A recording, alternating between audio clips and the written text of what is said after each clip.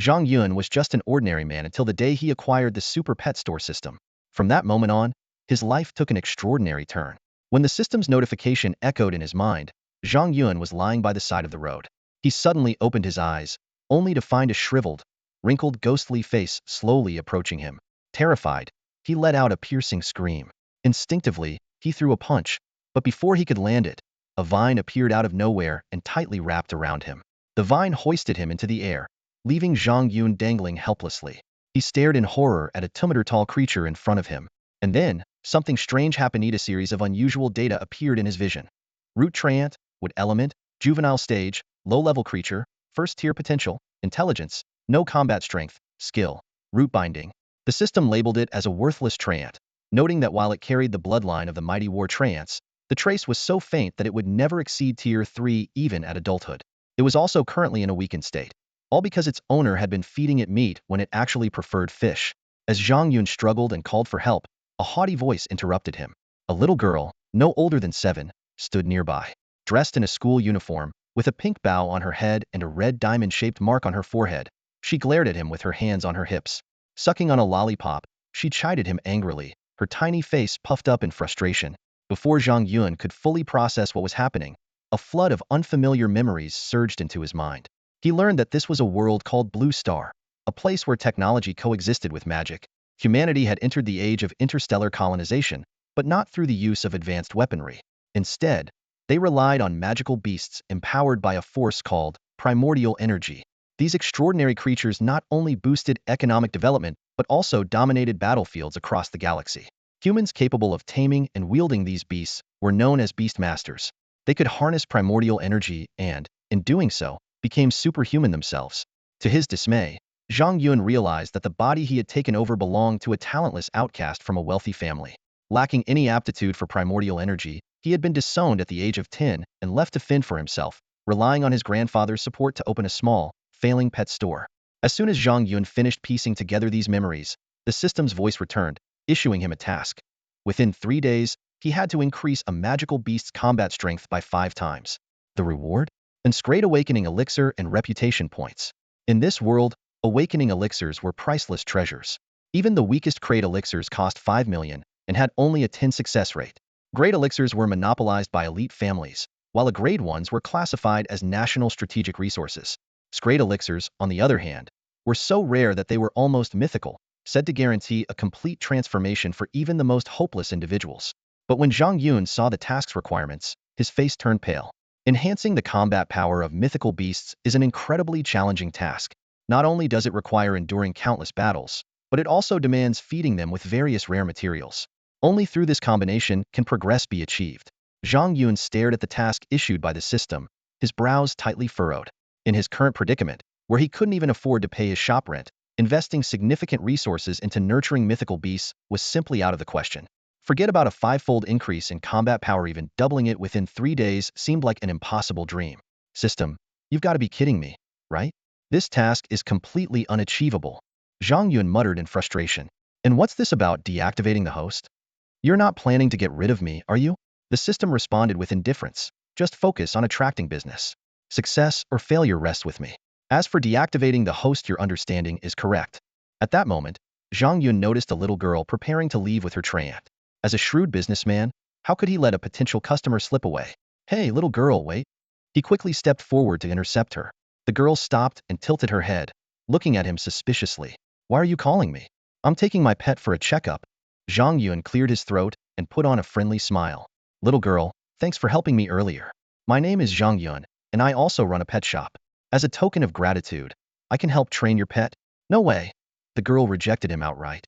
You don't even have a source mark. How could you possibly train mythical beasts? I'm not handing Tree over to you. Zhang Yun remained composed and smiled knowingly. If I'm not mistaken, your treant hasn't eaten in a long time, has it? Its combat power is currently around 7 points, and it only knows the skill root entangle. That's quite weak for a first-tier lower-grade root treant. The girl's eyes widened in surprise. Wow, you figured all that out without using a combat scanner? And you even know Tree has no appetite. That's amazing. Seizing the opportunity, Zhang Yun used his persuasive skills and promised that within 3 days, not only would he cure the treant's lack of appetite, but he would also significantly boost its combat power. Seeing her hesitation, he added, Your root treant is special. It prefers fish over meat. Feeding it fish will cure its appetite issues. As soon as he said this, the treant excitedly shook its vines, confirming Zhang Yun's observation with its actions. Finally convinced, the little girl relented. All right, mister, they'll trust you. But you have to raise Tree's combat power to 10 points. That way, it can participate in the school's freshman duel tournament. If you succeed, my second sister will pay you a lot of money. Consider it done. Zhang Yun exuded confidence. Come on, let me show you my shop. And just like that, the innocent little girl, along with her treant, happily followed Zhang Yun. Not far away, a black sedan parked by the roadside slowly rolled down its window. Inside, two men in black suits sat with stern expressions, their sharp gazes fixed on the scene ahead. They also had force marks on their foreheads, clearly indicating that they were all Beast Tamers. Not good. The third miss has been kidnapped by traffickers again. The scar-faced, skinny man in the passenger seat shouted anxiously. Quick, run that guy over. The chubby driver twitched his lips in exasperation and said, Abow, could you calm down for once?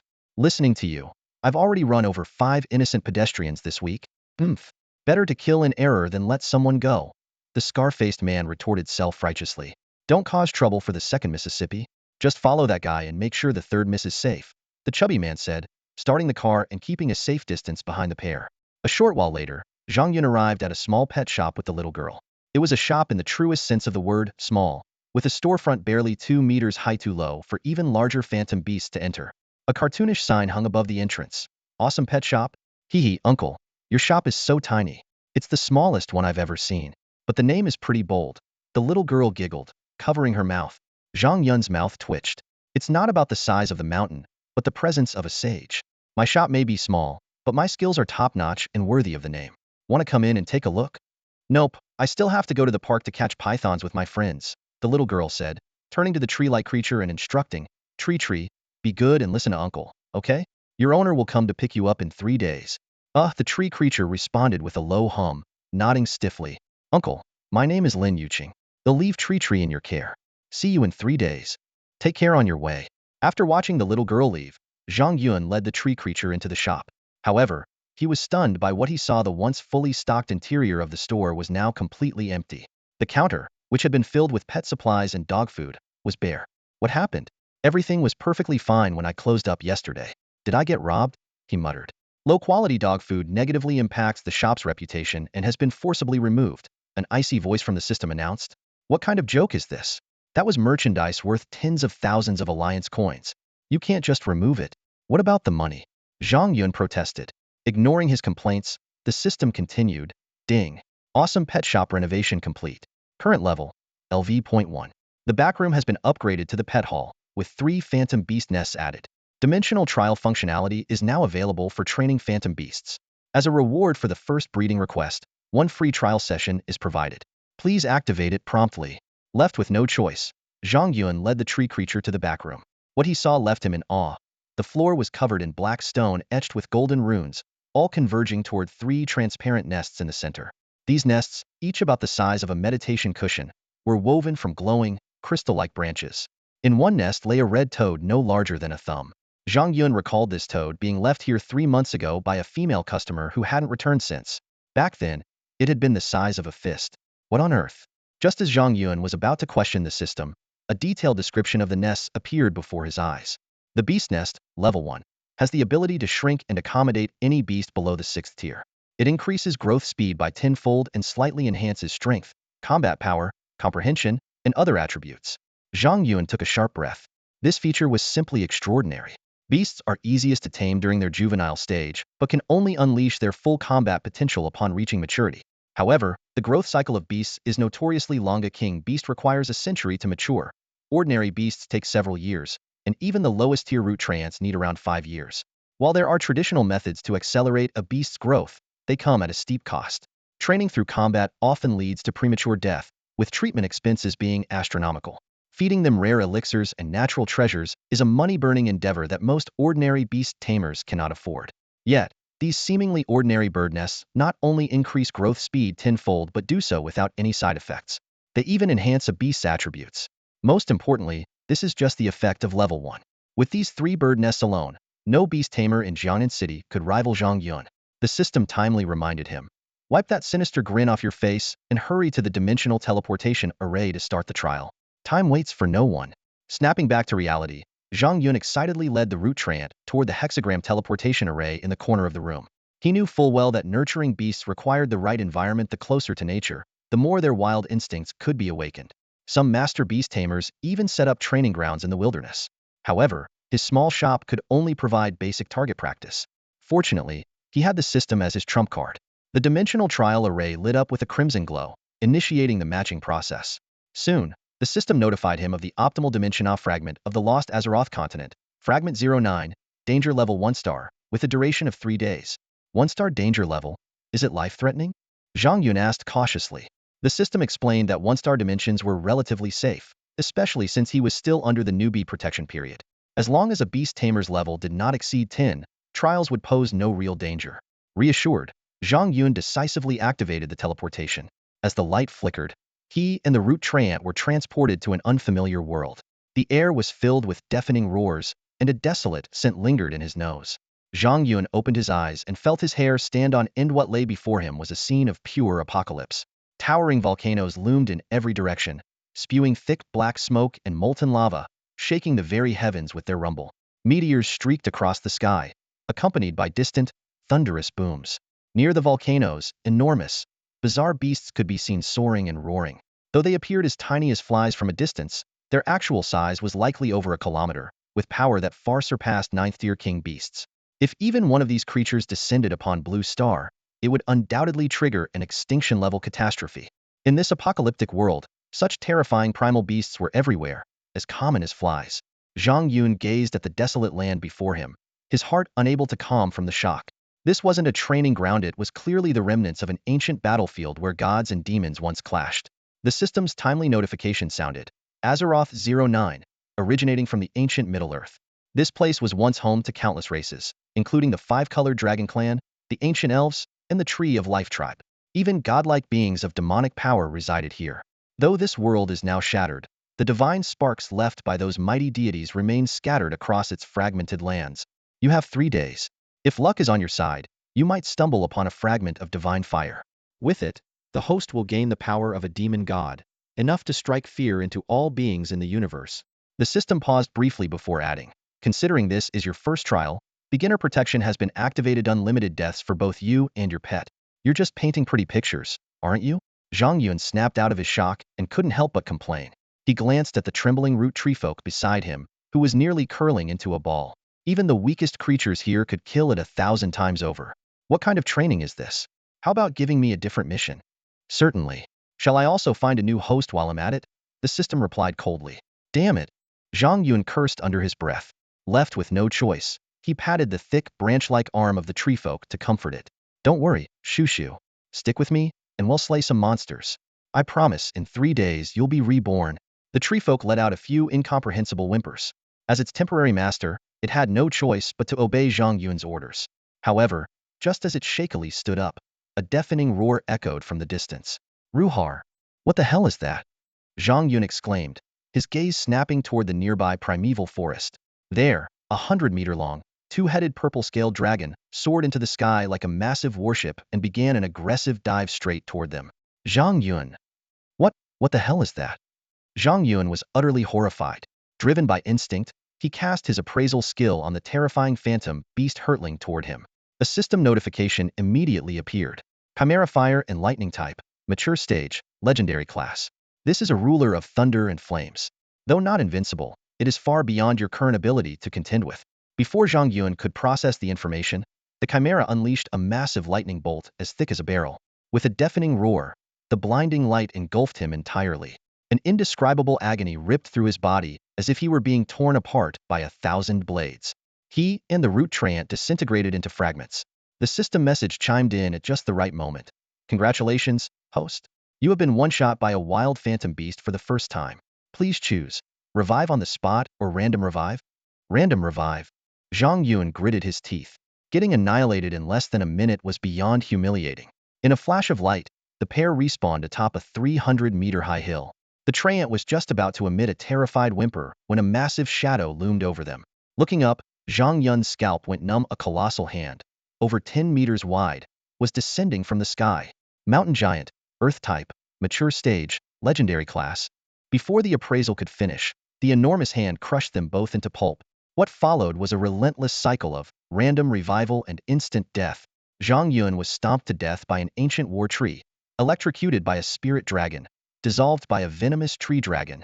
After 10 consecutive gruesome deaths, he finally respawned at the base of a relatively safe-looking volcanic mountain.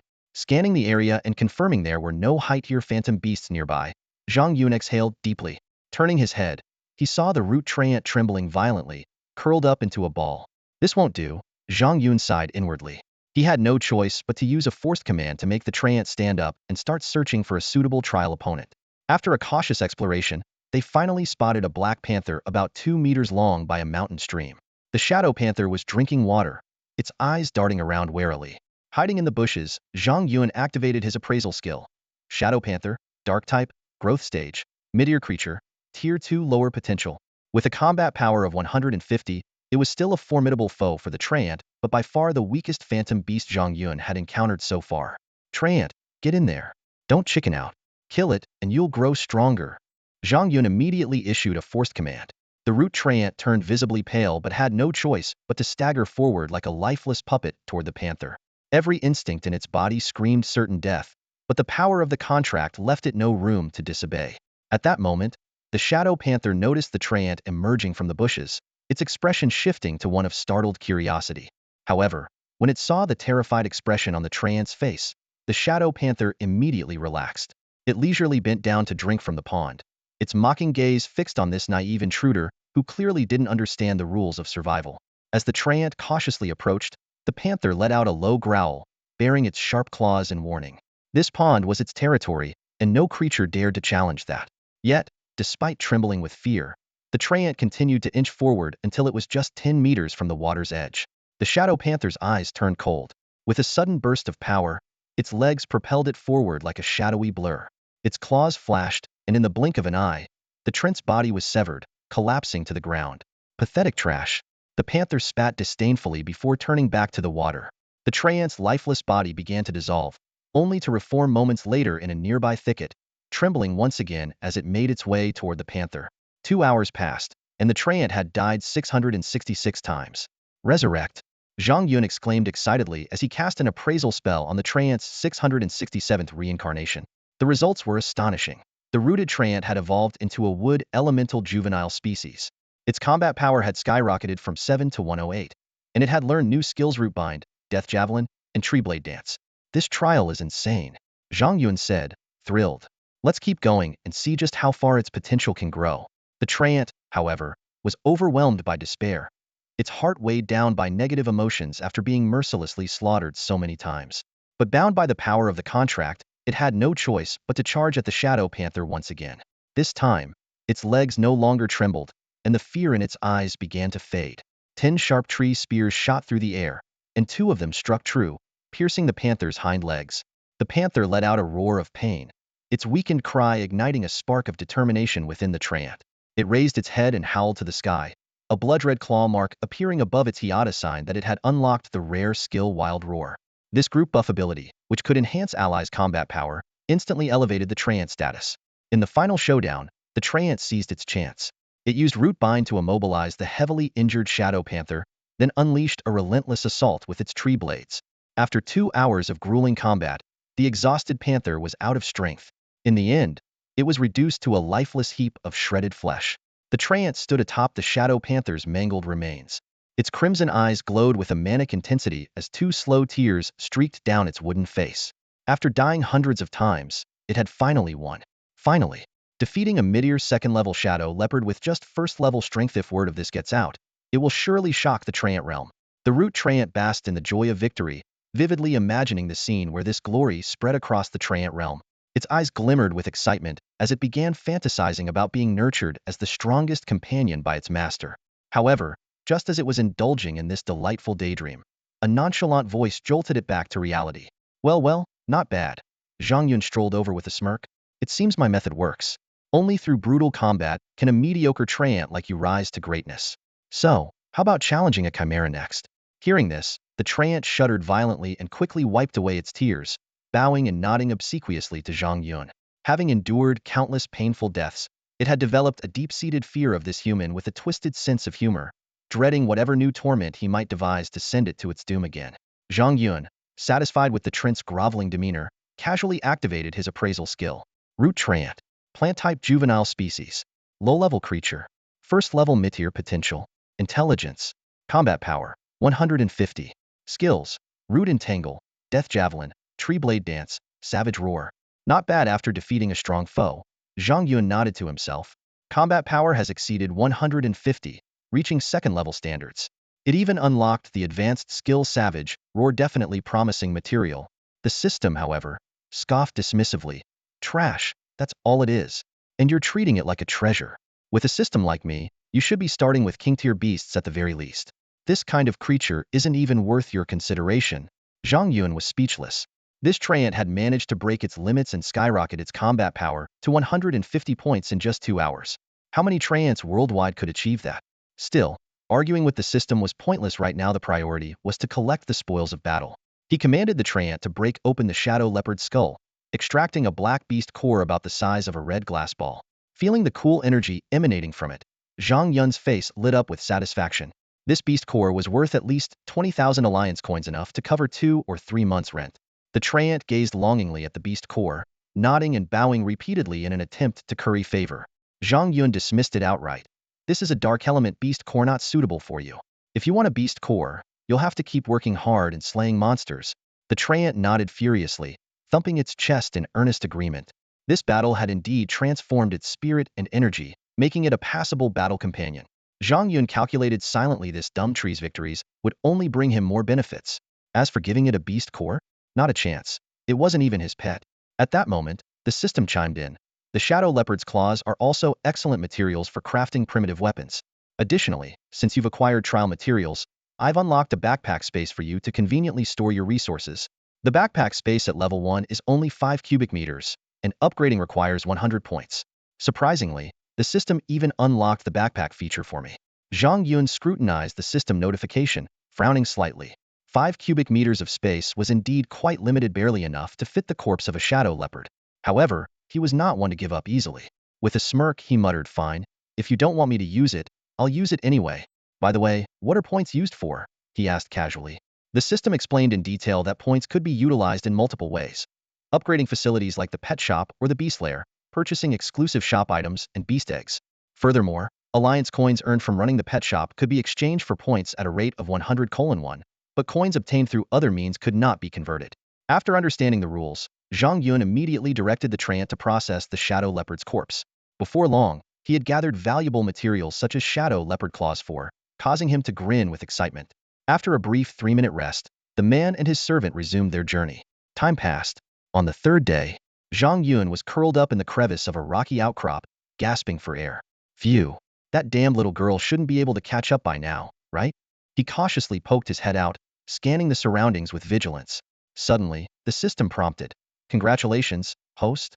You have been killed 1,300 times and have acquired the mental mastery talent. Mental power increased 100-fold. Based on this talent, you've unlocked the skill Psychic Wave. Congratulations, my foot. What's there to celebrate after dying over 1,000 times?" Zhang Yun couldn't help but complain. Thinking back to the events from half a day ago, he felt a lingering sense of dread. First, he had encountered a massive abyssal dragon with a wingspan of several dozen meters. A single flap of its wings had obliterated both him and the treant into ashes. After randomly respawning, he accidentally stumbled upon an ancient temple. What seemed like an opportunity turned out to be a trap. There was nothing there but ruins. And to make matters worse, he encountered a bizarre zombie girl. The girl was dressed in a miniature version of ancient official robes, with a talisman pasted on her forehead. Her delicate, cherubic face made her look unusually adorable. At first, she stood motionless like a statue. Curious, Zhang Yun lightly pinched her cheek to examine her. Little did he know, that single touch would unleash catastrophe. The girl opened her scarlet eyes, and with just one glance, Zhang Yun was reduced to ashes. Shocked, he respawned on the spot to gather information, only to find a screen full of question marks. What made it even more terrifying was that no matter where he respawned, the little girl could instantly track him down. At one point, he even teleported into the lair of a 1,000-meter-long super abyssal dragon. Yet, with a single roar from the girl, the massive dragon evaporated on the spot. The harrowing experience of being hunted down 1,000 times within half a day left Zhang Yun deeply traumatized by the cute yet horrifying figure. He chuckled bitterly to himself, thinking that if he were to play Genshin Impact now, he'd definitely end up pulling Chi-Chi no matter what. Thankfully, the relentless pursuit seemed to have come to an end. Slumped in the rocky crevice, Zhang Yun finally understood what the treant must have felt after being repeatedly killed. He made a mental note to let the treant die a few more times in the future. After all, dying over and over seemed to be the path to getting stronger. Although Zhang Yun still possessed a mortal body, his repeated brushes with death over 1,000 times had turned out to be a blessing in disguise, granting him several extraordinary abilities. Through these countless life and death experiences, Zhang Yun had acquired multiple innate talents. His resilience significantly enhanced his defense, making him nearly impervious to ordinary blades. His speed had increased tenfold, while his physical strength and endurance had multiplied by 10 as well. He gained a 50 resistance to fire and achieved mastery over his mental energy, amplifying it 100-fold and enabling him to unleash concentrated psychic waves for ranged attacks. These abilities made him, even as a mortal, capable of competing with low-level Beast Tamers. Effortlessly, he revived the root treant. After 3 days of intense training, the treant's power skyrocketed. Although its height had only increased by 50 centimeters, its combat strength soared to an astonishing 450 points, surpassing the standard for 4th-tier magical beasts. It not only advanced to a high-level 1st-tier beast, but also mastered 9 distinct skills. Among these, Beast Roar and Tree Realm Pierce stood out as advanced techniques. The latter could launch sharp, steel-like tree spikes within a 100-meter radius, and when combined with the damage-boosting effect of Beast Roar, it became a formidable weapon in group battles. Despite witnessing the treant's remarkable growth, Zhang Yun couldn't feel happy. After all, such an exceptional magical pet would eventually have to be returned to its rightful owner. The thought annoyed him, and he irritably patted the treant's head. The treant shrank back in a pitiful manner, but Zhang Yun wasn't about to let it rest. Over the past 3 days, the treant had hunted numerous rare magical beasts for him and gathered an abundance of valuable materials. Stop pretending to be dead. Get up and keep hunting. Time is short, and we need to make every second count. The treant obediently nodded and followed Zhang Yun toward the distant primordial forest. Neither of them noticed the eerie figure silently watching them from not far behind. Hours later, Zhang Yun stood calmly beside a fallen giant tree, observing the fierce battle ahead. A 4th-tier sky mantis was locked in combat with the root treant. Although the emerald green mantis was still in its growth phase, its combat strength had already reached 550 points. The treant relied on its newly acquired skills, which transcended its species' limitations, to hold its ground. Zhang Yun issued tactical commands from a distance. Use your roots to restrict its movement. Target its wings with tree spears. Force it back with Tree Realm Pierce. Watch out for its twin blades. Even with your iron tree armor, protect your neck. It's a critical weak point. If necessary, trade injuries for victory. Under Zhang Yun's strategic guidance, the treant employed a highly calculated approach. When the sky mantis attempted to flee, the treant seized the opportunity and pierced its wings with a tree spear. In the ensuing close combat, the treant, shielded by its iron tree armor, sustained severe injuries but ultimately managed to decapitate the mantis. Not bad. You've got potential. Zhang Yun walked over and gave the treant a thumbs up. The treant, battered and broken, stood upright and nodded subserviently at Zhang Yun, its demeanor radiating obedience and eagerness to please. Though it had undergone a complete transformation and now possessed power comparable to a high-tier 5th-level phantom beast, the tree spirit still had to remain cautious and pretend to be an ordinary tree in the presence of this terrifying human. It knew all too well that if it angered its master, it would be sent to challenge the fearsome demon dragon. That kind of existence could kill it 8 times over with just a truly terrifying thought. At that moment, the system's notification chimed in just in time. The 3-day trial period has ended. The host will now return to the awesome pet shop. Please collect your spoils promptly. Time's up already? I haven't even died 10,000 times yet. Zhang Yun exclaimed dramatically as he hurriedly commanded the tree spirit to gather the precious materials from the flying mantis. After all, high-tier phantom beast materials were incredibly valuable and not to be missed. With a flash of dazzling light, Zhang Yun and the root-like tree spirit appeared simultaneously on the teleportation platform of the awesome pet shop. The system promptly announced, "Congratulations to the host for acquiring a large amount of phantom beast materials. The price list function has been activated. The system will automatically display the phantom beast materials from your inventory on the shop counter, with prices set by the system." Finally, we're back. Zhang Yun let out a long sigh of relief. 3 whole days, 2,000 deaths, and I've finally escaped that abyss of despair. Raower. The tree spirit joined in with a mournful howl, tears streaming down its face. Over the course of these 3 days, it had endured more than 30,000 deaths. If not for the mental restoration it received upon each resurrection, it would have long gone insane and turned into a crazed tree spirit, biting its master out of sheer madness. Fortunately, it had endured and emerged as a powerful being capable of standing above many phantom beasts. Examining the tree spirit's data panel, Zhang Yun grinned with satisfaction. The rewards from this abyssal trial were well worth the suffering. Though he and the tree spirit had died like dogs, the gains were extraordinary. From the improvement in their individual strength to the wealth of materials collected in his inventory, the rewards were enough to make him rich. The only regret was the time wasted being hunted by that zombie lowly. Otherwise, with the tree spirit's strength, the profits could have easily doubled. That cursed zombie lowly. When I grow stronger, he'll return to the trial world and make you cry for mercy. Zhang Yun vowed fiercely, though he quickly dismissed the thought as unrealistic and instead turned his attention to claiming his mission rewards. System, I must have overachieved on this beginner's mission, right? Time to hand over the rewards. The system responded immediately. Congratulations, host, for completing the first steps mission.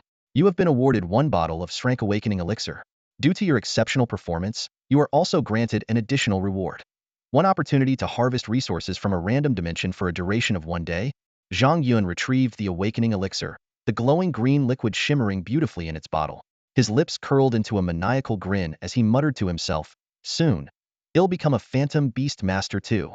Ha ha ha. His eerie laughter echoed through the shop's drafty walls and reached the ears of an old scavenger rummaging through trash outside. Startled, the old man fled in terror, dropping his bag of recyclables as he ran.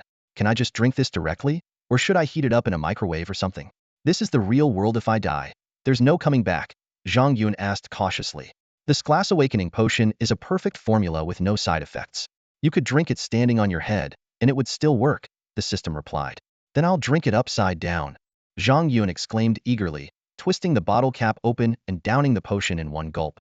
Instantly, a cool sensation flowed down his throat like a refreshing spring before settling in his stomach. An indescribable wave of comfort spread through his body, making every pore tingle with excitement. Moments later, he felt his entire being become clear and transparent, his mental energy seemingly magnified infinitely. Within the room, he could effortlessly track the flight path of every speck of dust. This heightened perception, a result of forming the core of origin power, was a foundational ability for every Beast Tamer. Under the influence of his talent, mental mastery, Zhang Yun's mental strength underwent a mutation, reaching a level 100 times greater than that of an average person. This extraordinary sensitivity allowed him to perceive the smallest details up close and observe distant objects up to 100 meters away. Such immense mental power not only enhanced his skills but also accelerated his absorption of origin power, making leveling up significantly more efficient. When he glanced at himself in the mirror, he froze for a moment. Reflected in the glass was a red, diamond-shaped mark now etched into the center of his forehead. This was the mark of origin power, divided into 9 levels from red to gold. His red mark signified that he was now a level 1 Phantom Beast Tamer. The system promptly displayed his attribute panel. Name, Zhang Yun. Biological state, growth phase. Profession level, Tier 1 lower rank. Potential, combat power evaluation, 400. Talent, mental mastery. Skills, mental wave, telekinesis, pet appraisal. Passives, bronze body, strength, agility, lava resistance. Number of pets, 0. With 400 combat power at 18 years old, I should be mid-tier at least in an elite Beast Tamer high school, right? Zhang Yun asked with a hint of pride. The system responded coolly. You're only comparing yourself to the average Phantom Beast Tamers of the lower realm. If you were to measure yourself against the ancient clan youths of the upper realm, you'd merely be at the starting line. Upper realm? Ancient clan? Zhang Yun muttered, searching his memory, but found no recollection. Never mind. You wouldn't understand it yet. Just keep working hard. You've got a long road ahead, the system replied before issuing a new main quest titled, The Greenhorn's Growth. 1. Reach Tier 2 within 7 days. 2. Form a contract with a new Phantom Beast and train it to exceed 500 combat power. 3. Manage the pet shop and earn 1 million alliance coins, converting them into 10,000 points. Zhang Fan was thrilled when he heard that the summoning pool could grant top-tier magical beasts. However, as soon as he thought about the 3 mission requirements, he frowned. As a novice who had never attended the Magical Beast Academy, figuring out how to quickly level up his profession became his top priority. The image of his cousin, Kai Yin, flashed through his mind. A prodigious magical beast master and the school's celebrated beauty, she might be able to offer him some guidance. Yet, considering how he had squandered their grandfather's savings in the past, Kai Yin held a grudge against him. Gaining her assistance wouldn't be easy. Achieving the rank of a level 2 magical beast master within 7 days felt utterly uncertain to him. As for the task of earning 10,000 points, it seemed even more daunting. Although the materials he collected during the trial were worth over 1 million, selling them all would indeed be enough to exchange for the required points. However, his small shop was located in a remote area with barely any customers. Selling that much material within 7 days felt like an impossible dream.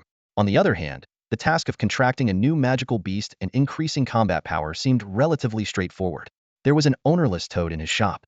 Although its aptitude was mediocre and its previous owner had abandoned it, taking it to a trial realm for some training could potentially raise its combat power to 500.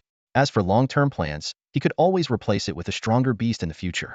Just as Zhang Fan approached the magical beast nest to use an appraisal skill on the red toad, the sound of an engine roaring came from outside.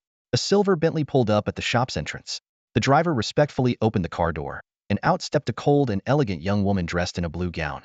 A white snake coiled around her left arm, while her right hand held a handbag. Behind her followed a little girl, Lin Yuqing. Lin Yue stared at the shabby sign of the pet shop, rubbed her temples, and wore a grim expression. As a top student at Jiangnan Noble High School Academy, she had just faced a formidable opponent in the advancement preliminaries, losing 2 of her phantom beasts. Now, with only one left in her possession, the situation was a disaster for a mid-level beast master like her. What made her even more irritable was the thought that if the next 3 preliminaries continued like this, her spot in the top 10 would likely slip away, directly jeopardizing her chances of entering a prestigious academy. While she was already overwhelmed by this predicament, her bodyguard brought news that her third sister had been scammed again. This pushed Lin Yue, who was already in a foul mood, over the edge. She immediately dragged her younger sister, Lin Yuqing, to a shop called Awesome Pet Store. A store like this, without even a standard training field, dares to claim it can train phantom beasts? Xiaoqing, and you're saying you weren't scammed? Lin Yue glared at her sister sternly. Lin Yuqing, sucking on a lollipop, shrank her neck and muttered defensively, I wasn't scammed. That uncle is really amazing. He figured out Shush's condition at a glance, and even offered to train it for free. Free things are often the most expensive. Hasn't Dad told you that enough? Stop arguing. Go inside and get the treant back. Master Hua is still waiting at the Jiangnan Elite Phantom Beast Training Store. Lin Yue snapped. Meanwhile, in the back room of the shop, Zhang Yun was carefully conducting a quality assessment on a small red toad. The system identified it as a juvenile blazing toad, a fire and dark element creature. Although it was a low-tier species, it surprisingly carried the ancient bloodline of the legendary swallowing sky toad. Its potential and aptitude were unexpectedly remarkable. This evaluation left Zhang Yun quite astonished. After all, he had encountered numerous height-ear phantom beasts in the trial lands, including dragon cubs, yet the system had often dismissed them as trash or worthless. For this seemingly unremarkable little toad to receive such a high rating was truly puzzling. The system explained, a low species rank doesn't necessarily mean low potential. Just like humans, who rank at the bottom among all creatures, are still capable of commanding powerful phantom beasts. Evaluating a phantom beast requires considering multiple dimensions. While this toad's potential and comprehension are only average, this is compared to all beings across countless worlds. Reaching this level is already quite exceptional. Hearing this, Zhang Yun was overjoyed. He immediately bit his finger, preparing to form a contract. He spoke gently to the little toad. Don't move, or you might end up as stir-fried toad. The little toad, enjoying the energy infusion, initially wanted to spit a fireball at the human, who rarely paid it any attention. But as the blood-dripping finger approached, it suddenly felt a chill. Realizing that non-compliance might truly land it on a dinner plate, the toad reluctantly accepted the contract. A surge of gentle primal energy, intertwined with the power of the contract, flowed into the little toad's body. With a soft ding, the system announced the contract's success. As the system's voice faded, a profound sense of connection through shared bloodlines formed in Zhang Yun's mind. At this moment, he could clearly sense the emotions of the little toad. The little toad appeared confused and bewildered, lying lazily in the magical beast's nest. Seeing this, Zhang Yun's mouth twitched slightly as he gently scooped it up. The moment it left the nest, the little toad's body rapidly expanded, transforming into a red toad the size of a fist. It quietly rested in Zhang Yun's palm, its round, glossy eyes staring directly at him. Ribbit, ribbit. The little toad puffed out its cheeks, conveying a simple message to Zhang Yun. Master, I'm hungry. This little glutton. Zhang Yun chuckled. He reached into his backpack space and pulled out a foot-long piece of flying mantis leg meat, tossing it into the magical beast's nest. Under the influence of the nest, the leg meat quickly shrank to the size of a palm. Ribbit. As if catching the scent of a gourmet delicacy, The little toad leapt back into the nest and reverted to its original frog-like size. Its tiny body, the size of a thumb, clung to the palm-sized mantis meat. With a set of sharp teeth, it effortlessly tore into the meat and began devouring it with great satisfaction. Not a picky eater, I see, Zhang Yun commented with a smile as he watched it enjoy the meal. Take your time, don't choke. Once you're done, it'll take you somewhere exciting. You're going to love it. You're planning to take it to a trial? That's right. Not today. Why not? Zhang Yun frowned. First, you don't have any points. Even the lowest level trial requires 100 points for entry. Second, it's almost 5 p.m. It's closing time, and we don't allow overtime here. Zhang Yun pulled out his phone to check the time. It was indeed close to 5 p.m. Suddenly, he noticed something unusual. Wait a minute. 3 days ago, when I went to the trial, it was June 10th. Why is it still June 10th now? Is my phone broken? He instinctively tapped his phone. Stop tapping. Your phone's fine. The time flow in the trial grounds is 1/10 of that in the main world. 3 days 72 hours divided by 10 is about 7 hours. You started the trial at 9 a.m., and now it's a little past 4 p.m. The timing checks out. The trial grounds time flows at 1/10 of the real world's? No wonder I didn't feel hungry. So, bringing the magical beast to the trial won't really take up much of the 7-day mission time? Exactly. Awesome. Zhang Yun beamed with excitement. Just then, a cool, clear female voice called out from the front hall. Is the shopkeeper here? Please come out for a moment. Lin Yue glanced around the small shop, taking in its layout and the items displayed on the shelves. Various materials for magical beasts were neatly arranged on the racks. The front blades of a sky mantis priced at 30,000, beast cores at 50,000, the claws and beak of a griffin at 10,000 each, and griffin beast cores also at 50,000. The corner of her mouth curled into a cold smirk. Sky mantis and griffins were high-tier magical beasts, powerful and incredibly difficult to hunt. For such a remote shop to possess such rare materials, and at prices far below market value, was highly suspicious. High-tier beast cores typically started at 100,000, with rare ones like the Sky Mantis core fetching upwards of 200,000, yet here they were priced at a mere 50,000. Something was clearly off. She concluded this was a shady shop preying on the poor and gullible children. However, her younger sister, Lin Yuqing, was brimming with excitement. With her hands pressed against the counter and stars sparkling in her eyes, she exclaimed, "Wow, uncle, you're amazing. You even have materials from a shadow panther. My language teacher's shadow panther is super fierce. I wish someone would beat it and hang it here for sale." Foolish girl, don't fall for this scam. Lin Yue shot her sister a glare. At that moment, a handsome young man emerged from the back room. He was tall and carried himself with an air of distinction, enough to catch Lin Yue's attention despite her familiarity with the elite. But when her eyes landed on the crimson mark between his brows, a flicker of disdain crossed her gaze. He was nearing adulthood, yet only had the strength of a level 1, essentially useless in her eyes. "Where's your boss?" she asked with a slight tilt of her chin, her tone aloof. "That would be me," Zhang Yun replied, his gaze briefly lingering on the beautiful young woman. He was surprised to notice the blue mark on her forehead, signifying her as a level 6 beastmaster. In this world, reaching level 10 earned one the title of Beast General, capable of fusing with magical beasts, while those above level 10 were revered as Beast Kingmasters with immense power.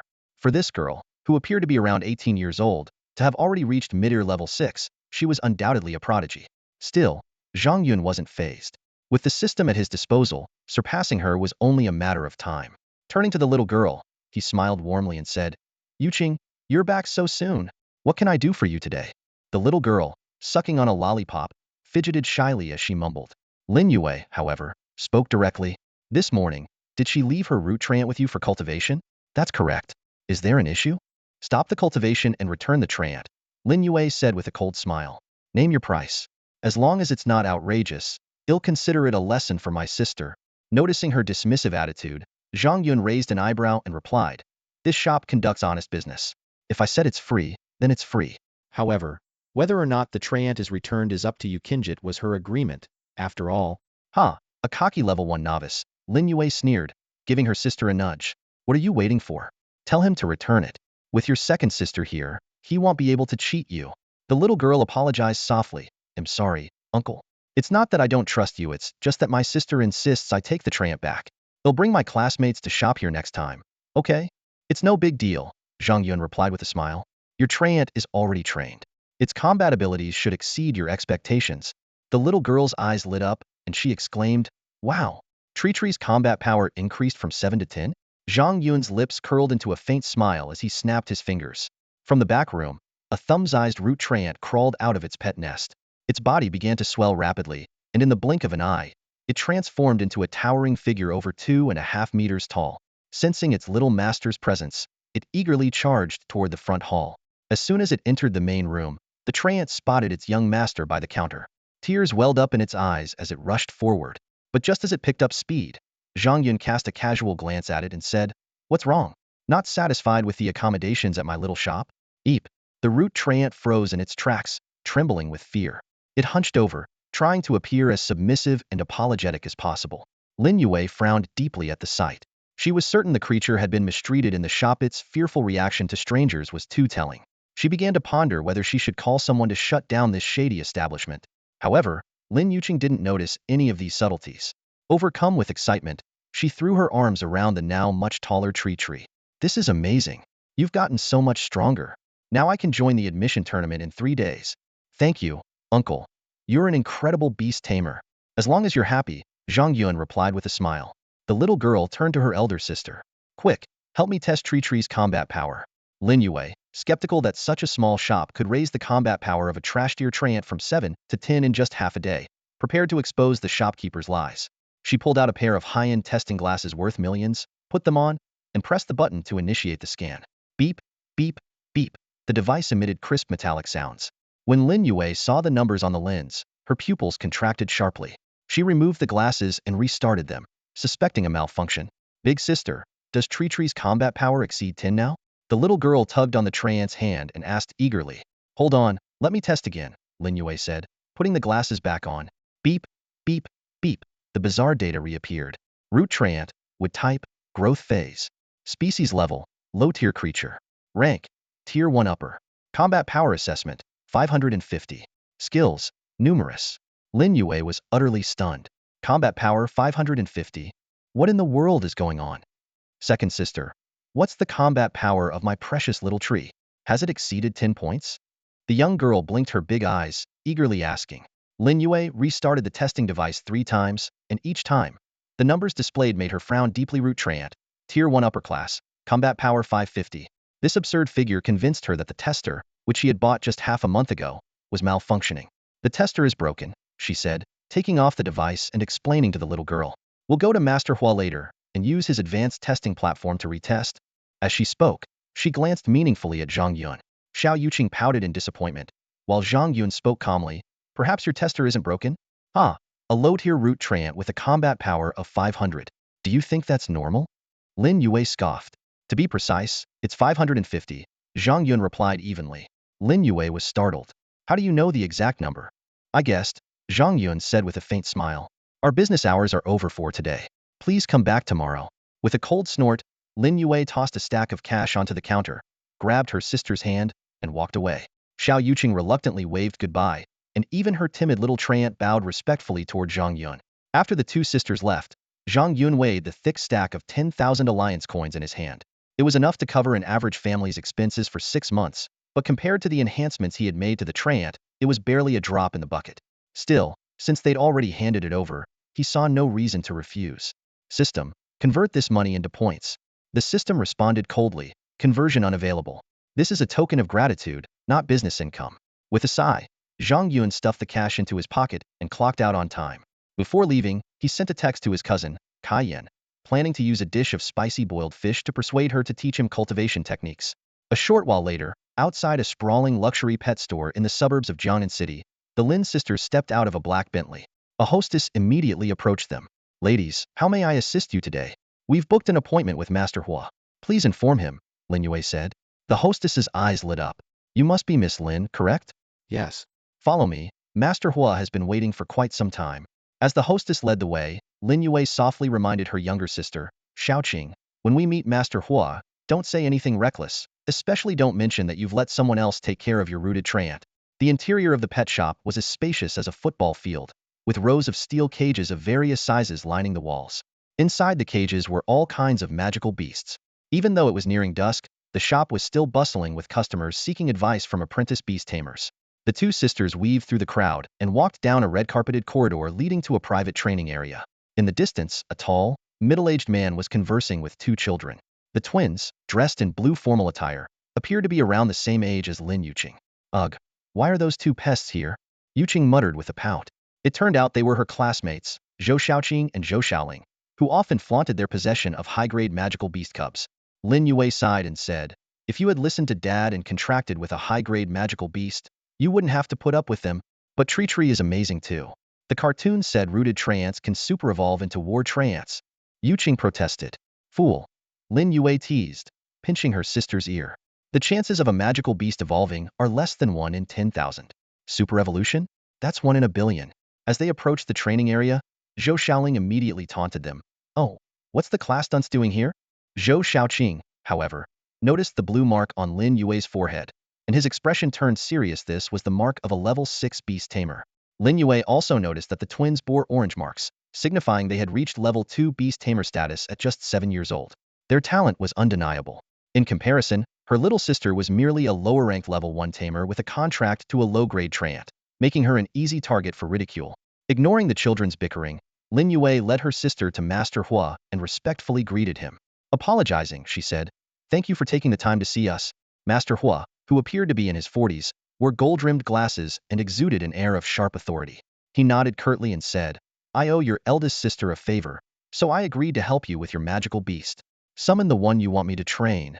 When Lin Yuqing summoned her rooted treant, Master Hua's expression darkened instantly. As a level 3 beast taming master, he typically only worked with mid-grade or higher magical beasts. A mere low-grade beast? It was hardly worth his time or effort. His displeasure was evident in his increasingly stern demeanor. Zhou Xiaoling couldn't help but cover her mouth as she laughed. Thailander, you actually brought a root treant for Master Hua to cultivate? Are you trying to make me die of laughter? Before Zhou Xiaoling's mocking words had even settled, Xiao Yuqing immediately glared at her and fired back. The two girls were at each other's throats, and their tense exchange caused Master Hua, standing nearby, to furrow his brow. The renowned Tier 3 Beast Tamer Master clearly had no interest in the low-level root treant before him. Sensing Master Hua's displeasure, Lin Yue hurriedly explained that this was her younger sister's favorite magical beast. She only needed its combat power to be raised from 7 points to 10 points, and was even willing to pay the price of cultivating a high-tier magical beast. Master Hua stood with his hands behind his back, exuding an air of pride as he declared that working on low-tier magical beasts was beneath him. He casually summoned his assistant and instructed them to first assess the data and then assign the task to one of his apprentices. After dealing with this trivial matter, he turned to Lin Yue and asked if she had any other requests. Without hesitation, Lin Yue summoned 2 injured high-tier magical Biasa, 10-meter-long radiant tiger, and a 15-meter-long earth dragon. Despite their severe injuries, the sheer aura they emitted was enough to make the faces of Zhou Xiaoling and her brother pale. Through their conversation, it was revealed that these 2 magical beasts were injured during a battle with Zhou Yanyan. The mention of this name caused Zhou Xiaoling and her brother to react emotionally. It turned out Zhou Yanyan was their eldest sister.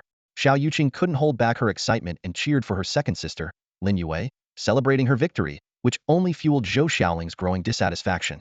Just as the 2 young girls were about to argue again, Lin Yue stepped in and stopped them. By this time, Master Hua had already completed his initial inspection, and he stood up with a grave expression. After a brief examination of the 2 magical beasts' injuries, Master Hua slowly rose to his feet and solemnly said, their wounds are severe. It will be very difficult for them to fully recover in a short period of time. If you had come to me earlier, I might have been able to heal their injuries within 3 days, even if it cost you something. But now, I've taken on the cultivation orders for these 2 little ones, and I simply don't have the time. Master Hua's tone carried a hint of regret. He glanced at the 2 magical beasts in front of him and continued, you'll need to choose one to leave behind. In 3 days, I can restore it to about 80% of its full strength. Lin Yue's eyes lit up at his words. Having one magical beast restored to 80% of its combat ability would be enough to give her an edge in the advancement tournament. If she was lucky enough to face an opponent of similar strength, she might even emerge unscathed. As long as she could make it to the 3rd round, with both magical beasts fully healed by then, her chances of competing for a spot in the top 3 of the academy would greatly improve. Thank you, Master Hua. Please help me heal the 7th-tier rock earth dragon. Lin Yue replied decisively, swiftly recalling her radiant white tiger into its orb.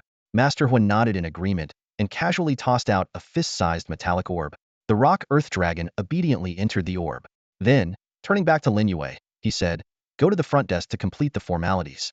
If there's nothing else, you may leave. I still need to discuss some matters with these 2 little ones. Just as Lin Yue was about to take her leave, an assistant hurried over, leading a root treant. Master Hua frowned slightly. Didn't I tell you to just find an apprentice to handle its cultivation? Why did you bring it here? The assistant wiped the sweat off his forehead and panted, Master Hua, this root treant is highly unusual. What's so unusual about it? Master Hua asked, his curiosity piqued. Is it a mutated treant? Shaking his head, the assistant explained, the data from all 3 testing machines came back abnormal, and the error values were identical. I even used every testing device in the store, including the latest visual analyzer, and got the exact same readings. Ridiculous. Master was scolded sharply. It's normal for one machine to malfunction, but the probability of 3 machines producing identical errors is astronomically low. If all the equipment shows the same data, then that means this is the root treant's true data. What's there to be so alarmed about? Please, take a look for yourself, the assistant insisted, handing over a pair of the latest model of visual analyzer glasses. Master Hua took the glasses and put them on, directing his gaze toward the root treant. In an instant, his expression froze as though he had seen a ghost, his eyes widening to the brink of splitting apart. Master Hua, is there something wrong with the data on my sister's treant? Lin Yue asked. Without a word, Master Hua handed over the testing device he was holding. Lin Yue took it, put on the glasses, and carefully scanned the treant. A second later, her expression turned rather odd. Strange. The data is almost identical to my test results. Let me see too. Xiao Yuqing eagerly jumped up, trying to grab the device. Lin Yue handed it to her without hesitation. The little girl quickly put it on and scanned the treant's roots. Oh my gosh. My treant's battle power is 550. Xiao Yuqing jumped up and down excitedly. Am I dreaming? TCH. A lowly treant can't possibly have a battle power over 300, even at max level. Zhou Xiaoling scoffed dismissively. Xiao Yuqing took off the device and smugly retorted. Believe it or not, my treant is super strong. Super strong. Yet you're still at the bottom of the class rankings? Zhou Xiaoqing chuckled and shook her head. Seeing the consistent data across multiple testing devices, Lin Yue felt something was amiss. She turned to Master Hua and asked, Master Hua, could its battle power really reach 550? Master Hua poured cold water on the idea immediately. Impossible. Unless it's a royal beast cub, no juvenile creature's battle power exceeds 500, and a root treant is a low-grade mythical beast. Its limit is 300 at best. But the device clearly shows 550. Xiao Yuqing pouted, unwilling to accept the explanation. Master Hua explained calmly, the testing device is just a tool. Some beasts from radiation zones can interfere with the results. To get an accurate measure of battle power, the simplest method is to hit a power testing target. He pointed to a humanoid target 10 meters away. The first target has a threshold of 100. Breaking it means a battle power over 100. Xiao Yuqing immediately commanded with excitement, Treant, go smash that target. Don't embarrass your master. The root treant let out a spirited roar and raised its hand, summoning a twisted wooden spear. Wow, treant, you've learned a second skill. Xiao Yuqing exclaimed in delight. Zhou Xiaoling sneered. TCH, every beast has 2 or 3 skills. That's nothing special. The wooden spear shot through the air with incredible speed. Lin Yue's pupils contracted as she gasped. So fast. In the blink of an eye, the target with a 100-point limit exploded into pieces. Is this really the same treant from yesterday? Zhou Xiaoling stood there, dumbfounded. Yesterday, it was practically torn apart by a wind hound. It's impressive, Zhou Xiaoqing said with a frown. That attack would overwhelm most of the beasts in our class. Looks like it was playing possum yesterday.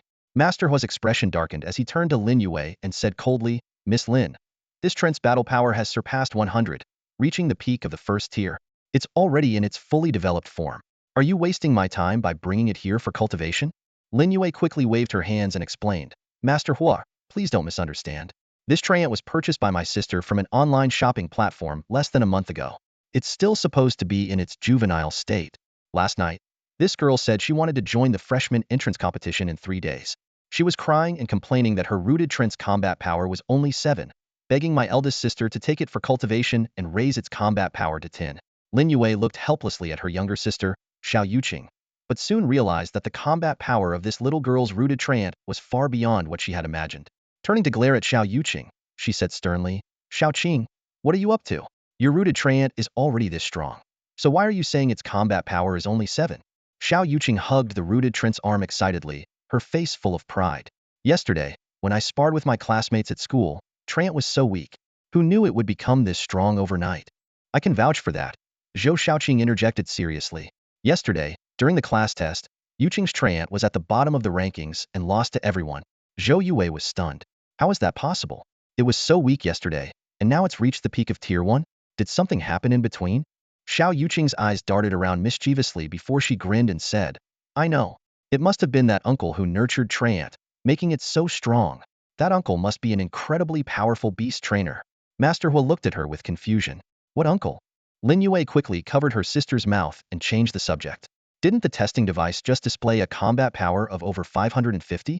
Master Hua, could we have the rooted treant attack some other targets to see its maximum combat power? Master Hua pointed to 5 targets nearby and said, from left to right, the targets represent combat power levels of 200, 300, 400, 500, and 600. Let it try and see how far it can go. Xiao Yuqing excitedly commanded. Treant, smash all of those targets. The rooted treant's eyes gleamed sharply as its entire body surged with raw energy, creating a fierce wind pressure that spread outward. The Zhou siblings were forced to retreat under the overwhelming force, and even Lin Yue had to shield her younger sister. Her beautiful eyes were half closed, unable to fully open under the intense pressure. At that moment, the experienced Lin Yue was utterly shocked. How could a Tier 1 low-level treant release the aura of a Tier 5 creature? This completely defied logic. She couldn't help but wonder, was this truly just an ordinary rooted treant? Could it be some kind of super rare beast cub in disguise? At that moment, Lin Yue's heart filled with anticipation. She had a strong feeling that the combat power of this treant was about to shatter her understanding of what was possible. Master Hua felt the intense surge of primal energy, and his expression turned more solemn than ever before. The force was so palpable that it seemed to freeze the air in the training ground. Master Hua's sharp gaze locked onto the seemingly ordinary treant before him. A premonition, akin to Lin Yue's own, stirred in his heart. This treant was destined to shatter everything he thought he knew about root treants. Show me what you're really capable of. Master Hua couldn't help but call out. Just 15 minutes ago, he had dismissed the treant as unremarkable, even unworthy of his attention. But now, he could sense an unfathomable potential radiating from it. With an earth-shaking roar, the treant drove its massive, wooden arms into the training ground's marble floor. The solid surface crumbled as if it were mere tofu, and the entire ground began to quake. What the heck? Is this an earthquake? Zhou Shaoqing cried out in alarm. Before her words could even settle, a deafening crash resounded. The ground beneath the 5 targets shattered violently, and countless tree spears, sharp as forged steel, erupted from the earth. They rained down on the targets in a relentless barrage. The Zhou siblings stood frozen in shock. Lin Yue gasped audibly, and Xiao Yuqing pinched herself, wondering if she was dreaming. In the blink of an eye, 4 of the targets were obliterated, while the last one, riddled with gaping holes, barely managed to hold together. On its cracked LCD screen, a glaring number flickered. 550. Whoa, 550 combat power. Zhou Shaoling exclaimed, her mouth forming a perfect O of astonishment. Incredible. My position as class leader is doomed. Zhou Shaoqing clenched her fists, her eyes filled with a mix of frustration and determination. Lin Yue immediately recognized the skillet was the exceedingly rare and advanced tree domain pierce, a technique that only 1 in 1,000 wood elemental beasts could possibly master. Overcome with excitement, she pinched her younger sister's cheek, earning a playful protest from Xiao Yuqing. Master Hua, meanwhile, was utterly floored. He stammered, his words barely coherent. 550 combat power. This is unquestionably the potential of a king-tier beast. I've raised countless magical beasts over the years, but this is the first time I've encountered such a flawless juvenile specimen. Yet just as he was lost in awe, Xiao Yuqing smugly summoned the treant back into her spirit space. Tree is my super pet. You can't look at it anymore. Hee. Yuqing, tell me which TV channel sells magical beasts like this, and I'll let you have my spot as class leader. Zhou Shaoqing, usually so arrogant, humbly inquired, setting aside all pretense. TCH, who cares? Xiao Yuqing cast a sidelong glance, her tone carrying a hint of arrogance. Her treant's combat power had already reached 550 points. What was so special about being class president? Seeing this, Zhou Shaoqing probed calmly. If you want to take it, go ahead. I don't mind. But, dare I ask, where did you buy your treant? Hee. Xiao Yuqing swayed her head smugly. I'm not telling you it's from Shui Bao. The words had barely left her mouth before she realized she had fallen for the bait, but it was too late. Having gotten the answer, Zhou Shaoqing said no more. At this moment, Master Hua turned his attention to Lin Yue, his tone suddenly becoming earnest. Miss Lin, could you convince your sister to entrust the root treant to me for nurturing? For us beast tamers, raising a royal beast cub is of immense significance. If you agree, I owe you a favor. A favor from a tier 3 beast tamer was highly valuable. After all, while summoners often focused on combat, they frequently relied on beast tamers for nurturing their beasts. However, Lin Yue seemed rather uninterested at the moment. She smiled politely and declined, I'm sorry, Master Hua. A royal beast potential summon is far too important to a family. I'll need to discuss this with my father and elder sister. Master Hua understood her distrust. Indeed, royal beast level summon cubs had always been fiercely contested. An unclaimed one could spark chaos and even regional wars. Even if it was claimed, there was no guarantee others wouldn't harbor ill intentions. Being a man of experience, Master Hua didn't take offense at her caution. He said kindly, very well, take your time to discuss. By the way, my mentor will be passing through Jiangnan City soon. If the root treant is entrusted to me, it might even receive his guidance. He is a beast-taming grandmaster. A beast-taming grandmaster? These four words struck like a thunderclap, leaving Lin Yue momentarily stunned.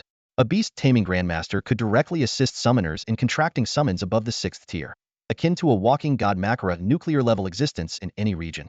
If her sister's root treant could receive his guidance, its future potential would undoubtedly soar. The Lin family might truly nurture a genuine royal beast, altering the regional balance and propelling the family's strength to new heights. Before Lin Yue could fully process what was happening, Master Hua dropped another bombshell.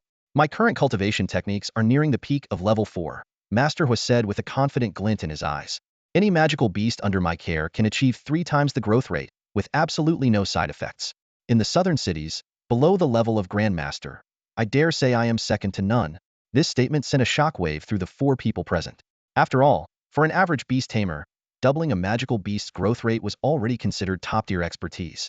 But Master Hua could achieve a 3-fold increase. No wonder the powerful families of Jiangnan were willing to pay exorbitant sums to seek his services. Upon hearing this, Lin Yue's attitude shifted immediately. Master Hua, your skills are truly remarkable. I'll take my sister home now to discuss this with my father and eldest sister. We'll do our best to entrust this sapling treant to your care. Good. Master Hua nodded in satisfaction. Go and discuss it. I'll be waiting for your good news. Then, I'll take my leave. I'll leave the rock earth dragon in your capable hands. Don't worry. You'll have it fully recovered within 3 days. Lin Yue gently tugged on her younger sister's hand. Quick, say goodbye to Master Hua. Goodbye, Master Hua. Goodbye, little one. I'll be waiting for your good news. Hee okay. As the 2 sisters left, Master Hua turned to Zhou Shaoqing and his sister, his tone turning cold. The magical beasts I promised to cultivate for you will have to be postponed due to a new plan. Rest assured, I'll compensate you later. I'll also arrange for someone to handle the matter of the high-grade magical beast. Zhou Shaoqing bowed respectfully. Understood, Master Hua. We'll take our leave now. After they left, Zhou Shaoling asked in confusion, Brother, why are we leaving in such a hurry? Fool. We need to catch up with Lin Yuqing and find out more about that mysterious beast tamer she mentioned. Zhou Shaoqing quickened his pace. Didn't you hear her talk about a tamer who could transform a treant? If we can get that master to help us, our magical beasts could become incredibly powerful too. Wow, brother. You're so smart. The 2 hastened their steps to catch up. Meanwhile, Lin Yue and her sister were still immersed in their excitement, completely unaware of the 2 following them. Second sister, can you believe it? That treant I randomly bought has the potential to become a king-level beast. Isn't that amazing? Zhao Yuqing chirped as she hopped along joyfully. Lin Yue bent down and kissed her on the cheek, grinning from ear to ear. Amazing, amazing. You're the most amazing in the whole family. With such a powerful magical beast sapling, the rise of our family is just around the corner. Hee. Not only am I great at picking magical beasts, but I'm also amazing at judging people. That uncle is definitely a top-tier beast master. Xiao Yuqing's eyes sparkled with excitement. If it weren't for his training, Shu Shu could never have become this strong. Lin Yue gently shook her head, a trace of worry crossing her face. Little girl, don't trust strangers so easily, especially those who look too good to be true. The tree spirit is so powerful because of its own bloodline. How could the owner of a third-rate pet shop possibly raise a magical beast to this level in just 1 day? But Xiao Yuqing pouted, clearly unconvinced. Shu Shu got stronger under his care. At most, he got lucky and activated the hidden bloodline of the root tree spirit. Lin Yue said firmly, if he were truly that skilled at raising beasts, why would he only run a small shop? I don't care. Uncle is amazing. Xiao Yuqing said stubbornly. Lin Yue sighed and ruffled her little sister's hair. All right, he's amazing. Tomorrow, I'll have someone send him some money as a thank you. Will that make you happy? That's more like it. Xiao Yuqing's eyes lit up. Oh, and I want to contract another magical beast and have it raised at Uncle's shop. Maybe I'll become as strong as Shu Shu. Don't be ridiculous. Lin Yue frowned. Now that Master Hua's attitude toward our Lin family has changed for the better, we can have him train our beasts directly. What's a trainee beast tamer compared to Master Hua? I'm still taking it to the awesome pet shop. Xiao Yuqing insisted defiantly. Lin Yue gave in with a sigh. Fine, do what you want. But you'll need to raise your level to Midir rank 1 first. Only then will you have enough spiritual power to contract a second magical beast. Got it. Xiao Yuqing muttered with a pout. I'll go home tonight and take my medicine. Even though it tastes like dog poop, I'll endure it so I can contract a new magical beast sooner. The two sisters got into the car, and with a press of the pedal, the luxury vehicle sped away. Nearby, Zhou Xiaoqing, holding his younger sister's hand, stood by the parking lot. Watching the car's taillights fade into the distance, a knowing smile appeared on his lips. Brother, why are you smiling? You haven't gotten any intel yet, Zhou Xiaoling asked, looking puzzled at her brother, who had a faint smile on his face. Zhou Xiaoqing glanced at his sister and smirked slightly. Did you not hear Lin Yuqing shouting so loudly? She mentioned the awesome pet shop. That must be the place where the beast taming master works. What a silly name, Zhou Xiaoling couldn't help but remark. Arrogance is a sin, Zhou Xiaoqing said seriously. Remember what Dad always says, never underestimate anyone. If someone dares to use the word awesome in their shop name, they must have something extraordinary to back it up. Zhou Xiaoling raised an eyebrow. Why don't we look it up first? Who knows? The shop might not even exist. Good idea. Zhou Xiaoqing pulled out his phone and began searching skillfully. As someone raised in a distinguished family with elite education, this was second nature to him. Before long, information about the awesome magical pet shop appeared on the screen. Owner, Zhang Yun trainee Beast Tamer. Positive reviews, 1. Negative reviews, 99. System warning. Suspected fake reviews. Not recommended for patronage. Zhou Xiaoqing froze in disbelief, while Zhou Xiaoling burst into laughter after seeing the stats. What kind of trashy shop is this? They even faked reviews. This is hilarious. Hold on. Let's check the customer reviews. Zhou Xiaoqing opened the comments section. Terrible shop. My gorilla went from 500 pounds to 300 pounds. My metallic cockroach almost died here. They trained my spirit monkey to do handstands while peeing. Every review is unique. Doesn't seem like fake reviews, Zhou Xiaoling chuckled. Could Lin Yuqing have misled us on purpose? Zhou Xiaoqing shook his head. With her intelligence? Highly unlikely. Maybe they're just intentionally keeping a low profile. Let's go take a look. If we're polite, we might actually learn something. Are you out of your mind, brother? This shop is clearly unreliable, Zhou Xiaoling said, concerned. It's a rare opportunity, worth a shot. Zhou Xiaoqing said with the air of someone much older. We can test them with an ordinary magical beast first. If they're capable, great. If not, losing a few 100,000 won't bother Dad. A short while later, the siblings stood beneath a crooked shop sign, staring at a store smaller than a convenience shop, with no training area in sight. Zhou Xiaoling hesitated again. This place doesn't even list proper business hours. Well, we're already here, Zhou Xiaoqing said, though he was starting to doubt his own judgment. Nonetheless, he pulled out his phone and dialed the shop's number. After a few rings, a lazy voice answered. Who is it? Hello, is this Master Zhang Yun of the Nyobi Pet Shop? That's me. Who are you, kid? Zhang Yun's tone carried a hint of impatience. I'm Zhou Xiaoqing, heir to the Jiangnan Zhou group. The young man's voice was clear and polite. I wanted to ask if a girl named Lin Yuqing left a root treant in your care today? What's the issue? Zhang Yun's tone remained indifferent. Nothing much. She's my classmate. I'd also like to leave my magical beast at your shop for nurturing. Are you available to come over now? Nope, I'm cooking. How about I treat you to a meal at my family's Longxiang 5-star hotel? Zhou Xiaoqing tried to persuade him. Maybe next time, Zhang Yun replied bluntly. I don't work after hours, it's a rule. If you want me to nurture your magical beast, come at 8 a.m. tomorrow sharp. And don't forget to bring enough money, me fees aren't cheap. Before he finished speaking, the call was already disconnected. That guy is so arrogant. Zhou Xiaoling frowned, complaining. Zhou Xiaoqing, however, chuckled. The more arrogant someone is, the more capable they tend to be. Let's go. We'll head to the magical beast market and buy a well-trained intermediate-level magical beast cub to bring to him tomorrow. The siblings held hands and walked toward the parking lot. Meanwhile, Zhang Yun was busy in the kitchen of his suite. Although he could tell from the call that the kid came from a prominent background and that this deal could bring considerable points to his shop, the system's rules prohibited overtime work, and he had to let it go. Sizzle.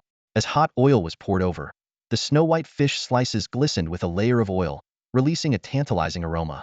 Zhang Yun's lips curved into a slight smile. The spicy boiled fish was finally ready just in time to treat his lovely little cousin. In the living room, an elderly man with a head full of silver hair, Kai Jiqiu, was scrolling through the news on his phone. Once a formidable powerhouse who dominated his era, Kai Jiqiu now had little left but his silver hair and a heart heavy with memories. His gaze was fixed on the phone screen, his expression somber. 15 years ago, a devastating battle to defend the base had not only cost him all his phantom beasts, but also left him with a crippled body. Worst of all, he lost his beloved daughter and son-in-law. Over the years, he had poured all his love and care into his grandson, Zhang Yun, hoping to make up for the indescribable guilt that weighed on him. News after news flashed across his phone screen. A new king-level phantom beast master had emerged in Yingzhou, further straining relations with Xia. The head of the Zhang group in Yinjing had broken through to the rank of a level 10 beast general and was about to be honored.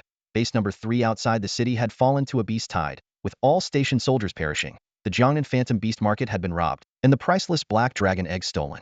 The world is getting more chaotic. Kai Jiqiu sighed softly, turning off his phone.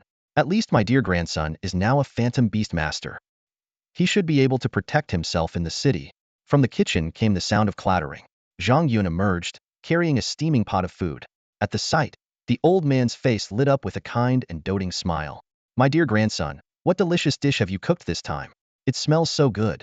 It's making your grandpa's mouth water. Should we send some over to Grandma Wang next door?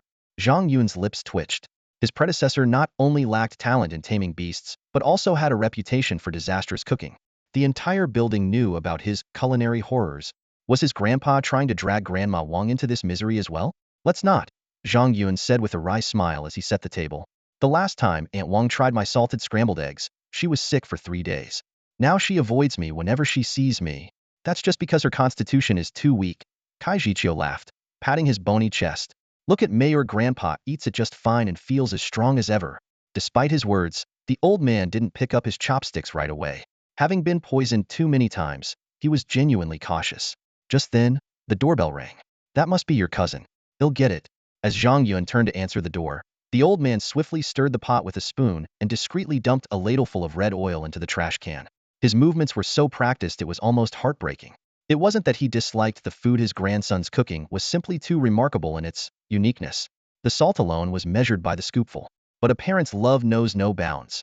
He couldn't bear to discourage Zhang Yun's enthusiasm.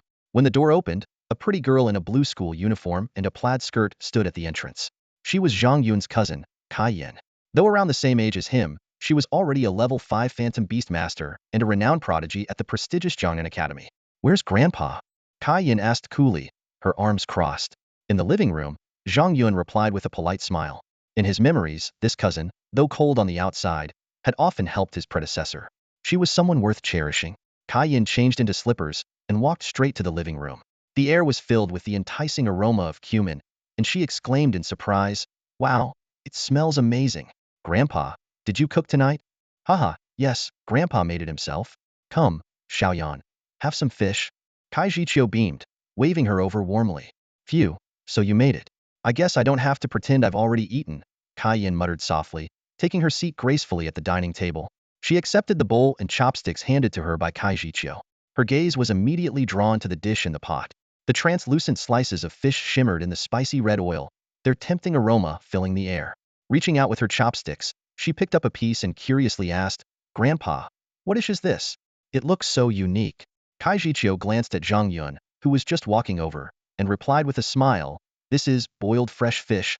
I learned it from a recipe online." Kai Yin let out a soft "oh" and placed the fish slice into her mouth. In an instant, her eyes widened in astonishment. The bold, spicy, and numbing flavors exploded on her tongue, perfectly complementing the tender, fresh fish. She couldn't help but exclaim in delight. "Grandpa, this is on par with a 3-star restaurant.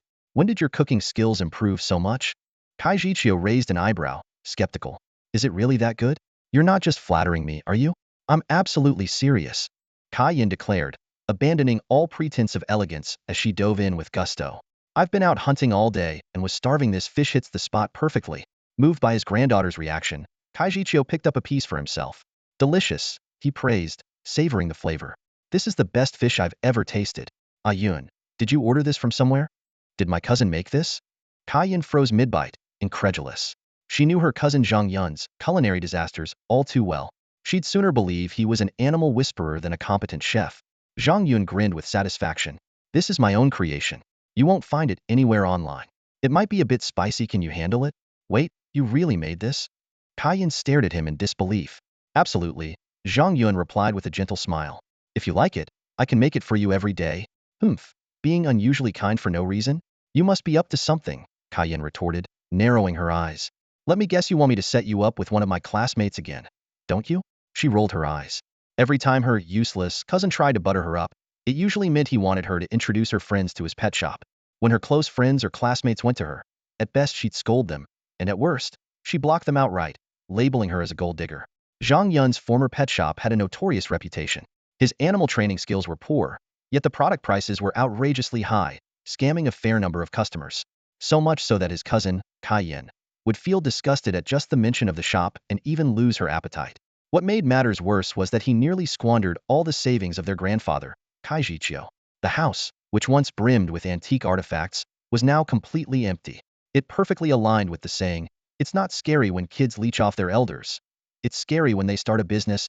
Zhang Yun's past self was the prime example of this. These misdeeds caused his mother's side of the family to harbor deep resentment toward him. Even his kind-hearted cousin Kai Yin treated him with mere politeness. As for the other cousins, not resorting to physical confrontation was considered courteous enough. Today, however, Kai Yin noticed something different about her cousin. She scrutinized him 3 times before suddenly spotting an unusual mark on his forehead and exclaimed in shock, "Oh my gosh, cousin, you've awakened your force mark?" "Yes, it just happened today," Zhang Yun replied with a sheepish smile, rubbing his nose. He had thought his kind cousin would be happy for him, but clearly, he had overestimated. Kai Yan's face turned pale as she anxiously asked, "So, are you planning to pursue the path of a phantom beast master or a beast trainer?" "Your cousin is set on becoming a phantom beast master and returning to the Zhang family in Yinjing," Kai Jiqiu said while eating a slice of fish. "I'm planning to sell this house and buy him a high-tier phantom beast. If other kids have it, so should he."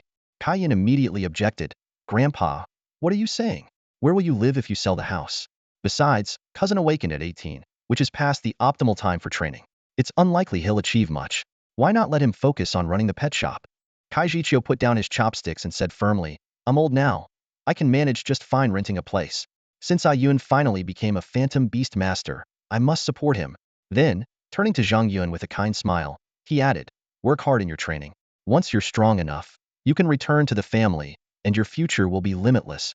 Zhang Yun felt a lump in his throat. "Since the Zhang family cast me out, I have no intention of going back. They'll focus on running the pet shop well, and take care of you, Grandpa. Don't sell the house.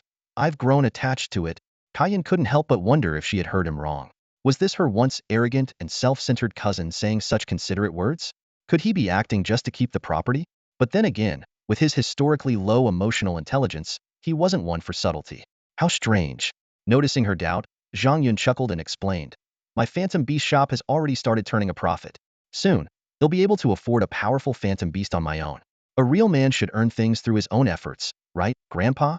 "Good, good, my dear grandson." The old man's eyes grew wet with emotion, but suddenly, his face turned pale, and he began to cough violently. It was the lingering ailment from a severe injury head suffered 15 years ago, flaring up every now and then. Once a robust and iron-willed warrior, he was now frail and weighed less than 100 pounds. "Grandpa, are you okay?" Kaiyan quickly moved to pat his back, while Zhang Yun rushed to his grandfather's room to grab the medicine. Kai Jiqiu coughed softly, waving his hand weakly to reassure everyone. "I'm fine, just an old ailment. Don't worry about me," he said in a feeble tone. Zhang Yun walked to the bedside, carrying a freshly prepared bowl of medicine. Speaking gently, he said, "Grandfather, please drink this first." Kai Jiqiu nodded with a relieved expression, taking the cup and sipping the medicine slowly. As the medicine took effect, his coughing subsided, and a healthier flush returned to his cheeks. "Grandpa, let me help you back to your room to rest. I'll bring you some food later," Zhang Yun said. With the assistance of Zhang Yun and Kai Yin, the elderly man was supported back to his small room. Once he fell asleep, the two quietly exited, carefully closing the door behind them. The moment the door shut, Kai Yan's expression turned icy. Crossing her arms over her chest, she pointed a finger directly at Zhang Yun's nose. "Zhang, let me warn you, don't even think about convincing Grandpa to sell the house just so you can buy some high-grade phantom beast. If you dare, I swear I'll kill you." A chilling aura accompanied her words, pressing toward Zhang Yun. However, Zhang Yun was no longer the weakling he once was. The oppressive energy of a fifth-tier phantom beast master was nothing more than a gentle breeze to him. He responded with a calm smile, lightly brushing her hand aside. "Yin, I've already told you the phantom beast shop is generating profit now. I won't take another penny from Grandpa. And more importantly, I'll cure his old illness. Give me 3 years, and you'll see the results." Kai Yin sneered coldly. "What nonsense. Grandpa's origin heart is damaged. Without a 7th tier or higher life element celestial herb, there's no way to heal him. Such herbs only appear in the 10 great danger zones of Blue Star. Even the Zhang family in Yinjing can't get their hands on one.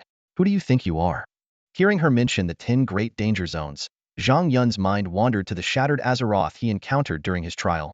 Even that one-star danger-level world was terrifying beyond words. If it were to descend upon Blue Star, it would undoubtedly qualify as a danger zone. But with the system at his disposal, Zhang Yun firmly believed he would soon have the strength to venture into such perilous realms.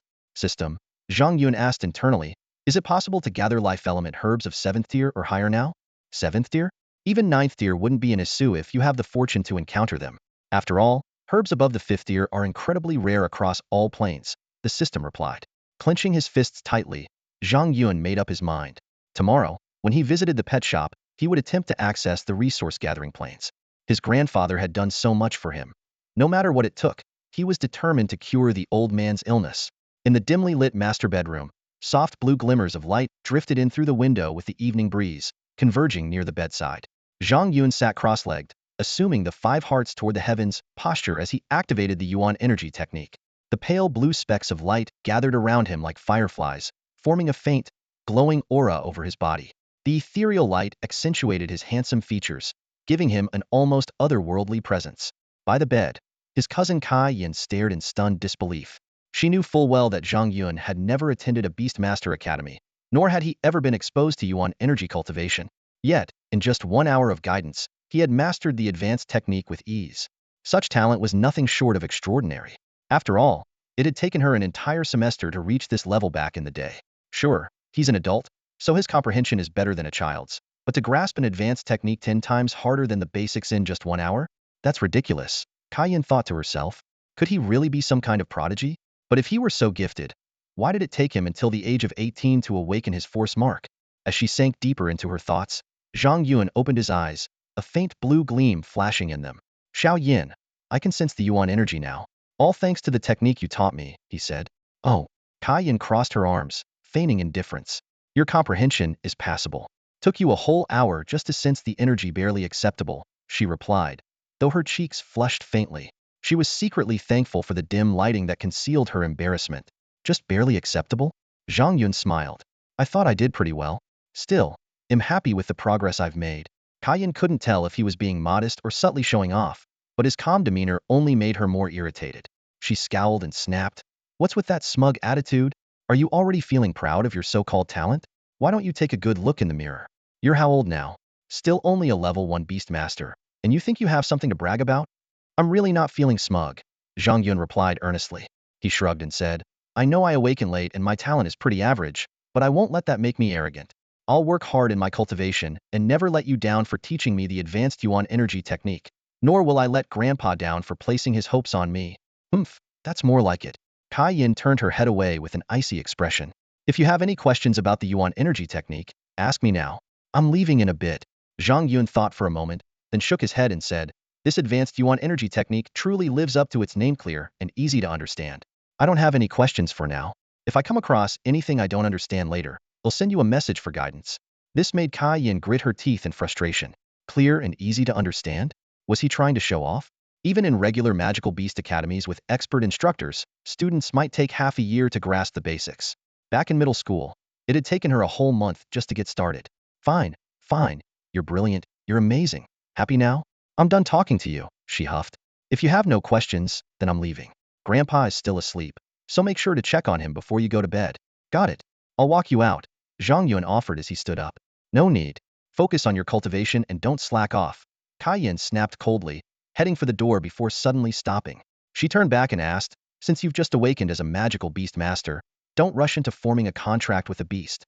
I'll talk to my dad when I get home and ask him to reach out to some uncles and aunts. We'll pool together enough money to get you a decent beast. Forget about high-level ones. But we can probably manage a mid-tier elite beast for around $1 million. Thanks, but I appreciate the thought. I've already formed a contract with a flame toad that someone abandoned at my pet shop. Zhang Yun replied politely. You're unbelievable. Kai Yin scolded, hands on her hips. The flame toad is one of the weakest low-tier magical beasts, nicknamed one of the 5 useless ones. Its peak maturity is only tier 2. Contracting with that thing is worse than not contracting at all. Just saving money, Zhang Yun said casually. Kai Yin was momentarily speechless. She had always seen her cousin as an arrogant freeloader who relied on their grandfather. But now that he was willing to settle for a weak beast, it seemed he was finally being practical. Fine. If you want to raise that thing, go ahead. As for your second magical beast, leave it to the Kai family. If we can afford it, we'll get you something decent. Really, there's no need. Oh, stop pretending to be polite. I know you too well, Kaiyan interrupted sharply. She tossed out her parting words, opened the door, and left, leaving behind only a faint trace of her fragrance. Zhang Yun rubbed his nose and chuckled wryly. It seemed his cousin had a deep misunderstanding of him, but no matter. In time, she would come to recognize his strength and change her attitude. For now, his focus had to be on becoming stronger. With that thought, Zhang Yun closed his eyes again and resumed his second round of yuan energy cultivation. 2 hours later, Zhang Yun's body trembled, and a surge of energy burst forth from him, spreading outward in all directions. The furnishings in the room were immediately thrown into disarray, scattering haphazardly. Zhang Yun slowly opened his eyes, a confident smile curling at the corners of his mouth. Breaking through to level 1 mid-year in just 3 hours, this cultivation speed filled him with quiet joy. Just as he was about to ask the system about his innate talent, the system's lazy voice sounded. Didn't your cousin make it perfectly clear? The system's tone carried a hint of mockery. Zhang Yun frowned slightly and pressed further. Is my talent really so average? How does it compare to my little toad? Birds of a feather flock together, the system replied leisurely. You both have 5-star potential, pretty much the same level. But didn't you say before that my little toad's potential was decent? The system's voice suddenly turned serious. That's within the star level potential range. Beyond star level is moon chronicle level, then stellar level, and the highest is chaos level. Star level potential is considered low tier among life forms in the universe. And you haven't even reached 9 Starseer just at 5. Zhang Yun was momentarily stunned. The classification of potential is this complex? The universe is vast, with countless life forms. The weak are like ants, while the strong are born capable of shattering stars. Without detailed distinctions, how else would you differentiate the strong from the weak? Born capable of shattering stars? Zhang Yun inhaled sharply. You mean some beings can destroy planets from birth? Correct. That's the hallmark of the chaos level. Even powerful stellar level infants can achieve it, the system said calmly. There are such beings among humans as well, though not in this star region. With my assistance, you'll one day roam the universe and encounter them yourself.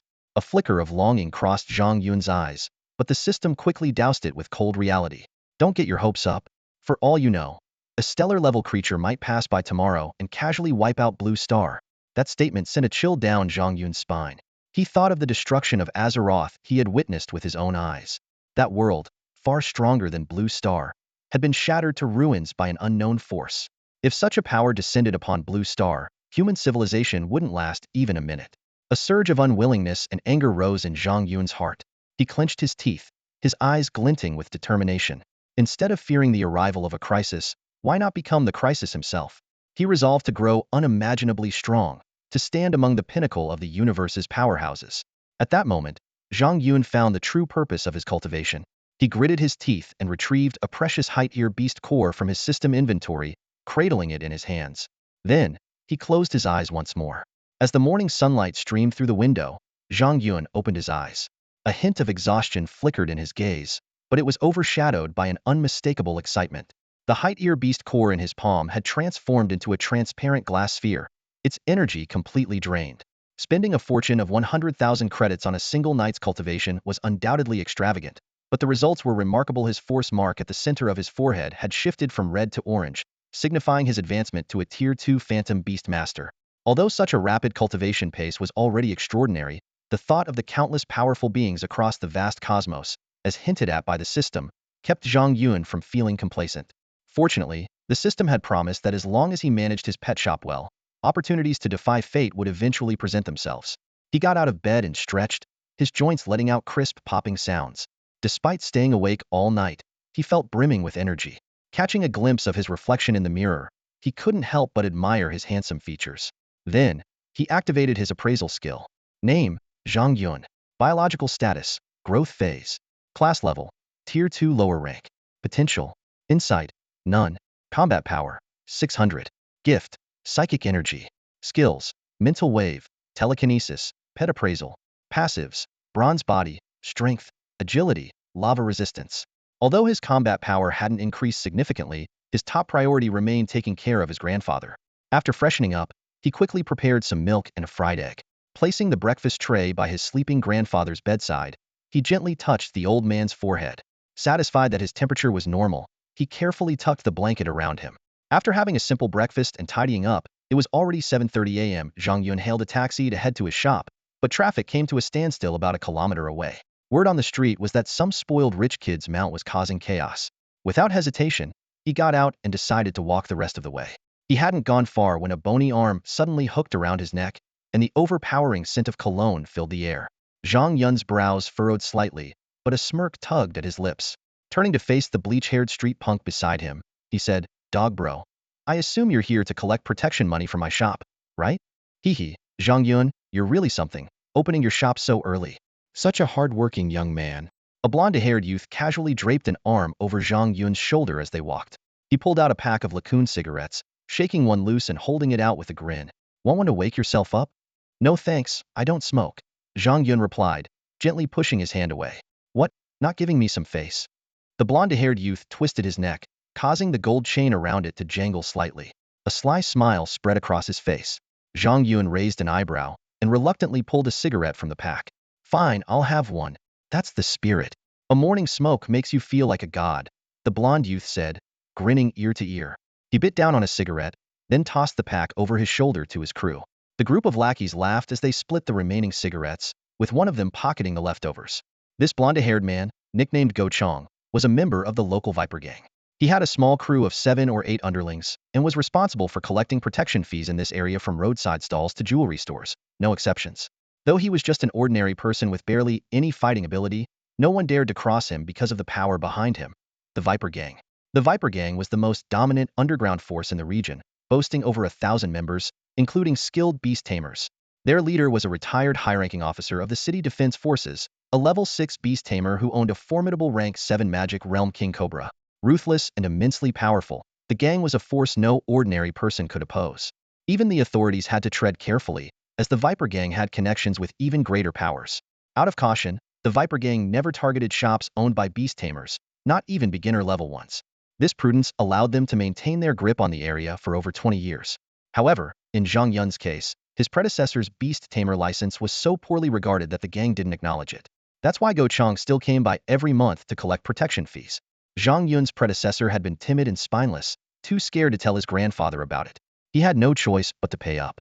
Over 3 years, he had handed over nearly 200,000 yuan in protection fees, a crushing financial burden that likely contributed to his sudden death. Go Chong exhaled a puff of smoke leisurely and smirked. So, my friend, got this month's protection money ready? If business has been rough, I could give you a few extra days. Or, if you're looking to make some side cash, I could introduce you to a few rich ladies. They love guys like you, handsome and fresh-faced. Not sure I could handle a 380-pound rich lady, Zhang Yun quipped, waving his hand to clear the smoke. But the 5,000 yuan protection fee? I've got it ready. Actually, it's 6,000 now, Go Chong corrected him. Wasn't it always 5,000? When did it go up? Go Chong sighed and explained, inflation, man. A lot of shops have shut down, and our collections are shrinking. Hua Shij decided to raise the fees across the board, 50 more for profitable businesses, 20 more for struggling ones. Since your business isn't doing great, we're only asking for an extra 1,000. Pretty reasonable, don't you think? Very reasonable, Zhang Yun replied with a smile, handing over a thick stack of cash. Hey, race 10,000. Take it. Go Chong's eyes lit up. Whoa, paying for 2 months in advance. I could even give you a discount if... Gouge, I think you misunderstood me, Zhang Yun interrupted. What do you mean? Go Chong asked, cigarette pinched between his fingers as he scratched his temple, a puzzled look on his face. Zhang Yun stopped in his tracks, turned his head slightly to look at him and said, I'm giving you 10,000 to round it up. Adding that to all the protection fees I've paid before, it makes a neat 200,000. Consider this 200,000 as the investment I've made in your Viper gang over the past 3 years. With inflation and all, it's only fair that the Viper gang pays me back 2 million, principal and interest. That's not too much to ask, is it? Go Chong froze for a moment, then couldn't help but burst out laughing. Brother, are you still dreaming? Wake up. His gaze suddenly landed on the mark at the center of Zhang Yun's forehead. Reaching out, he said, wait, what's with that mark on your forehead? Before he could touch it, Zhang Yun's eyes opened slightly, and an invisible force erupted instantly. Go Chong felt as if he had been hit by a speeding truck. His entire body sent flying before crashing heavily into a streetlight pole. The metal pole bent and snapped under the immense impact, sending live wires whipping wildly with sparks flying everywhere. Go Chong slid down the broken pole, coughing up a mouthful of blood.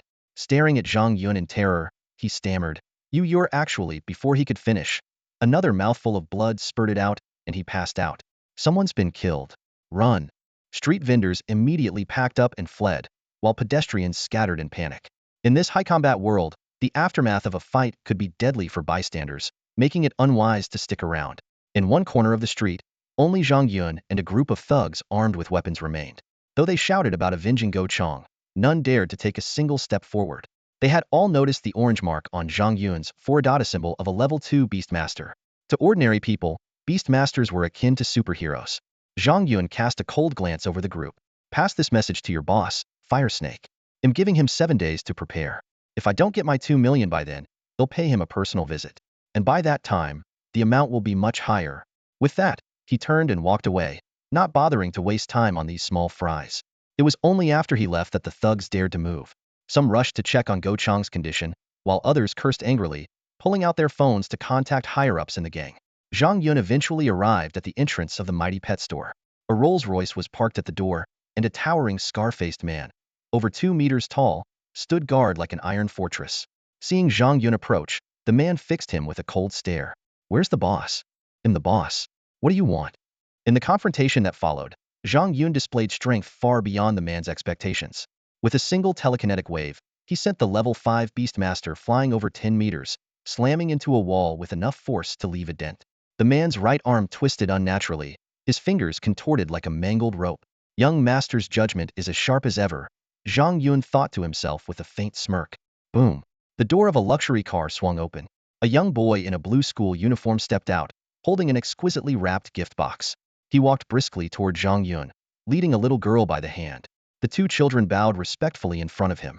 Master, we apologize for our bodyguard's offense. I am Zhou Shaoqing, heir to the Zhou group. I've come to make amends, the boy said steadily. Yes, my brother will make it up to you. Zhou Shaoling nodded repeatedly, her big eyes curiously studying Zhang Yun. Zhang Yun glanced at the 2 of them. Zhou Group, the culinary giant of Jiangnan City? That's right. Zhou Shaoqing puffed out his chest, proudly introducing himself. My name is Zhou Shaoqing. It's an honor to meet you. I'm Zhou Shaoling. Nice to meet you, the little girl said, her bright eyes sparkling. Don't call me master. That's too low class. Call me boss, Zhang Yun said with a raised brow. Are you here to ask me to cultivate a phantom beast for you? Yes. We heard your skills in cultivating phantom beasts are extraordinary, so we came to visit you, Zhou Shaoqing said as he respectfully presented the gift box with both hands. This is custom-made cloud cake from our Zhou family's private kitchen. Please enjoy. Zhang Yun accepted the box and gave it a light toss in his hand, recalling memories of tasting cloud cake with his grandfather in his previous life. This delicacy, worth tens of thousands, was something he decided to bring back for his grandfather. Next time you come to me for phantom beast cultivation, don't play any tricks. Kids should act like kids, Zhang Yun warned. Zhou Shaoqing froze for a moment, then bowed deeply. Thank you for the advice, boss. I will remember it. As Zhang Yun turned and walked into the shop, Zhou Shaoling leaned close to her brother's ear. Brother, this boss is amazing. He scared off Iron Uncle with just one glare. He's also marked with an orange seal. Why is he so strong? Fool. The boss is disguising his seal level. He's at least level 8, maybe even higher. Zhou Shaoqing replied, his eyes gleaming with admiration. Wow, that's incredible. Zhou Shaoling gasped, nibbling on her finger in surprise. Of course. Do you think someone weak could cultivate a rooted treant phantom beast like that? Once we're inside, behave yourselves and treat him with the same respect you'd give Master Hua. This boss is not someone our Zhou family can afford to offend. Got it. I'll remember. Zhou Shaoling nodded obediently. At that moment, their scar-faced bodyguard approached, clutching his twisted right hand. Second young master, third miss, I've brought shame upon you. Please punish me. It's fine, Iron Uncle. I was the one who put you in danger. Go to the hospital quickly and get treated. Zhou Shaoqing said with concern. Yes, Iron Uncle, go to the hospital. We'll take a cab to school ourselves, Zhou Shaoling added. No, I must stay and protect you all, as well as the owner of this shop. Tiemann raised his head and looked toward the interior of the store. His gaze was heavy as it locked onto Zhang Yun, who was meticulously organizing the counter. As a former elite warrior of the official exploration team, Tiemann could feel a suffocating killing intent emanating from Zhang Yunan aura that only someone who had crawled out of mountains of corpses and seas of blood could possess. Zhou Shaoqing's lips curved into a faint smile as she spoke calmly. You know how dangerous he is. If he truly intends to harm us, your staying here won't change anything. Go to the hospital and get your arm treated.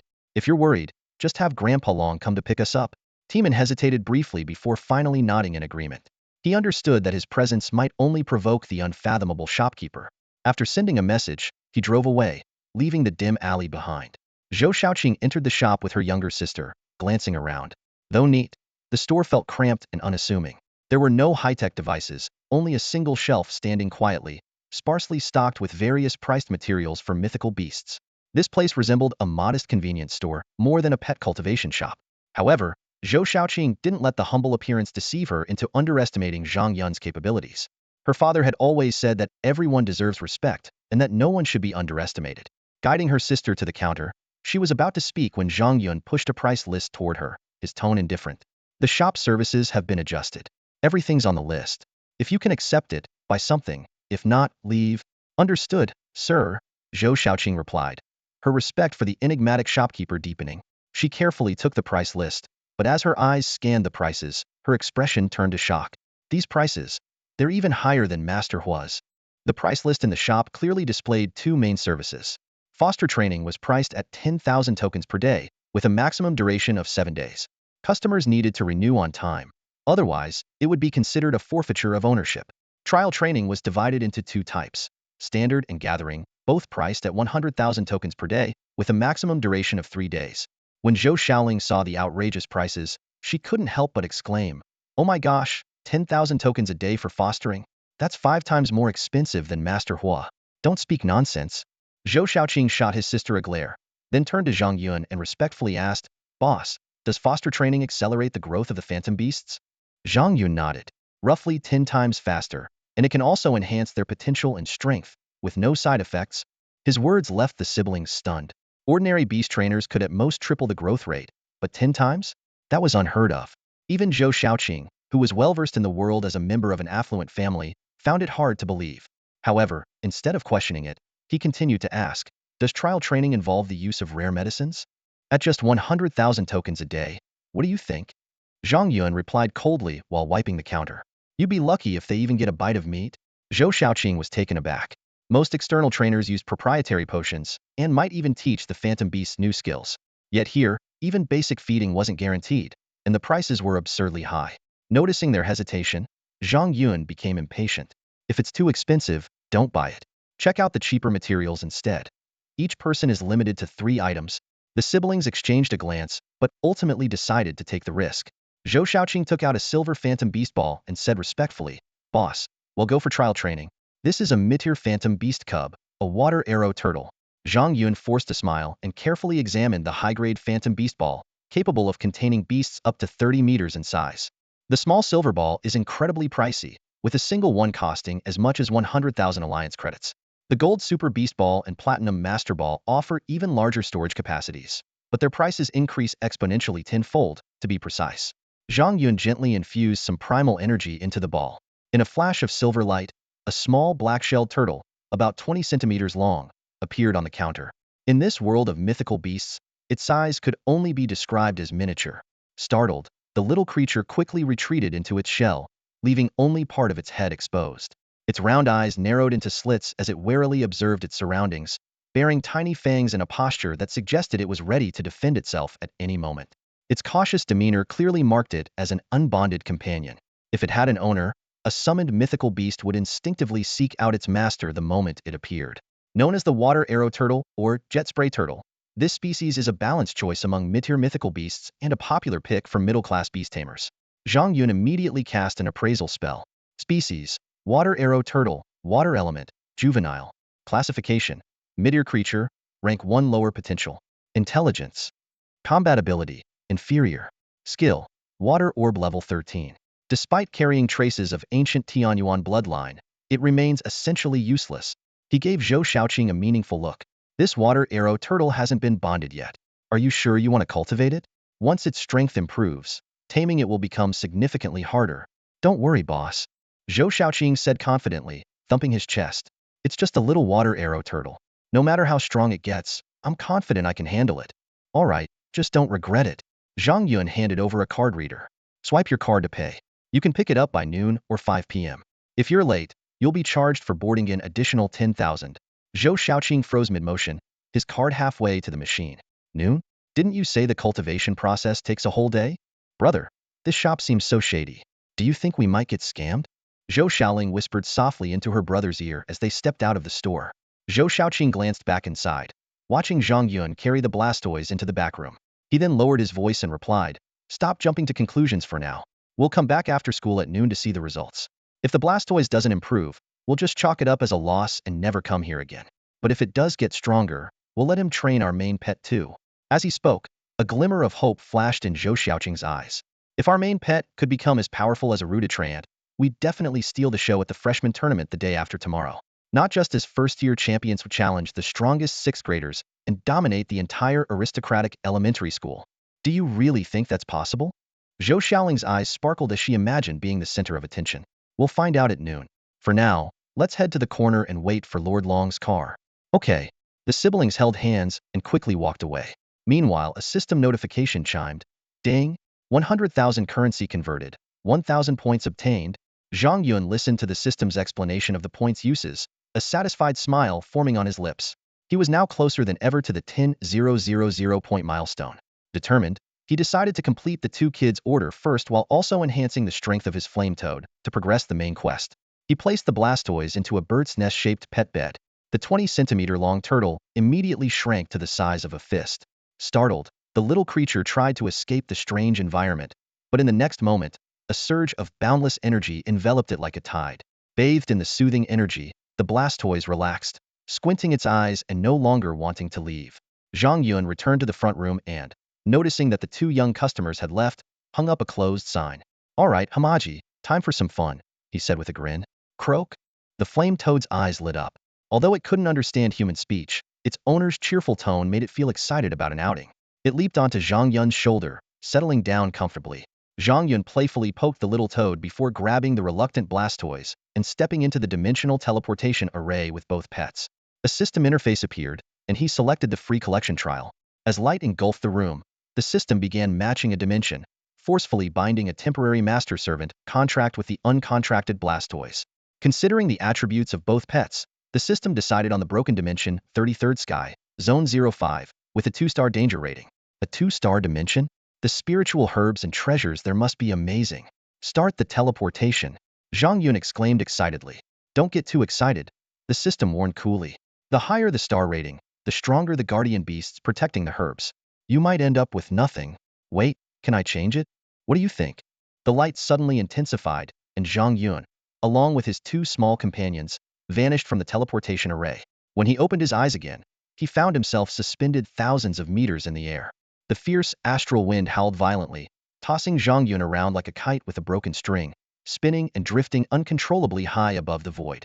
The Toad-Ji, perched on his shoulder, was caught off guard and swept away by the wind, vanishing hundreds of meters away in an instant. Zhang Yun considered using his psychic wave to reel it back, but seeing how ferocious the wind was, he sighed in resignation and muttered to himself, "Forget it. It'll just die and revive anyway." Glancing down at the Blastoise in his hands, the timid creature had already retracted all its limbs into its shell, clearly terrified by the altitude. Zhang Yun's lips curled into a gentle smile. "My little pets are all getting their turn with the wind. If you don't experience it too, my dear turtle, people might say I'm playing favorites. So, little water cannon turtle, fly toward the stars and seas." Before the Blastoise could react, Zhang Yun flung his arm forcefully. The poor turtle was hurled dozens of meters away, swallowed by the clouds in an instant, leaving only a pitiful, shrill squeak echoing in the wind. Zhang Yun chuckled as he spread his arms and legs, letting the astral wind carry him, savoring the serenity of floating in the vast sky. Gazing down below, he saw a boundless ocean of rolling waves, dotted with islands of various sizes, some drifting on the water, others suspended in midair, all looking as insignificant as matchboxes from his vantage point. This world, though more tranquil and majestic than the shattered Azeroth, was ranked as a level 2 danger zone by the system, indicating even greater hidden perils. Sure enough, moments later, a colossal whale over 10,000 meters long erupted from the ocean's depths. Its massive body crashed back into the water, sending waves towering thousands of meters high. Strangely, despite the monstrous waves, the islands remained completely unmoved. The system's notification chimed in timely, providing detailed information about this fragmented 33rd heaven. In ancient times, the immortal realm consisted of 33 layers, inhabited by countless celestial beings, demons, deities, and mythical beasts. After a catastrophic calamity, only a handful of intact realms remained, while the rest were left shattered and broken. If one could locate the remnants of celestial or demonic essence, or find a divine beast's egg, they could ascend to unimaginable heights. The system also granted Zhang Yun the skill of divine insight and 100 chances at revival. Just as he was about to voice his dissatisfaction with the revival limit, a chilling sense of danger crept over him. Looking up, he saw a patch of white clouds suddenly disintegrate, revealing a massive figure with blue hair, a ferocious face, and a thunder drum in hand. The creature, 10 meters tall, had a body entirely covered in blue, etched with purple runes. Thunderclouds swirled around it, crackling ominously. Stunned, Zhang Yun quickly activated his divine insight, discovering that this was a Lei Gang Sky Beast, a true celestial beast. Before he could recover from the shock, the Lei Gang Sky Beast glared at him with fury, letting out a guttural roar as it raised its massive purple thunder hammer. With a deafening boom, a forked lightning bolt several kilometers long came crashing down toward him. Wait, you could be my— Zhang Yun's words were cut short as he was reduced to ashes. Pain. Utter, excruciating pain. It felt as though every single cell in his body had exploded, a torment beyond words. Zhang Yun had died over 2,000 times, yet even in the depths of his consciousness, he couldn't suppress his anguished cries. The system's notification chimed in at just the right moment, informing him that he had 99 revival chances remaining and asking him to choose the method of revival. Obviously, random. He snapped. Before his words had fully landed, a vibrant green scene unfolded before his eyes. The air was thick with the sweet aroma of fruits, and towering trees stretched endlessly into the sky, their dense canopies blotting out the sunlight. Beneath them, exotic flowers and peculiar plants carpeted the ground, while distant low-pitched roars of beasts echoed intermittently, a primal jungle in all its glory. Zhang Yun immediately dropped into a prone position, blending into the decaying foliage as he scanned his surroundings warily. He couldn't afford to waste his 99 revival chances. Just then, the system bombarded him with a series of notifications: the deaths of his two pets, the flaming toad and the water turtle. "Revive them both," he commanded. With two flashes of light, the small toad and the water turtle appeared before him. The little toad, visibly shaken, hopped closer seeking comfort, while the water turtle hesitantly approached as well. Zhang Yun casually patted the toad on the head and placed it on his shoulder, but he barely spared a glance at the water turtle, even flipping it over onto its back with a dismissive flick. Suddenly, a peculiar fragrance wafted from the northwest. Zhang Yun turned his gaze and spotted a tree about 30 meters away, its branches laden with red fruits the size of mangoes. Excited, he activated his appraisal skill. Red Mang Tree, Level 3, Fire Attribute, Rare. Its fruits enhance the strength and fire resistance of magical beasts, especially those with fire affinity. Zhang Yun's heart raced with joy. A Level 3 spiritual fruit was comparable to a century-old ginseng root, worth nearly 100,000 gold coins, and this tree bore at least a few hundred of them. The toad on his shoulder quivered with excitement at the enticing aroma, but Zhang Yun held it firmly in place. He cautiously surveyed the area and soon noticed scattered corpses partially concealed beneath the foliage around the tree. Upon closer inspection, he spotted a massive, vividly colored flower in full bloom about 20 meters from the tree. His appraisal revealed the truth. It was a man-eating tyrant flower, a lower-tier Level 6 beast with a combat power of 650. Specializing in preying on small magical beasts, it was a formidable predator. Zhang Yun calculated his odds. His own combat power was only 600, making a direct confrontation risky. He decided to send his two pets to test the waters, waiting for an opportunity to strike with a lethal psionic wave. Zhang Yun immediately issued a command to his two little magical beasts. "Toadji, take Water King Turtle with you and go play with that flower now." Toadji tilted its head, clearly reluctant. "What's so fun about a flower? I want to eat fruit." The Water King Turtle chirped in protest as well. But under Zhang Yun's strict orders, the two little creatures reluctantly shuffled toward the giant flower. As they approached within a 10-meter range, the dry leaves on the ground suddenly exploded. Countless vines shot out like venomous snakes, instantly wrapping around and restraining the two magical beasts. Before they could even struggle, they were dragged to the front of the massive flower. The enormous petals slowly unfolded, revealing a gaping maw, with corrosive green slime dripping from the edges. The two small magical beasts were utterly terrified, sending out desperate cries for help to their master. However, Zhang Yun was already retreating, had realized that the man-eating flower's attack range extended up to 50 meters, making the entire area dangerously unsafe. Helplessly, he watched as his pets were swallowed and corroded into nothingness. An hour later, the system notification chimed. "Your blazing toad has died 200 times. Would you like to revive it? Your Water King Turtle has died 200 times. Would you like to revive it? Revive them both." Zhang Yun commanded without hesitation. With that, the two magical beasts experienced their 201st resurrection. By now, they were completely numb from the torment. The blazing toad stared blankly ahead, and without waiting for any orders, it started walking toward its doom again. Meanwhile, the stubborn Water King turtle had retreated fully into its shell, determined to delay its fate for as long as possible. Wait, Toji, no need to sacrifice yourself anymore. Zhang Yun quickly stopped the desensitized Toji and immediately cast an appraisal spell on the two magical beasts. To his surprise, their stats had undergone a dramatic transformation. Blastoise, a water-type creature in its juvenile phase, possesses mid-level biological classification and first-tier intermediate potential.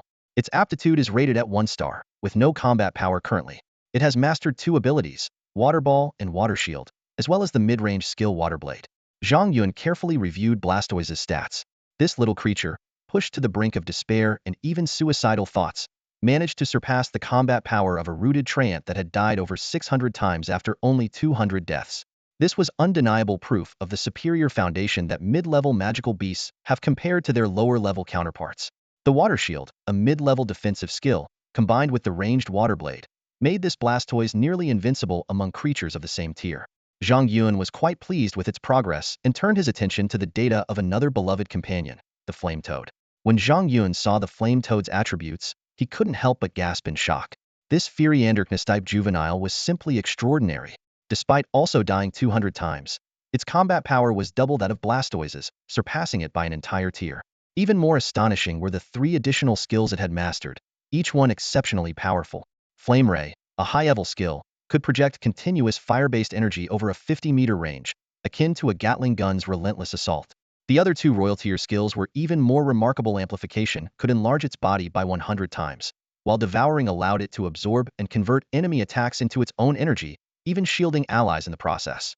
Such advanced skills were typically only attainable by royal tier juvenile beasts. Zhang Yun was utterly astounded by the terrifying potential displayed by his companion. Upon closer thought, it made sense. A creature with 5-star potential and moderate aptitude was already superior to most royal tier magical beasts.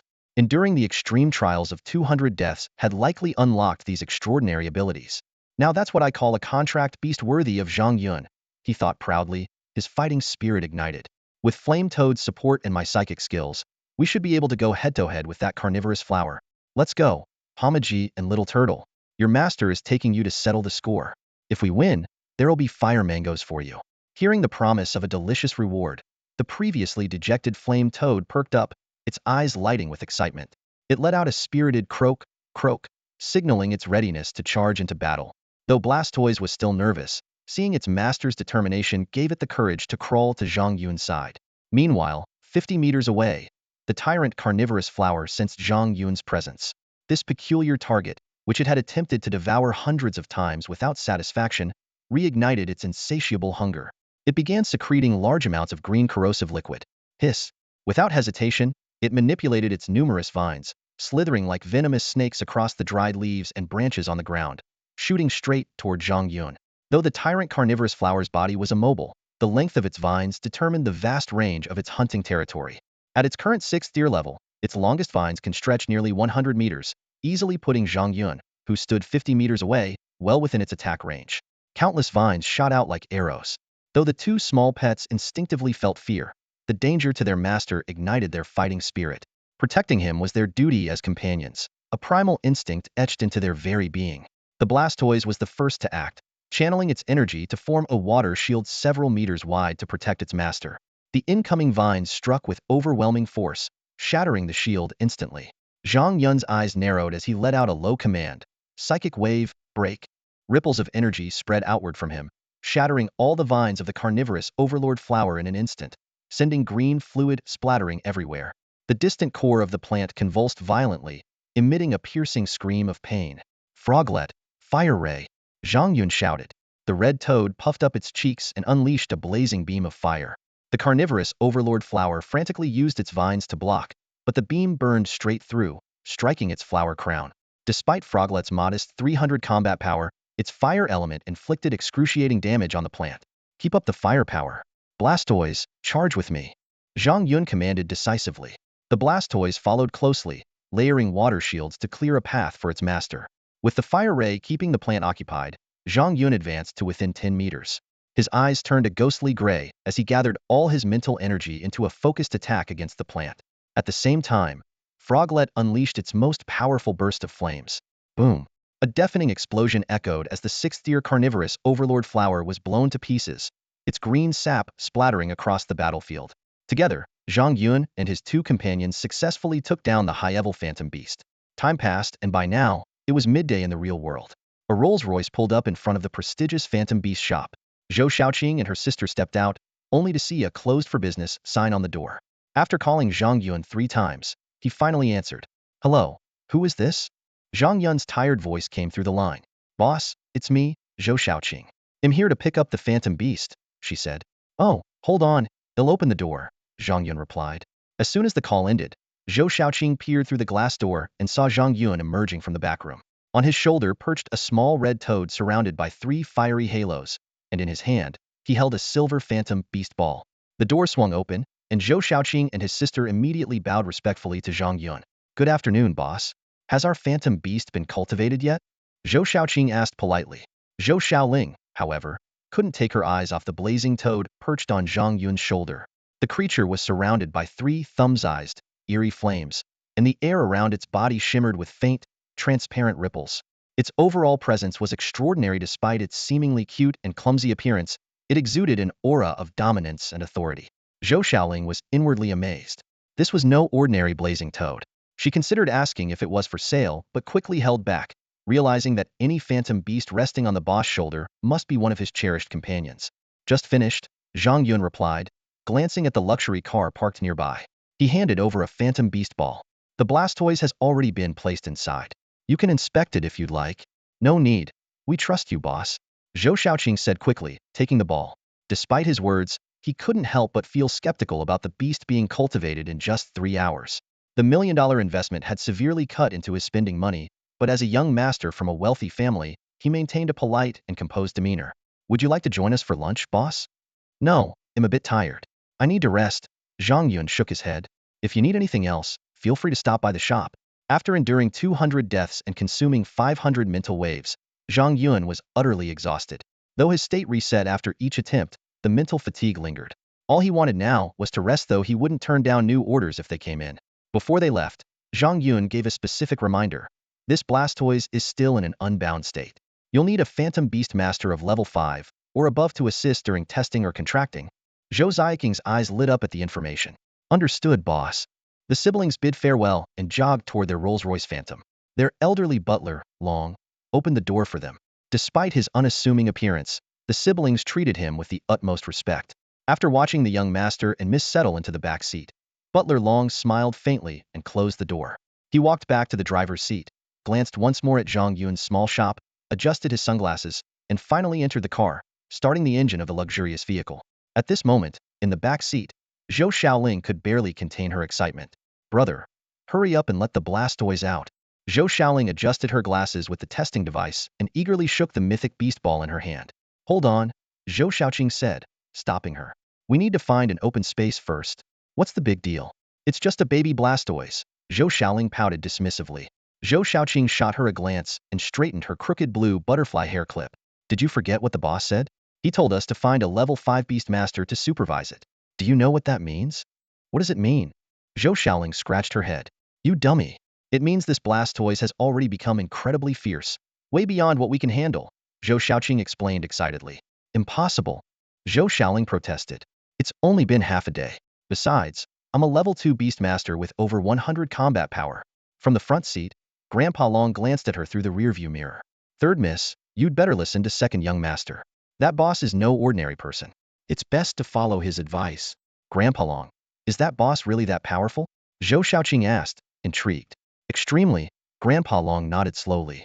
He gives off an aura of immense danger. The moment I glanced at him, he noticed me immediately.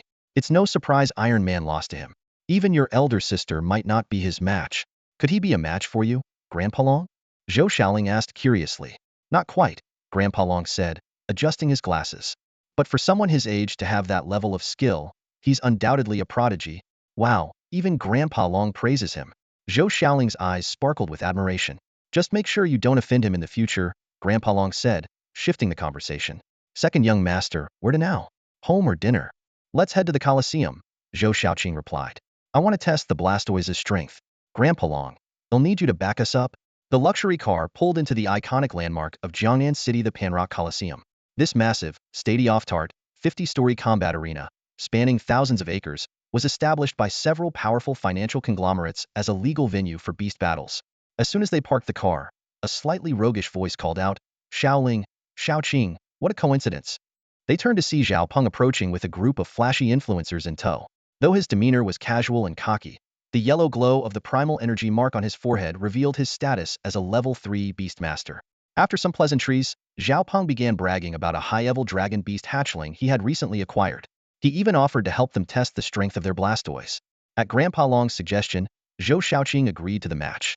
The group moved to a small combat arena, where Zhao Peng couldn't wait any longer and shouted, "Come forth, Macedonian Stone Dragon."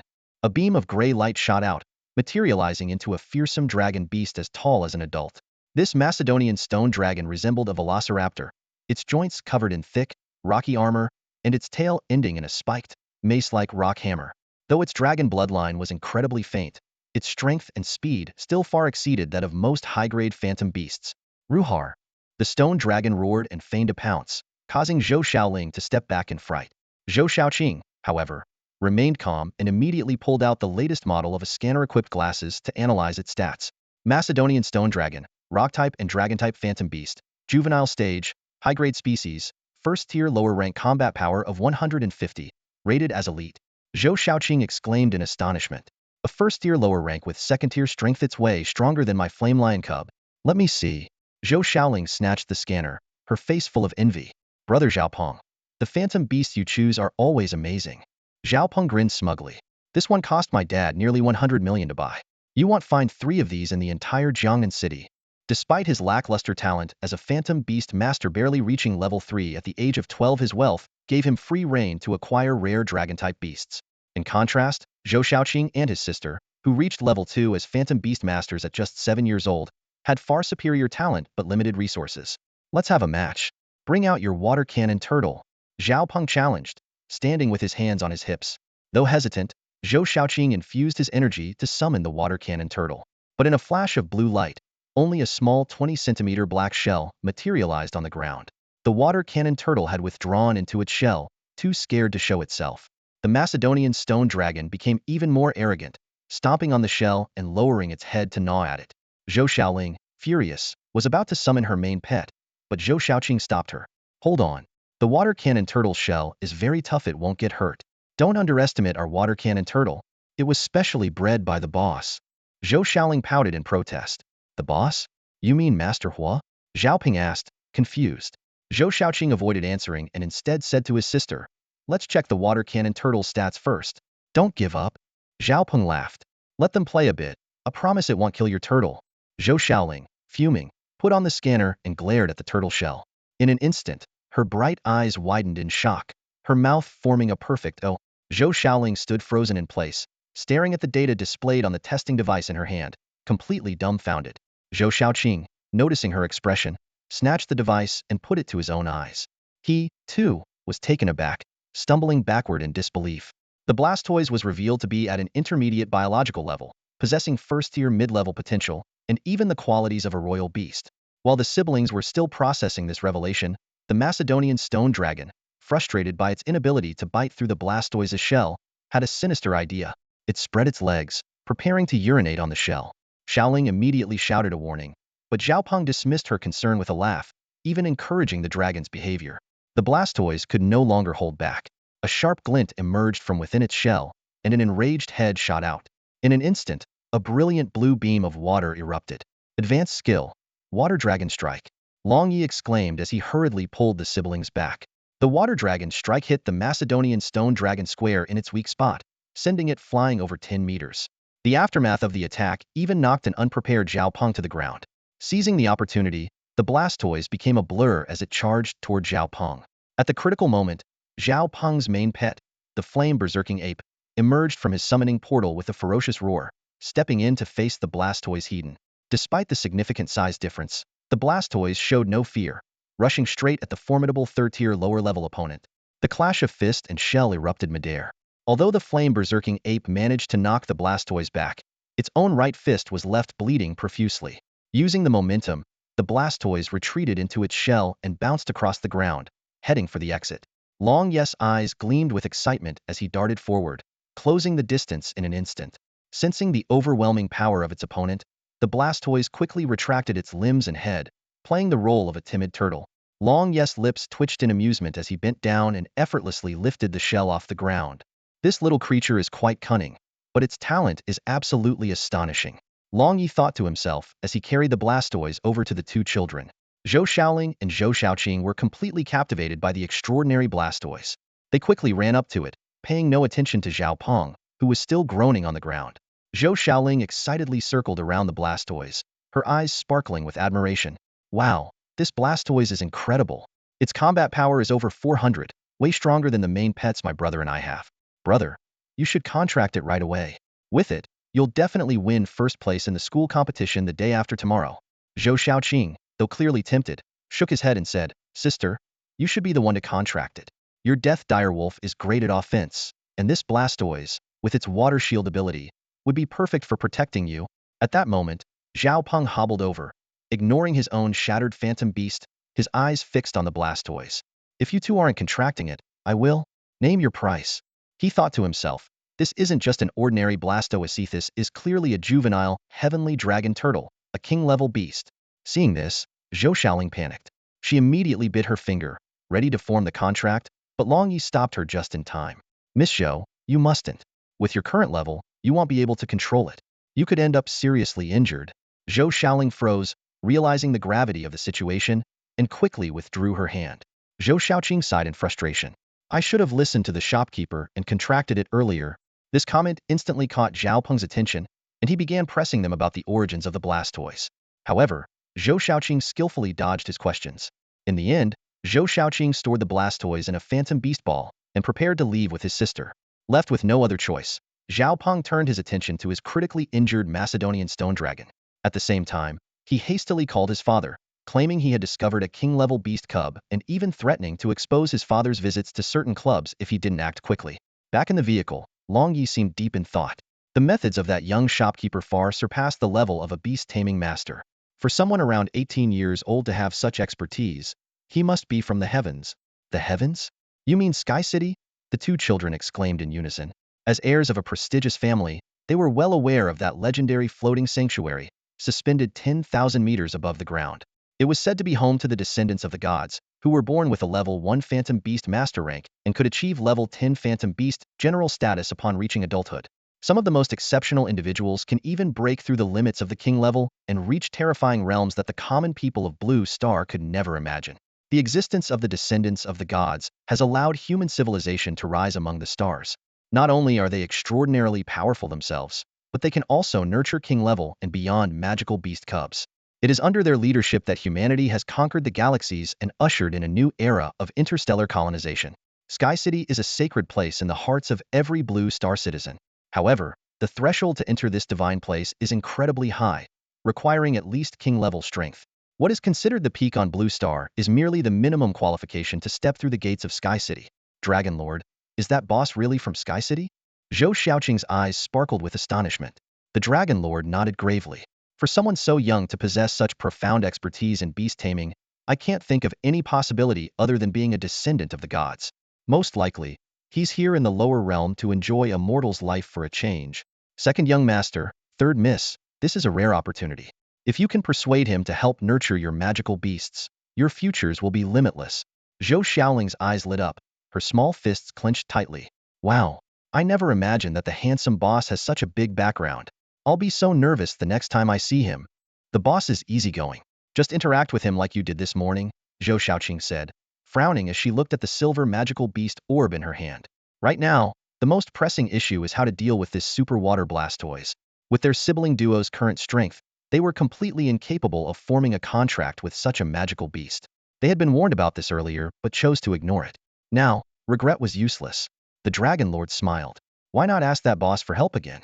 With his skills, resolving this minor issue would be effortless. But I'm worried he'll be upset since we ignored his advice this morning, Zhou Xiaoqing said anxiously. That boss has a magnanimous heart.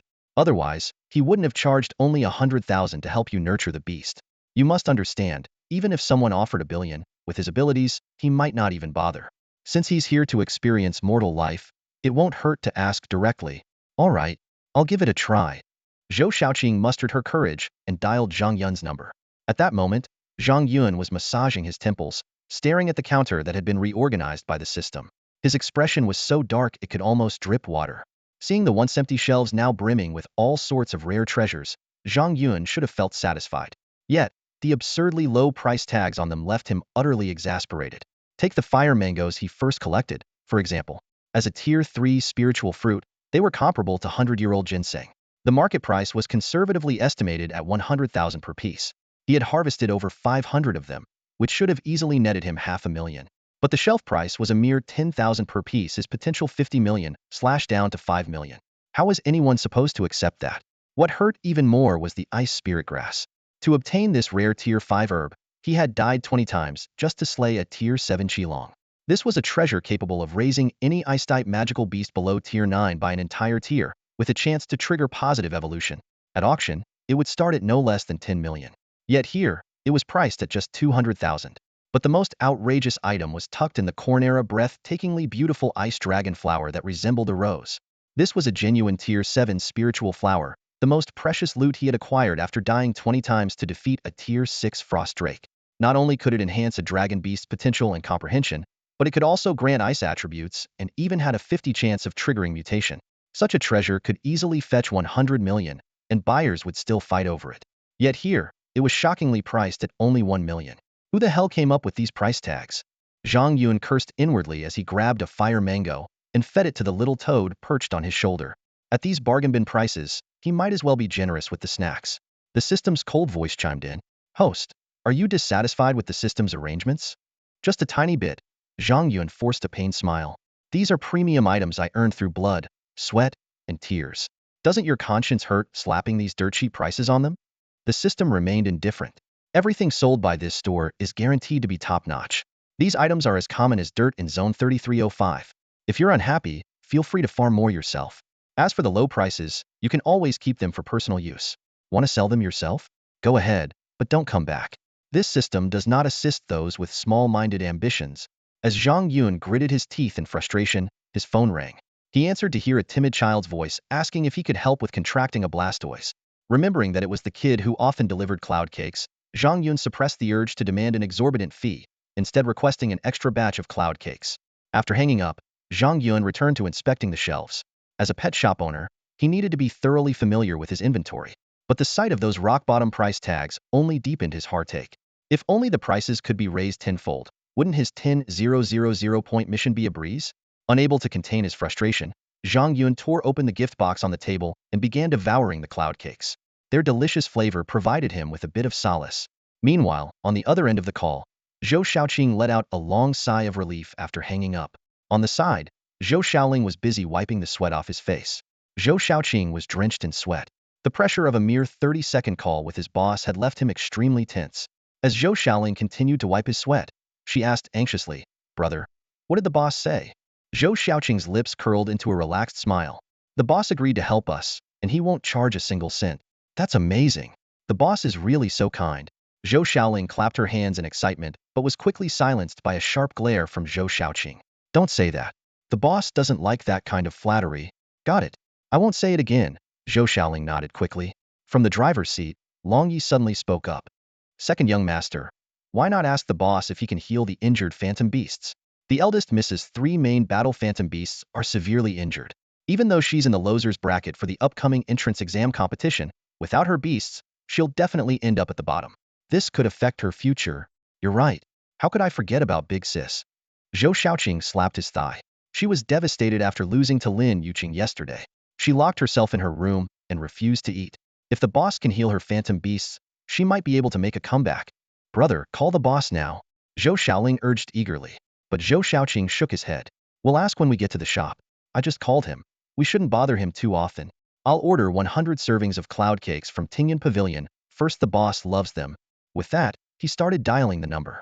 Meanwhile, in the CEO's office of Zhou Group, Zhou Zhenwei was rubbing his temples, his voice laced with irritation as he explained to Zhao, the head of the Zhao family, old Zhao, for the third time.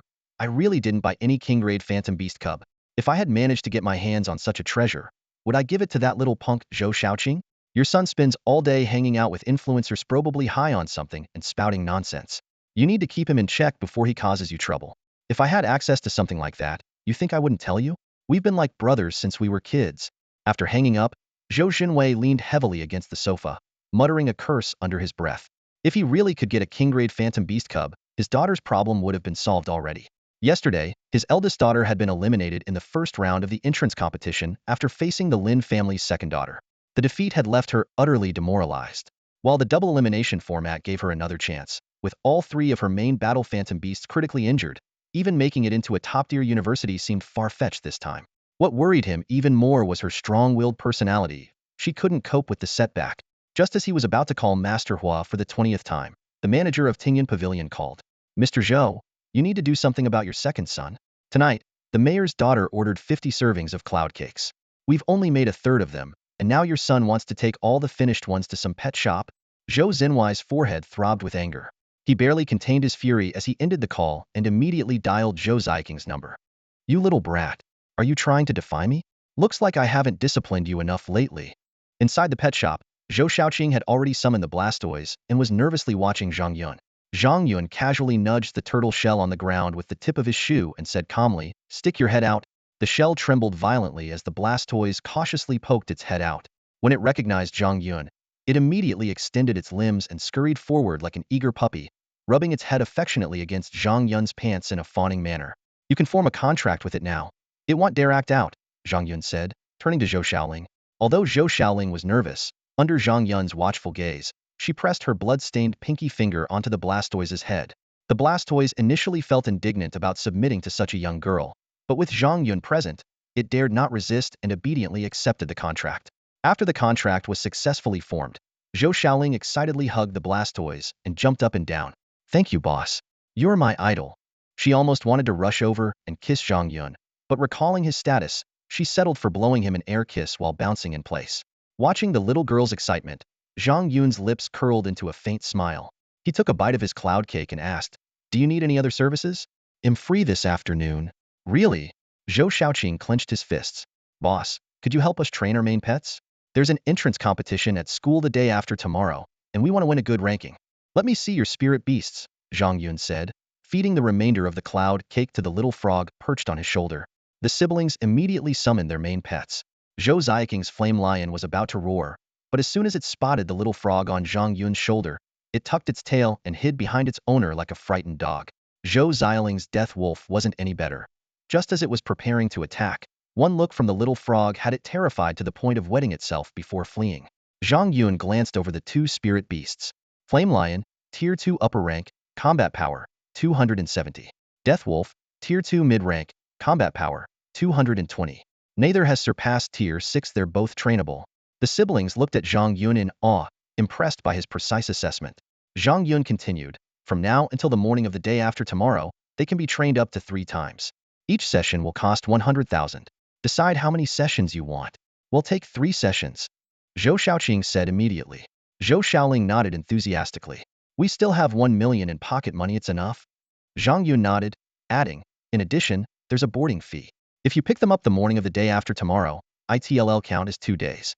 If you come tomorrow evening, it'll only count as 1 day. We'll need to board them for 2 days.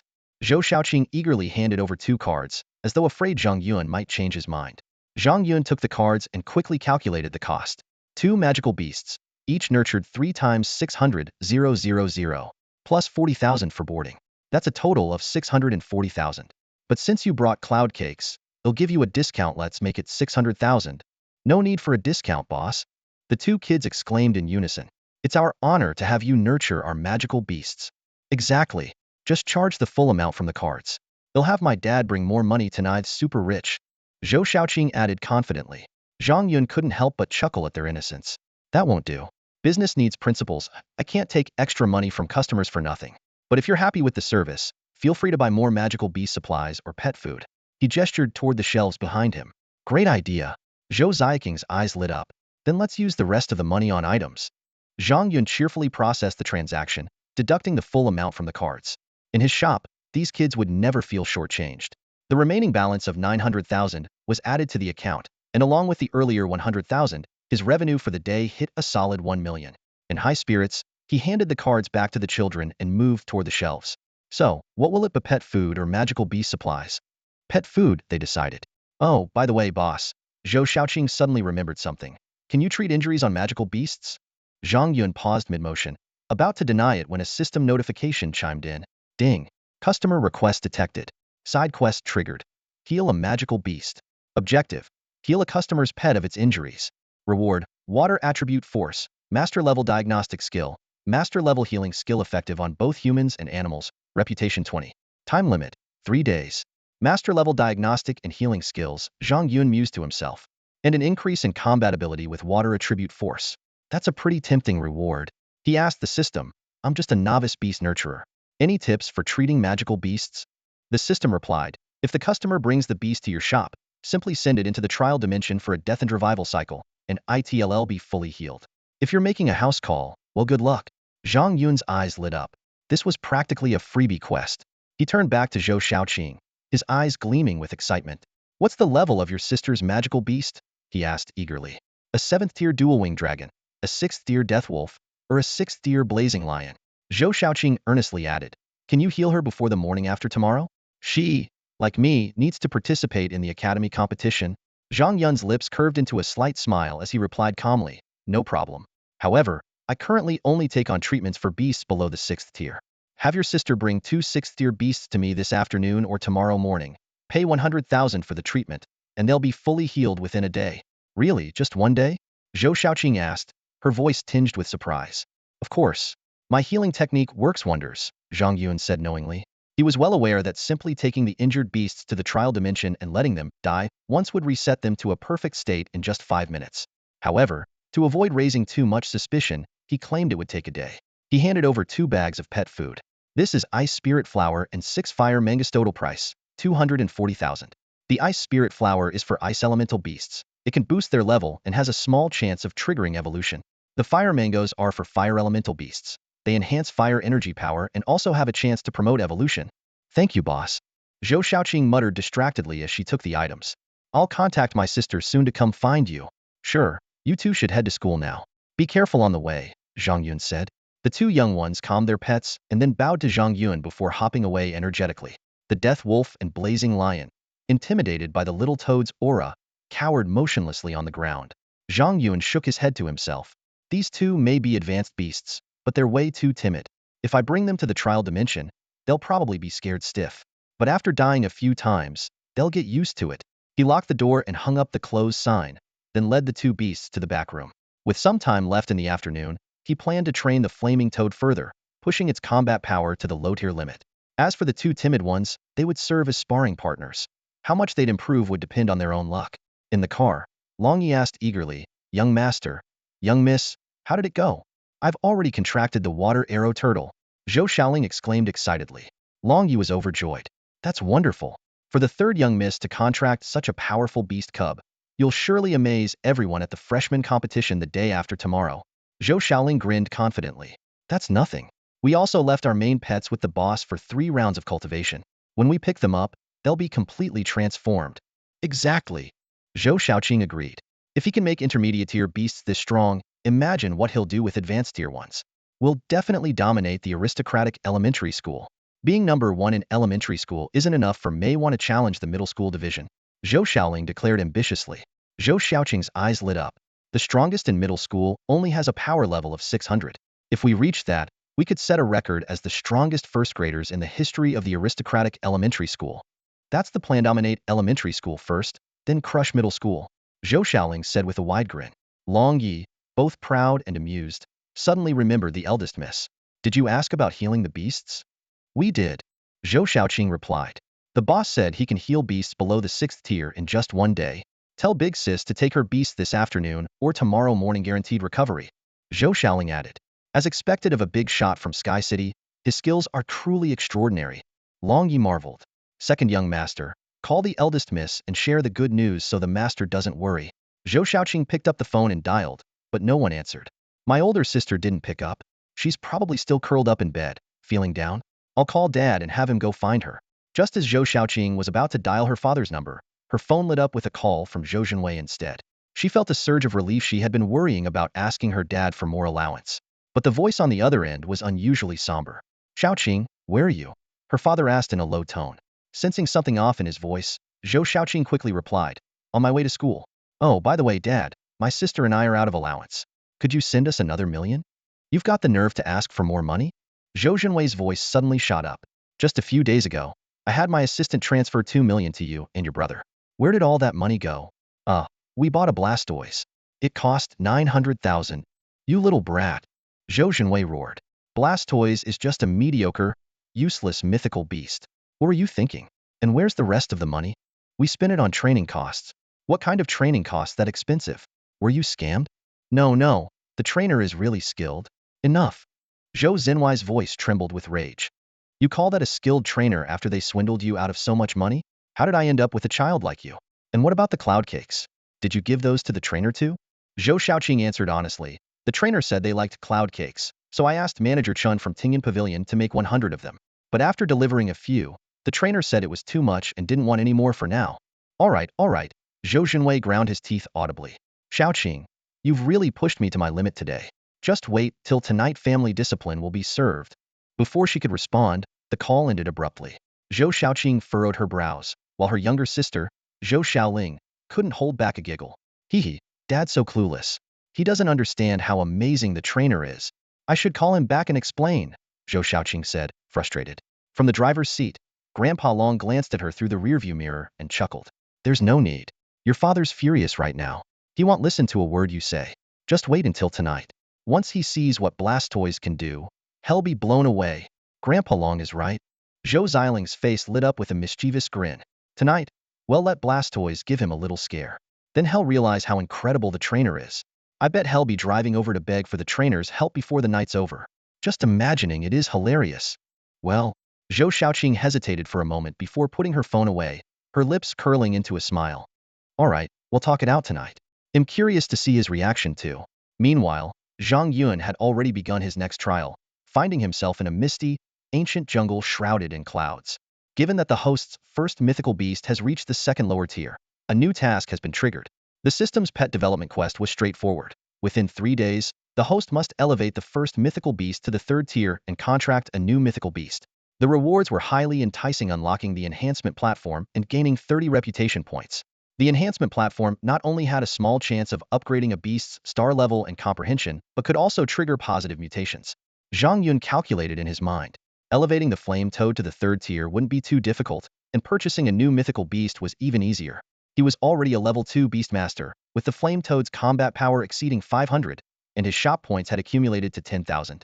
While he was conversing with the system, he crouched cautiously beside a tree root as thick as a millstone, remaining on high alert. Unlike Dimension 33, Dimension 04 was dominated by wood attributes, consisting of a single continent covered by a vast primeval forest. The occasional beastly roars reverberated like muffled thunder, scaring the terror wolf and rage lion behind him into trembling. They crouched on the ground, too frightened to move. Though these two domesticated mythical beasts were no less powerful than their wild counterparts, their courage was severely lacking. The system reminded him that the task would only be considered complete once the customer retrieved their mythical beast. It also suggested he focus on leveling up the flame toad first. Completing all tasks would raise his reputation to 100, at which point his shop would upgrade to level 2, unlocking more features. Zhang Yuan withdrew his thoughts and scanned his surroundings warily, extending his perception into the distance. The rich elemental energy in this primeval forest made it a treasure trove. Such places often harbored rare and exotic plants, but they were also guarded by powerful mythical beasts. His morning gathering expedition had already cost him dearly, had burned through over 1,000 points just to survive.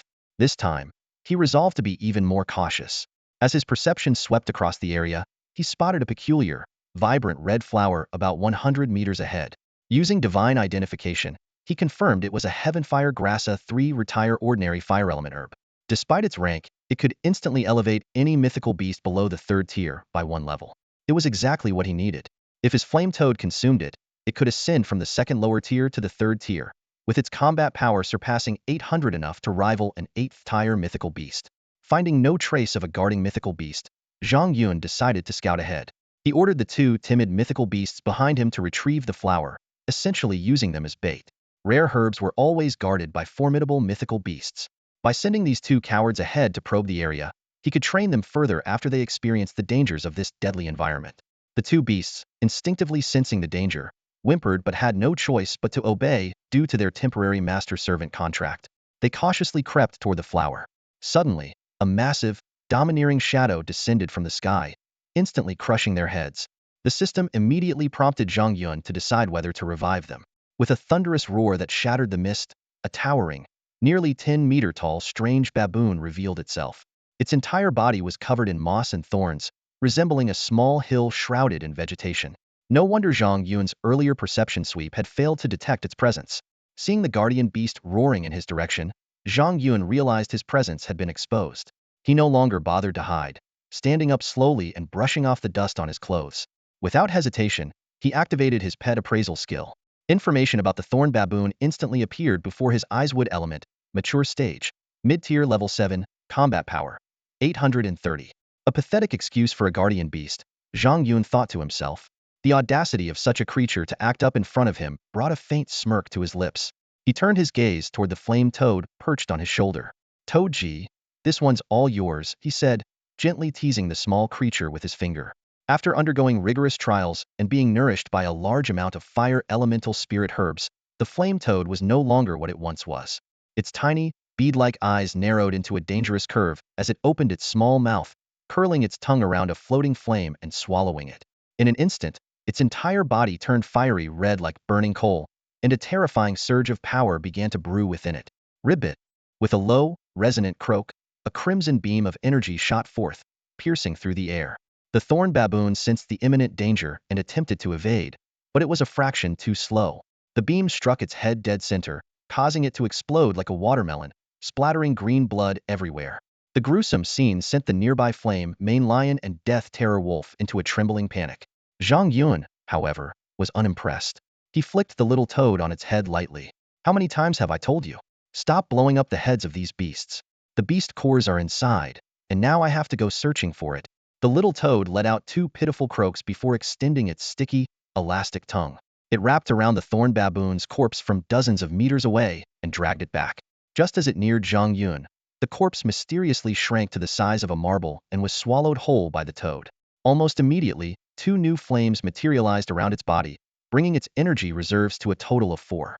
With the guardian beast taken care of, Zhang Yun strode forward to harvest the heavenly firegrass. When the flame mane lion approached, drooling greedily, Zhang Yun unceremoniously kicked it aside. He then offered the heavenly firegrass to the flame toad. Eat it. This will boost you to level 3. The little toad eagerly devoured the spirit herb, and its body was soon enveloped in a radiant blaze.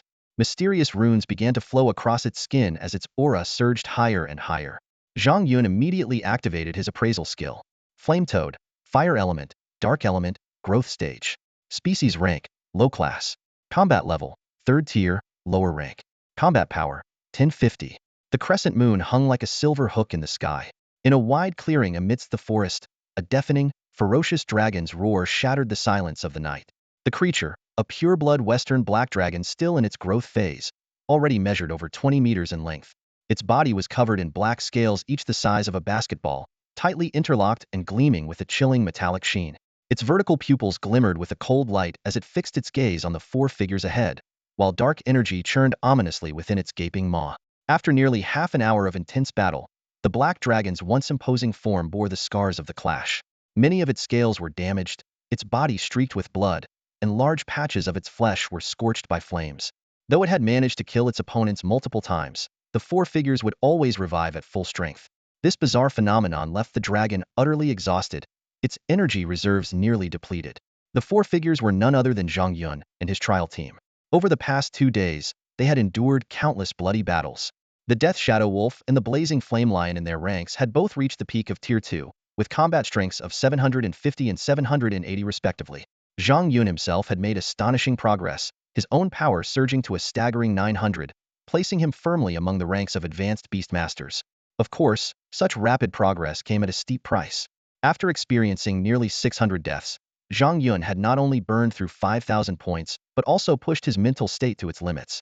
Were it not for his exceptional mental fortitude, he would have likely succumbed to the strain long ago. The most remarkable presence in the team was Zhang Yun's first contracted beast, the Blazing Flame Toad. After activating its amplification ability, its size now rivaled that of the Black Dragon, and its combat strength had soared to a jaw-dropping 1,500 at the peak of Tier 3, brushing against the threshold of a Tier 9 mythical beast. Zhang Yun noticed the black dragon showing signs of fatigue, a sharp glint flashing in his eyes. Wasting no time, he devised a strategy. Lion and wolf, focus on keeping it occupied. Toji, prepare to consume the origin fire crystal and deliver the killing blow. I'll use gravity lock to restrict its movements. The three beasts responded in unison. The Death Shadow Wolf sprang into action immediately, moving with an eerie, spectral grace as it circled toward the dragon's left flank. It was well aware that it lacked the strength to inflict serious harm on the black dragon, but its primary goal was to draw the dragon's attention and absorb its attacks, contributing in the only way it could. Roar! The blazing flame lion's body was engulfed in raging flames, circling to the right of the black dragon like a massive fireball. It was poised and ready, waiting for the black dragon to reveal a weakness before unleashing its lethal lion's roar blast. This advanced skill, combined with its nearly 800 combat power, was more than enough to tear through the black dragon's defenses. Meanwhile, the flame toad remained calm and unhurried. With a flick of its long tongue, it swallowed a floating origin fire crystal above its head. In an instant, its massive body radiated an intense light like that of the sun, emitting searing heat that ignited the grass and debris on the ground. Sensing the impending danger, the pure-blood black dragon prepared to take flight. However, Zhang Yunbao's eyes glimmered with white light as his mental power lifted him into the air.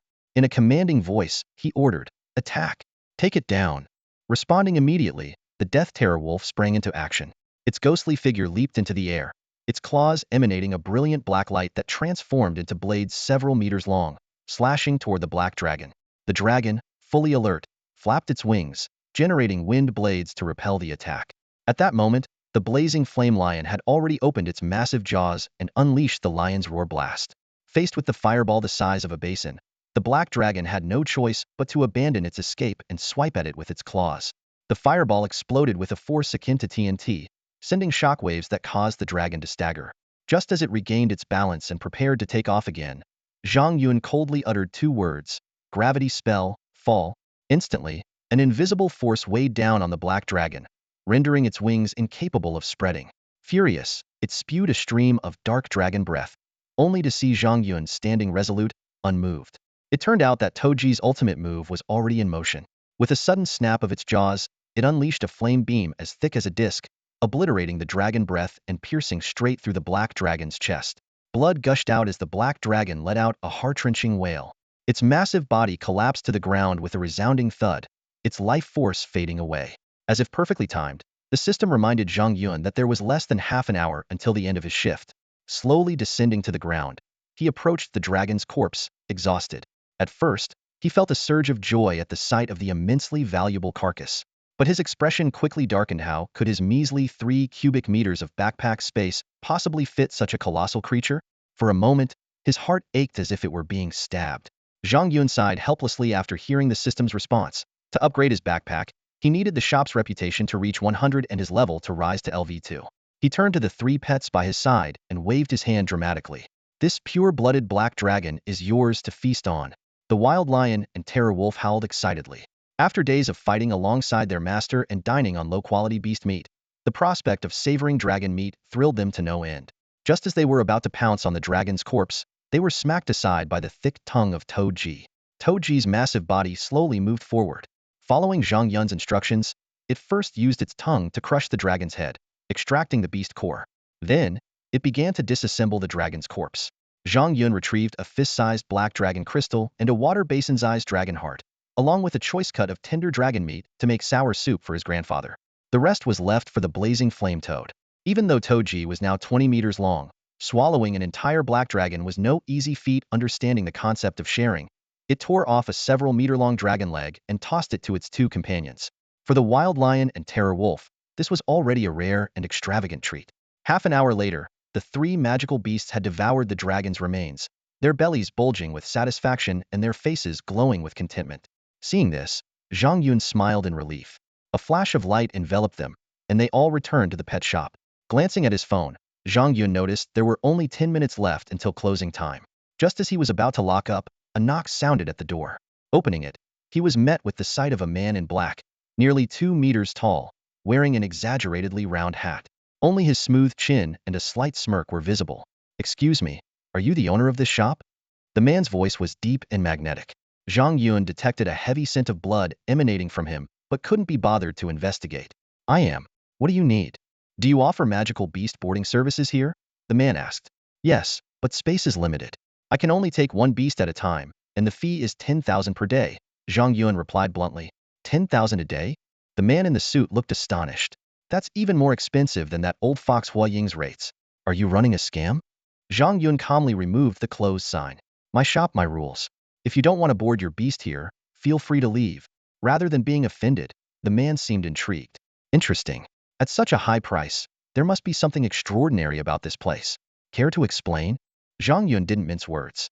This shop can boost a magical beast's growth rate by tenfold, while also enhancing its potential and combat strength. Is that worth it to you? Tenfold growth rate? Are you serious? The man's tone was skeptical. Believe it or not, that's up to you, Zhang Yun replied indifferently. Zhang Yun glanced at his phone again. It was 4:55. Growing impatient, he said, Are you going to board your phantom beast or not? If you're not, I'm about to clock out. The man in the suit let out a cold smirk and pulled a golden phantom beast orb and a silver card from his pocket. Take good care of this phantom beast for me. We'll come back for it in a few days. There's a few 100,000 on this card, more than enough to cover the boarding fees. Feel free to max it out if you want. But his eyes narrowed. If I find out the beast hasn't grown as you promised, don't blame me for turning nasty. Expressionless, Zhang Yun took the items and replied in a flat tone. Our shop only offers a 7-day boarding service. If you don't pick it up within 7 days, I have the right to deal with it as I see fit. As for the fees, they'll charge exactly what's used. Not a penny more. The suited man grinned even wider, his laughter low and eerie. Heh. All right, I hope you won't disappoint me. Oh, by the way, it seems there's a gang of thugs at the alleyway entrance looking for you. Want me to take care of them? No need. I'm not in the habit of owing favors, Zhang Yun replied, shaking his head. As soon as the words left his mouth, the suited man's figure began to dissipate like black smoke. Zhang Yun's eyes narrowed slightly in surprise. This was an elemental form, an advanced skill mastered only by phantom beast masters of the 7th rank and above who had fully attuned their force to an elemental attribute. Still, to him, it wasn't particularly impressive. Once he converted his force to a water attribute, he'd be able to learn similar skills himself. All he needed was enough money to make it happen. Zhang Yun turned back to the rear room, letting the small toad settle on his shoulder as he prepared to head home. He released the boarded phantom beast from its orba black dragon hatchling, about the size of a small dog. As soon as it landed in the nest, it was instantly reduced to the size of a thumb by the power of the rules in place.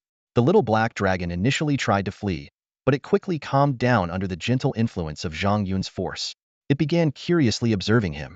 Using an identification skill, Zhang Yun assessed the creaturite was a hybrid of a high-grade dragon species. No wonder that man felt comfortable leaving it here so casually. Just as Zhang Yun was locking up to leave, he noticed a large group of knife-wielding thugs flooding toward him, at least 100 of them. The 3 leaders bore orange force marks on their foreheads, indicating they were level 2 phantom beast masters. Their arms were covered in snake-like tattoos, a clear sign they were from the Viper Gang. I haven't even gone looking for you, and here you are, coming to me, Zhang Yun said, a faint smirk tugging at his lips. His bloodshot eyes narrowed as he strode toward them with steady, deliberate steps. You're Zhang Yun, aren't you, kid? A pot-bellied middle-aged man in a black leather jacket asked mockingly. This man not only sported a nose ring but also had an unhealthy, ashen complexion, a telltale sign of corruption by dark energy. Zhang Yun recognized him instantly. Fei Shi, one of the 4 hall masters of the venomous snake gang, and the trusted aide of Fire Snake. He was the boss of the local nightlife scene. Rumors painted him as a cannibal, with a particular fondness for thigh meat. His hands were stained with the blood of at least dozens, earning him the reputation of a living king of hell in the area. That's me, Zhang Yun replied calmly, his gaze indifferent. Are you here to repay your debt? Repay your mother. A punk with a rooster haircut roared as he charged forward, a gleaming machete in hand. The dozen others followed suit, brandishing steel pipes and blades as they rushed toward Zhang Yun. Zhang Yun's eyes turned cold. He raised a fist and shouted, Get lost! With that single command, an invisible wave of mental energy rippled outward. Bang, bang, bang. Ami ribs. Ugh. In an instant, the group of thugs was sent flying, landing on the ground with cries of pain and anguish. The remaining few, witnessing the scene, recoiled in terror, their weapons trembling in their hands. 3 beast summoners stood among them, their expressions shifting. Lima, a scrawny man as thin as a bamboo pole, immediately summoned a tier 3 peak sword-toothed stone boar. The massive beast, 5 meters long, radiated a menacing aura. Meanwhile, Adu, nicknamed Rattlesnake, called forth a giant snake as thick as a barrel, its inky black fangs glistening ominously. Lastly, it was Fei Shi's turn. He let out a sinister grin before summoning his own beast. Black Ghoul Zombie, come forth. With a guttural, savage howl, a decaying zombie clawed its way out of the ground, filling the narrow alley with a suffocating stench. The moment it appeared, it lunged at one of Fei Shi's own men, tearing into him with feral ferocity. Ah, Fei Shi, save me. Amidst the man's gut-wrenching screams, he was ripped apart before everyone's eyes. The others turned pale, retreating in horror. Zhang Yun frowned deeply. The stench and blood would disrupt his business. He made a mental note. These fools would have to lick the ground clean later. What the hell, Fei Shi? Why'd you let that rabid thing loose? What if it bites one of us? Adu grumbled, covering his nose and stepping back in disgust. Fei Shi bared his yellowed teeth in a chilling smile. You two go first. Once my zombies had its fill, I'll tear that kid to pieces. Ha, you think I need your help? Adu shot Zhang Yun a sidelong glance, his tone dripping with disdain. With that weakling's pathetic strength, my third-tier rattlesnake could shred it to pieces and swallow it whole with ease. With a snap of Adu's fingers, the massive rattlesnake raised its head high, its tail shaking as it let out a chilling, menacing hiss. The onlooking lackeys erupted in cheers. Adu's rattlesnake is out. There's no chance that kid will survive. Shut up, Adu barked, his sharp gaze sweeping across his men. The crowd instantly fell silent, their faces plastered with nervous smiles. To the side, Skinny Pigly Ma seemed far more cautious. That kid's no ordinary rookie. Better to stay on guard, he warned, signaling his saber-toothed beast to charge alongside him. Zhang Yun, however, merely smirked, his hands still casually tucked into his pockets, showing no intention of making a move. On his shoulder, a small frog seemed to understand the unspoken command. Without hesitation, it lashed out a thin, whip-like tongue. The tongue shot forward like an arrow and pierced straight through the saber-toothed beast's skull.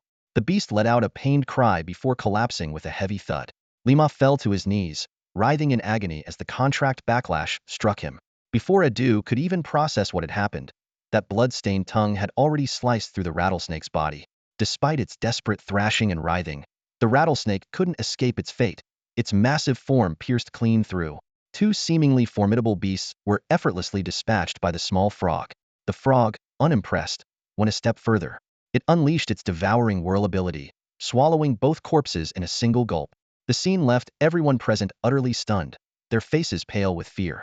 Only now did they realize just how terrifying this young man truly was. Who said this guy was just some rookie beast master, a mere nobody? This wasn't a newbie, it was a walking nightmare, a ruthless god of death. In less than 10 seconds, the two third-tier phantom beasts were not only killed but also devoured in one gulp. The sheer terror of such overwhelming power left everyone present utterly stunned. What kind of monster is that? The small-time thugs exchanged fearful glances, their faces pale with shock. The phantom beasts of Brother Dew and Skinny Pig had been instantly annihilated and consumed, something far beyond their comprehension. Some tried to compare it to Toad Chin's Flame Toad, only to be met with mockery and scorn from the others. What about Fat Corpse? Someone shouted, and all eyes quickly turned to him. His fourth-tier zombie beast had even earned praise from Fire Snake Brother. What are you waiting for? Send out your black ghost zombie. Rattlesnake Adu roared hysterically. Though Fat Corpse hesitated with fear, he had no choice but to give the order under the pressure of everyone's stares. But what happened next left everyone in utter disbelief.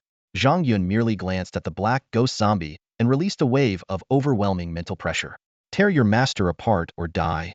Incredibly, the black ghost zombie obeyed, turning on its own master and ripping him to shreds.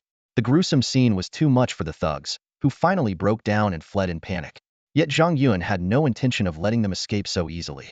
A gravity field pinned everyone to the ground, while the now uncontrolled zombie beasts began a rampage of indiscriminate slaughter. Amidst the blood-curdling screams, Zhang Yun calmly walked through the pools of blood, stopping in front of Skinny Pigly Ma. These despicable scoundrels, who had committed countless crimes, had finally met their reckoning. After taking a few more steps, Zhang Yun found himself standing before Rattlesnake Adu. He crouched slightly, smiled, and asked, "Brotherly, do you remember me?" "I sure remember you. You were the first one to come to my pet shop to collect protection fees, right? Am not mistaken, am I?" Shou Zhu trembled all over, his teeth chattering as he stammered. "Zhang, young Master Zhang, spare me. Collecting rent is part of the job. Even if I don't do it, someone else will. As long as you're running a shop on the Viper Gang's turf, it's unavoidable. I understand. I don't blame you," Zhang Yun said, patting him on the shoulder. His voice was calm, but it carried a sharp edge. However, Anyone who dares to collect rent from Zhang Yun must pay the price. That's unavoidable too. Young Master Zhang, please spare me. Think about how I've always been polite to you in the past, Shouju pleaded desperately. If you want someone to blame, go after Brother Fire Snake. He's the one who said you're not a Phantom Beast master. So even if you run a Phantom Beast pet shop, you have to pay taxes. Call Fire Snake. Set up a meeting for me ID. Like to have a proper chat with him. Shouju's hands shook like leaves in the wind as he fumbled to take out his phone and dialed with great difficulty. From the other end came a deep voice. What's the matter? Fire Brother Fire Snake. Young Master Zhang wants to talk to you. Zhang Yun took the phone. It's me, Zhang Yun. What happened to my brother? Fire Snake asked coldly. Zhang Yun glanced at the headless corpse on the ground. He's resting peacefully in front of his grave. You'd better not touch my brother, or he'll kill your entire family. Zhang Yun squinted slightly, a faint smile on his lips. Your brother just gave me some advice earlier. I took part of it into consideration. Are you free tonight? Let's meet. Heh, do you dare to show up? Bring 20 million, and he'll come collect it. Afraid you won't live long enough to collect. Black Snake Commerce Tower, 8 o'clock tonight. If you don't show, you know the consequences. Fine, see you then. Don't bother preparing supper, he'll be dining on dragon meat tonight. Zhang Yun hung up and tossed the phone back to Shouju. Take your still-breathing minions and clean up this alley. If I see blood or body parts tomorrow when I open my shop, I'll use your blood to repaint the place. He turned and walked away. As he passed a raging zombie nearby, he cast it a sidelong glance, and the zombie's head exploded with a thunderous crack. The remaining thugs huddled together on the ground, trembling and wailing in terror. When Zhang Yun reached the mouth of the alley, the crowd of onlookers scattered like frightened animals as soon as they saw him. He headed toward the bus stop, but suddenly felt a powerful presence locking onto him. He looked up. Above him, 5 massive storm eagles with wingspans exceeding 8 meters circled in the sky. Their wings and talons were equipped with gleaming silver-white metal armaments, exuding a chilling, lethal aura. This mid-air species of phantom beast was extraordinarily rare and was typically acquired by the authorities for use in special units. Looks like I've caught the attention of the special task force. This is going to be trouble, Zhang Yun muttered, his sharp gaze fixed on the crescent moon insignia on the eagle's wings. His handsome face darkened slightly. Captain, that kid down there carries the scent of Cho Long. He must have had contact with him. On the back of a storm giant eagle, Suya's hunter owl let out a warning cry.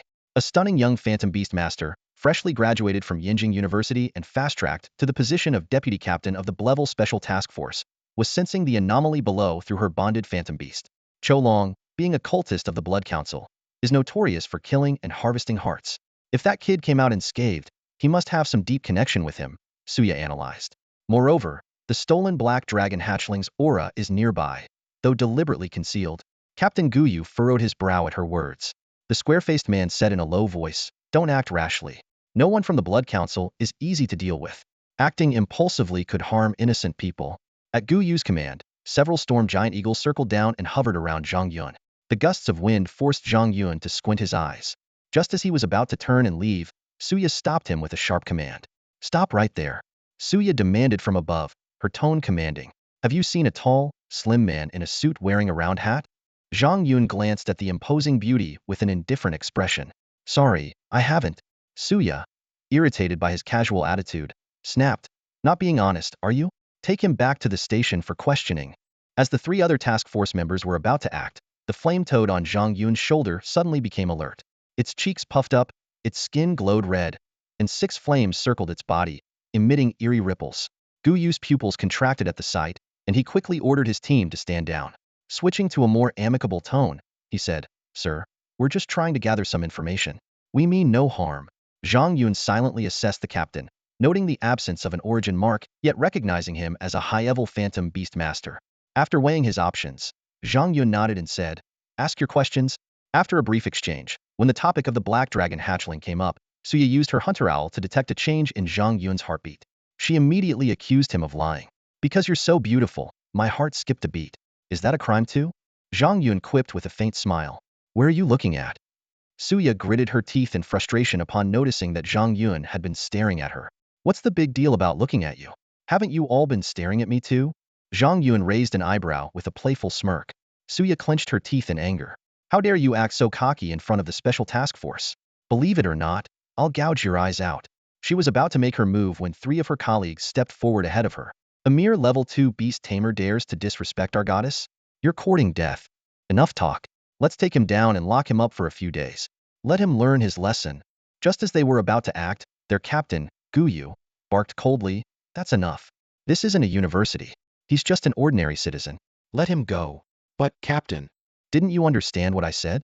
Guyu's piercing gaze swept over them, and the three young task force members immediately lowered their heads. Suya, though clearly dissatisfied, had no choice but to suppress her anger in the face of her superior, glaring daggers at Zhang Yun. "All done here? Then I'm leaving," Zhang Yun said nonchalantly as he turned and walked toward the bus stop. He had no love for these so-called officials who bullied civilians while ignoring real criminals. Just in time, bus line 8 arrived, and he boarded without hesitation, leaving them behind. The task force members clenched their fists in frustration as they watched the bus fade into the distance. As elite beast tamers who were the pride of their universities, they had never been treated with such disdain. A mere level 2 beast tamer had the audacity to act so arrogantly. This was something they wouldn't forget. Guyu, seeing through their thoughts, spoke sharply, "Are you all planning to wait until I'm not around to settle the score with him?" One of the members admitted straightforwardly, "Captain, aren't you the one who despises people who disrespect women the most? Why let him go? He's just a level 2 beast tamer. Teaching him a lesson shouldn't be a problem, right? Besides, what if he has ties to Cho Long? Letting him go might not be a good idea." Guyu's expression turned cold. "Do you think I'd let him go if he were that easy to deal with? He has the power to wipe us all out." The three members were stunned, while Suya couldn't help but laugh. "Captain, if you're saying he can take all of us down, I'd sooner believe pigs can fly." Guyu's tone grew serious. "Appearances can be deceiving. Yes, he's just a level 2 beast tamer, and any one of you could easily subdue him. But that flaming toad on his shoulder? It could wipe all of you out in an instant." "The flaming toad? You've got to be kidding, right?" Suya expressed her skepticism. The flaming toad was a low-tier beast. Even if it underwent mutation, it could, at best, reach mid-tier, with a maximum level of 6. As a wealthy heiress from a prominent family in Yinjing, Suya owned 3 high-tier main pets and 2 mid-tier secondary pets. Any one of them could crush a flaming toad with ease. To suggest it could defeat all of them was simply absurd. Guyu, unwilling to elaborate further, said curtly, "If you don't believe me, go after him now and see for yourselves. But don't come crying about the consequences. Just remember, no matter how prestigious your alma mater is, the organization will still discipline you if you mess up."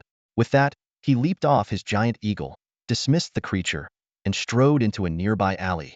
Dealing with this group of rookies was truly exhausting. "Hey, since the captain doesn't care anymore, how about I go after that guy and teach him a lesson for our goddess?" Lin Shang, a freckle-faced member, grinned mischievously. "Go ahead. It's not the first time you've done something like this. Just don't stir up any major trouble." Another member egged him on. "What do you say, goddess?" Lin Shang turned to Suya with a fawning look. Suya dismissed her storm eagle and followed in Guyu's footsteps. "Do as you wish, but keep it under control. Just teach him a lesson of fatalities. We are, after all, officials." "Huh. With the goddess's blessing, that guy's in for it. I'll handle this," Lin Shang declared smugly, summoning his storm eagle and taking off in pursuit of the bus. One of the other members watched Lin Shang's retreating figure with disdain. "That guy is such a show-off, always trying to steal the spotlight and suck up to the deputy captain. Just a pathetic sycophant," the other muttered with a sneer. He was barely 170 centimeters tall, with a face full of pockmarks that could scare even a ghost. How could the goddess Suya possibly take a liking to him? Two team members sneered and shook their heads, putting away their storm eagles as they quickly headed toward the alley. The moment they stepped into the entrance, an overwhelming stench of rot and blood hit them like a wave. The scene inside was horrifying. Injured people lay sprawled across the alley in disarray. Many had their necks torn open, their blood staining the ground a deep crimson. Survivors huddled in the corners, coughing up blood and trembling in fear, their eyes wide with terror as if they had just lived through their worst nightmare. Suya furrowed her brows and strode forward to question a dazed but conscious thug. "We're with the special task force. What happened here?" The man hesitated, casting a nervous glance toward a figure curled up in the corner. Skinny Pig. Following his gaze, Suya saw the man trembling against the wall. As an accomplished agent, she knew the Jiangnan city underworld like the back of her hand. Skinny Pig was a trusted enforcer for the Fire Snake division of the Viper Gang, notorious for his arrogance and cruelty. Yet today, he looked utterly defeated. This wasn't normal. It seemed someone was targeting the Viper Gang. Gang wars inevitably dragged innocents into the chaos, and as a senior agent, Suya couldn't stand by and do nothing. She approached Skinny Pig. "Tell me the truth, and the special task force will make sure you're protected." Skinny Pig's eyes darted to the crescent badge on her chest, and he stammered, "It's nothing serious. Just one of the guy's zombie black ghosts went berserk and started attacking people. We stepped in to subdue it out of the goodness of our hearts. Look, the boat is right over there." He pointed to a spot not far away, his tone growing defensive. And if you dare bully the innocent, they'll hire a lawyer and file a complaint. Skinny Pig didn't trust the authorities at all. If they were actually effective, people like him wouldn't have been running rampant for so long. If he told them this was Zhang Yun's doing, they'd give Zhang Yun a slap on the wrist, and then Zhang Yun would come after him for revenge. That would be a death sentence for him and his family. No way was he going to make that mistake. Suya, seeing that Shou Zhu refused to tell the truth, sighed helplessly. After all, he was the victim here. The hunting cat hawk perched on her shoulder let out a soft cry, catching her attention. Little hawk, have you caught the scent of the black dragon hatchling? Suya suddenly looked up, her gaze landing on a rundown shop at the end of the alley. Bullseye Pet Shop, that perverted guy's territory? She narrowed her eyes, deep in thought. At the same time, a bus was forced to a halt. A storm eagle hovered menacingly in front of it, with Lin Sheng sitting high on its back, looking down at the driver. Officer, what seems to be the matter?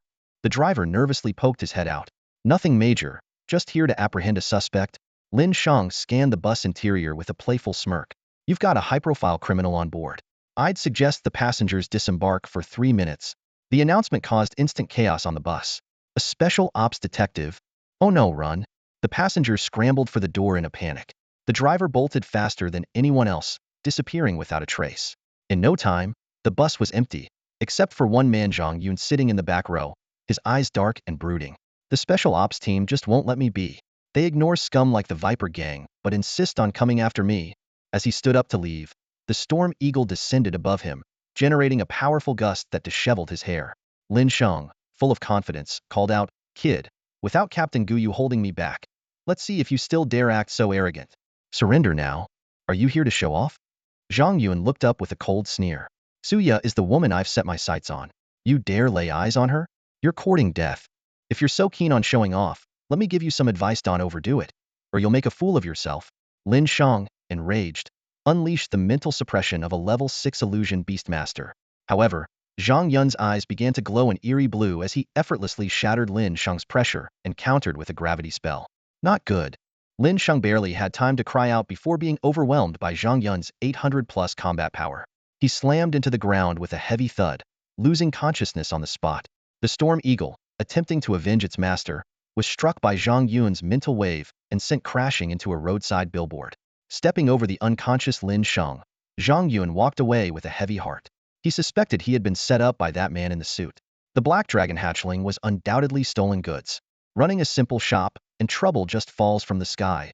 Zhang Yun muttered through gritted teeth. He had intended to run his pet store quietly and peacefully, but now the Special Operations Bureau had come knocking a force to be reckoned with. As a transmigrator with a system at his side, he wasn't overly concerned about these official powers. With strength capable of standing toe-to-toe with a level 9 beastmaster, he could retreat to the safety of his shop if things went south. The store's rules were his ultimate shield, unshakable even by government forces. However, the thought of his grandfather, cousin, and other loved ones being put at risk left him restless. If they couldn't take him down, there was no guarantee they wouldn't target his family. Clenching his fists tightly, Zhang Yun's eyes darkened. Damn that guy in the suit. Next time he shows up in my shop, I'll report him myself. A sense of urgency washed over him. I'm still too weak. If I could easily overpower a level 9 beastmaster, these special ops agents wouldn't dare act so arrogantly. I need to find another powerful companion beast soon. Relying on Hamaji alone is too risky. Pulling out his phone, Zhang Yun ordered a rideshare and decided to head to the market first. He couldn't let the dragon meat in his backpack go to waste. It was going to be turned into a feast of spicy sliced meat for his grandfather. Just as he confirmed the ride, a message from his cousin popped up. Tonight I want spicy fish. Spicy fish. Spicy fish. She sent 3 texts in a row, her craving practically dripping from the screen. Zhang Yun chuckled and replied, "No fish tonight. We're having spicy dragon meat instead." "Yeah, right. Where do you even get dragon meat?" "Good beast cultivation skills. A customer gifted it. Not even a dog would believe that. I'm near Grandpa's house already. Tell me what groceries you need." Zhang Yun quickly sent her a list of ingredients. She replied with an okay emoji. By this time, the rideshare had arrived. He got in, gave the driver the address and headed off. Not far away, a storm giant eagle, seeing Zhang Yun leave, finally mustered the courage to flap its wings and swoop down toward Lin Sheng. Gripping him in its massive talons, it took off toward the direction where Guyu and the others were waiting. Meanwhile, in front of the awe-inspiring pet shop, Guyu, Suya, and 2 other special ops members were preparing to summon their main companion beasts, their expressions tense. This little shop actually has a high-level barrier almost impossible to break. Zhang Yun's background is definitely unusual. He might really be connected to Qiu Long, Suya said grimly, readying her summon. Guyu turned to the other two team members and asked coldly, "Where's Lin Shang?" He went after Zhang Yun, said he wanted to teach him a lesson. One of them stammered, "Idiot, get him back here immediately. He's playing with his life." Just then, a piercing eagle's cry echoed from above. The group looked up, and their faces instantly turned pale. It's Lin Shang. Something's happened to him. The sight of the storm giant eagle plummeting from the sky made the faces of two Special Forces members turn pale. Lin Shang, a mid-level rank 6 Beastmaster whose strength matched theirs, had been defeated in just 5 minutes. If it had been them in his place, their fate likely wouldn't have been any better. "I told you not to mess with that kid, but you wouldn't listen," Captain Guyu barked, gesturing at the storm giant eagle hovering above. "What are you standing there for? Call for emergency help now." The two team members fumbled for their phones and quickly dialed. Turning to Suya, Guyu instructed, "Prepare to check Lin Shang's vitals." The storm giant eagle let out a mournful cry before carefully placing Lin Shang on the ground. Suya immediately stepped forward to examine him, first checking his carotid pulse. Finding it strong, she then used her energy to conduct a full body scan. His vital signs are stable. He's just suffered a mild concussion from a blow to the head and is temporarily unconscious, Suya reported with a sigh of relief. Yet her curiosity about Zhang Yun's strength only deepened. How had a rank 2 Beastmaster managed to defeat someone as powerful as a rank 6? Could it really be, as the captain suggested, the work of that flame toad? "Wake him up and get some answers," Captain Guyu ordered in a low voice. One of the team members joked, "He'll do it with a water orb." He conjured a watermelon-sized sphere of water and splashed it onto Lin Shang's face. Lin Shang jolted awake, looking around in confusion. "Captain, Vice Captain, wasn't I chasing Zhang Yun? What happened exactly?" Suya pressed. Lin Shang took a moment to recall, then his face darkened with anger. "It was that brat Zhang Yun. He ambushed me with a psychic skill. I let my guard down, and that's how he got me." Everyone froze in disbelief. A rank 2 taking down a rank 6? Even by ambush, it sounded absurd. Lin Shang urgently pleaded, "Captain, there's something wrong with that kid. We need to issue a warrant immediately. Don't let him get away." Gu Yu's eyes narrowed coldly. "You got taken out by a rank 2 Beastmaster, and you still have the nerve to talk?" Maybe he had accomplices." Lin Shang stammered defensively. "He must be one of the Blood Council's people." Gu Yu rubbed his temples in frustration. "If he were part of the Blood Council, do you think you'd still be alive? When have they ever left survivors?" Lin Shang was left speechless. The Blood Council was infamous for their ruthlessness. If they had been involved, not only would he be dead, but even stray animals passing by wouldn't have been spared, let alone their unsettling habit of eating their victims' hearts. "I already told you not to provoke that kid," Gu Yu said, his tone icy. "But you just wouldn't listen." Gu Yu's voice suddenly turned cold, carrying an undeniable authority. His piercing gaze fixed on Lin Shang, as he slowly laid out the rules of the Special Operations Bureau: generous benefits, but strict regulations. While the day-to-day management might seem lenient, when it came to accountability, consequences ranged from demotion to severe internal punishment. These were not penalties an ordinary member could easily bear. Lin Shang, who was used to Gu Yu's mild temperament, couldn't help but shiver. He lowered his head and responded, "Understood, Captain. From now on, without your orders, I won't provoke that kid again." While his words were compliant, a flicker of cold malice flashed in his eyes. As a member of the Special Operations Bureau, wielding considerable authority, he had his own ways of dealing with a mere second-class Phantom Beastmaster. Gu Yu had spent enough time with this guy to know his character well. Seeing Lin Shang lower his head in silence, Gu Yu was fully aware that he was likely plotting something. However, his responsibility was to issue the warning. If Lin Shang chose to act recklessly and cause trouble, even the academic factions couldn't pin the blame on him. "Captain, should we summon our phantom beasts and force our way into that shop?" Suya asked, pointing at Zhang Yun's phantom beast shop. Gu Yu rubbed his chin thoughtfully for a moment before shaking his head. "Not for now. If finding the black dragon hatchling were that easy, then Qiu Long would be far less cunning than we thought. For a small shop to have a protective barrier, it's clearly no ordinary place. Let's investigate Zhang Yun's background first. While our special operations team is an official agency, it doesn't mean we can provoke just anyone. For all we know, that kid might have an extraordinary background." After hearing this, Suya pouted. She couldn't help but think, if Zhang Yun truly had such a significant background, why would he open a shop in such a remote corner? Still, recalling how Lin Shang had suffered a setback at Zhang Yun's hands, her initial disdain faded slightly. She decided to follow the captain's orders. As the sun set, Zhang Yun had already returned to his grandfather's apartment. By now, His cousin Kai Yin had finished shopping for ingredients and had been waiting for him for some time. Why are you back so late?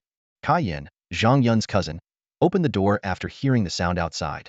Her face still carried its usual cold and stern expression. Don't you usually complain that I closed the shop too early? Zhang Yun teased as he changed into his slippers. He was carrying 2 gift bags and another bag containing about 5 or 6 pounds of red meat. That's different. Today, I've been waiting for you to whip up something delicious. Who told you to make that amazing spicy fish last night? Kai Yin took the gift bags and casually looked through the packaging. Suddenly, her eyes widened in shock. Oh my gosh, it's Yun cake. And it's custom-made with the private chef label. In this world focused on nurturing magical beasts, gourmet food had long become a rare commodity. Even Yun cake from Zhou's private kitchen could fetch an astronomical price, which spoke volumes. Where did you get this? Kai Yin asked, astonished. A customer gave it to me, Zhang Yun replied nonchalantly. Where's Grandpa? He's in the living room watching TV. Kai Yin dashed into the living room ahead of him, excitedly showing off the gift bags to the old man. Grandpa, look, your grandson is really making a name for himself.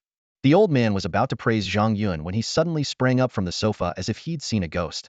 His eyes fixed on the orange mark on Zhang Yun's forehead. That mark signified a level 2 Beast Tamer. Just last night, he had been at level 1. How could this happen overnight? With trembling hands, the old man confirmed the mark and became so overwhelmed that his words tumbled out incoherently. Hey Yun, you're really level 2 now? Calm down, Grandpa. Zhang Yun quickly reassured him. It's all thanks to cousin's excellent teaching. If she hadn't passed on advanced energy techniques to me, I wouldn't have improved so quickly. In truth, he had already reached the peak of level 2, but he downplayed it to avoid shocking his grandfather. Kai Yin, still in disbelief, wet her fingers and tried to rub the mark on Zhang Yun's forehead. You didn't draw this on with a marker, did you? Stop messing around, that's disgusting, Zhang Yun said, grabbing her hand. Didn't you say my talent was poor? Advancing 1 level overnight doesn't that count as average at least? Who said your talent was poor? I only said that to keep you from getting cocky.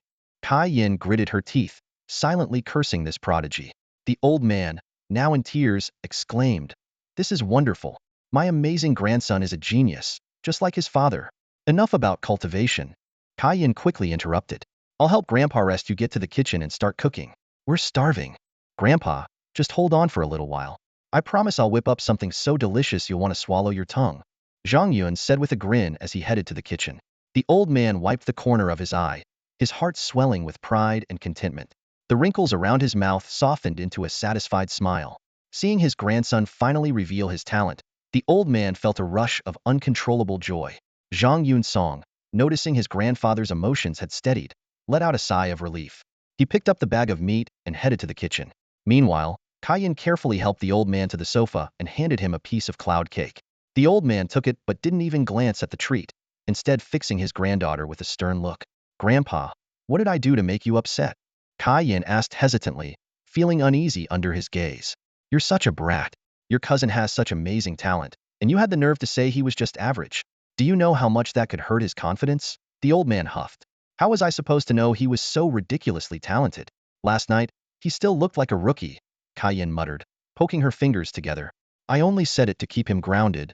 From now on, stop teasing your cousin, or don't bother coming to see me, the old man admonished. Fine, fine. You've got a grandson now, so you don't care about your granddaughter anymore. Such a biased old man, Kai Yin grumbled, tilting her head back dramatically in mock despair. The old man chuckled and stuffed the cloud cake into her mouth to silence her. Kai Yin squinted her eyes as she wolfed it down, praising the delicious treat and urging her grandfather to try some too. He laughed and told her to take some home later, warning her not to eat too much now, or she wouldn't have room for the dinner her cousin was preparing. This was the happiest day Head had in over a decade.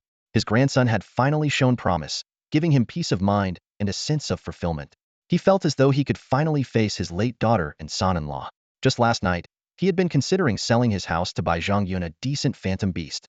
But now, he realized selling the house wouldn't be enough. The treasure that had accompanied him through countless battles only that could trade for a high-grade elite phantom beast cub, worthy of his genius grandson. I'm going back to my room for a bit. Go help Ah Yun. He's been running the shop all day, and now has to cook for you, you little glutton. It's too much for him, the old man said, his tone suddenly tinged with melancholy. Ugh, he's a level 2 phantom beast master. Running a shop isn't even tiring, Kai Yin replied, too engrossed in savoring her food to notice her grandfather's change in mood. Still, she obediently headed to the kitchen. The old man returned to his room and quietly closed the door behind him. He knelt down and pulled out an old, but well-kept wooden chest from under the bed. His withered hands gently traced over its surface, his touch lingering as memories flooded back. Wow, it's so hot. What kind of meat is this? It's so bouncy and delicious. Kaiyan exclaimed as she ate, her eyes fixated on Zhang Yun. The texture of the meat was as springy as eel, yet it had the marbling of beef. Even more intriguing was the warm sensation that spread through her body after eating it, as though she were soaking in a hot spring. Tell me, what exactly is this meat? She demanded, narrowing her eyes. Zhang Yun didn't answer. Instead, he picked up 2 more pieces of meat and placed them in her bowl, before adding some to the old man's plate. Grandpa, how's the taste? Is it too spicy? Not at all.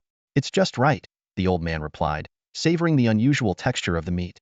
He looked serious as he asked, Yun, this meat seems to have medicinal properties, like spiritual herbs. Where did you get it? A customer gave it to me, Zhang Yun replied casually, sipping his soup. The Zhou family? That's right. Kaiyan interjected. What did you do for the Zhou family to deserve rare ingredients like this?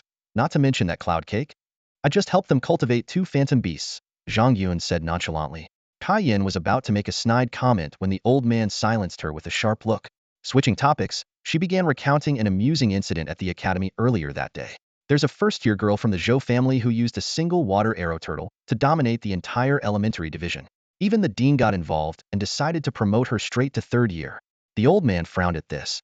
Is it because the girl is exceptionally talented, or is the academy just too weak? Neither. Kaiyan shook her head. The key is that water arrow turtle. It's ridiculously strong. It's only at the 1st tier, but its combat power is already 410, and it knows more than 2 advanced skills. The teachers are saying it has the potential to become a king beast. This finally caught the old man's attention. He sighed deeply, a complicated expression crossing his face. The Zhou family is rising again? Seeing Zhang Yun quietly eating his meal, Kaiyan grew irritated. Hey, aren't you even a little surprised? I'm guessing it's 410 combat power, right? Zhang Yun corrected casually. How do you know that so well? Kaiyan was stunned for a moment before realization dawned on her. Wait, you already knew about this? Zhang Yun smirked. Want a water arrow turtle like that? Who wouldn't? But those are 1 in a million. Buy one, and let me cultivate it for you. Who knows, you might hit the jackpot. Zhang Yun teased half-jokingly. Huh, let you cultivate it? That's like sending a lamb to the slaughter. The old man shot her a disapproving glare. Watch your words. Do you think your cousin would take advantage of your phantom beast? I was just joking, Grandpa. Don't take it seriously. Kaiyan mumbled through a mouthful of meat.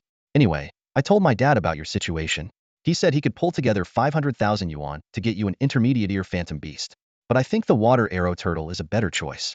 They'll talk to him about raising it to 800,000, so we can get you one of those. My dad said if you're willing to close the shop and go back to school, he'll cover your tuition 3 full years at a prestigious academy. Hearing this, the old man couldn't help but smile with relief. Although the family had fallen on hard times, seeing the younger generation still value familial bonds brought him great comfort. Turning to Zhang Yun with a gentle tone, he said, Yun, accept your uncle's kindness. When you're capable in the future, you can repay them. Besides, if you want to become a powerful beast master, the theoretical knowledge you'll gain in school is indispensable. Zhang Yun was tempted by the idea of studying. He knew that while working at the pet shop honed his practical skills, it couldn't provide the comprehensive theoretical foundation needed for a beast master. However, when it came to the subject of beasts, he hesitated and shook his head. Grandfather, they'll consider the schooling when the shop isn't as busy. As for a second beast, I've already formed a contract with one, and I simply don't have the energy to care for another. As he spoke, he waved his hand lightly. A flash of fiery light appeared, and a small flame toad materialized on his shoulder. The greedy little creature, catching the scent of the boiling dragon meat, immediately kicked its legs and tried to leap into the pot.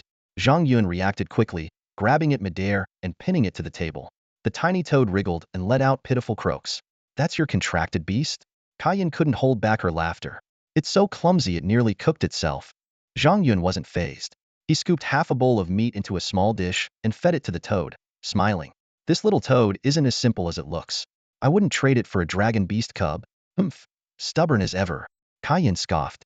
A mere flame toad? Its combat potential can't even break 300. You're better off contracting a mid-tier beast.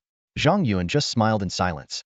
He knew that this little toad, so easily dismissed by his cousin, would one day grow into something truly terrifying. Watching this interaction, the old man's heart ached. His grandson had such remarkable talent, yet he was stuck with a low-tier beast. The thought of it pained him deeply. Quietly, He resolved to find a way to secure a height-year beast cub for Zhang Yun. After a warm family dinner, Zhang Yun found an excuse to leave, conveniently leaving the dishwashing to his cousin. He hailed a deity and headed straight for the Black Serpent Trade Tower. By the time he arrived, a large crowd had already gathered outside the tower. These were all shop owners and business operators from the area around Zhang Yun's store. Worry was written across their faces, as they all wondered what new trouble the Black Serpent Gang had in store for them this time. Do you guys know why Fire Snake has gathered us here? The street vendors huddled together in small groups, whispering among themselves. One of them spoke angrily. Fire Snake is nothing but a leech. Hell never stops squeezing us dry. This time might be different, another vendor said in a hushed tone. This morning, Chairman Fong from our street protested against the increase in protection fees. He led a group to stand up against it, and now Fire Snake's men have taken him away. I'm afraid this gathering is meant to make an example of him. Chairman Fong is a righteous man. It's such a shame. Before the vendor could finish, someone quickly motioned for silence. Keep your voice down. If Fire Snake hears you, your whole family will be doomed. At that moment, a scar-faced thug with a white bandana wrapped around his head approached with a group of lackeys. He barked. What are you all standing around for? Get inside the trade building. Brother Fire Snake has something to say. Lowering their heads, the vendors obediently followed him into the building. The first-floor hall was brightly lit, but the scene inside was chilling. In the center, a bloodied figure hung from iron chains, barely recognizable. Around him knelt a group of people, all bruised and battered. Surrounding them were hundreds of armed thugs wielding knives, clubs, and even guns, exuding a menacing aura. The vendors turned pale at the sight, their legs trembling. They were herded toward a round table by the scar-faced man. At the head of the table sat Fire Snake, his face twisted with anger. His raspy voice broke the silence. Today, my brother met with an accident. I want all of you to bow and knock your heads 3 times before his memorial plaque. A young man with dyed yellow hair stepped forward, holding the memorial tablet. Though resentment flickered in the vendors' eyes, the sight of the bloodied figure in the center left them no choice but to kneel and bow their heads in humiliation. Next to Fire Snake sat a man in a white suit, Yu Qing, a childhood friend.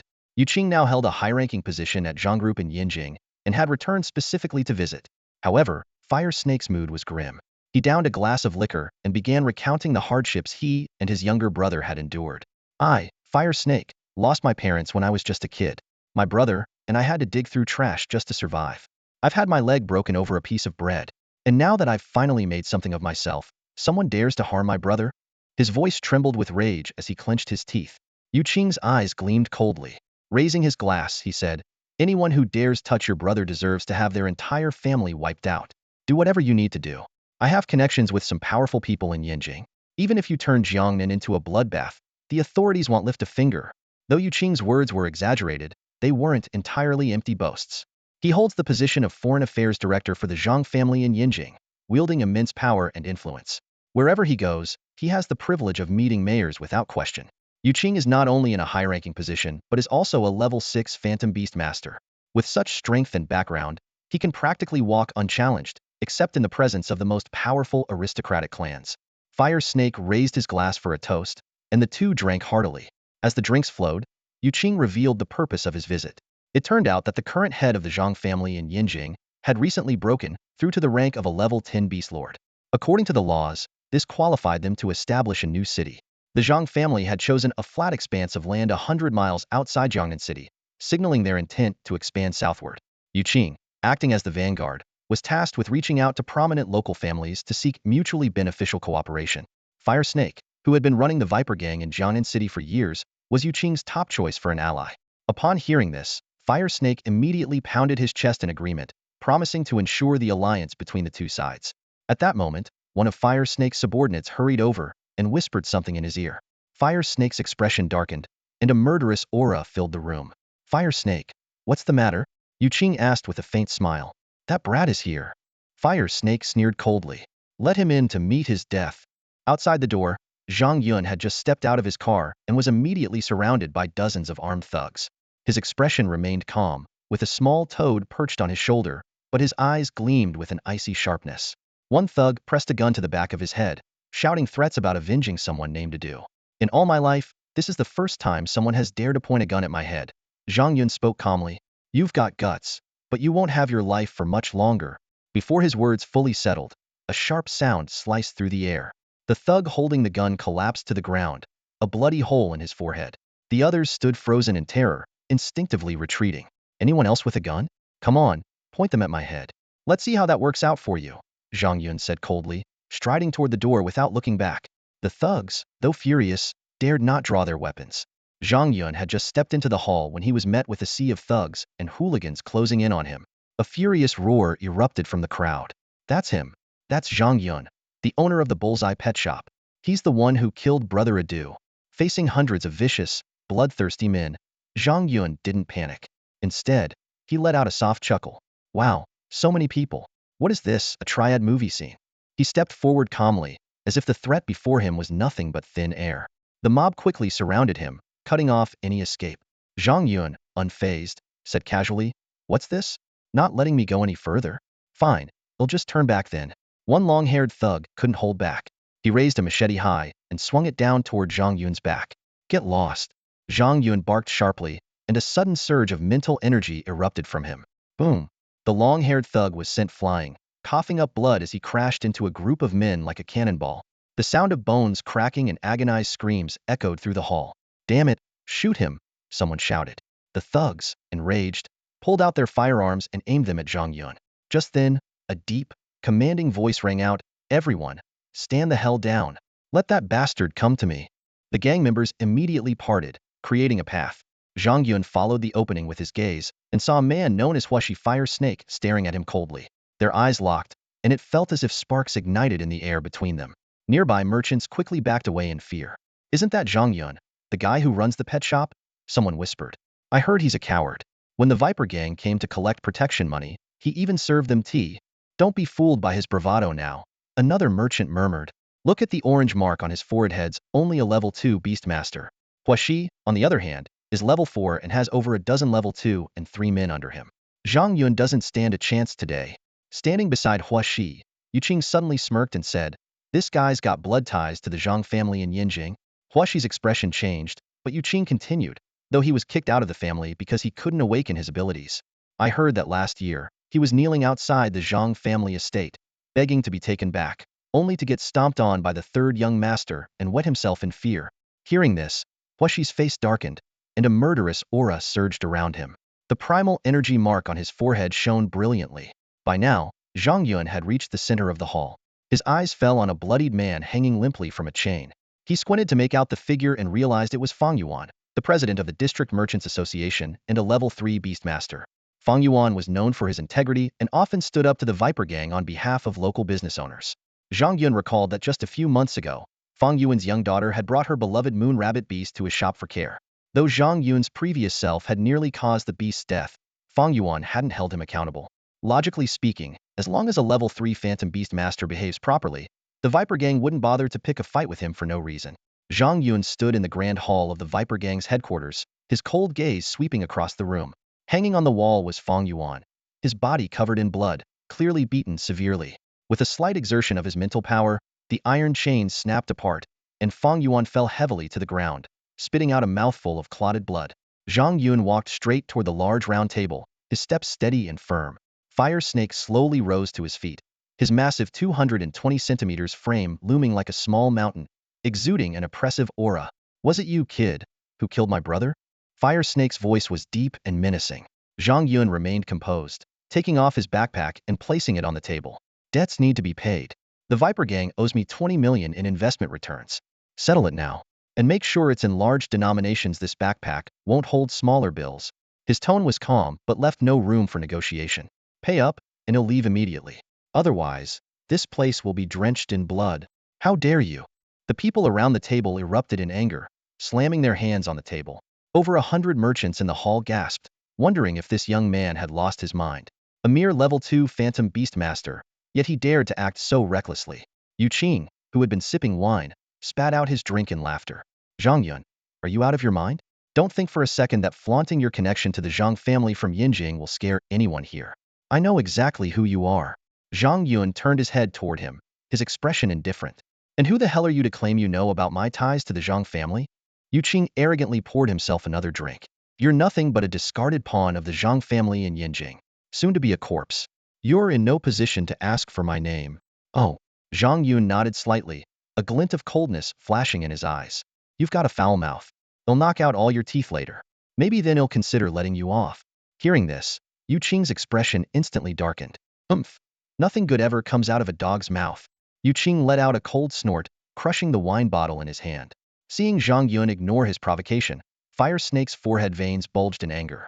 He scanned the gang members in the hall and barked. What are you all standing around for? Cut off this punk's limbs. I want him to watch as I deal with his family. Yes, Fire Snake. Over 200 knife-wielding thugs shouted in unison and charged forward. The merchants screamed in terror, scrambling to hide in the corners. As the dark mass of bodies surged toward him, Zhang Yun's eyes glowed with a faint white light, and an invisible force began to gather around him. Boom! A thunderous explosion echoed as an unseen shockwave rippled outward from him in a fan-shaped arc. The thugs at the front were instantly blasted away, crashing into walls and furniture, leaving the hall in chaos. What kind of Beastmaster skill is this? The Beastmasters seated nearby looked on with grim expressions. Narrowing his eyes, Yu Qing muttered under his breath, it's an advanced mental skill. Not bad, this kid's improved a lot over the past year. More than 100 thugs pulled out firearms, aiming directly at Zhang Yun. Scarface shouted, open fire. Shoot his legs. Remember, Fire Snake wants him alive. Talkative, aren't you? Zhang Yun cast a sidelong glance at him, and in an instant, a terrifying gravitational force descended. Scarface's body exploded like a watermelon, blood and flesh splattering everywhere. The gruesome sight stunned everyone, but gunfire erupted nonetheless. Facing the barrage of bullets, Zhang Yun remained unfazed. With a single mental wave, all the bullets froze midair. Under the horrified gazes of the crowd, the bullets reversed their trajectory, mowing down scores of thugs in an instant. Cold sweat dripped down Fire Snake's back, but he refused to back down. What are you waiting for? Summon your beasts and take this guy down. Over a dozen Beastmasters immediately summoned their respective beasts. Black Lion Beast, Wind Deer, Steel Crocodile, Dark Bat. Zhang Yun scanned the lineup and thought to himself, what a collection of misfits. Not a single mid-tier beast among them. Figures Beastmasters willing to play lapdogs for gangsters must be scraping the bottom of the barrel. Makes sense. Even moderately skilled Beast Tamers could form teams to hunt wild beasts in the wilderness and earn far more than they would by extorting protection fees. Zhang Yun stared coldly at the group of Black Snake gang lackeys before him. These people were utterly worthless, content with bullying the weak and living off protection money, with no ambition or drive. They were truly despicable. A faint smirk played on his lips as he gently stroked the small toad perched on his shoulder. Hamaji, I'll leave these fools to you. Devour them, both the people and their beasts. Consider it your late-night snack. The little toad let out a cheerful croak, and leaped into the air. The Beast Tamers of the Black Snake gang sneered mockingly at the sight, but their smug expressions vanished in an instant. In midair, the tiny toad began to swell rapidly, and by the time it landed, it had transformed into a colossal creature over 20 meters long. The ground trembled beneath its massive weight, causing the entire Black Snake trading tower to shudder. A terrifying aura descended over the area, pinning everyone and their beasts under its oppressive force. Yu Qing, who had always carried himself with arrogance, turned ashen with terror. His wine glass slipped from his trembling hand, spilling its contents all over his pants. Panicked, he fumbled through his bag for his analysis goggles. Once he put them on and directed his gaze at the monstrous toad, the lenses lit up with a stream of data. Blazing toad. Element: fire. Darkness. Species level and growth phase: low. Biological level: combat power assessment: 1550. Skills: numerous. Overall evaluation: lethal, nightmare-inducing, supreme beast potential. What kind of monster is this? Yu Qing shrieked, his voice trembling. Desperately, he drew a glowing green dagger from his waist and lunged toward the toad's flank without hesitation. Ah, Yu Qing, why did you stab me? Hua Shi clutched his waist, staring in disbelief at his childhood best friend standing before him. Yu Qing held a short, cyan-colored dagger, a sinister smile curling on his lips. Don't blame me, brother. If you must blame someone, blame yourself for crossing the wrong person. Go join your brother in the afterlife. As for your wife and kids, I'll take good care of them. Before the words fully left his mouth, Yu Qing twisted his wrist, and the dagger churned violently inside Huashi's body.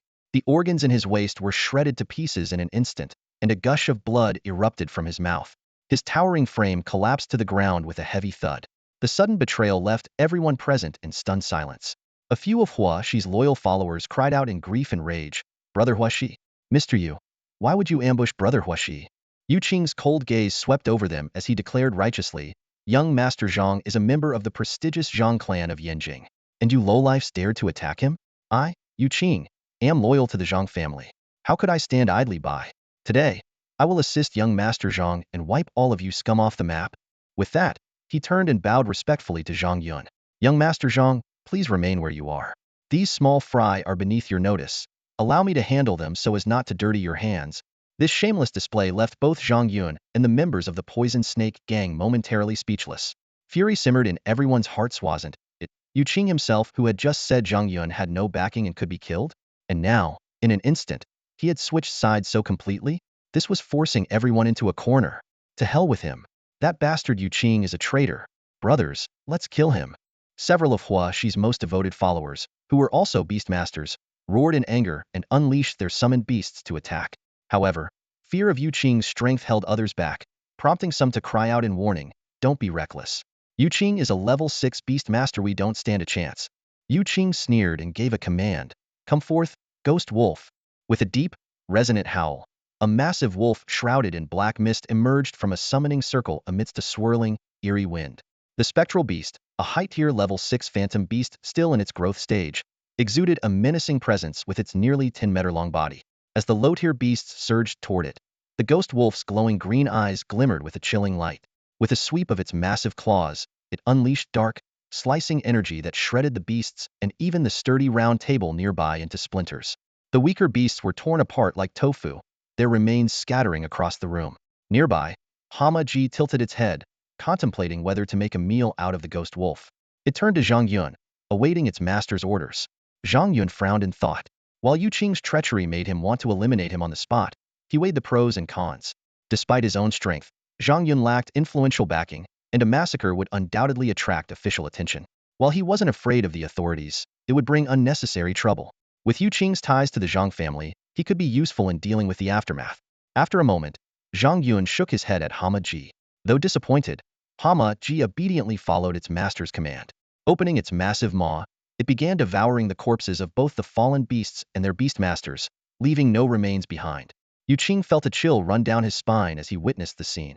He stood frozen in place, awkwardly grinning at Zhang Yun while beads of cold sweat trickled down his back, soaking his clothes.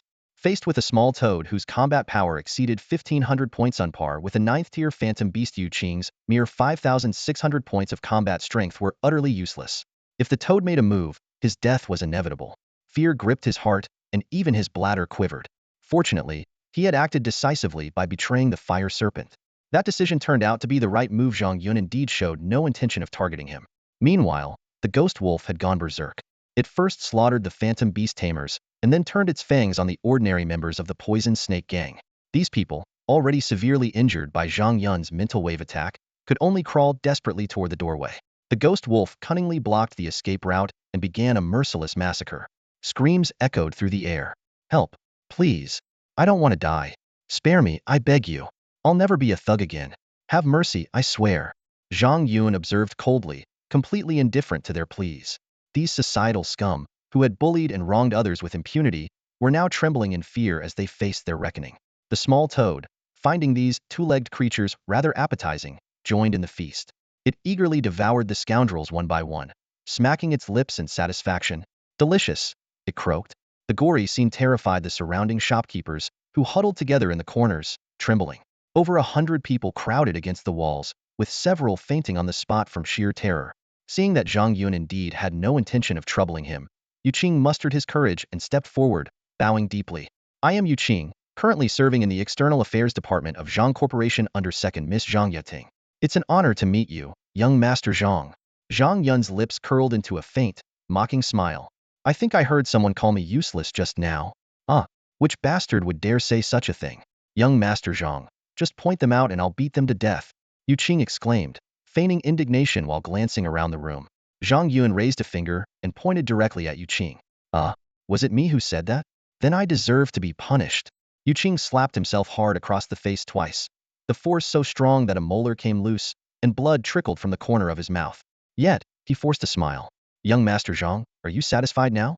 Reasonably satisfied, Zhang Yun couldn't be bothered to argue with such a shameless sycophant. He casually remarked, "As for the cleanup here later."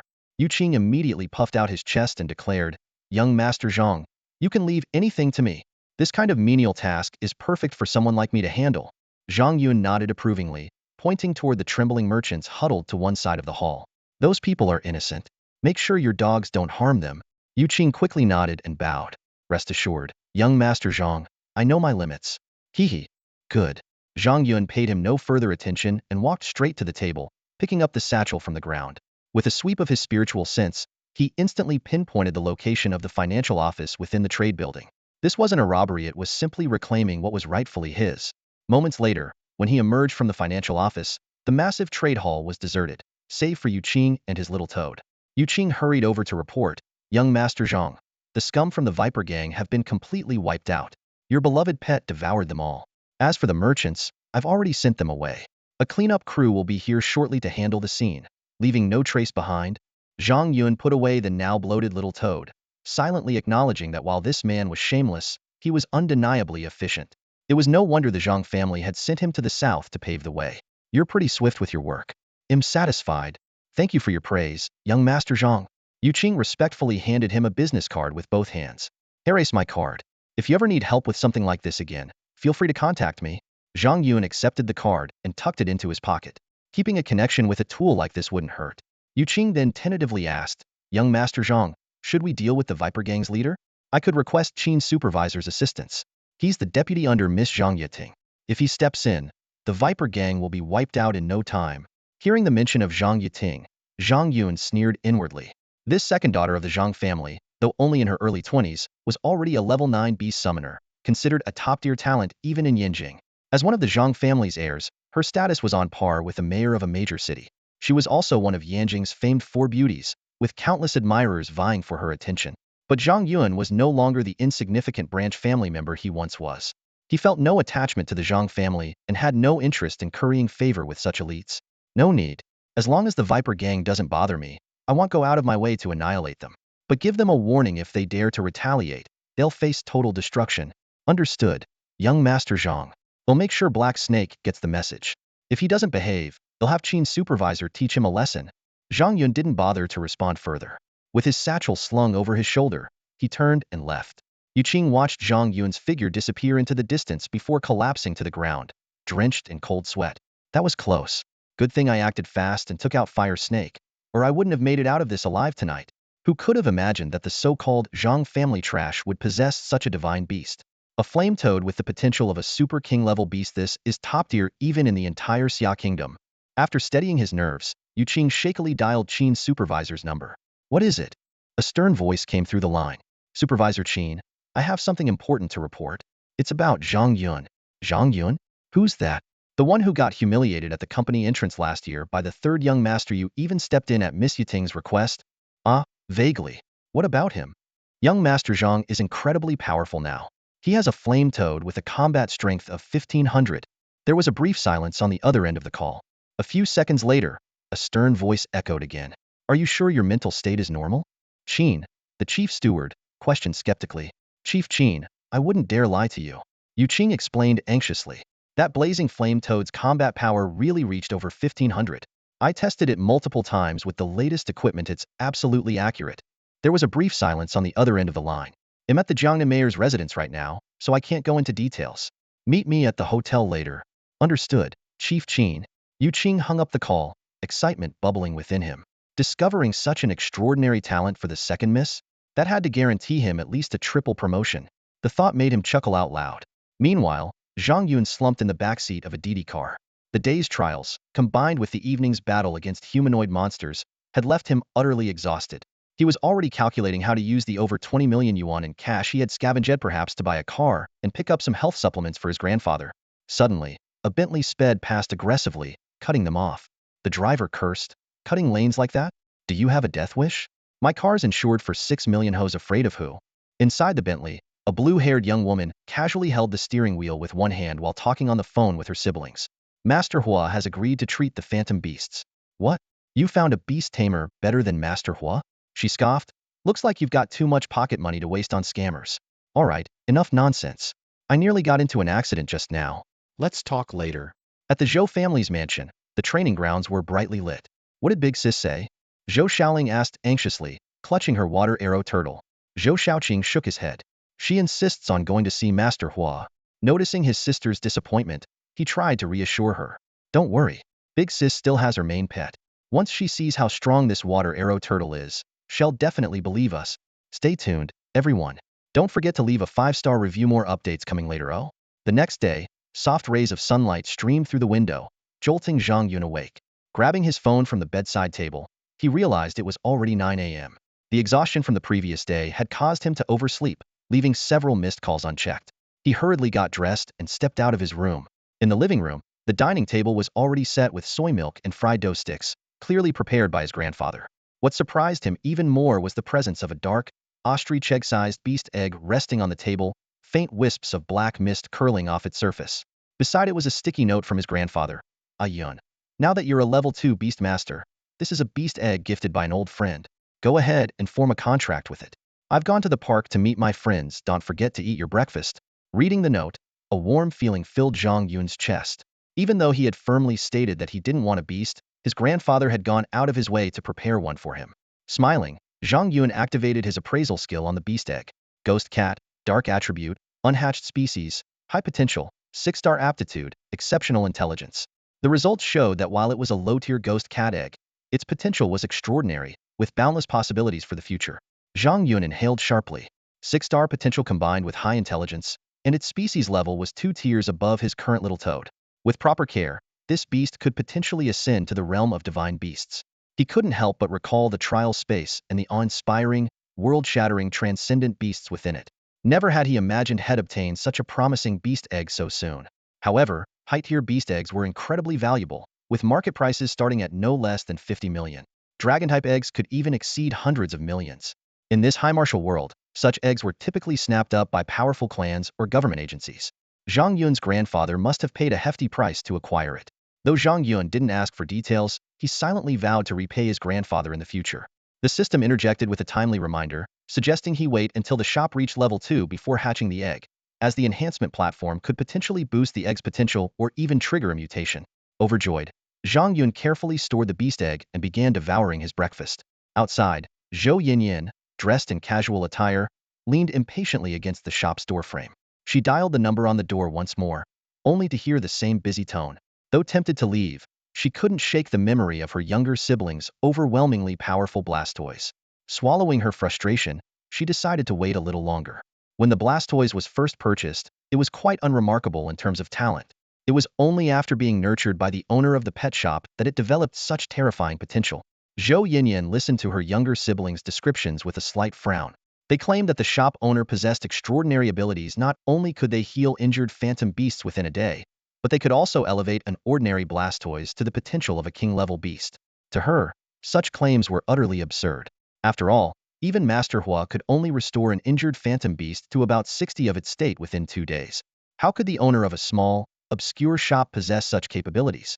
As for turning an ordinary Blastoise into a king-level beast, even a Grandmaster Beast Tamer would struggle to achieve that. What could this shop owner possibly rely on?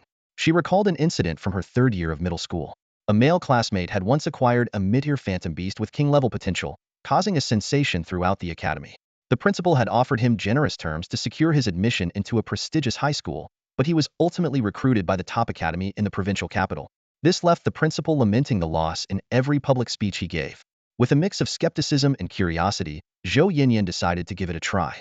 However, after waiting for over an hour, her patience was wearing thin. Just as she was about to leave, a tall and confident figure strode quickly out of the alleyway. It was a spirited young man, and Zhou Yinyan couldn't help but admire his striking features. As they passed each other, she heard the sound of a door opening behind her. Turning around, she saw the young man unlocking the shop door. "Excuse me, do you know when the shop owner will be here?" she asked politely. The young man turned his head, looking slightly puzzled. "I am the shop owner. What service do you need?" Zhou Yinyan froze in surprise. How could someone this young possibly be the legendary beast-taming master? She felt a twinge of regret for believing her younger sibling's story. Zhang Yun glanced at her hair color thoughtfully. "You're Zhou Xiaoqing's sister, aren't you?" "Yes," Zhou Yinyan replied with a nod. "Your situation has already been explained to me by Zhou Xiaoqing. Come inside, and we can discuss it," Zhang Yun said in a cool tone as he turned and walked into the shop. Zhou Yinyan hesitated for a moment, her delicate brows furrowing slightly, before deciding to follow him inside. After all, this guy was incredibly handsome. Having a chat wouldn't hurt. Zhou Yinyan curiously examined the interior of the small shop. The place was so empty it seemed suspicious aside from the essential counter and shelves. Not even the most basic tables or chairs were present. The almost bankrupt appearance of the shop instantly put her on guard, making her wonder if she should assign someone to keep an eye on the young shop owner. After all, the magical beast her sister-in-law had entrusted here was worth nearly 200 million. Her gaze shifted to the shelves, which were stocked with an impressive array of goods, ranging from monster materials to magical beast food. However, the shocking price tags made her question the shop's credibility. Dog food priced at hundreds of thousands? Even Master Hu's three-star pet shop wouldn't dare to label their products like this. Boss, did you forget to add a comma to these prices? She couldn't help but ask. Zhang Yun, while dusting the counter with a feather duster, replied in a low voice, the commas are all there. If anything, a 0 or 2 might be missing. As he spoke, a pang of pain welled up in his heart. Those precious pet foods he risked his life to collect in alternate dimensions were now being sold off by the system at dirt cheap prices.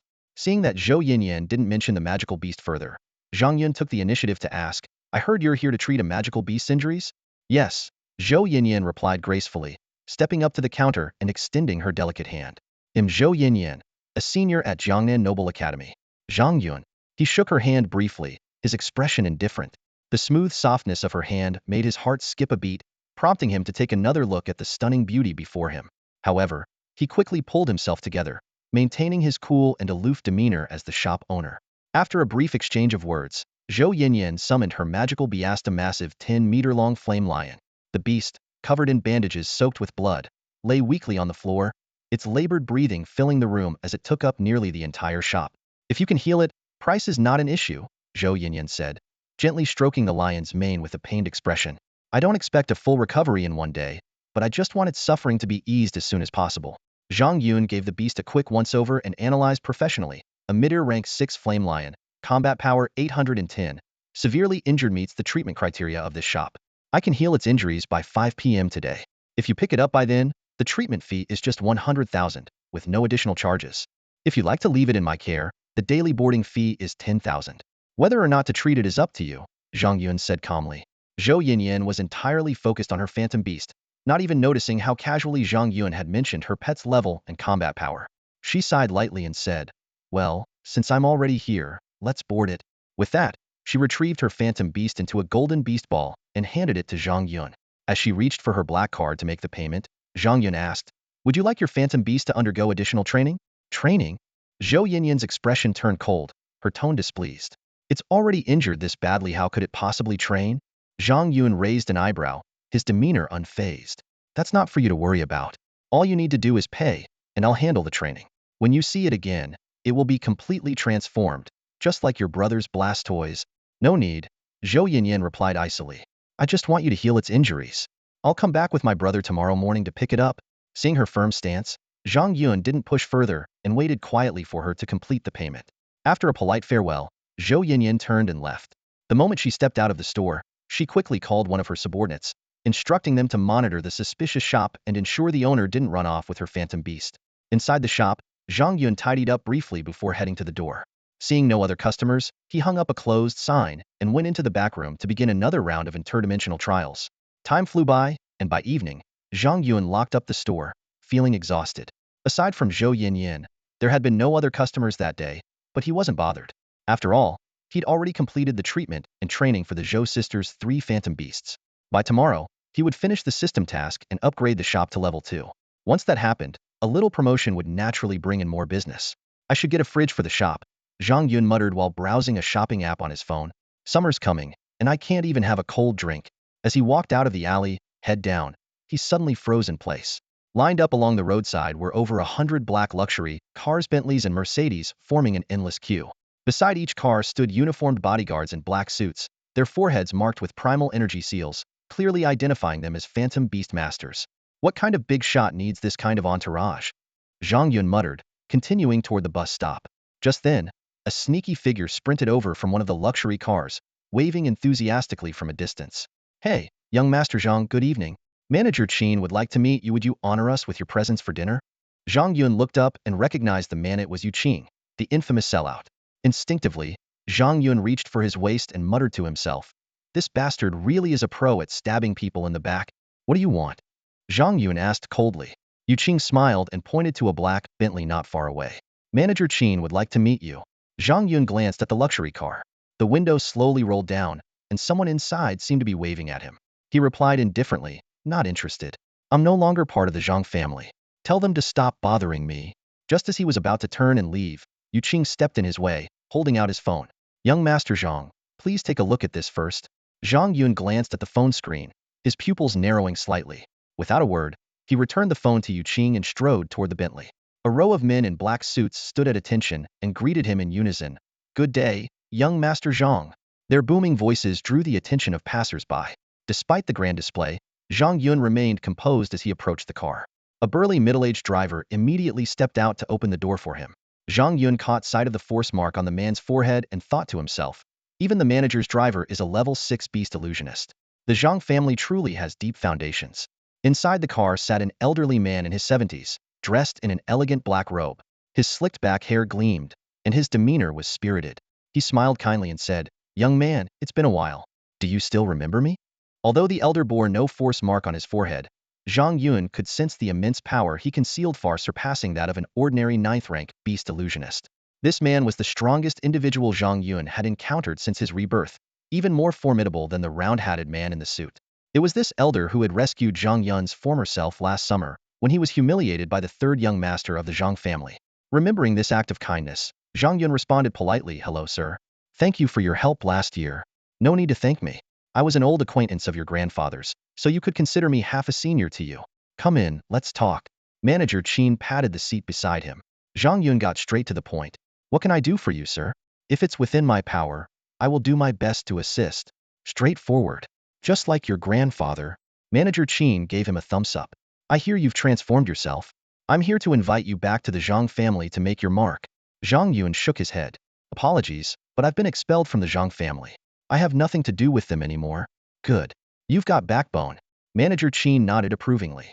"Still, I ask you to reconsider. The family head has recently ascended to Beast General and been granted a fief.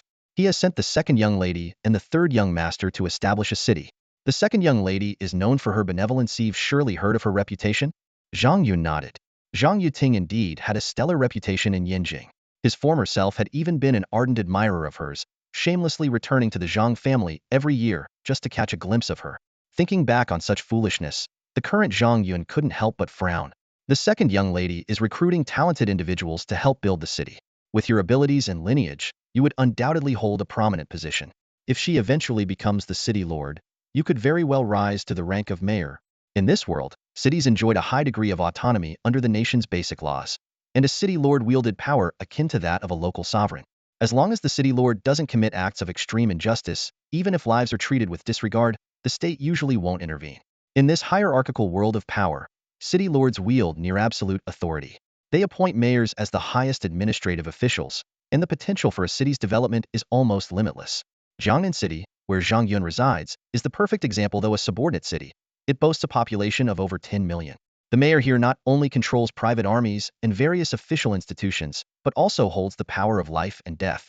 As long as they remain loyal to the Jiangqing city lord, they are beyond the reach of national oversight, effectively achieving a status second only to the city lord, yet above everyone else. For ordinary people, becoming a mayor is undoubtedly a great honor for their family. But Zhang Yun scoffs at the idea. The path to establishing a city is fraught with bloodshed and treachery. Just dealing with the overt and covert struggles of various factions is already overwhelming. Moreover, Zhang Yuting is not the only one heading south to build a city this time. The third son of the Zhang family, though less renowned than Zhang Yuting, is a notorious figure in the underworld of Yinjing.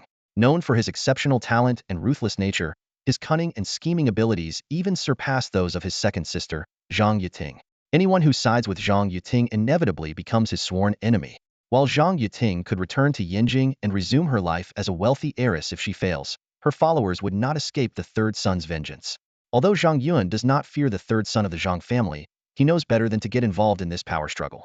Shaking his head decisively, he said, "I have no interest in building a career. I just want to run my little shop and take care of my small magical beasts." Director Qin maintained his kindly smile as he produced a ring from his pocket and handed it to Zhang Yun. "In that case, I won't insist. This is a storage ring made with the latest spatial compression technology. It contains the items you requested. A gift from your elder, it cannot be refused. Please take it." Zhang Yun had no choice but to accept the ring, as it contained his grandfather's most treasured possessions. Reaching out, he took the ring, feeling its significant weight in his hand. Haha, accepting my gift means you acknowledge yourself as my junior, said Qin, the steward, with a kind smile and a gentle tone. Zhang Yun took out his phone and sent a quick message to his grandfather.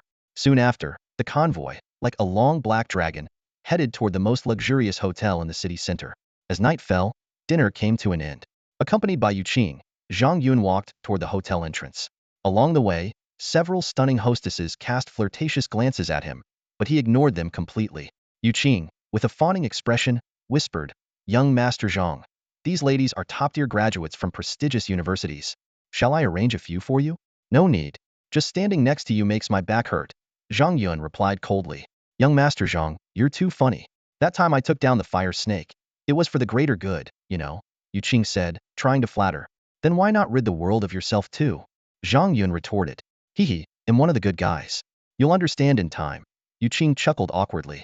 When they reached the hotel entrance, Zhang Yun declined Yu Qing's offer of a luxury car. Taking his family's current situation into account, he decided to take a taxi home. Watching Zhang Yun leave, Yu Qing returned to the private room to report to Qin. "No need to pester him," Qin said sternly while sipping his tea. "Once the third young master makes his move, he'll naturally side with the second Mississippi." "Wise words, Qin." Yu Qing nodded repeatedly, full of flattery. Standing at the roadside waiting for a cab, Zhang Yun rubbed the ring on his finger, his eyes growing warm. Inside the ring lay one of his grandfather's most treasured possessions, level 5 force armor. Rock. It had accompanied his grandfather through countless battles, shielding him from numerous deadly strikes. Each time he showed it off, his grandfather would proudly declare it as his legacy. Now, this battle armor had become Qin's welcome gift. Zhang Yun finally understood the origin of the high-grade ghost cat agate must have been traded for the rock by his grandfather. Thinking of this, Zhang Yun silently vowed to find the medicine to cure his grandfather, so the old warrior could don his armor once more and reignite his fighting spirit. Lost in thought, a familiar voice interrupted him. "Are you Zhang Yun, the store manager?" Turning around, he saw two beautiful young women standing not far away. One of them, dressed in a purple dress, was holding a small white snake in her hand. "And you are?" Zhang Yun asked. "Lin Yue, Lin Yuqing's older sister," the girl replied, her tone slightly annoyed. "Oh, it's you. Sorry, I have face blindness. It takes me a few times to remember someone's appearance," Zhang Yun explained. Beside Lin Yue, a girl dressed in a pink top and a white skirt covered her mouth and giggled. "You look like a charming little puppy, but why's your memory so bad? Have you been a playboy for too long and now all girls look the same to you?" the girl teased. Lin Yue immediately shot her a glare. "Lu Fei, stop joking around. I barely know Zhang Yun, the store owner. What's wrong with a little joke? We're all young here. He won't take it so seriously, will he?" Lu Fei pouted, then curiously examined Zhang Yun. "Hey, what's your relationship with Yue? Why does she call you store owner? What kind of store do you run? A massage parlor or a spa? Should I come by and support your business?" Zhang Yun glanced at the overly curious girl. Although there wasn't an origin force mark on her forehead, he could sense a faint glow of origin force surrounding her, even more refined than Lin Yue's. For someone so young to possess power rivaling a level 6 beastmaster, this girl was clearly no ordinary person. "I don't know her well. Her sister has visited my store before," Zhang Yun replied with a raised eyebrow. "I run a Phantom Beast store. If you're interested, you can come and check it out." "A Phantom Beast store?" Lu Fei asked with a playful grin. "You're so young, can you guarantee your skills?" While her tone was lighthearted, there was no hint of mockery. "My skills are excellent. Everyone who's tried them has been satisfied," Zhang Yun responded calmly. "Quite confident, aren't you?" Lu Fei's eyes curved into crescents as she smiled. "What's the name of your store? Maybe I've even approved it myself." "Awesome Phantom Beast Store." "Awesome Phantom Beast Store?" Lu Fei pondered for a moment, her bright eyes suddenly widening. "Is that the shop at the end of Fenghua Street? The owner's name is Zhang something." "The owner is Zhang Yun. That's me. Yes, that's it. I remember now." Lu Fei looked at him with a peculiar expression. "That store got a lot of complaints. People said the owner was antisocial and liked to mistreat the phantom beasts entrusted to him. I even sent someone to revoke the business license. How is it still open?" Lin Yue froze in shock upon hearing this. This girl actually tried to get his business license revoked? This is beyond awkward. To ease the awkwardness between them, Lin Yue quickly changed the subject and said, "Mr. Zhang, are you waiting for a ride? If you don't mind, I can give you a lift since it's on my way." Zhang Yun thought for a moment and realized that Lin Yue must have looked into his background, even knowing his address. However, he didn't mind. With his abilities, attracting attention was only natural. Since the beautiful lady offered, he was happy to accept. "All right, thanks." Lin Yue gestured for Zhang Yun to follow, and walked ahead arm-in-arm with Lu Fei. Zhang Yun kept a polite distance behind them. Lu Fei, graceful and charming, occasionally turned back to tease him. Hey, Skinny Yun, you're really bold running an unlicensed pet shop.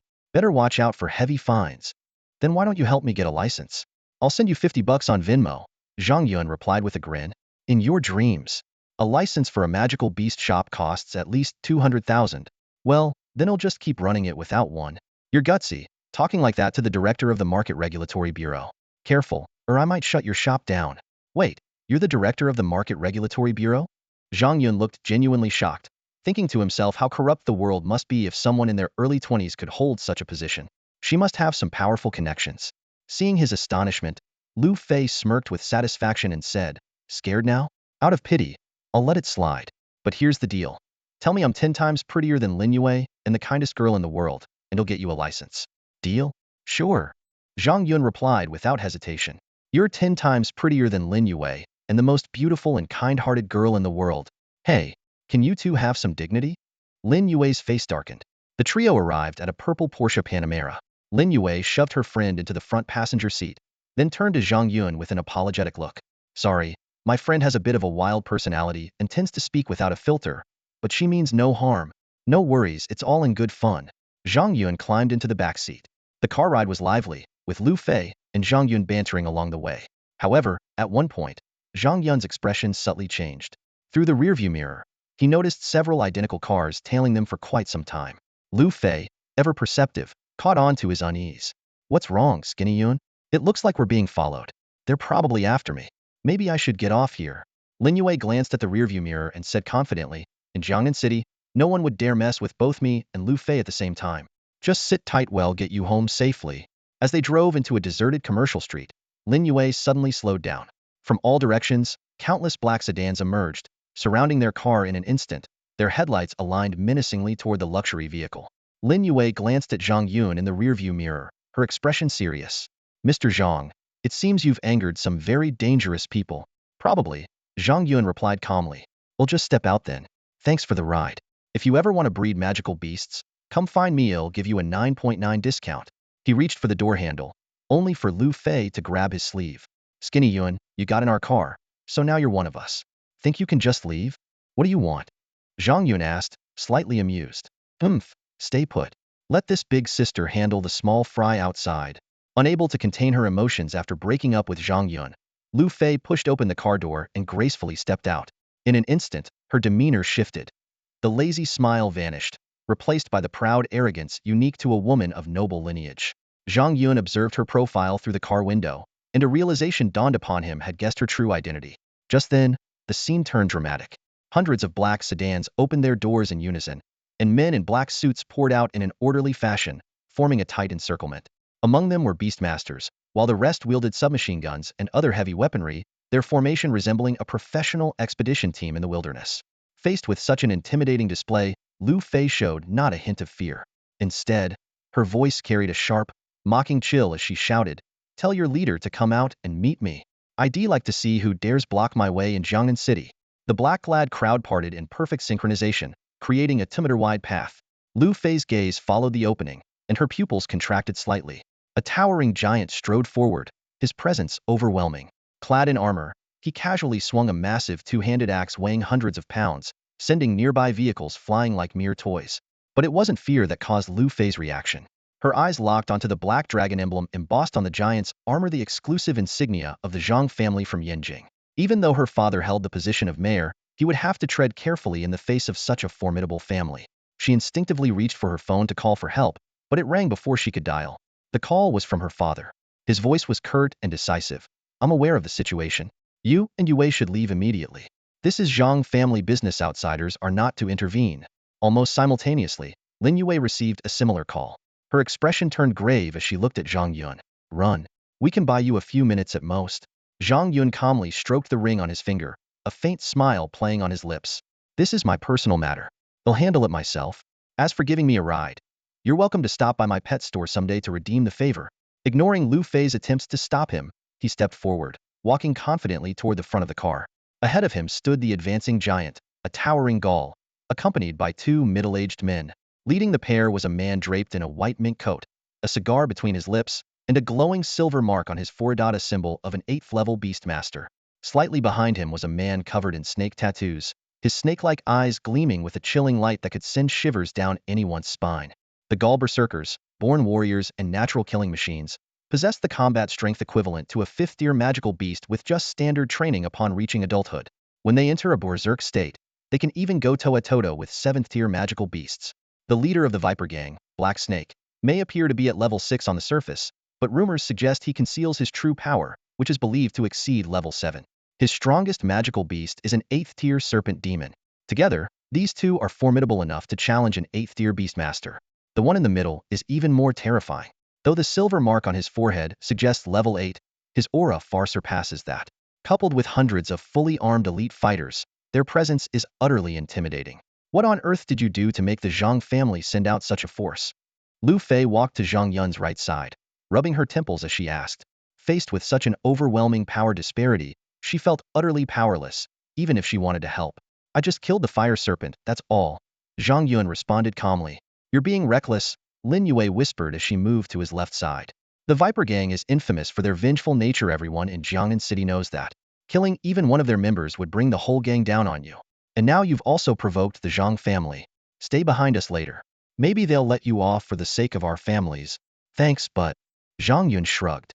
They won't let me go. He knew full well that the Zhang family and Black Snake weren't here just for revenge.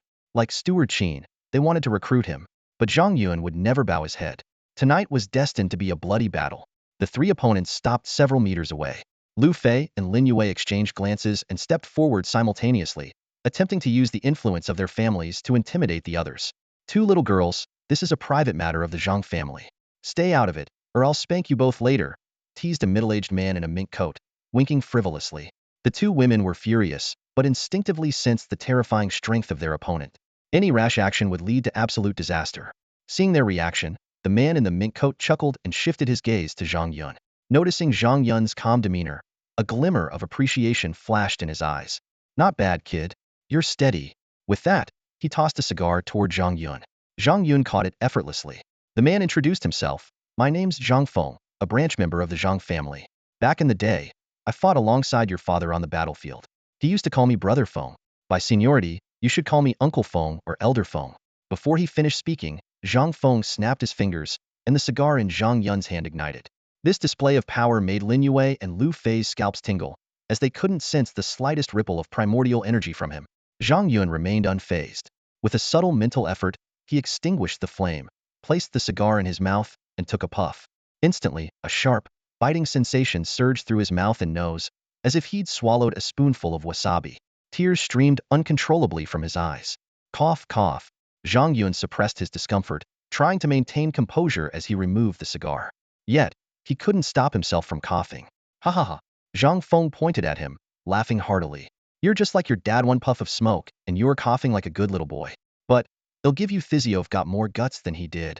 Back in the day, your dad didn't even dare to chase girls. It was your mom who pursued him. But look at you, barely 18, and you're already surrounded by women.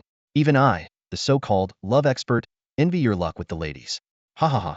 Zhang Feng looked at Zhang Yun with a mischievous grin, his carefree expression causing Lu Fei to frown. Just as she was about to speak, Lin Yue gently tugged at her sleeve. Both women could sense the dangerous aura emanating from this seemingly casual middle-aged man. Hey, what nonsense are you spouting? We barely know this guy. Lu Fei finally snapped, her voice cold. Despite being the mayor's daughter, she couldn't shake off the inexplicable pressure she felt in Zhang Feng's precinct seat was reminiscent of the way she felt around her father, a formidable level 9 beastmaster. Standing to the side, Lin Yue also noticed Zhang Feng's unusual demeanor. She smoothed out her dress with poise and said in a calm but firm tone, Sir, Zhang Yun is our friend. If he has offended you in any way, we ask that you show some leniency. For the sake of the Lu and Lin families. Zhang Feng glanced at her dismissively, stroking his chin with a mocking smile. Little girl, waving your family name around like a flag. Are you?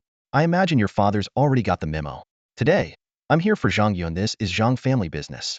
Even if your dad shows up, he'd better step aside. This is Jiangnan City. Don't mistake my father's courtesy for weakness.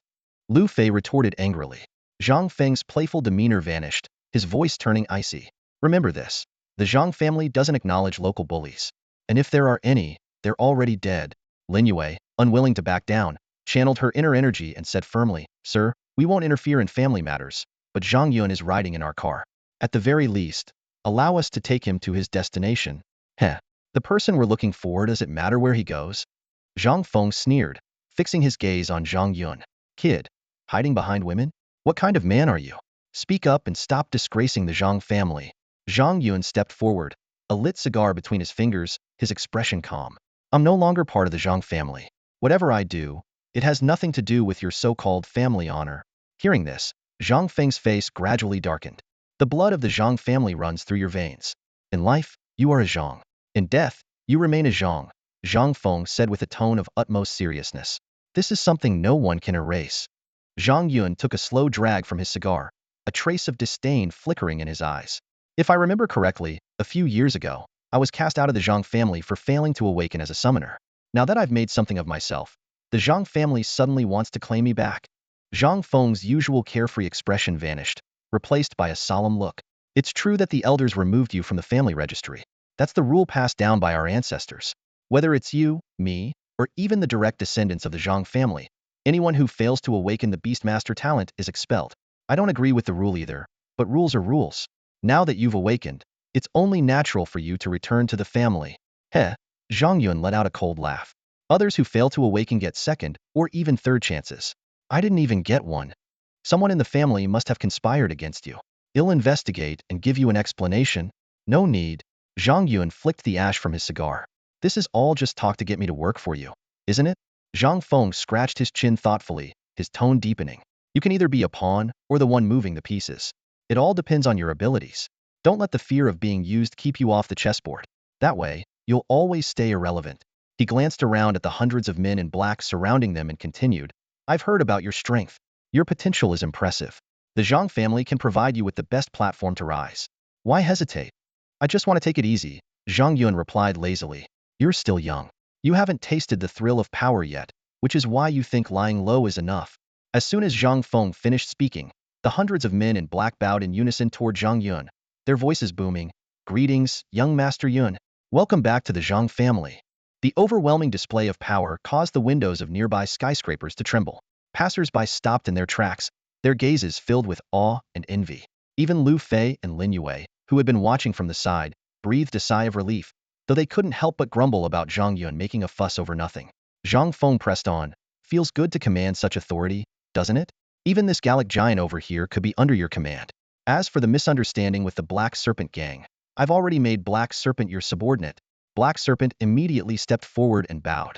Young Master Yun, Fire Serpent offended you. His family has been detained. Just say the word and don't touch them. Zhang Yun interrupted, his expression darkening.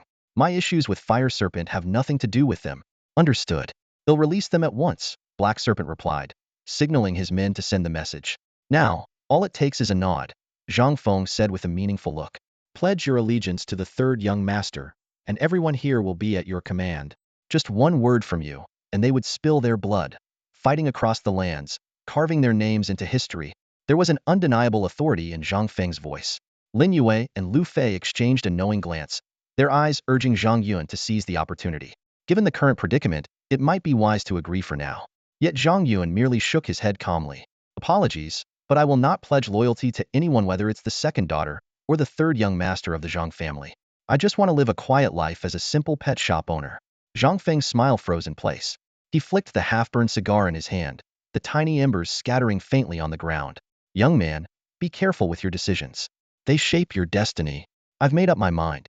I'm not part of the Zhang family, and I won't serve it, Zhang Yun replied firmly. All right, you've got a temper as stubborn as your father's. I like it. Zhang Feng gave him a thumbs up before turning to walk back the way he came. I'm heading to the carrots about 200 steps away.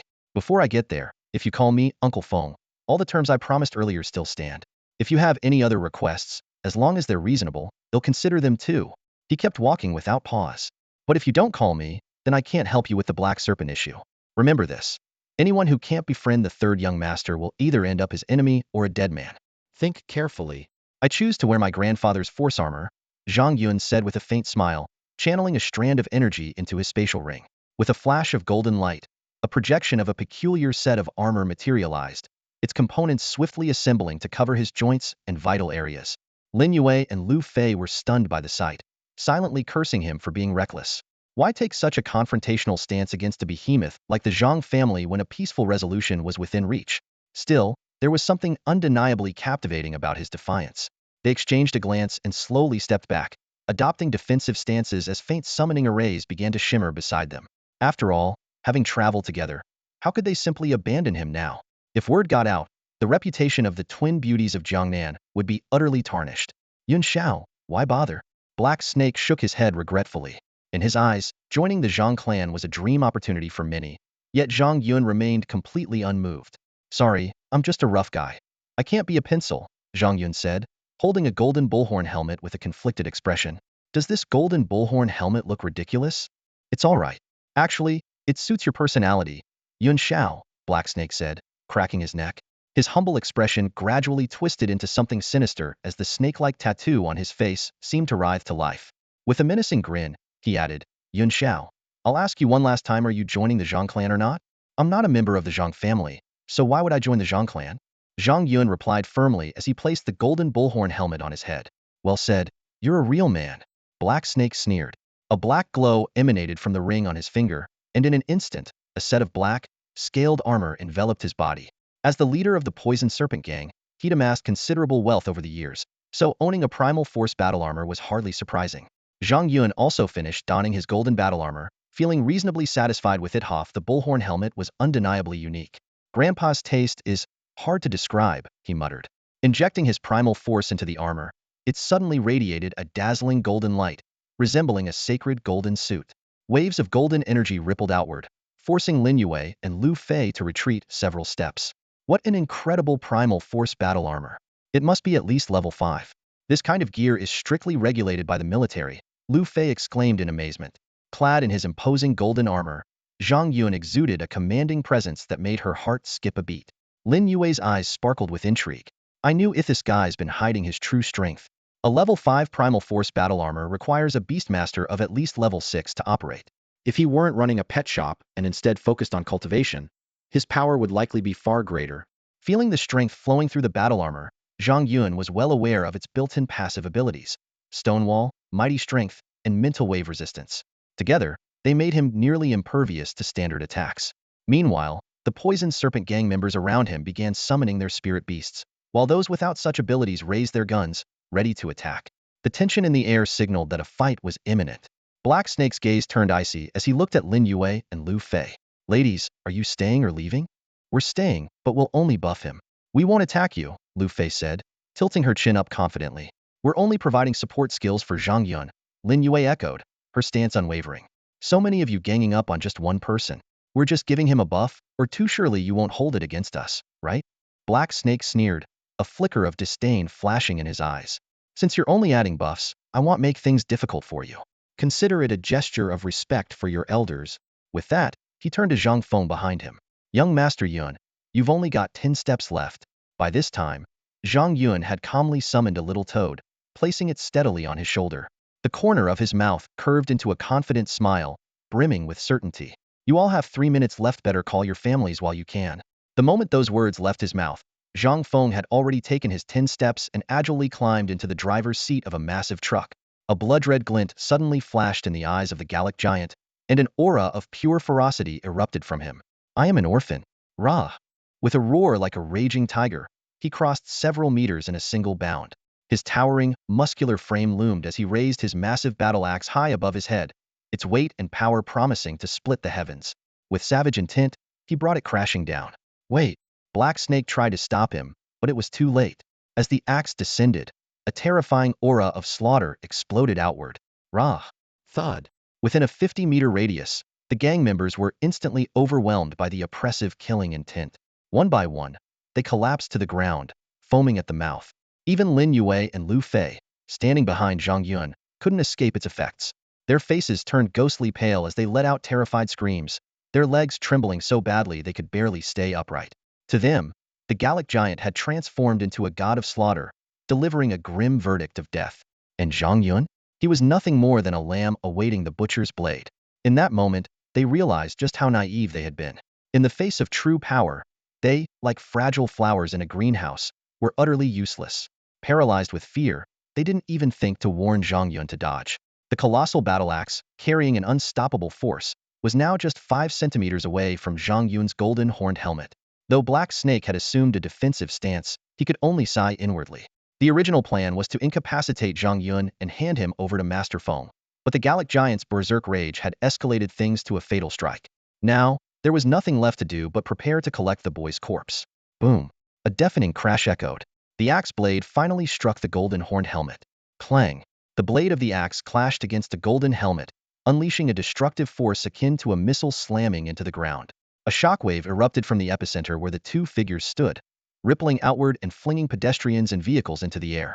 The reinforced concrete pavement shattered like tofu, sending fragments flying in all directions, piercing nearby cars and storefronts.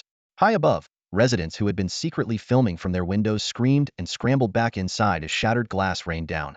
The devastating impact, comparable to that of a super missile, left the members of the Black Snake gang frozen in fear.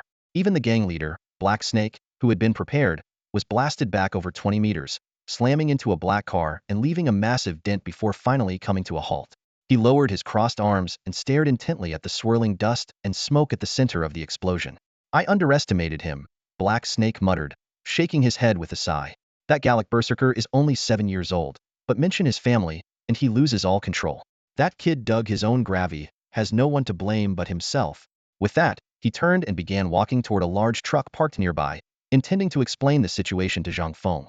Meanwhile, Lu Fei and Lin Yue, who had also been thrown back by the blast, scrambled to their feet, looking toward the smoke-filled scene with expressions of shock. That was way too fast, Lu Fei said, wiping the sweat from her forehead. Finally found an interesting little pup, and now he's gone just like that. That giant is terrifying, Lin Yue said with lingering fear. Even though he's only at the 5th tier, his explosive power is close to the 8th. If he'd come at us, would have ended up the same way. Just as the two women prepared to leave, Lin Yue suddenly stopped in her tracks. From within the swirling dust and smoke, a clear, youthful voice rang out. Is being an orphan something to shout about with such pride? Before the words had fully settled, a deafening boom echoed. The Gallic Giant let out a pained scream as he was sent hurtling backward like an out-of-control truck, crashing toward the stunned Black Snake. Black Snake barely dodged in time, watching as the giant demolished several cars before coming to a stop. From the dissipating dust, a surge of raw, powerful energy radiated outward. As the air cleared, a tall, golden figure emerged, standing strong and unscathed. Black Snake's pupils contracted sharply, his heart racing with disbelief. That was an 8th-tier attack capable of injuring even a 9th-tier fighter. Yet the boy had taken it without so much as a scratch. Wow, Skinny Yun is still alive. Oh my god, he's tougher than I thought. Lu Fei gasped, covering her lips with her hand. Her wide, sparkling eyes reflected a mix of astonishment and delight. She thought the little pup was going to be smashed into pieces, but to her surprise, he was perfectly fine. And wow, wasn't that just incredibly cool? Lin Yue stared in shock at the scene before her. Zhang Yun had actually endured that devastating blow he'd. A smile of relief spread across her face as she felt genuine pride in his strength. However, Zhang Yun's condition wasn't as effortless as it appeared. Facing the overwhelming strike of the Gaul Giant's axe, he had no choice but to simultaneously activate the rock-solid defense of his primal energy armor and counter with a mental wave. His decision to stand his ground wasn't out of recklessness. The unique, bloodthirsty aura had completely locked onto him. Dodging would have only put him in an even more disadvantageous position. Though he successfully blocked the fatal blow, it came at a cost.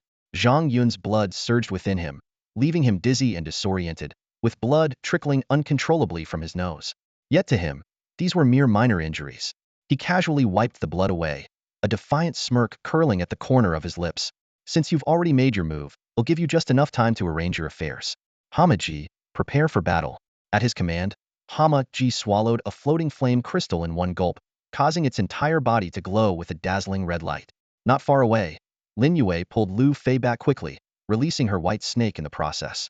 The serpent instantly expanded to the thickness of a barrel and stretched over 30 meters long, exhaling waves of frigid air.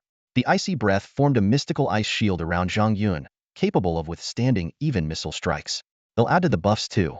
Lu Fei broke free from Lin Yue's grip, her arms moving in an eerie yet graceful dance as golden light radiated from her. A beam of holy light descended from the sky, enveloping Zhang Yun's figure. Above Zhang Yun's head, the faint golden imprint of a horse's hoof began to take shape. In an instant, Zhang Yun felt a surge in his strength, as though his physical resilience and defensive capabilities had significantly improved. This was the advanced auxiliary skill of a Beastmaster, Knight's Favor, taking effect. It could notably enhance the strength and defense of either the Beastmaster or their summoned beasts. Zhang Yun turned to the two women and nodded in acknowledgement. Thanks. Focus on the fight. We'll do our best to stack buffs for you. Lin Yue shouted back. Not to be outdone, Lu Fei added with a grin. Go for it, skinny dog. Win, and I'll help you get your business license. Lose, and I'll burn some paper money for you. Zhang Yun's lips twitched slightly as he withdrew his gaze. In the distance, the Black Serpent, seeing that Zhang Yun remained unscathed, dared not underestimate him any longer. The azure mark on the Black Serpent's forehead turned purple, and two summoning arrays materialized beside him, radiating an ancient and oppressive aura. What are you all standing around for? Fire suppression where it's needed. Summon your beasts if you have them. The Black Serpent roared at the hundreds of gang members surrounding him. Send a squad to buff the Gall Giant. That kid's strong, don't get careless. Yes, boss. Understood, big brother. The hundreds of Black Serpent gang members raised their firearms and unleashed a barrage of bullets at Zhang Yun. The rapid gunfire echoed between the high-rise buildings, accompanied by the occasional explosion of thrown grenades. Buff after buff was stacked onto the summoned beasts, turning them into frenzied monsters. However, during the fire suppression phase, these beasts refrained from charging recklessly. Bullets and grenades rained down on the icy shields surrounding Zhang Yun, sending shards of ice scattering into the air. Standing amidst the smoke and chaos, Zhang Yun remained calm, a faint smile playing on his lips. With a gentle exertion of his mental power, he froze all incoming bullets and grenades in midair. What the hell? Why are the bullets suspended in the air? It's a psychic skill. He's using mental power to block our attacks. Keep firing. No matter how strong his mental power is, he can't withstand sustained firepower. Bring out the Gatling guns. Two Gatling guns were hastily set up behind a flower bed, ready to unleash their suppressive fire. Zhang Yun's eyes glowed with a faint blue light as he let out a low command. Return. In an instant, all the suspended bullets and grenades shot back toward their origin, resulting in an explosion of blood and anguished screams. The surviving gang members scrambled for cover behind vehicles, too terrified to expose themselves again. Seeing this, the Beastmasters could no longer hold back. Charge! Take him down! Over 200 low-tier summoned beasts roared as they surged toward Zhang Yun. From the distant high-rises, numerous young spectators secretly live-streamed the scene, causing social media groups and chats to erupt in a frenzy. Some criticized the authorities for inaction, while others urged people to stay away from the danger zone. Ordinary citizens began evacuating en masse, knowing that high-tier Beastmaster skills could rival missiles in destructive power. Any stray attack could level buildings. In such large-scale Beastmaster skirmishes, the area within several kilometers would become a hazardous zone. Civilians had to flee as quickly as possible to ensure their safety. At this moment, the Black Snake had already summoned his primary battle phantom beast, a colossal Abyssal King Serpent, its body entirely covered in dragon-like scales. This Abyssal King Serpent resembled a cobra in shape, but its size far exceeded any ordinary creature. Its 50-meter-long body was as thick as a barrel, and every movement it made caused its scales to scrape against the ground, sparking flames and wisps of smoke, leaving deep grooves in the concrete. However, its true threat lay not in its immense strength, but in the tendrils of black mist that surrounded it. This deadly toxin could not only contaminate blood, but also devastate the nervous system of any living creature. A single breath of it would be fatal for an ordinary person, and even phantom beast tamers or beasts themselves would succumb to maddening agony upon exposure. Only high-level phantom beasts of equal rank could barely resist it using their primal energy. However, if bitten and injected with its venom, even advanced beasts would face certain death. Black Snake's other phantom beast, the Rock King Serpent, was equally formidable.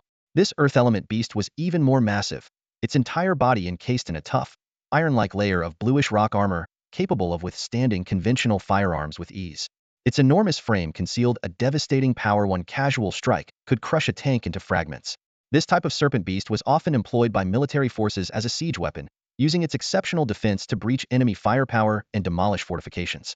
Lin Yue hid behind cover, using a testing device to analyze the data on the two colossal beasts: Abyssal King Serpent, Poison Element, Mature Stage, Advanced Creature, Tier 8 Upper Rank, Combat Power 1800, Elite and Formidable.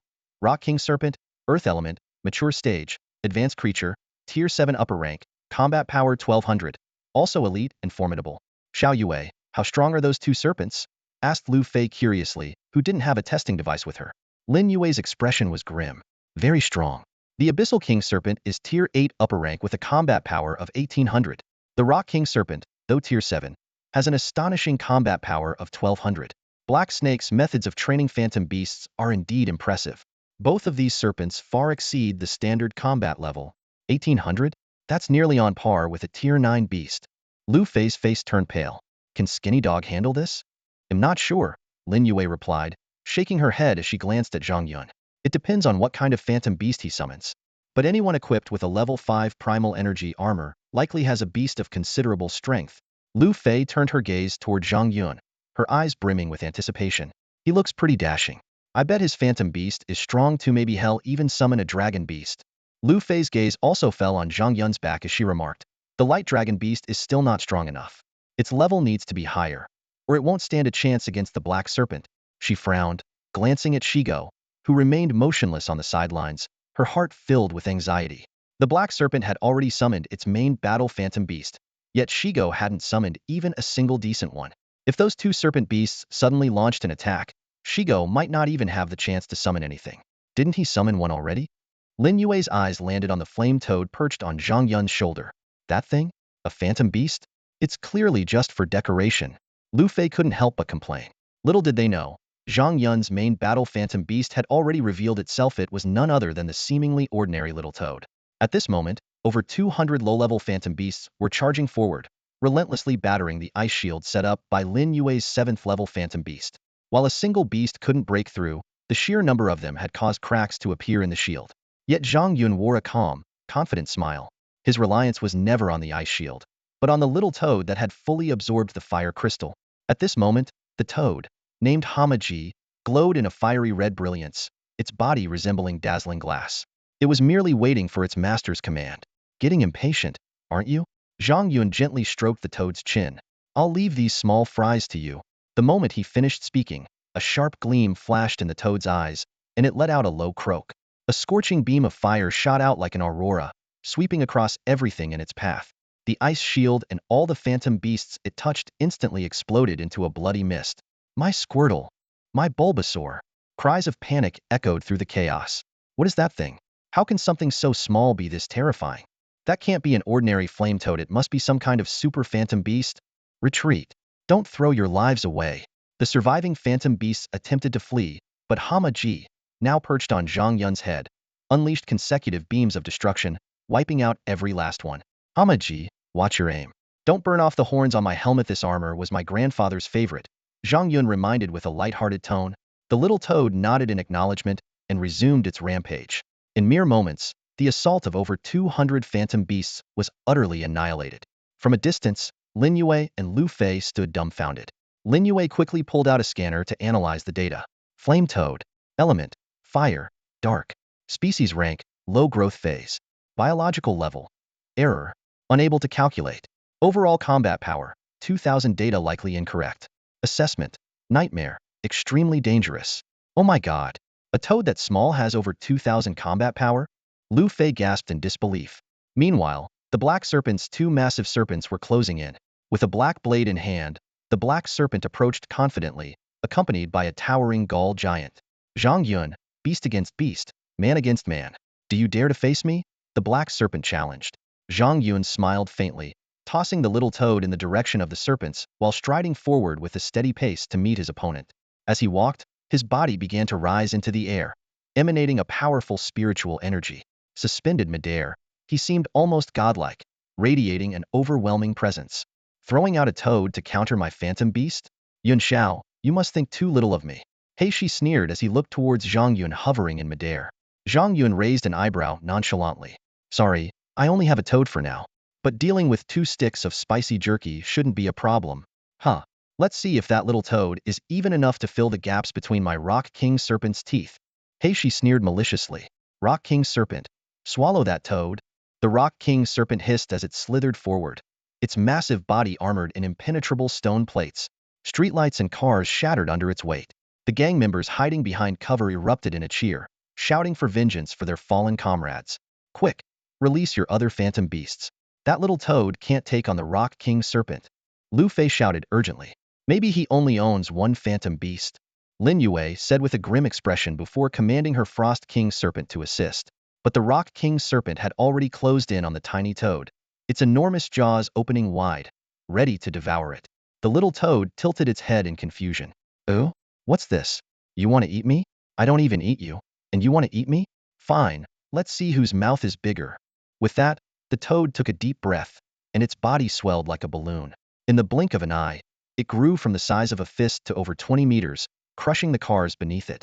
Opening its now massive jaws, several meters wide, it lunged at the Rock King Serpent. Sensing danger, the Rock King Serpent tried to retreat, but the toad blasted a scarlet laser beam straight at its neck. With a deafening explosion, the supposedly indestructible stone armor shattered, sending shards of rock and flesh flying in every direction. The enraged Rock King Serpent tried to coil around the toad to strangle it, only to realize that its 50-meter length was far from enough. Sensing the tide turning, Heishi hastily recited the recall incantation while ordering his abyssal serpent to provide cover. But the toad gave it no chance. Another scarlet laser beam shot out, hitting the Rock King Serpent's neck with pinpoint accuracy. With a resounding boom, the Rock King Serpent's head was blown clean off. The massive body crashed to the ground with a deafening thud, sending up a cloud of dust. The black snake clutched his head in agony, letting out a piercing scream. The Rock King Snake, his battle companion for years, had been effortlessly slain by a gargantuan toad. The dual blow to his mind and body left him on the verge of collapse. The Black Snake gang members, witnessing this scene, were instantly consumed by fear. They stared in disbelief at the enormous toad, larger than a house, and realized the dire situation they were in. The boss is done for. Run. The remaining gang members scrambled in panic, fleeing toward the nearby neighborhood in disarray. Residents watching from nearby buildings, secretly filming the scene, were equally stunned. They had initially assumed that the two mighty king snakes would easily defeat the Minotaur warrior. But who could have predicted that the infamous Rock King Snake, a 50-meter-long super beast feared by entire armies, would be killed in mere seconds by two venomous strikes from the giant toad? The younger onlookers immediately pulled out their phones, frantically searching for information about the terrifying toad. Meanwhile, the Frost King Snake, who had intended to provide backup, quickly realized the danger and turned to flee, terrified of meeting the same fate. Lin Yue stood there, completely dumbfounded. A toad that had once been the size of a fist had grown to a staggering 25 meters, rivaling the scale of a ninth-tier beast. Even more shocking was how it had taken less than 10 seconds to effortlessly kill a 7th-tier defensive beast. Such overwhelming power was nothing short of extraordinary. At last, she understood why Zhang Yun had dared to take on the Black Snake gang alone. If she had such a super toad at her side, she too would feel invincible. A newfound respect for Zhang Yun welled up within Her at such a young age. He had managed to nurture a beast to this level of strength. His talent for taming beasts was undoubtedly exceptional. Suddenly, a thought struck her. Could her sister's root treant, with its extraordinary abilities, also have been the result of his guidance? Remembering how she had once looked down on him, Lin Yue's face turned pale with regret. She realized she might have just missed out on an incredible opportunity. Multiplication technique. It's actually the multiplication technique. Lu Fei exclaimed, shaking Lin Yue's arm excitedly. This was a supreme skill that only phantom beasts with king-level potential could comprehend. Hearing her friend's words, Lin Yue's lips curled into a bitter smile. Zhang Yun's toad was indeed far stronger than her Frost Serpent King, undoubtedly a king-level beast. If he managed to survive, that toad alone would ensure his qualification to ascend to Sky City. With that thought, she recalled her Frost Serpent King, knowing the ensuing battle was no longer her concern. Seeing this, Lu Fei's eyes sparkled mischievously as she teased, "Little fishtail, if you don't like him, I'll make my move." Lin Yue, uninterested in her friend's flirtatious antics, ignored her entirely. Meanwhile, Black Snake had taken a specially formulated potion to stabilize the backlash from the broken contract. His eyes glowed crimson as he gave a low command for the Green Wolf to summon its phantom beast and assist the Demon Realm Serpent King in dealing with the toad. As for Zhang Yun, Black Snake intended to handle him personally. The Gaul giant responded by summoning a 20-meter-long white giant wolf, which charged toward the little toad. Zhang Yun quickly used his appraisal skill and sneer at it, was merely an 830 power silver moon demon wolf, hardly a threat. Turning his attention to Black Snake, Zhang Yun looked down at him and asked, "Do you want to fight me directly, or wait until the phantom beasts decide the victor?" Black Snake replied coldly, "Your toad is powerful, but to capture the king, you must first seize the leader. Taking you down means my victory." With that, he swung his black blade, releasing a tumtor-long arc of energy. Zhang Yun smirked disdainfully, shattering the blade's energy arc effortlessly with a mental wave. Thanks to his spirit power, 100 times greater than that of an average person, his perception had reached a microscopic level with 360-degree awareness. As long as Black Snake didn't engage in close combat, any ranged attack would be easily neutralized. Gravity technique? Zhang Yun murmured, and the air above Black Snake distorted. Black Snake evaded swiftly, but the ground where he had stood cracked and caved in. Had the attack landed, it would have inflicted serious damage.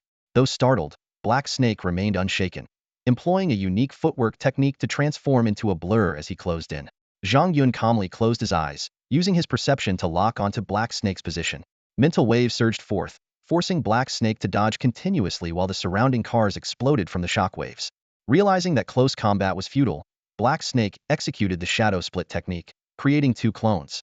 For a moment, Zhang Yun couldn't distinguish the real one, but he stayed composed, commanding the little toad to activate the war drum. Golden sound waves rippled outward, and a spectral figure wielding a spear appeared above Zhang Yun, dramatically amplifying his power and aura. In the distance, Zhang Feng, witnessing this scene, was utterly shocked and hurried over, thinking to himself that such a prodigious talent must be recruited into the third young master's faction. Simultaneously, atop a 30-story building several hundred meters away, three figures concealed in the shadows observed the battlefield intently. The immense power dormant within them caused the surrounding air to tremble faintly. A tall, model-like woman in red trembled slightly, her body shivering as she let out a moan-like gasp of astonishment. Her eyes gleamed with greed as she exclaimed, "That boy's pet possesses the war drum aura." If the second young lady could obtain this mythical beast, there would be no more concerns in the Legion Wars after the city is built. Beside her, a lanky man wrapped in black bandages sneered as he analyzed, "Old Qin truly has a discerning eye. This boy's talent is extraordinary. If he cannot be used by us, it would be better to kill him and take the beast. Otherwise, he will surely become an obstacle to the second young lady's dominance over the southern region in the future." He turned to a towering, muscular man next to him. "Zhang Feng is already itching to act. Should we step in?" The towering man replied in a deep voice, "No rush. Let's see how Zhang Feng handles the situation. If he can subdue the boy, all the better. If not, we shouldn't act recklessly and risk adding to the second young lady's troubles." The bandaged man chuckled darkly. "It'd be best if Zhang Feng dealt the killing blow. Then we might still have a chance to claim that boys." At that moment, Black Snake's face had turned ashen. He had been confident in his ability to defeat Zhang Yun and take control of that terrifying toad.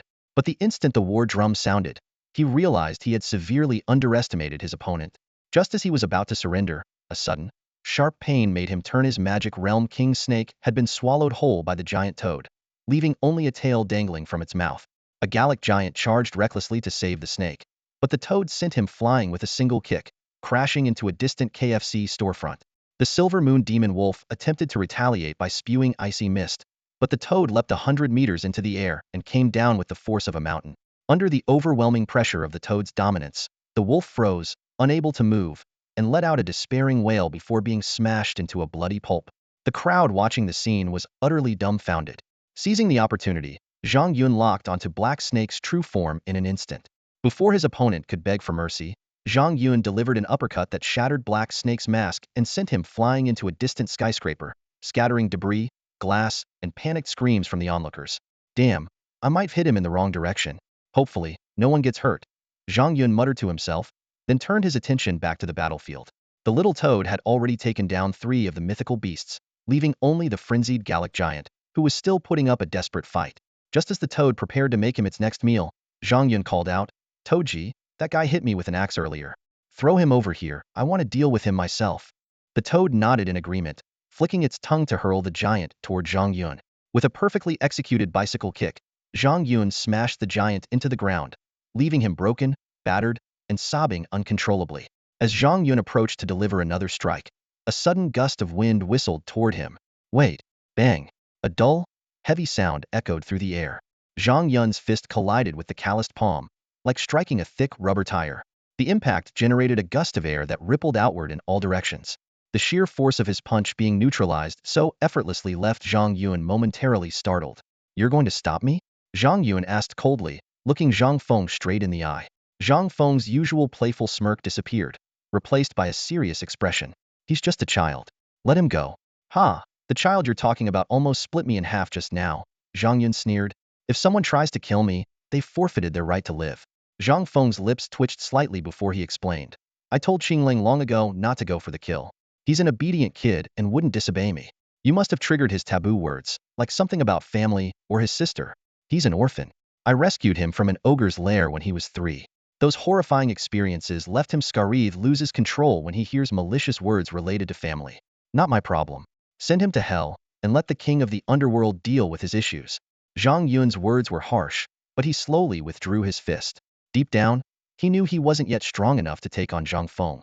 While he wasn't afraid of him, escalating the situation could turn the entire street into a battlefield, endangering innocent lives. That wasn't something Zhang Yun was willing to let happen. Seeing Zhang Yun lower his hand, Zhang Feng exhaled in relief and offered a suggestion with a faint smile. How about this? Let him pledge loyalty to you. Treat him as your tamed beast. The absurdity of the proposal made Zhang Yun's lips twitch in irritation. Why would I waste my time feeding this freeloader? Got too much rice at home? I'm only letting this slide because of your father's sake. Zhang Feng scratched his leg awkwardly and continued. He's no ordinary kid. When I rescued him from the two-headed ogres, his parents and sister had already been boiled into soup. After I brought him back to the barracks, he went from level 1 to level 5 in just 4 years. His strength rivals that of a level 7 beast master. You call him a freeloader, but can you find anyone with greater talent than him? Maybe I'm the one, Zhang Yun replied flatly. Zhang Feng was momentarily speechless. He lit a cigar, took a puff, and pressed on. Even if your talent surpasses his, taking him under your wing wouldn't be a loss. That kid carries the bloodline of a Gaul berserker. If nurtured properly, he could become an unparalleled warlord. Do you know the military offered 5 billion for him? You're suddenly so generous? Zhang Yun shot him a skeptical glance, clearly not buying into his story. Zhang Feng exhaled a ring of smoke and said slowly, he's been with me for 4 years. I don't want him to become cannon fodder for the construction of a new city. That process will attract countless rival factions, and combined with the internal power struggles within the Zhang clan, even I can't guarantee my own survival. Instead of dragging him into danger, I'd rather entrust him to you. With your strength, you're afraid of Zhang clan's third young master? The only thing that can make me bow is the interests of the family. I serve a branch of the clan. Unlike you, I'm not a lone wolf. I carry the weight of countless lives and interests on my shoulders. So, are we still fighting or not? Zhang Yun interrupted impatiently. Fight? What for? You're the child of an old friend. I wouldn't stoop to bullying you. Zhang Feng raised an eyebrow and added, but let me give you a word of advice. If you want work for the third young master, don't side with the second miss, either. She's even more ruthless than the third. If we're not fighting, I'm leaving. And I'm not taking that oversized baby with me. Sell him to a cannery for all I care. Zhang Yun turned to leave, clearly uninterested in getting involved in such a mess. Just then, a system notification echoed in his mind. Ding! A half-beast with over 50 Titan bloodline detected. You may use identification to assess its quality. Temporary mission triggered. Nurture the half-beast into a purebred phantom beast and form a contract with it. Reward, 50 reputation and a choice of phantom beast to equip with a phantom beast war armor. Failure. No penalty. No penalty? That's rare. Zhang Yun paused mid-step. The Gaul giant is also a magical beast? Can I form a contract with him now? Zhang Yun asked in his mind. The system's voice echoed in his head, explaining in detail, this Gaul giant is unique. Over 50 of his bloodline is Titan. Once the concentration of Titan blood exceeds 80, the Titan lineage can be activated. Titans are an ancient race of demonic gods, capable of tearing pure-blood dragons apart. To humans, they are both outcasts and magical beasts. At that point, you'll naturally be able to form a contract. Can I contract him right now? Zhang Yun asked, slightly disappointed. And what kind of strength does an 80 Titan have? If he's too weak, I'm not interested after all. I started with a little toad. While he can't compare to the ancient Titans, his racial level would reach legendary. Legendary? Isn't the highest level for magical beasts the tier 12 Beast Emperor? Who told you Beast Emperor is the highest? Beyond tier 12 is tier 13 Epic. Your little toad right now only has peak potential as a king beast. Above Epic is legendary, and beyond that is demigod level. A fully grown demigod magical beast has tier 15 power and can roam the universe, qualifying as an entry-level divine beast. Hiss! Zhang Yun drew in a sharp breath. This little Gaul giant is that powerful? Before activating his bloodline, he's weak. After activation, he'll barely be worth cultivating. Whether or not you want to raise him is up to you. This system won't interfere. Raise him? Why not? Zhang Yun's eyes sparkled with excitement. Once his bloodline reaches 80, he'll be unstoppable. He turned abruptly, his intense gaze locking onto the young Gaul giant lying on the ground. Zhang Feng quickly stepped in, blocking Zhang Yun with his leg. Enough, you brat. He's only 7 years old, give him a break. The young Gaul giant, frightened by Zhang Yun's gaze, curled up on his side, hugging his knees. Though he had fought like a wild beast earlier, in normal circumstances, he was even more timid and fragile than an average 7-year-old. In his mind, he was nothing more than a despised outcast, a half-breed, burdened with deep-seated inferiority. Zhang Yun cast his magical beast appraisal skill, and information immediately appeared. Titan Cub, Bloodline, Unactivated, Racial Level, Advanced Creature, Tier, 5th Tier, Lower Rank, Potential, Intelligence, High, Combat Power, 800, Skills, Killing Aura, Cleave, Superior Regeneration, Description, a half-breed cub with decent talent, possessing 78 Titan bloodline, can awaken potential through lightning or electric element treasures. Status, minor injuries, fearful. Hiss. Zhang Yun gasped again. This young Gaul giant had a 9-star potential and intelligence higher than his own, despite his somewhat dopey appearance. The appraisal is accurate, the system clarified. In terms of strength and skill comprehension, he far surpasses you. But when it comes to understanding human relationships, he's completely clueless.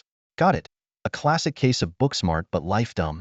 Noticing Zhang Yun staring at the trembling young Gaul giant, Zhang Feng scolded, "If you're not going to kill him or raise him, stop scaring him. I'll take him back and discipline him properly." "Who said I wasn't going to raise him?" Zhang Yun suppressed his excitement and feigned indifference. "I was just checking if he's suitable to keep in the neighborhood. After all, with combat power close to tier 8, if he goes berserk, it'll be a problem." "You're seriously willing to raise him?" Zhang Feng asked, skeptical. "Didn't you just suggest I adopt him? Now you're questioning it." Zhang Yun rolled his eyes. "Then you have to promise to treat him like your own child," Zhang Feng said seriously. "Fine, I promise." Only then did Zhang Feng break into a roguish grin. "All right, I'll drop by often to check on him. If you dare mistreat him, I'll risk my reputation to deal with you." Zhang Yun nodded sincerely on the surface but laughed inwardly. "You want me to raise him? Sure. I'll raise him as a magical beast. Next time you see him, I'll summon him for you. Let's see how you react." Seeing Zhang Yun's seemingly earnest expression, Zhang Feng finally relaxed. He lightly nudged the young Gaul giant on the ground. "Get up, little blue wolf." "A woo." Little blue wolf obediently stood up but immediately hid behind Zhang Feng, trying to avoid Zhang Yun's gaze. He was utterly terrified of Zhang Yun, whose toad had already traumatized him by killing his magical beast. Even his massive, over 3-meter frame couldn't conceal his fear. "Stop hiding. This guy here is your dad now. From now on, call him dad and listen to him." Little blue wolf's eyes widened in shock, his childish voice trembling as he stammered, "D-Dad? He's my dad?" From the time he was just a baby, little Qinglang lost his father. He was raised by his mother and elder sister until he was about 3 years old. On the night their tribe was massacred by a 2-headed ogre, both his mother and sister were boiled into soup. By sheer luck, he was saved by Zhang Feng, who became a father figure in his eyes. Though little Qinglang once called Zhang Feng dad, Zhang Feng always told him he would help him find a real father. 4 years passed, and Zhang Feng finally found him a dad. Little Qinglang quickly accepted Zhang Yun as his father for a surprisingly simple reason. During his time in the military camp, some human men had told him, "A dad is the scariest creature in the world. If he beats his own kid, he beats them to death. A fatherless cub is a treasure, but a cub with a father won't live long." Remembering Zhang Yun's harsh scolding earlier, little Qinglang became even more convinced. "He's your dad now. Go on, call him dad and introduce yourself," Zhang Feng urged mischievously. "A D-Dad, hello, my name is Qinglang." Little Qinglang timidly complied. Zhang Yun shot a glare at Zhang Feng before turning to little Qinglang and saying in a stern voice, "I'm not your dad. Don't call me dad." "Oh, got it, dad." Little Qinglang shrank into himself, his voice even weaker. Seeing how simple-minded the young giant was, Zhang Yun could only sigh and rub his temples in exasperation. He turned to Zhang Feng. "He's pretty banged up. Take him to get treated first. Bring him back when he's better. He heals 100 times faster than a gecko. In the army, he was often used as a punching bag. This kind of injury? He'll be fine after a night's sleep," Zhang Feng replied nonchalantly. Hearing this, Zhang Yun couldn't help but feel a twinge of sympathy for the foolish young cub. Pointing at little Qinglang, he said sternly, "Listen up, I'll take care of you, but you have to obey me. If you don't, I'll beat you to death." "Understood, Dad," little Qinglang said, now even more convinced that Zhang Yun was his father. Zhang Feng let out a sigh of relief at the exchange and then invited, "You must be tired too. Come on, let's go soak our feet. There's a nice place nearby, clean and with great girls." "My treat, as an apology." "Get lost. I'm heading back. Grandpa will be worried." Zhang Yun refused outright. Then, pointing at Qinglang, he asked, "This guy can't go to the neighborhood for now. He's too dangerous. Do you have somewhere to put him?" "Just leave him at the entrance of your magical beast shop as a guard dog. He's done plenty of that in the army," Zhang Feng said casually. Over the years, while Zhang Feng was off fighting battles, little Qinglang had stayed at the military camp, enduring racial discrimination and being treated like an animal. Zhang Yun hesitated, feeling even more sympathy for the young Gaul cub. After a moment of thought, he said, All right, he can stay outside my shop for the night. We'll figure something out in the morning. Make sure he doesn't cause trouble, or I won't take him. Eventually, as Zhang Yun left with the little toad, Zhang Feng handed him a business card. That's my card. Call me if anything comes up. Tonight's commotion will definitely attract attention. If you can't handle it, reach out to me. I'm an old friend of your dad's and your clan uncle. He'll help you. The business card spun through the air and stopped in front of Zhang Yun. This is all your fault. If something comes up, I'll find you, he said. Zhang Yun caught the card with ease, smoothly storing both the business card and his Pancher battle armor into his spatial ring. He strode confidently toward Lin Yue and the other woman, his steps steady and powerful. Meanwhile, Zhang Feng headed toward the distant truck, leading the little green wolf along. The little green wolf walked hesitantly, glancing back at Zhang Yun's retreating figure from time to time. Its eyes were filled with a mix of curiosity and a hint of fear. Noticing this, Zhang Feng spoke gently to reassure it. Little green wolf, don't be scared. Your dad is a good person who won't mistreat you. As long as you listen to him, he'll give you lots of delicious food and even take you to amusement parks. Before coming here, Zhang Feng had already done his homework on Zhang Yun's character. He knew that while Zhang Yun was ruthless toward his enemies, he was inherently kind-hearted. Otherwise, he wouldn't have stepped in to save the president of the trade guild on the street. Oh, the green wolf remembers now, the little wolf replied, wiping the drool from the corner of its mouth and nodding excitedly. In its mind, everything Zhang Feng said was true. If Zhang Feng claimed its dad would treat it well, then it must be true. When Zhang Yun reached Lin Yue and her companion, their gazes toward him had completely changed. Lu Fei looked at him with admiration and exclaimed, "Wow, you're incredible. You single-handedly wiped out the poison viper gang. That's insane." Her eyes then shifted to the small toad perched on Zhang Yun's shoulder, brimming with curiosity. What kind of toad is that? It's ridiculously strong but looks exactly like a blazing toad. Is it some kind of disguise? Zhang Yun smiled and replied, "Is it possible that it is just a blazing toad? Do you take me for an idiot?" Lu Fei scoffed, though a playful grin soon replaced her pout. She sidled up to Zhang Yun, shaking his arm with a coquettish tone. "Zhang Yun, big brother, dear brother, I want one of those super toads too. Can you tell me where you bought it, or where I can catch one? Pretty please? If you tell me, I'll even warm your bed for you, okay?" As she spoke, she accidentally brushed her ample chest against his arm. Sniffing the faint fragrance of the young woman's hair, and feeling the soft brush of her bra against his arm was pleasant enough. But Zhang Yun was having none of it. "You enchantress," he snapped. "Don't try to seduce me." He pressed his arm against her chest once more before pulling away, his tone righteous as he continued, "I'm a respectable man, and am not falling for some cheap trick. If you want a powerful lion hama, you can buy one and bring it to my shop. I'll help you raise it. But don't expect it to reach this one's level." Zhang Yun was telling the truth. This particular lion hama had grown so formidable not just because of its potential, but also because Zhang Yun had spared no expense. During the collection trials, any fire element herbs or flowers he obtained were immediately fed to the young lion hama. Thanks to that, it had skyrocketed to the peak of the 3rd rank in record time, with its combat power surging past 2,000. A typical lion hama at a low level could only reach about 600 to 700 at best.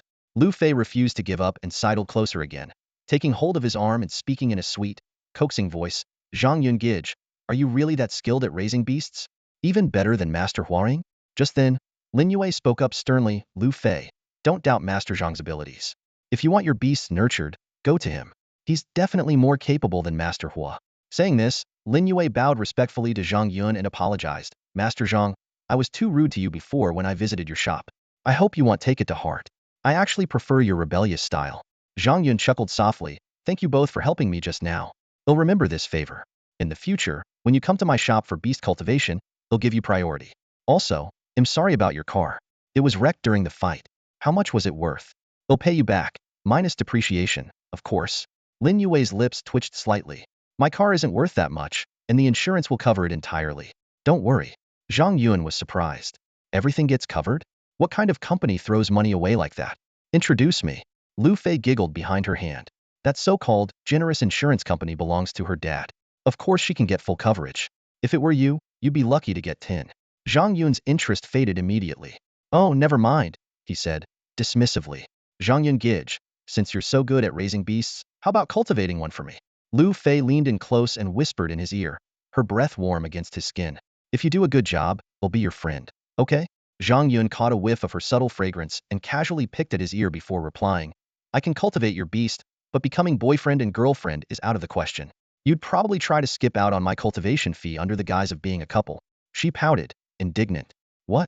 I risked my life staying by your side just now, and this is how you treat a girl's genuine concern? Zhang Yun shrugged. Can genuine concern fill my stomach? If I want to marry you, would that mean no bride price? Would you marry me without a dowry? Lu Fei teased right back. If you dare to marry me, I won't ask for a bride price. I'd even give you a dowry. I'll let you become my father's secretary, second only to one in above millions. How about it? Zhang Yun shook his head. Not interested. I'm only 18. I'm not letting some older woman take advantage of me. Lu Fei's eyes narrowed, playful rather than offended. Im 20 I not count as young? She waved a hand dismissively. Enough joking. I need to head back, or my grandfather will worry. Zhang Yun pulled his arm free and prepared to leave. The battle had been too loud. Special units, or something similar, were probably on their way. If he ran into those fools from last time, he'd have to waste more breath explaining things. Better to leave now. Master Zhang, I've already called my family's guard to drive over. If you don't mind, we can give you another ride, Lin Yue offered sincerely. Zhang Yun shook his head. No need, I'll call a ride myself. He had a feeling that trouble would only keep piling up around him, and he didn't want to drag anyone else down. Come to my place, Lu Fei said, batting her lashes. My bed is huge and so soft. Zhang Yun rolled his eyes. Get lost. If I went to your place, I'd probably end up sleeping on the couch. No thanks. He shook off her hand and walked straight ahead. That girl was too much. He couldn't handle it. Lu Fei twisted her hips and tried to follow, but Lin Yue held her back. Finally free of that entanglement, Zhang Yun headed off toward the intersection. As he passed a tall building, something made him stop. He lifted his head toward the rooftop, activating his senses and extending them upwards. About 10 seconds later, he frowned and murmured to himself, that's strange.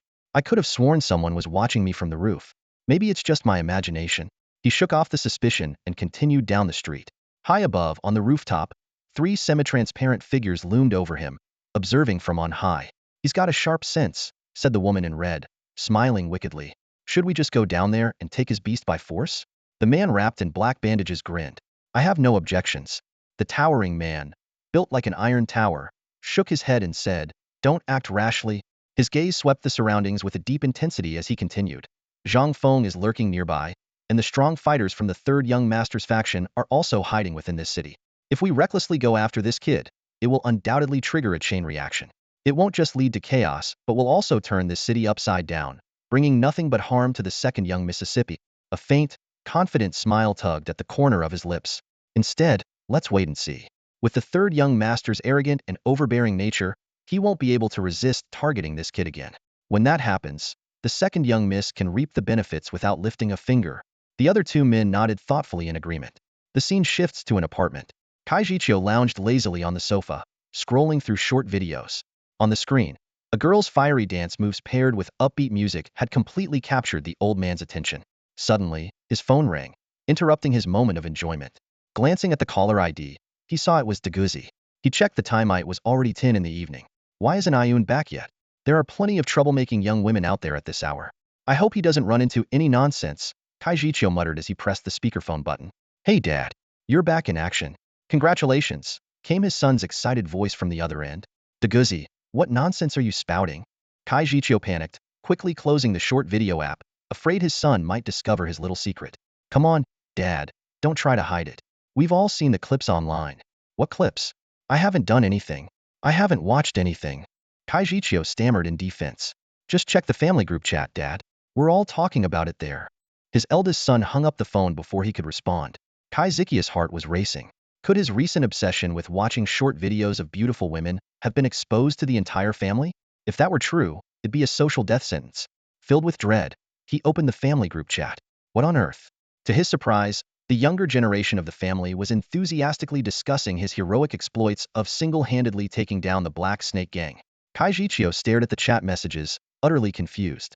When had he ever donned the Panrock armor and gone around acting like a hero? The group chat was in an uproar. His grandchildren's 7th grandson and 6th granddaughter were enthusiastically praising their grandfather's brave defeat of the Venom Snake Gang. But Kai Yin raised doubts, suggesting that the person wearing the Panrock armor might not be him. Old Kai Jiqiu read through the messages, perplexed.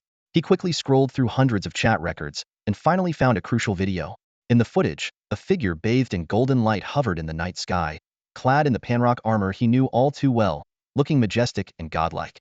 This was a problem had just handed over the armor to Supervisor Qin yesterday in exchange for a phantom beast egg. How could someone already be wearing it? The old man was anxious. He had reluctantly parted with the armor to secure a decent phantom beast for his grandson Ioun, but now someone was strutting around in it. If Ioun found out, how could he possibly explain? Left with no choice, he lied in the group chat, claiming he had lent the armor to a friend and urging the kids not to ask further questions. Just as he breathed a sigh of relief, he heard the sound of the door unlocking. He looked up and there he was, the beloved grandson he had been longing to see.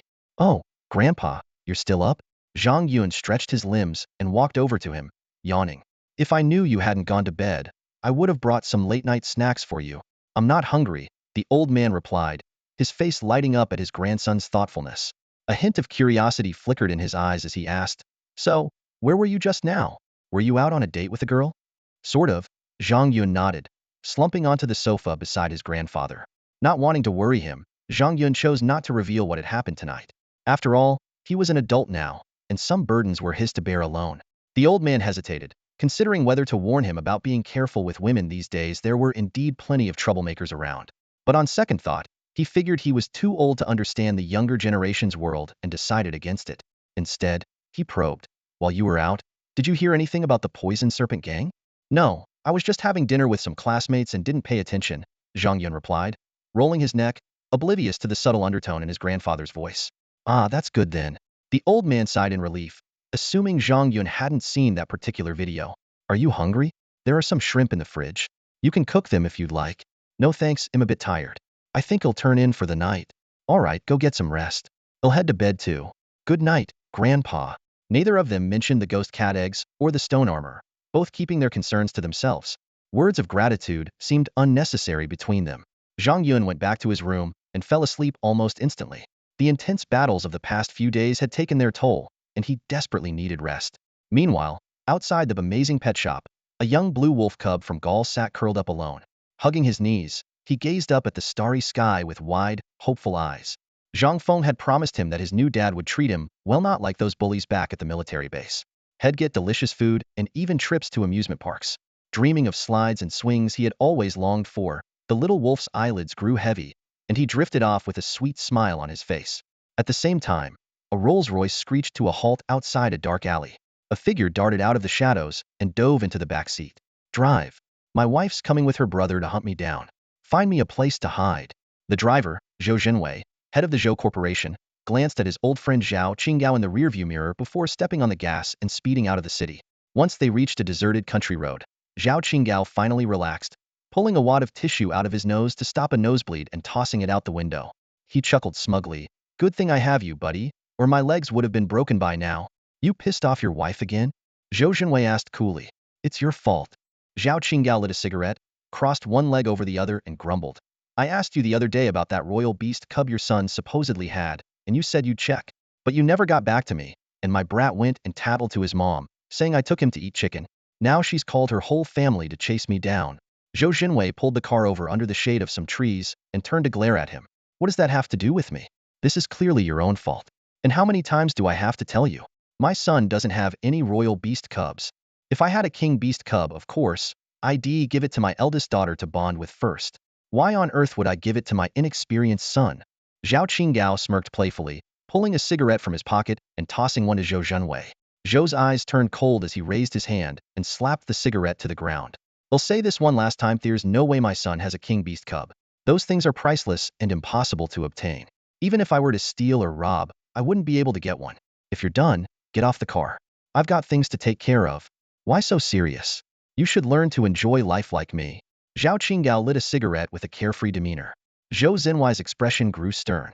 "The Zhang family is planning to build a city in the southern region. If they succeed, they'll siphon off a significant portion of Jiangnan City's population. When Jiangnan is empty, what are us old families supposed to do? Starve?" He reached over and snuffed out Zhao's cigarette. "This is a car for picking up kids. Don't smoke in here. If you want to smoke, get out. It's just one cigarette. No need to be so uptight." "Your kid isn't made of paper," Zhao muttered as he pushed open the car door. At that moment, the origin mark on his forehead suddenly flared, emitting a restless energy. A streak of red light flashed, materializing into a small, fiery red fox about 8 inches long. Its fur was a brilliant crimson, its fluffy tail perked high, exuding an endearing charm. "Yip!" the little fox cried out, leaping straight toward the passenger seat. "How dare you?" Zhou Zhenwei reacted swiftly, grabbing the fox by the scruff of its neck. The little creature yelped in fear, its flame-like tail swinging wildly in distress. Careful. That's a skyflame fox cubby, newly purchased high-grade phantom beast. Zhao Qinggao nervously scooped the fox into his arms. Zhou snorted coldly. You're regressing in your cultivation. A dignified level 7 summoner, and you can't even control a high-grade phantom beast cub? If word gets out, the Zhao family's reputation will be in shambles. Heh, I call it loving my pets like my own children. I let it keep its wild instincts intact. Zhao replied smugly, stroking the fox's fiery fur. The little fox let out a pitiful whine, its big, watery eyes fixated on the passenger seat. It pawed at the air, drooling profusely. That's strange. This little guy hasn't had much of an appetite lately. Why is it suddenly so ravenous? Zhao glanced toward the passenger seat. Old Zhou, is there something special on that seat? Just my son's backpack. Check inside. There's got to be something good in there. Otherwise, it wouldn't be drooling like that. Frowning, Zhou grabbed the backpack and rummaged through it, pulling out a red plastic bag. The skyflame fox's tail wagged furiously as it squeaked in excitement. Zhou opened the bag, revealing 4 bright red fruits and a single ice blue flower. Zhou Jinwei took out a red fruit and examined it closely. He could vaguely sense an abundant fire elemental energy contained within it. Although he wasn't knowledgeable about spiritual plants or rare herbs, he could tell this fruit was far from ordinary. Why don't you give that fruit to my little fox? Look at how it's drooling over it, Zhao Qinggao said eagerly, his eyes fixed on the red fruit. Without much thought, Zhou Jinwei handed it over, assuming his son's allowance wouldn't have been enough to buy any truly valuable spiritual fruit. The moment the little fox saw the red fruit, it grabbed it with its paws and began devouring it ravenously, saliva flying everywhere. Take it easy, little one, or you'll choke, Zhao Qinggao said, relieved to see the long-starved mythical beast finally eating. Overjoyed, he asked, what kind of fruit is this? My fox loves it. Where did you get it? No idea. My son often buys all sorts of weird stuff. For all I know, it could be poisonous, Zhou Jinwei replied nonchalantly. You've got to be kidding me, Zhao Qinggao exclaimed in alarm, quickly checking on the little fox. Seeing it still eating like it hadn't eaten in days, he sighed in relief. Hand over the rest of the fruit. Your son can always buy more, Zhao Qinggao said, seizing the moment. Zhou Jinwei impatiently tossed him the plastic bag. Take it. You're safe now, so get off the car. I've got a board meeting to attend. Zhou, that's cold. I just got kicked out of the house by my wife. Get lost and stop wasting my time. Fine, they'll wander around nearby. Who knows, I might run into a cute Jinzi girl, Zhao Qinggao said, stepping out of the car with the little fox in his arms and the bag of fruit in hand. Zhou Jinwei turned the car around and sped off, sending a location pin as he drove. Zhao Qinggao glanced at the moonlit sky, guessed his direction, and started walking while humming a tune. Suddenly, the little fox in his arms began convulsing violently and let out a piercing scream. Eek! Damn it! Could it really be poisonous? Zhao Qinggao panicked and checked the little fox again, only to freeze in astonishment. The fox's body was surging with powerful fire elemental energy. Its fur glowed a dazzling red, and its body swelled slightly, as if it might explode at any moment. But the next instant, Zhao Qinggao burst into delighted laughter. This is a mutation sign. My precious fox is evolving. If it's mutating into a high-level mythical beast, its potential might rival that of a royal beast cub. This is insane. He immediately placed the little fox into his mythical beast space to help it stabilize its evolution. Once he calmed down, Zhao Qinggao began analyzing the situation. He pulled out another red fruit and examined it carefully. Could it be the effect of this spiritual fruit? If that's the case, this fruit is absolutely extraordinary. Zhou really came through. This friendship was worth it. Excited, he pulled out his phone and dialed Zhou Zhenwei's number. Meanwhile, in the night sky, a massive two-legged dragon with a wingspan exceeding 20 meters was rapidly approaching. 2 middle-aged individuals stood on the dragon's back, with Zhao Peng kneeling behind them. The woman, dressed in a red Chong Sam, carried an air of elegance despite her age. She was Wang Lan, Zhao Peng's mother and Zhao Qinggao's wife. Fixing her gaze on the location pin displayed on her phone, she gritted her teeth. I found that scoundrel. If I don't break his legs tonight, they'll change my last name. Standing beside her was a man with a tall, commanding presence, dressed in a dark green military uniform. His square face was stern, his brows furrowed in anger. This was Wang Jian, a lieutenant general stationed at the southern border, directly under the National Military Command. With him as their pillar of support, the Zhao family had been able to establish themselves and thrive in Jiangnan City. Are you sure your husband is really fooling around out there with Zhao Peng? You should confirm before jumping to conclusions, Wang Jian said, his tone cold and authoritative, his hands clasped behind his back. Zhao Peng admitted it himself. Do you think head lie? Wang Lan snapped, glaring at Zhao Peng, who cowered behind them.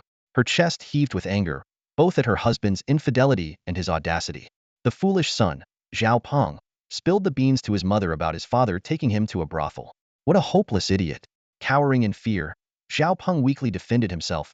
Mom, I was just doing the right thing by exposing wrongdoing. If you're not going to reward me, fine, but you don't have to hit me. How am I supposed to tell you the truth in the future? Fuming with rage, Wang Lan jabbed her finger at his forehead and scolded. You laze around all day. Keep this up, and you'll end up just like your useless father. I won't.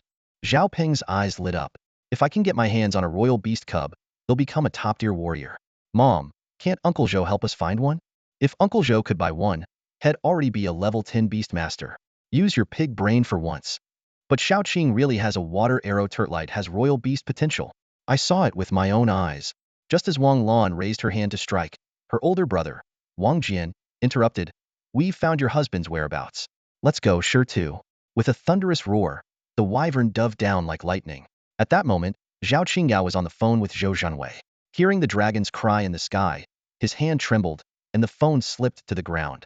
Not good. My wife's here to kill me. He bolted, but before he got far, a figure descended from the sky, landing with such force that the ground cracked beneath them. Wang Jian stepped out of the dust, his military boots crunching against the ground. Zhao Qingyao's legs turned to jelly. Be brother-in-law, good evening. Wang Lan leapt off the dragon's back and kicked Zhao Qingyao, sending him sprawling on the ground. She raised her hand to strike again, but Wang Jian stopped her. That's enough. You've beaten him several times already.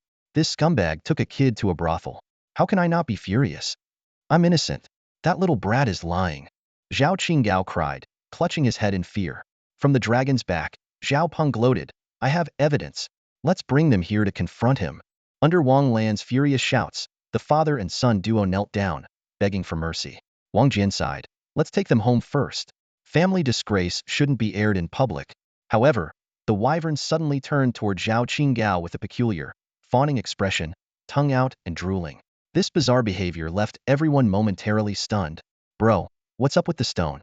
Why does it look so dog-like? Wang Lan asked, her face filled with confusion. Wang Jian furrowed his brow, his gaze falling on the plastic bag in Zhao Qingyao's hand. After questioning him, Zhao Qingyao respectfully handed the bag over to his brother-in-law. Inside were 3 red fruits and an icy blue flower. When Wang Jian took out the frosty blue flower, even with his resistance as a level 9 lower-rank beast elementalist, a biting chill pierced his fingertips. This unusual sensation startled him. The two-legged dragon, Stone, immediately became excited upon seeing the flower, rubbing its massive head affectionately against Wang Jian. It was the first time Wang Jian had ever seen it so eager for a piece of food. After some questioning, Zhao Qingyao explained that the flower came from old Zhou, who had taken it out of his son's backpack. Without hesitation, Wang Lan snatched the flower from her brother's hand and threw it to Stone. Stone swallowed it in one gulp, its face showing a moment of satisfaction before it suddenly let out a heart-wrenching scream. Its massive body writhed on the ground as its muscles twisted wildly. Strange blue markings, like inscriptions, spread across its entire body. A chilling frost emerged, quickly engulfing Stone in an icy mist. The sudden change terrified everyone. Wang Lan immediately pulled her son back, not forgetting to grab Zhao Qingyao by the ear, demanding answers. However, Wang Jian was trembling with excitement, could feel his beloved companion breaking through its limits. This two-legged dragon that had fought by his side for years had been stuck at the upper level of Tier 8 due to its species limitations. Wang Jian had poured endless effort into helping it break through, but to no avail. Who would have thought that a mysterious blue flower would bring about such a breakthrough today? With a deafening dragon roar, the surrounding frost exploded outward, freezing everything in its path. As the icy mist dissipated, a majestic wyvern covered in glowing blue runes stood tall. It spread its wings and let out a piercing cry, summoning a cold wind that swept through the area, turning frozen grass and trees into a shower of icy shards. Roar! A powerful bellow echoed as the frost surrounding the two-legged dragon was blown away in an instant. Like clouds rolling back, the icy mist dispersed in all directions. Wherever it passed, frost crystals formed, and the temperature plummeted to the chilling depths of midwinter, freezing everything in its wake. Oh my gosh! The aura from the stone has grown so intense it's almost suffocating me. Could it have reached the 9th tier? Zhao Qingyao was utterly dumbfounded, his mouth agape, while Zhao Peng had already hidden behind Wang Lan, too scared to show his face. Wang Jian, on the other hand, suppressed his excitement and carefully sensed his pet's state. Sure enough, The bipedal dragon had not only broken through the shackles of an upper 8th tier beast, but had directly leapt to the upper 9th tier. This kind of advancement was nothing short of miraculous. After all, the gap between each subtier of the 9th tier was immense. A lower 9th tier beast could only be crushed by a mid-tier one, and the difference between mid-tier and upper-tier was even more astronomical. A single upper 9th tier beast could easily take on 7 lower-tier ones. Previously, Wang Jian's strongest phantom beast was only at mid-9th tier, which was already rare in the Southern Army, rivaled only by generals of the highest rank. Now, with this bipedal dragon ascending directly to the upper 9th tier, it could even stand a chance against those top generals. What was even more thrilling was the attribute mutation it underwent. It shifted from a weak wind type to a dual attribute of weak wind and strong ice. The powerful ice-based skills it now possessed allowed it to unleash devastating elemental attacks, significantly compensating for its previous lack of attribute-based power. Seeing her brother so overjoyed, Wang Lan felt happy for him but quickly grew distressed. That spirit flower must have been an incredibly precious treasure, yet she had casually fed it to her brother's pet. The thought made her blood boil, and she grabbed Zhao Qinggao's ear in fury. Where did that flower come from? If anything had happened to Stone, could you have taken responsibility? She scolded, punctuating her anger with 2 sharp slaps. Zhao Qinggao, feeling wronged, could only whimper as he explained, "Honey, it was from old Zhou. I swear I didn't know. But the red fruit he gave us is amazing." Toomey little fox evolved after eating it. This only fueled Wang Lan's anger further. If the red fruit can make a phantom beast evolve, do you think the blue spirit flower is any less valuable? How could you just give it away so recklessly? She yelled, landing 2 more slaps. Seeing the situation escalate, Wang Jian quickly intervened to smooth things over. Don't blame your husband, little sis. He's just being a family man. Zhao Qinggao immediately chimed in. Exactly, brother-in-law. I'm nothing if not loyal to the family. But Zhao Peng, the cheeky little kid, added fuel to the fire. Dad's just a big flirt. Mom, keep hitting him. Then, noticing the plastic bag in Wang Jian's hand, he reached out eagerly. Uncle, give it to me. My fire-type pet loves red fruits. Here, take it, but handle it with care. This fruit is definitely valuable, Wang Jian said as he handed over the bag, giving him a stern reminder. He had a strong hunch that anything kept alongside that extraordinary spirit flower was far from ordinary. Let me take a look. Wang Lan impatiently grabbed the plastic bag and carefully pulled out a red fruit. She examined it closely, a flicker of astonishment in her eyes. This spirit fruit is extraordinary. It holds a powerful fire attribute energy, at least a grade 3 super spirit fruit. Honey, are you sure Lao Zhou gave this to you? Zhao Qinggao wiped his nosebleed and nodded. Yeah, it was from Lao Zhou, but I doubt he knows its true value. I think he just took it out of his son's school bag. What the heck? Zhao Peng exclaimed. Xiao Qing not only has a royal beast cub, but also super spirit fruits and herbs? That kid is something else. As he spoke, he summoned his flame gorilla and turned to plead, Mom, please feed that red fruit to my gorilla. I want it to evolve too. The flame gorilla, however, collapsed to the ground immediately upon appearing, as lifeless as a wilting plant. One of its arms had been injured by a Blastoise's water cannon, and its owner hadn't taken it for treatment. The pain had left it in a miserable state. Wang Lan's face darkened in fury. You little brat. What happened to the flame gorilla's arm? I told you to take good care of it. What have you been doing? I didn't mean for this to happen. Zhao Peng protested. It was Xiao Qing's Blastoise that went berserk and injured it. I'll take it to the Phantom Beast Clinic tomorrow, I promise. Blastoise? Wang Lan sneered. Zhou Xiaoqing is only level 2. At most, his Blastoise is tier 3. How could it possibly injure a flame gorilla? Just what kind of care are you giving your beast? She raised her hand, ready to strike.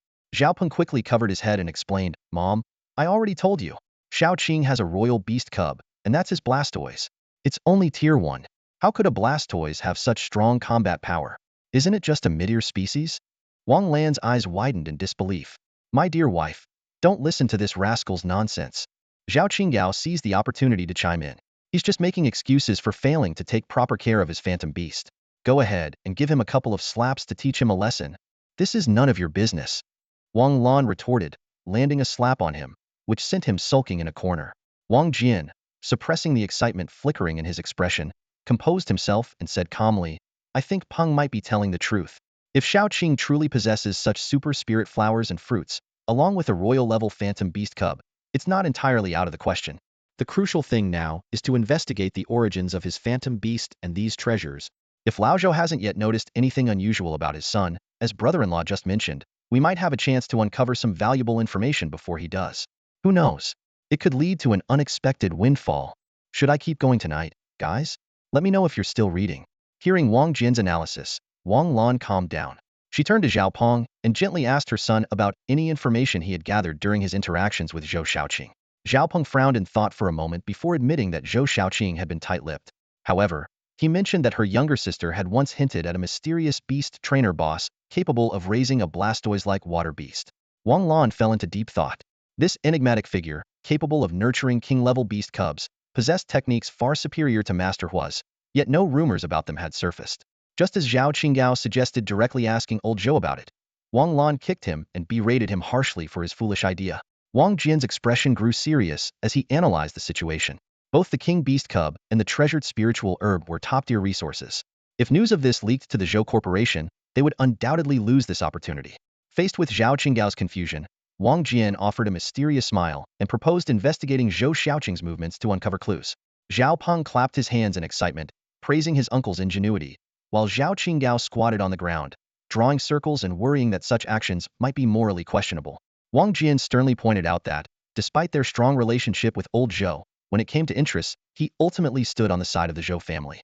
Wang Lan agreed, adding that if the opportunity arose, they would share some benefits with old Zhou, but they needed to maintain control over the situation.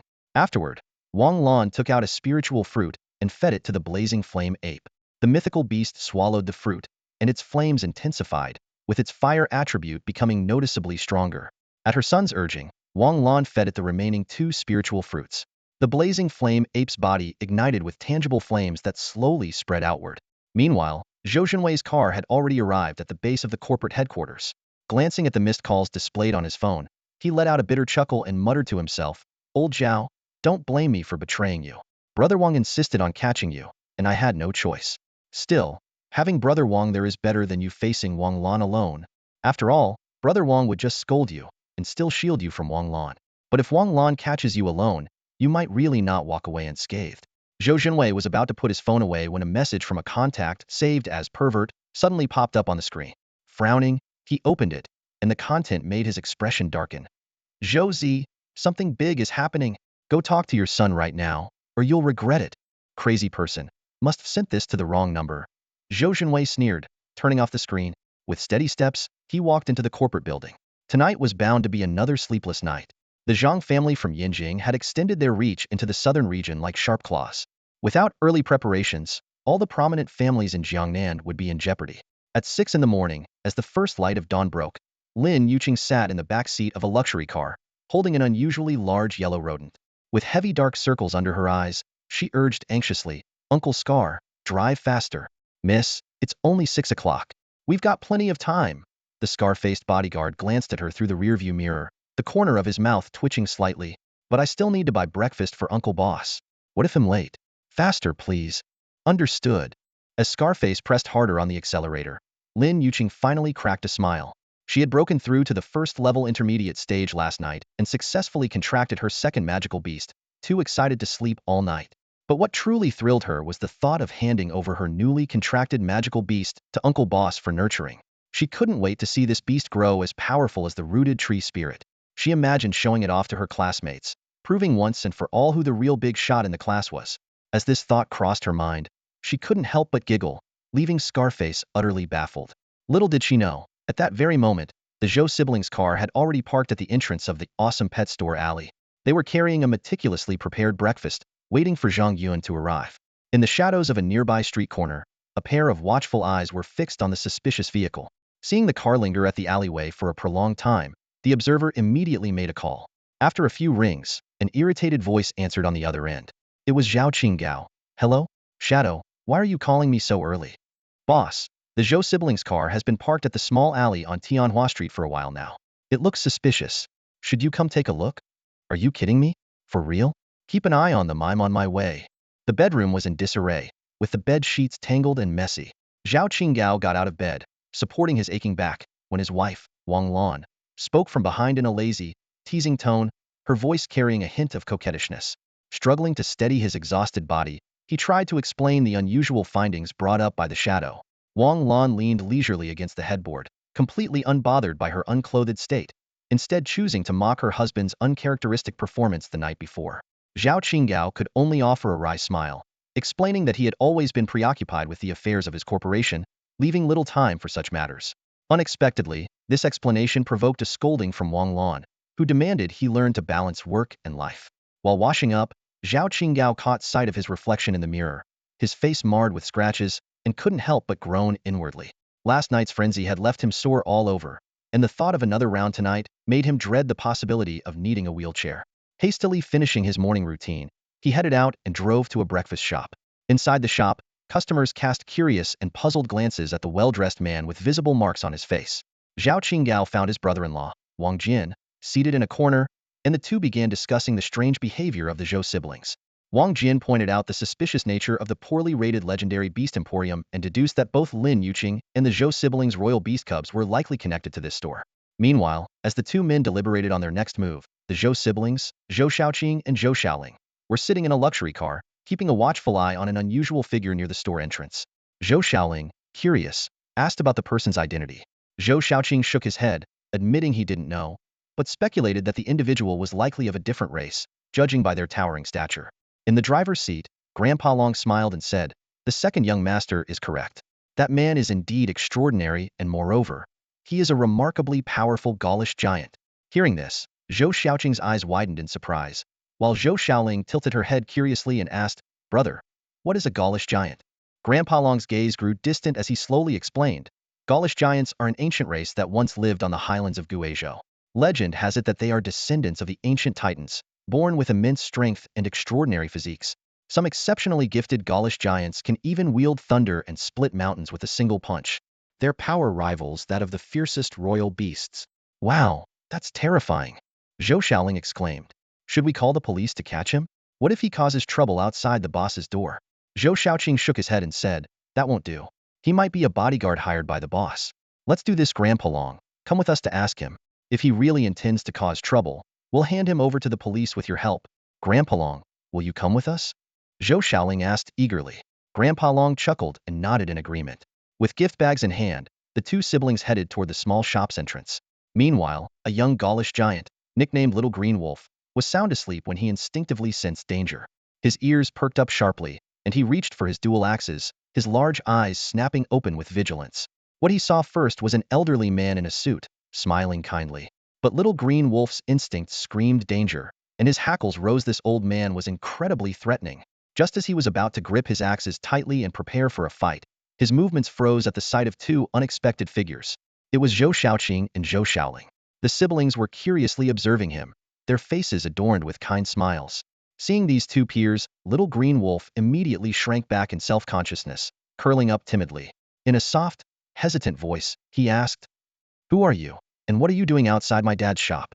You'd better not cause any trouble, or I'll fight you," Qinglang timidly warned, his gaze occasionally flickering toward Long Yi. Despite Qinglang's towering, giant-like appearance, his voice was surprisingly childlike and innocent, leaving Zhou Shaoqing and her younger brother quite astonished. After some conversation, they learned that this seemingly fierce Qinglang was actually only 7 years and 1 month old younger than Zhou Xiaoling. Qinglang had no defenses against human children. In fact, he appeared somewhat timid, a result of being bullied by the children of soldiers during his time in the military camp. Zhou Shaoqing took the initiative to make friends, extending her small hand to introduce herself. Though Qinglang was a little awkward, he gently shook her hand, the stark size difference between their palms immediately noticeable. Through their conversation, they confirmed that Qinglang was Zhang Yun's son. Zhou Shaoqing then took a delicate cloud cake from her gift bag and handed it to him. Tasting such a refined delicacy for the first time, Qinglang was moved to tears by the deliciousness. Seeing this, Zhou Shaoqing offered him another piece, this time chocolate-flavored.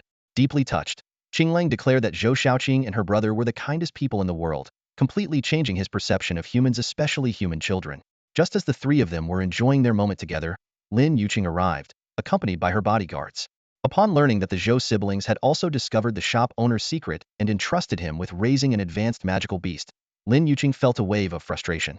Her root tree creature could no longer compete, and her dream of dominating the elementary school was shattered. Tears welled up in her eyes. At that moment, a warm hand rested on her shoulder. "You're here, Little Yuqing," a familiar voice said. Turning around, Lin Yuqing saw the shop owner. Her face lit up with excitement, and a bright smile spread across her lips. "Boss uncle, you're here," she exclaimed. When Zhang Yun arrived, everyone nodded and greeted him warmly. He responded with a slight nod. Xiao Yuqing, her eyes filled with tears, clutched his arm. Boss uncle, please help me train my spirit beast. Otherwise, I'll never be able to beat Zhou Shaoqing and her brother. No problem, Zhang Yun replied, having a good impression of this kind-hearted little girl. She had helped him selflessly before and was also the first customer of his pet shop. Gently patting her head, he asked, "Did you bring enough money?" "Yes, yes." Xiao Yuqing wiped her eyes and nodded vigorously. "I brought a lot. My sister gave it to me. She said I should have all my new spirit beasts trained by you, and money is not an issue. Oh, and after the competition, she also wants to ask you to train her spirit beasts. Is that okay?" "Of course, as long as she pays," Zhang Yun replied with a smile. The Zhou siblings exchanged a glance, their faces serious. They thought to themselves, this is trouble. If the boss helps Lin Yuqing's sister train her spirit beasts, she'll become even stronger. We must convince our sister to have her spirit beasts trained here, too. You two came early, Zhang Yun said, turning to the siblings. Your spirit beasts are ready and can be picked up anytime. The siblings immediately snapped out of their thoughts and bowed excitedly to Zhang Yun in gratitude.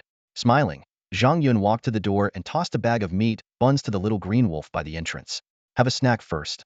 I'll take you to an interesting place later. The little green wolf whimpered with gratitude and devoured the food ravenously.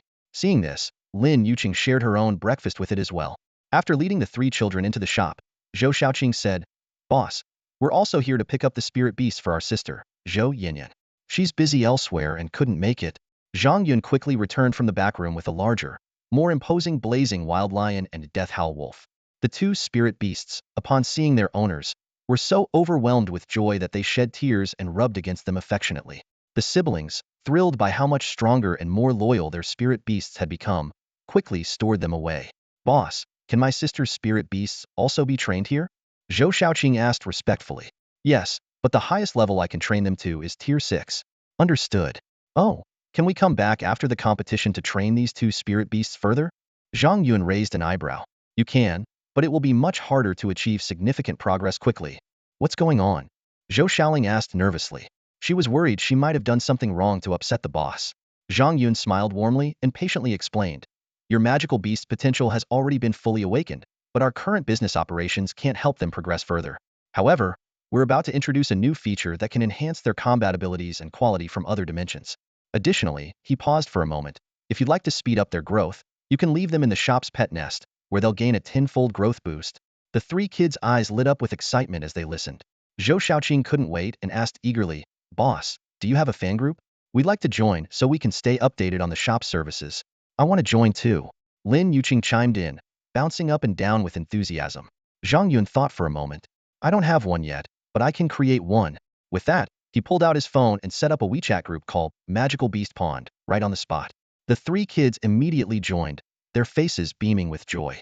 The Zhou siblings still needed to deliver a magical beast to their sister and prepare for their school's entrance competition. With time running short, they said a quick goodbye and hurried off. Lin Yuqing also had a competition to attend. After paying for 3 days of care, she entrusted her newly contracted magical beast to Zhang Yun and left as well. As soon as they departed, a series of system notifications sounded. Ding! Congratulations to the host for completing the main quest, Tender Growth. Reputation 20. Interface store and backroom summoning pool features unlocked. Ding! Congratulations to the host for completing the side quest, Healing Magical Beasts. Reputation 20. Rewards include water attribute primal energy and master-level diagnostic and healing skills effective for both humans and animals. Ding! Congratulations to the host for reaching 100 reputation points. Shop upgraded to level 2.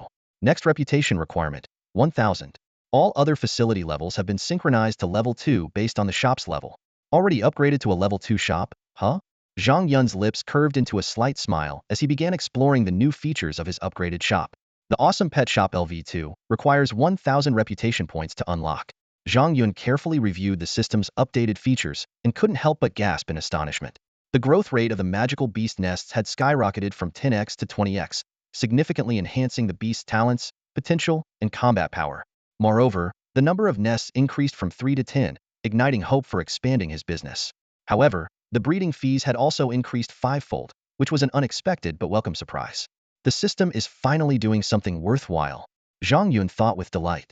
Turning his attention to the summoning card pool, he was taken aback. Each summon required 10,000 points, equivalent to 1 million in revenue. Based on his current income, he would need to breed 10 magical beasts for an entire day to accumulate enough points. While he could sell or lease the summoned beasts, there was always the risk of drawing a dud, which would be a major loss. Zhang Yun then focused on the system shop. A blue screen appeared, showcasing 4 items in sequence. The purple potential fruit and comprehension fruit, each priced at 10,000 points, were undoubtedly valuable, but his current points were insufficient, so he had to set them aside for now. What caught his eye, however, was the level 5 moon blade priced at just 100 points in origin weapon that could sell for 50 million. System, can I? No. Before he could finish his sentence, the system bluntly interrupted him.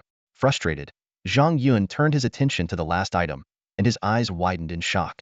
The golden Zhu fruit. This legendary fruit blooms once every 100 years and bears fruit once every 100 years. It could heal broken bones and revive the dying, even granting creatures legendary potential.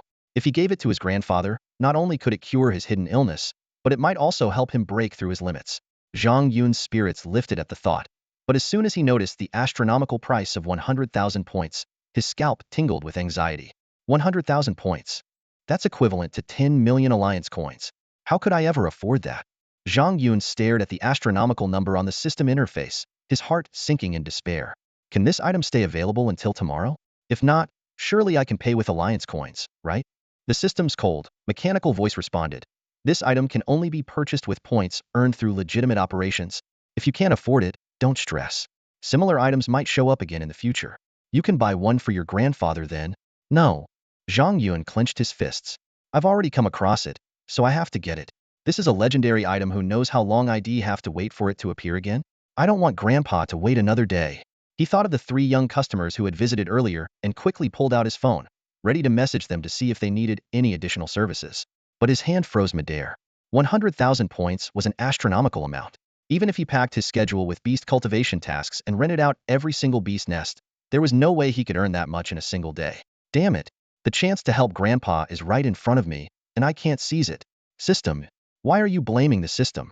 The system interrupted. Take a look at yourself. Have you been earning points diligently these past few days? Have you been working seriously? Shut up. If it weren't for all your restrictions, I would have. True strength comes from adapting to the rules, not complaining about them.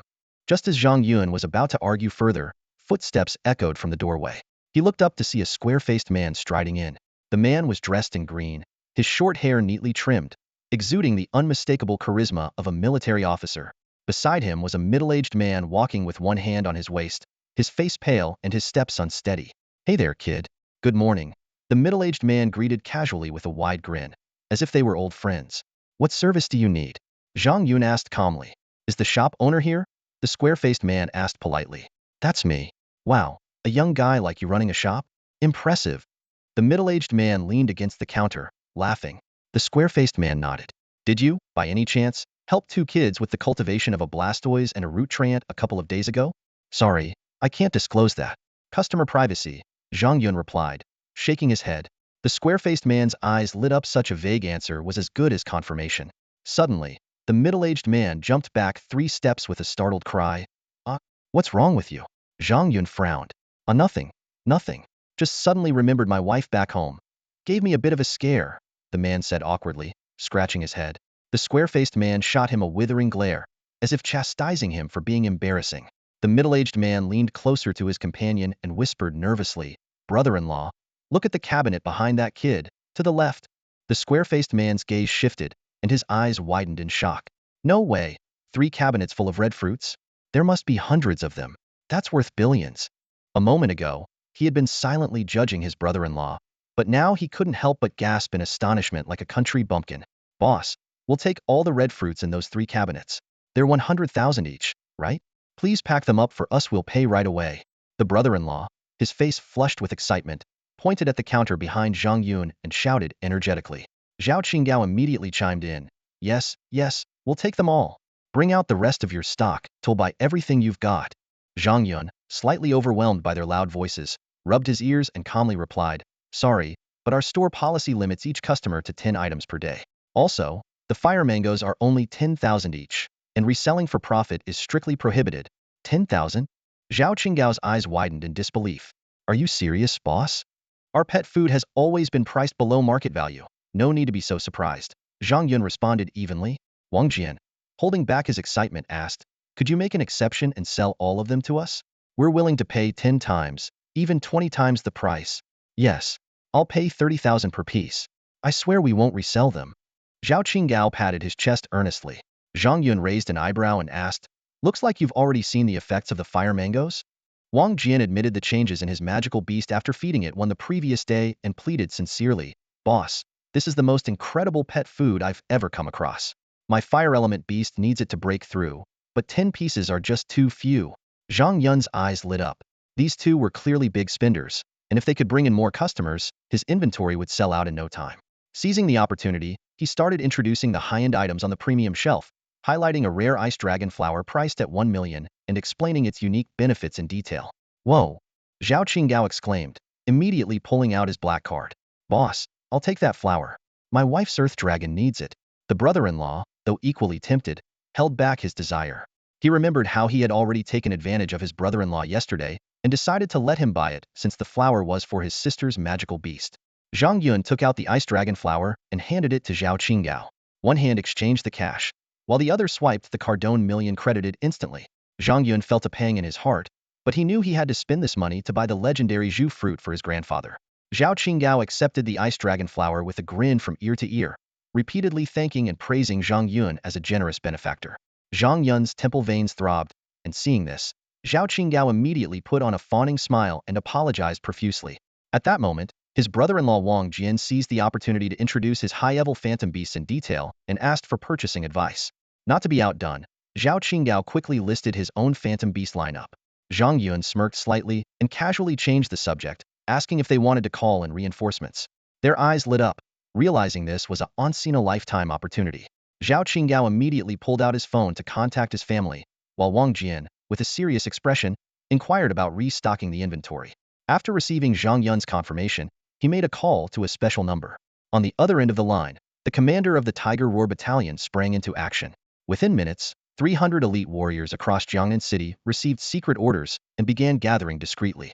Meanwhile, Wang Lan turned her car around and sped toward the scene, and Lin Sheng of the Special Operations Bureau began mobilizing police forces urgently. Remember to like, bookmark, and stay tuned for updates. Thank you all for your support. Hey, what's that senior detective planning to have us do? With us being just level 1 or 2 beastmasters, are we being sent to our deaths? One of the junior detectives whispered nervously to their companions. A group of junior detectives huddled near the police vehicles, murmuring among themselves. Someone explained that Officer Lin, a class senior detective from the Flying Tiger Special Unit, was a level 6 powerhouse. Their job was merely to escort the criminals. It was also rumored that 2 other colleagues would join the operation, which sparked excitement among the junior detectives, as they hoped this mission could double their performance ratings. The moment Officer Lin glanced their way, everyone quickly fell silent and climbed into the vehicles. Nearly 10 police cars, large and small, stood ready to depart. Lin Sheng surveyed the scene, a confident smirk playing on his lips. He was determined to teach that arrogant shopkeeper a lesson. Arrest them, shut down the shop, and broadcast it live to the entire city, ensuring their complete social ruin. Just then, 2 more Flying Tiger Special Unit members arrived. While they advised Lin Sheng to proceed with caution, they too harbored disdain for the brazen shopkeeper. After a brief discussion, the 3 decided to set off immediately, soaring into the air as the police cars followed closely on the ground. Meanwhile, at the intersection of Tianhua Street, a large group of plainclothes officers suddenly emerged. They skillfully avoided surveillance cameras and swiftly gathered in a narrow alley. However, the sight before them brought the elite soldiers to an abrupt halt. A 3-meter young Gaul giant stood guard at the shop's entrance. Despite its youth, its presence was undeniably formidable. As they debated whether to take down this imposing doorman first, Major General Wang Jian stepped out of the shop. Wearing a calm smile, he reassured the young giant, "Little one, your father said to let these uncles into the shop. You can play on the side for now. Once he's done, he'll buy you something delicious." "Oh, Qinglang understands. Thank you, uncle," the young giant replied obediently, crouching to the side and continuing to enjoy the 200 meat buns Zhang Yun had bought for him. Wang Jian glanced at his casually dressed subordinates and said sternly, "What are you standing around for? Get in line quickly and prepare to enter the store to buy something. Whoever lines up first gets to go in first and shop. What you manage to get depends on your own luck." The soldiers of the Tiger Roar Battalion exchanged puzzled looks, their eyes full of confusion. Their usually decisive and commanding leader was unexpectedly taking them to a seemingly insignificant store and ordering them to shop. This unusual behavior raised doubts among the group, but as soldiers, obedience was their duty. Silently, they began to form a long queue. Before long, the first few soldiers who entered the store came out, their steps unsteady. Their faces were flushed, and they wore uncontrollable smiles, as if they were drunk with excitement. This is incredible. The commander is practically like my own father. One of them whispered excitedly. Shoo, keep it down. Don't let outsiders discover the secret of this place. Another quickly reminded him. This bizarre scene caught the attention of the soldiers still waiting in line. Especially noticeable was Li Ergu, who was usually stern-faced but now couldn't stop grinning, which only fueled everyone's curiosity. Hey, did you guys hit the jackpot or something? Someone couldn't help but ask. The soldiers who had already shopped exchanged knowing smiles. No point asking. Even if we told you, you wouldn't believe it. Just line up properly and pray the good stuff doesn't run out. They huddled together in a quiet corner, eagerly inspecting the treasures they had just acquired. Meanwhile, Wang Jian's voice called out from inside the store. Next 5. Hurry up, don't waste the shopkeeper's time. Anyone who dawdles loses their chance to buy. The 5 soldiers at the front of the line straightened up at the command and marched briskly into the store. 5 soldiers from the Tiger Roar Battalion had just stepped into the small shop when Wang Jian called them over to the counter. They lined up in a horizontal row, preparing to report the status of their primary and secondary contracted beasts. The atmosphere in the shop was slightly tense, as it was evident this was a forced purchase. The soldiers glanced at the goods displayed behind the counter and couldn't help but gasp. Even a single flower started at 50,000, and a single fruit cost no less than 10,000. Despite the steep prices, they decided to buy some beast cores to show their support for the Major General. A thin soldier spoke up first. My primary contracted beast is a meteor species, a water arrow turtle. My secondary is a height ear species, an ice crystal fox. I want to buy 10 ice element or water element beast cores, with a total budget not exceeding 300,000. Before he could finish, Wang Jian smacked the back of his head. You idiot. Who told you to buy 10 beast cores? That's the worst deal possible. Pick something else. The soldier tried to defend himself, looking aggrieved.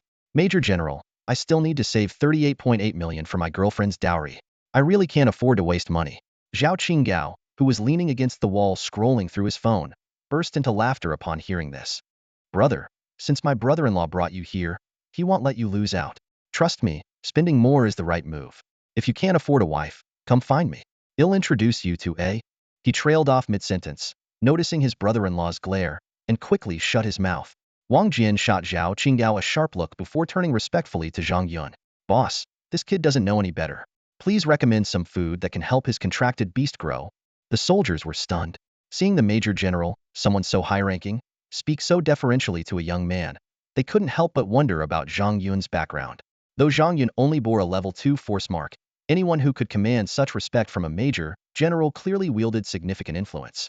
Zhang Yun gestured toward the glass display case filled with dozens of ice blue flower buds. These are level 4 spirit flowers, flame ice orchids, priced at 100,000 each. When consumed by water element beasts, they may evolve into ice element beasts and significantly enhance their growth. They're effective for any beast below the 7th tier. A 6th tier water arrow turtle would need 7 or 8 of these to break through its species limitation and evolve to the 7th tier, gaining ice attributes. If that doesn't work, add 2 more, and success is guaranteed. Full refund if it fails. The soldiers were dumbfounded. One of them voiced his skepticism. Boss, the water arrow turtle is a mid-tier species and can only reach the 6th tier. How could it possibly evolve to the 7th? That's not scientifically possible. Zhang Yun replied calmly. What you call science is just a set of human-defined standards. It's not absolute. Do you think the people who created those classifications were infallible? Besides, does this shop look like a place that adheres strictly to science? Shut up, all of you. Wang Jian barked, his voice sharp. The boss is offering you a rare opportunity, and you dare question him? Another word, and you'll lose the right to purchase. Shui Hozi, summon your water arrow turtle. The soldier, nicknamed Shui Hozi, didn't dare disobey. He summoned his nearly 10-meter-long, mature water arrow turtle, which almost filled the entire shop. Boss, please feed this kid's water arrow turtle 10 flame ice orchids. The money will be transferred immediately. Zhang Yun nodded and retrieved 10 flowers from the counter. Wang Jian carefully took them and ordered, have your beast open its mouth. Shui Hozi watched in despair as the million-worth flowers were fed to his beast, lamenting that he was now even further from saving the 38.8 million needed for the dowry. Wang Jian began feeding the flame ice orchids to the water arrow turtle. A flower was tossed over, and the Blastoise opened its mouth to swallow it.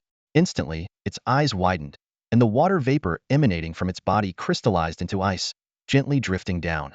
The transformation of the Blastoise left everyone present holding their breath. Its shell quivered slightly, and its body expanded visibly, growing significantly larger. This sudden change left the 5 soldiers dumbfounded, as if they had witnessed a miracle. Holy crap! It really turned into an ice type. One of the soldiers exclaimed in shock. Not only did its type change, but the Blastoise's growth also showed remarkable improvement. This scene convinced everyone that it was only a matter of time before this Blastoise broke through to level 7. This effect is incredible, it's practically defying science, someone marveled. This spirit flower must have been harvested from one of the 10 most dangerous places, and it's got to be at least level 5. Don't make such a fuss. It's just a level 4 spirit flower, Zhang Yun corrected. The Blastoise has decent potential. With at most 5 more flame ice orchids, it should be able to break through to level 7. But after that, no amount of flame ice orchids will be effective. I'd recommend saving them for other spirit beasts. These words instantly wiped the excitement off the face of the soldier nicknamed Water Monkey. He quickly pleaded with Zhang Yun, "Boss, I was blind to your greatness. Could I return the extra 5 flame ice orchids? I'm not asking for a refund. I just want the chance to purchase 5 other items instead." Wang Jian smacked the back of Water Monkey's head and turned to Zhang Yun to explain. "Boss, this kid is one of the bravest warriors in our camp, but he's a bit too straightforward. If he's offended you in any way, I hope you'll forgive him. If it's not too much trouble, could you give him 5 more chances to buy something?" "Boss, I'm begging you for another chance." Water Monkey clasped his hands together, pleading desperately. He knew this was a rare opportunity to boost his strength, and missing it would be a regret he couldn't afford. Customer returns are due to customer reasons. Refunds are not allowed but can be converted to points. Hearing this system prompt, Zhang Yun's eyes lit up. "All right, since you're only accepting returns and not offering refunds, I'll take it as a gesture of goodwill." Inside Zhang Yun's shop, 5 soldiers were enthusiastically picking out items. "Boss, I want dog food with ice attributes," a soldier nicknamed Water Monkey eagerly shouted. The others chimed in, each voicing their own requests. "Calm down, one at a time," Wang Jian said as he stood at the door, maintaining order and preparing to call on the next group. Suddenly, a sharp eagle's cry pierced the air. Wang Jian looked up to see a storm eagle circling above the alley. On its back stood a figure exuding arrogance. The Special Task Bureau? Wang Jian frowned. What made him even more alert was the sound of police sirens that followed. This kind of display was clearly not about shopping. "Boss, the Special Task Bureau is here with the police. Judging by the looks of it, they're not here for a friendly visit. Need me to handle this?" Wang Jian turned back into the shop and asked Zhang Yun. "Let them make their scene. I'd like to see what they're trying to pull," Zhang Yun replied without even looking up, continuing to recommend products to the soldiers. At the entrance to the alley, the storm eagle slowly descended, the gusts from its wings making the soldiers' clothes ripple. A member of the Special Task Bureau, with a voice as grating as a duck's quack, shouted, "Nobody move! Move and you'll be shot." The soldiers collectively raised their heads, their cold, piercing gazes startling the eagle. Panicked, it bucked its rider, sending Lin Sheng tumbling to the ground with a heavy thud. The impact knocked out a few of his teeth. As the other members of the Special Task Bureau burst into laughter, Lin Sheng scrambled to his feet, seething with rage. "Seal off the entire alley. Everyone here is a suspect. Arrest them all and interrogate them thoroughly. If anyone resists, execute them on the spot." The soldiers from Tiger Roar Battalion clenched their fists, suppressing their burning anger. They had risked their lives on the front lines, only to be treated like this by these corrupt bureaucrats. Meanwhile, 2 more Storm Eagles were landing, and one of the Special Task Bureau members glanced at the group of imposing soldiers, sensing that something was off. One of them frowned and asked, "Chunin, don't you think this group of people is strange? They're all burly and strong. Definitely not your average folks." Chun-In glanced over the crowd of men below, a sneer curling at the corner of his mouth. "What's so extraordinary about them? None of them have force marks on their foreheads. Force marks can be hidden." "Hidden? What nonsense."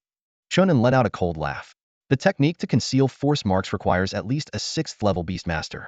You're telling me all 200 or 300 of these guys are 6th level Beastmasters? What a joke.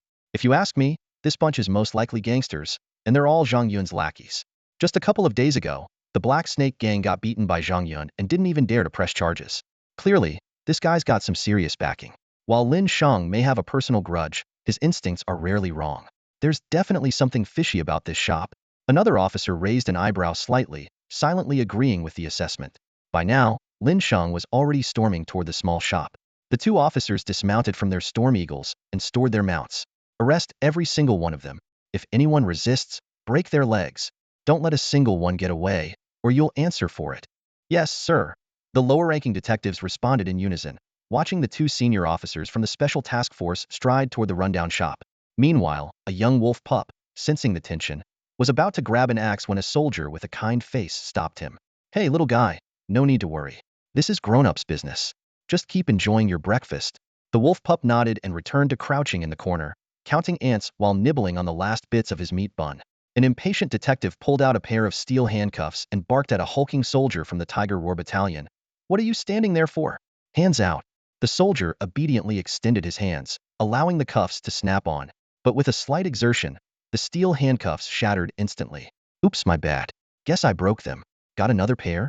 The detective's face twisted in anger as he cursed under his breath and pulled out another pair. Yet, these cuffs were just as easily snapped apart.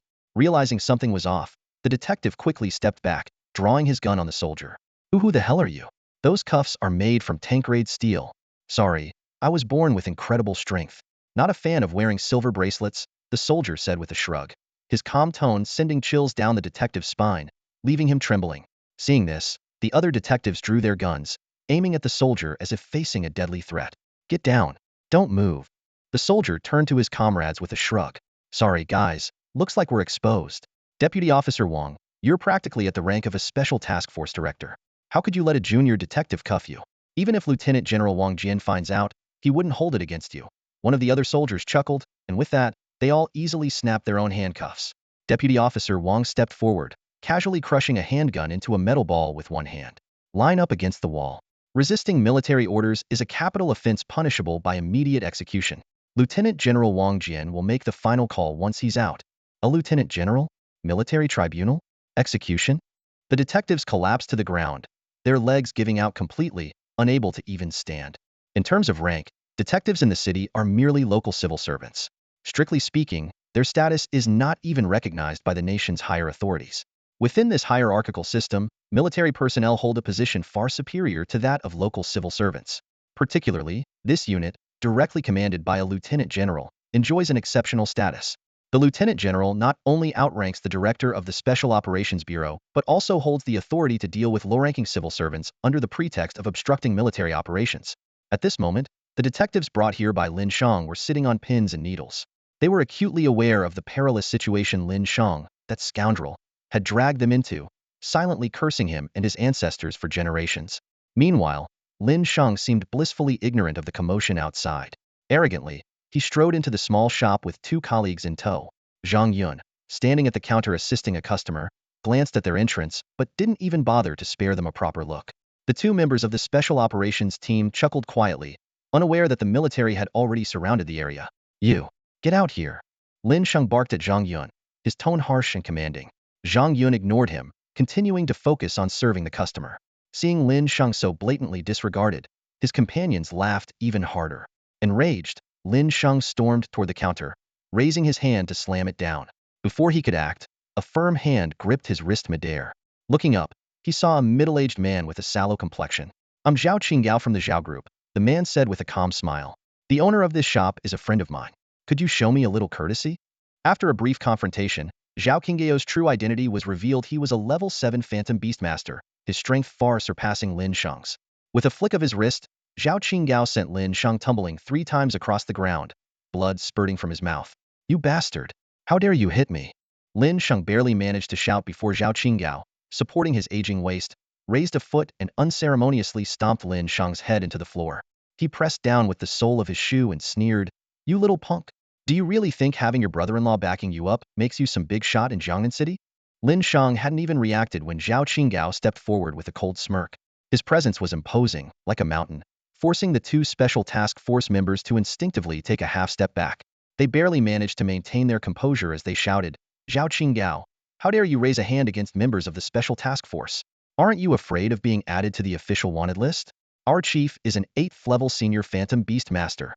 Before they could finish, Zhao Qinggao burst into laughter, clutching his waist. "You little punks actually have the nerve to threaten the brother-in-law of an Imperial Lieutenant General right to his face?" Imperial Lieutenant General? The two Special Task Force members froze, their hearts skipping a beat. Before they could process what he said, a hand as strong as an iron clamp seized one of them by the back of his neck. "Did you not see the no-smoking sign at the entrance? Or are you just blind?" Wang Jian's voice was cold enough to pierce bone. "We'll give you 2 choices. Either give up your eyes, or swallow every cigarette in your mouth and pockets. 5 seconds. Pick one." The Special Task Force member trembled all over, panicking as he swallowed the lit cigarette in his mouth.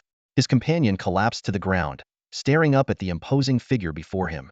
In an instant, He remembered the man from 2 years ago at the border army camp, Lieutenant General Wang Jian of the Tiger Roar Battalion, a legendary figure known for his ruthless decisiveness, with tens of thousands of enemies fallen under his command. The pressure was too much for the young Special Task Force member, and he fainted on the spot. Wang Jian snorted coldly, kicking him out of the shop with a single motion.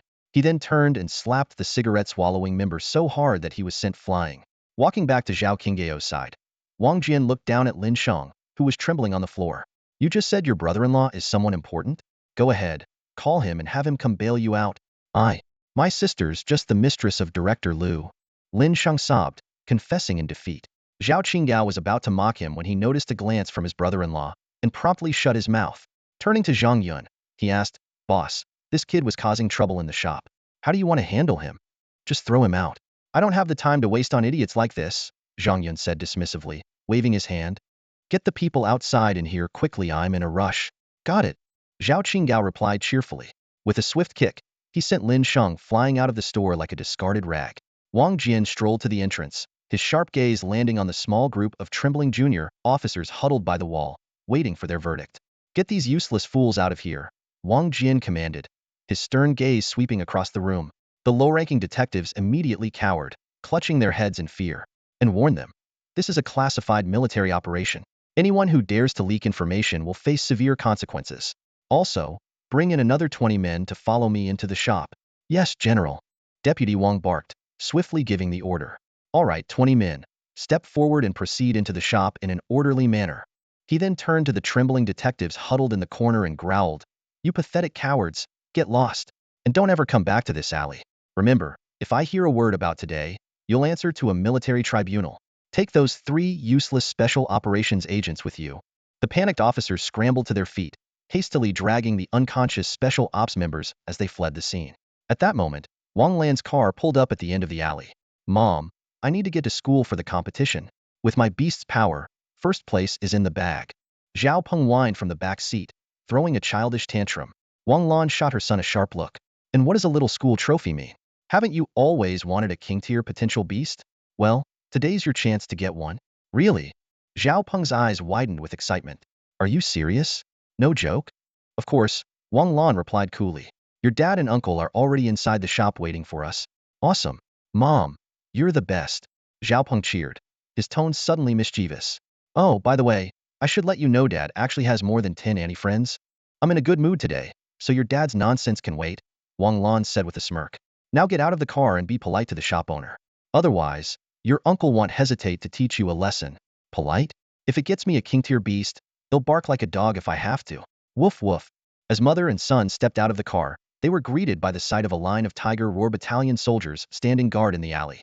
Wang Lan nodded to the troops in acknowledgement, then hurriedly led Zhao Peng toward the shop, sending a quick message to Zhao Qinggao along the way.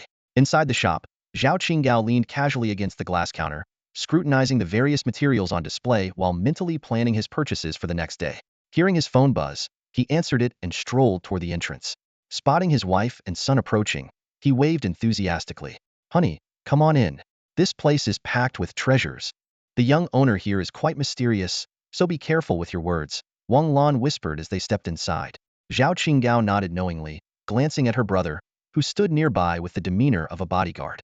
Zhao Qinggao led their son to the counter, while Wang Lan curiously observed Zhang Yun, who was busy assisting a group of soldiers. Meanwhile, Zhao Peng's attention was glued to the shelves, his eyes lighting up as he spotted a vibrant red fruit in a glass case. Whoa, look at those red fruits, Mom. Let's buy them all. Quiet, you little rascal.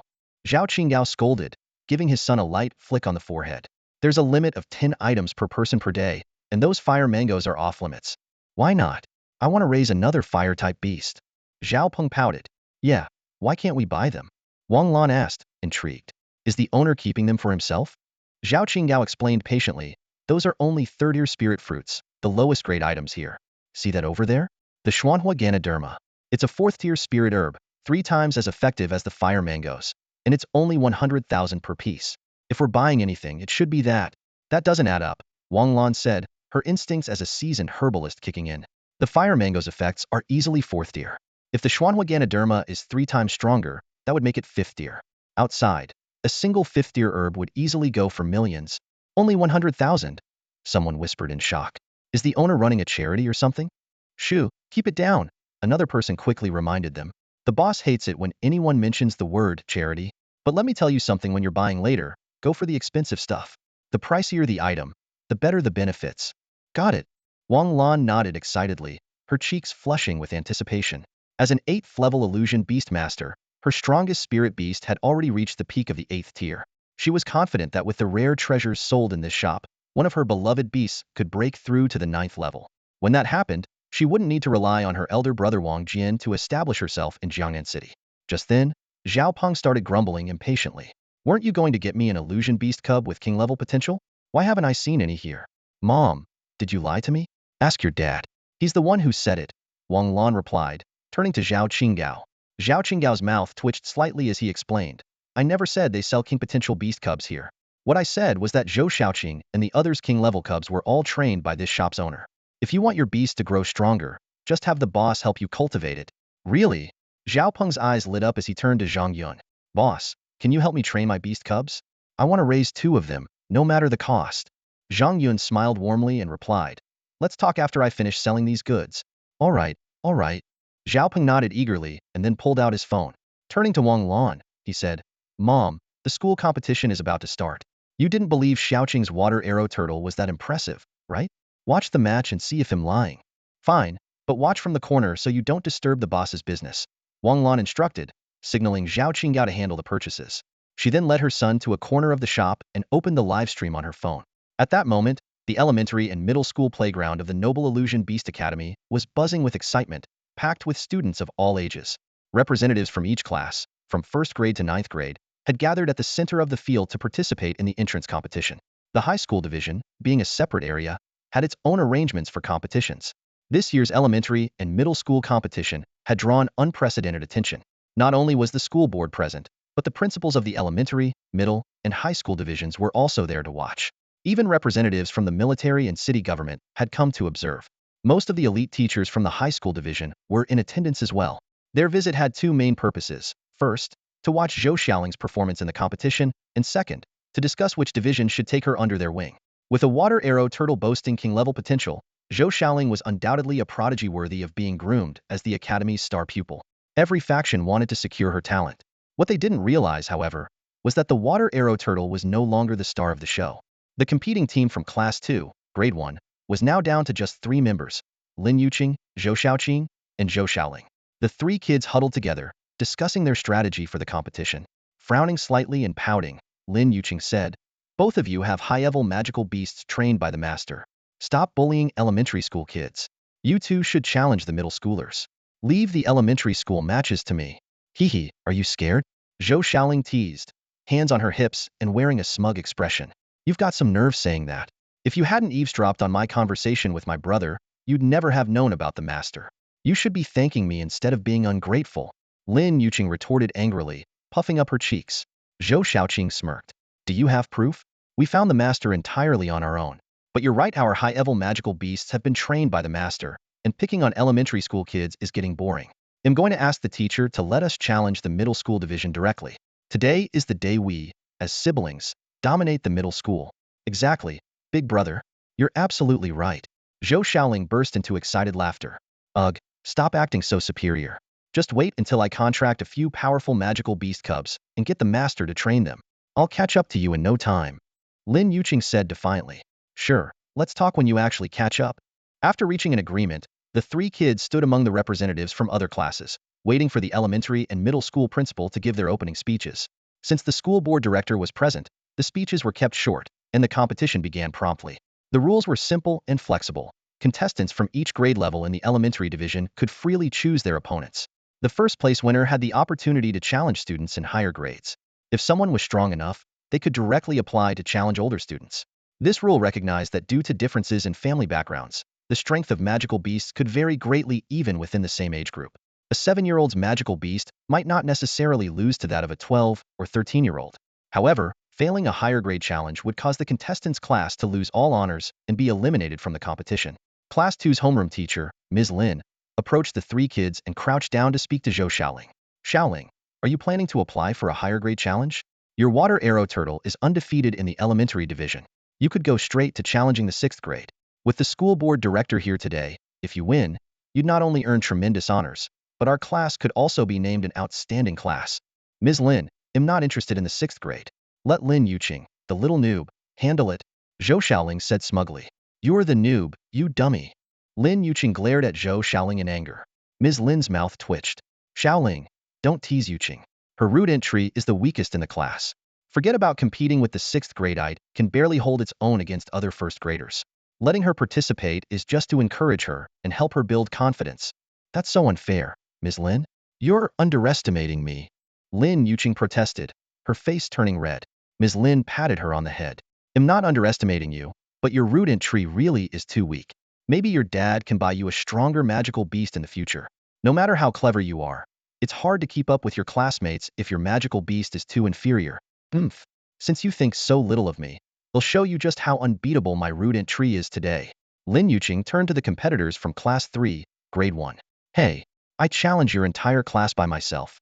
Do you dare accept? The 7 contestants from Class 3 looked at her with disdain. Do you think you're Zhou Xiaoling, or something? Challenging all of us on your own, who do you think you are? Class 2 is so annoying. Just because they have Zhou Xiaoling, they think they're invincible. Zhou Xiaoling, do you dare take all of us on by yourself? No matter how strong your water arrow turtle is, it wouldn't dare face 7 of us at once, would it? A boy who had previously been defeated by Zhou Xiaoling taunted. Zhou Xiaoling laughed. You weaklings dare challenge me? Not worth my time. Beat Lin Yuqing first and then maybe I'll play with you. Zhou Xiaoqing chimed in. Hey, Class 3 losers, don't underestimate Lin Yuqing. She's the strongest elementary school student after us. If you don't believe me, your magical beasts might end up getting destroyed. Yeah, right? Teacher, arrange the match. We want to compete against Class 2. Well work together to defeat Zhou Xiaoling's water arrow turtle. Class 3's homeroom teacher, Mr. Chun, turned to Ms. Lin. What do you think, Ms. Lin? A 1 of 7 match. If she loses, it's a loss. Ms. Lin massaged her temples and sighed. If Class 3 insists, then let's do it. The 2 teachers led their students to the arena. When the referee heard that Lin Yuqing was going to face all 7 opponents on her own, his eyes widened. Kid, a 1 of 7 match isn't a joke. Don't cry if your magical beast gets killed. My root entry is unbeatable, Lin Yuqing declared confidently. Alright then, take your positions. Remember, this is a friendly match. No attacking people. Got it, referee. Let's go. First, we'll crush the weakling. Then we'll take down Xiaoling. The 7 kids from Class 3 and Lin Yuqing stepped onto the stage, immediately drawing the attention of the crowd, including the school board director, the vice principal, and Lin Yuqing's father, Lin Jinan, who had just arrived from out of town. Seeing his daughter on stage, Lin Jinan looked stunned. His daughter's strongest magical beast was just the root entry. What was she doing up there? Was she about to get beaten and burst into tears? The Lin Group, as one of Jiangnan City's top 10 corporations, stands out in the fields of insurance and mercenary services. Its president, Lin Jinan, due to the family's sparse lineage, often personally leads expeditions into the wilderness, explores ruins, and even travels to distant star systems for missions. As a result, he rarely has time to spend with his 3 daughters.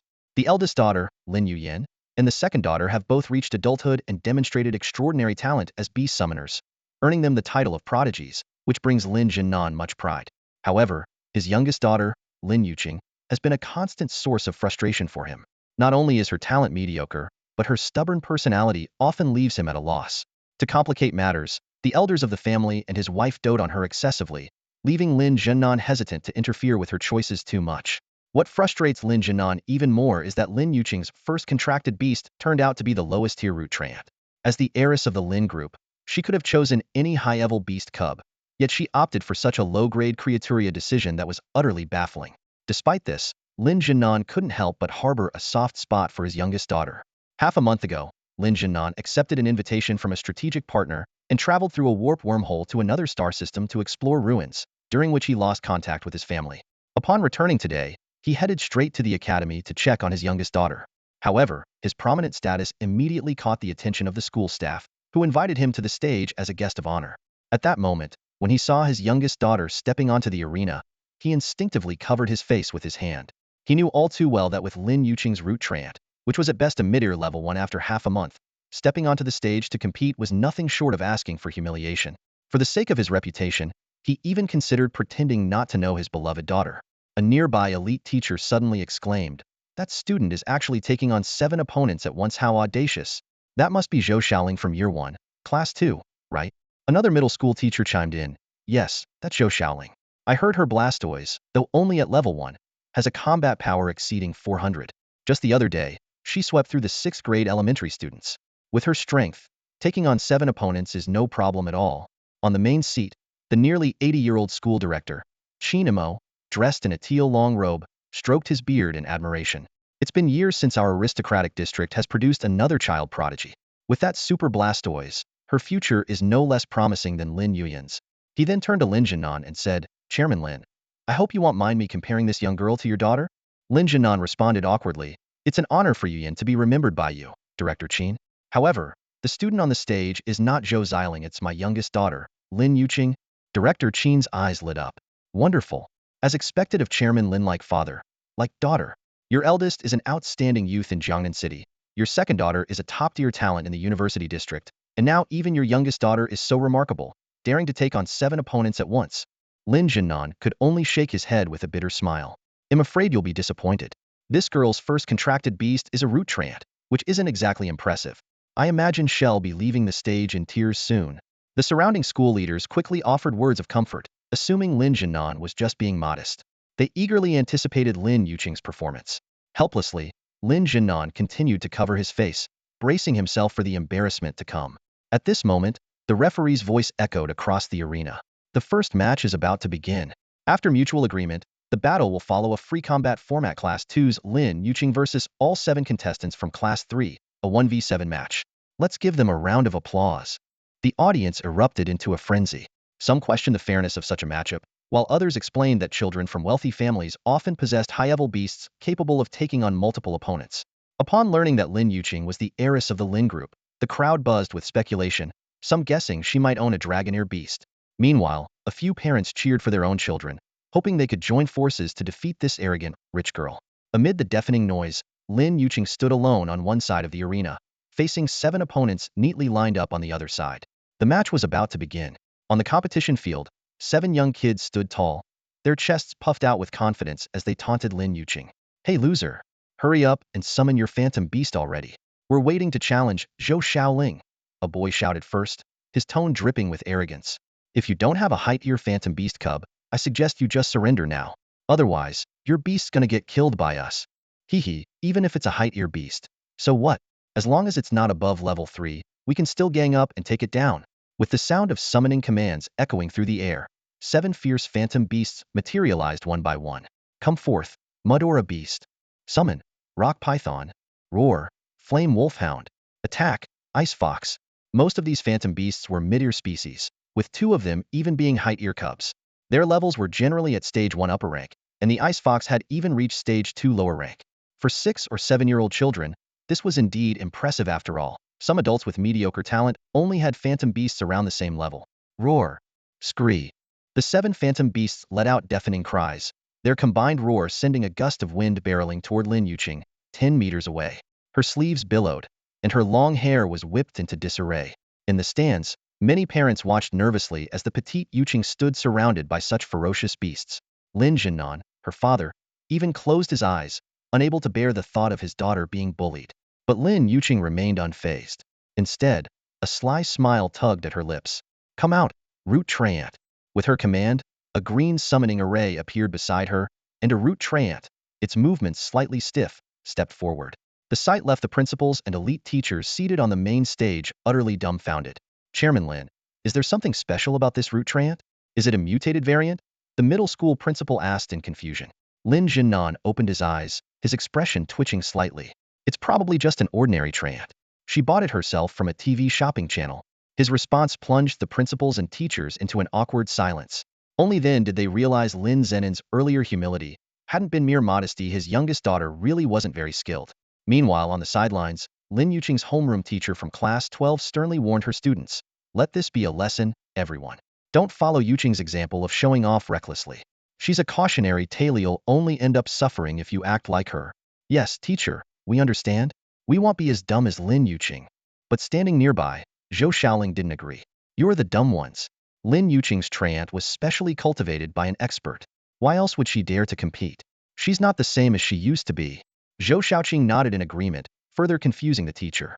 Although she still believed the root treant was a weakling among phantom beasts, Zhou Xiling's words carried weight as the heiress of a prominent family.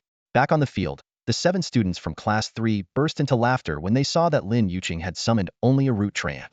Ha ha ha, so it's just a root treant.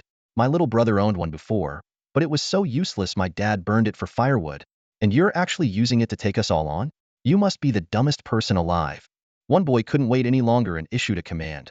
Rock Python, I'm done looking at this ridiculous wooden doll. Take it out in one move. The nearly 10-meter-long rock python immediately sprang into action. Its thick, armored body, covered in a layer of rock-like scales, slithered rapidly toward the root treant.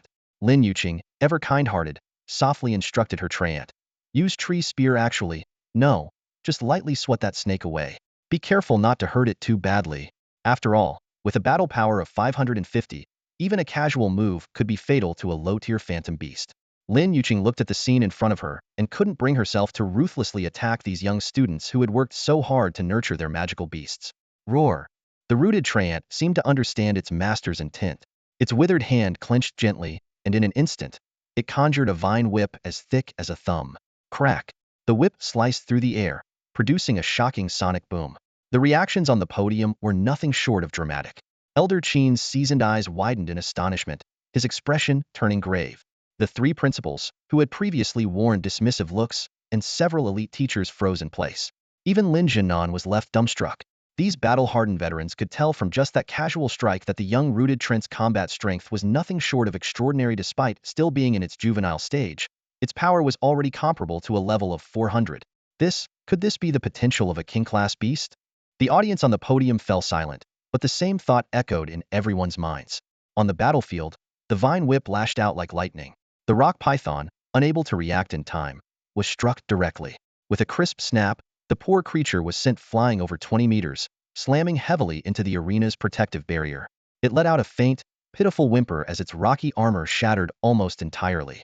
The python collapsed limply to the ground. My rock python! Its young owner froze for a moment before snapping out of it, rushing toward their grievously injured companion with a cry. Sorry about that. Lin Yuqing nervously tapped her index fingers together, apologizing. My treant held back as much as it could. I hope it's not too badly hurt. She turned to look at the remaining 6 students and noticed their faces were frozen in shock. Though still young, they weren't oblivious. That seemingly ordinary whip strike had been so fast that even its shadow was imperceptible, and it had left their classmates' magical beast on the brink of death. If their own beasts were in its place, they doubted the outcome would be any better. What kind of monstrous treant is this? The young students' legs trembled as regret washed over them for mocking Lin Yuqing earlier. This wasn't a normal battle, it was utter domination. Get your spirit beasts to join the fight already. I'm still waiting to challenge the 6th graders.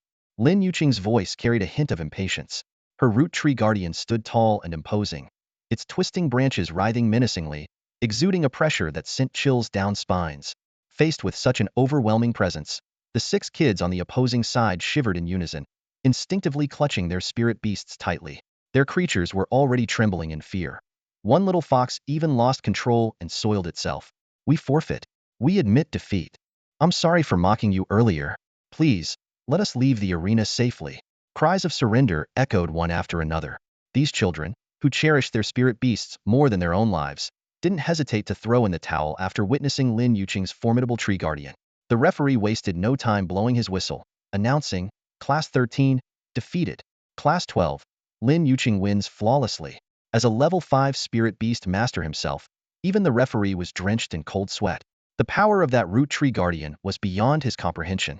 If it were to lose control and attack, even he wouldn't be able to contain the damage. The silence in the audience was soon broken by scattered applause, which quickly spread like a wave. Parents congratulated Lin Yuqing on her victory while eagerly speculating about the origins of the mysterious and powerful tree guardian. Meanwhile, the higher-grade contenders turned pale after the threat posed by Zhou Shaoqing and her brother's water arrow turtle. Yet another formidable opponent had emerged.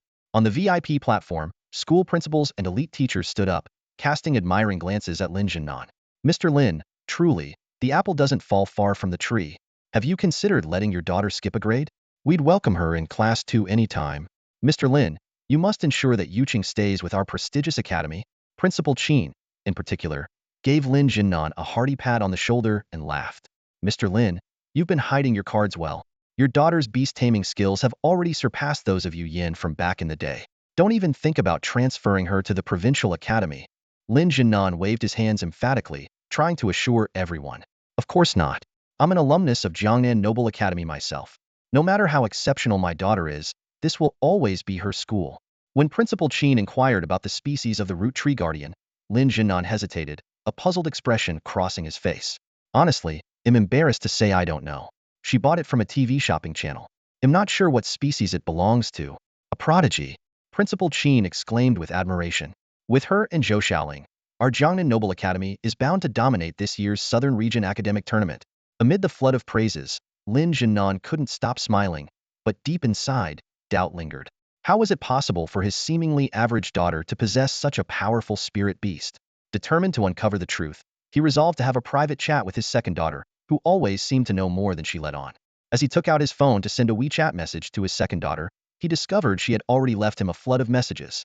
Reading through them one by one, his eyes widened in disbelief, and his heartbeat quickened.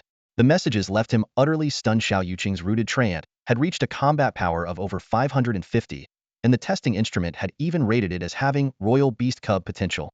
This result had been verified through multiple tests, and was even endorsed by Master Hua.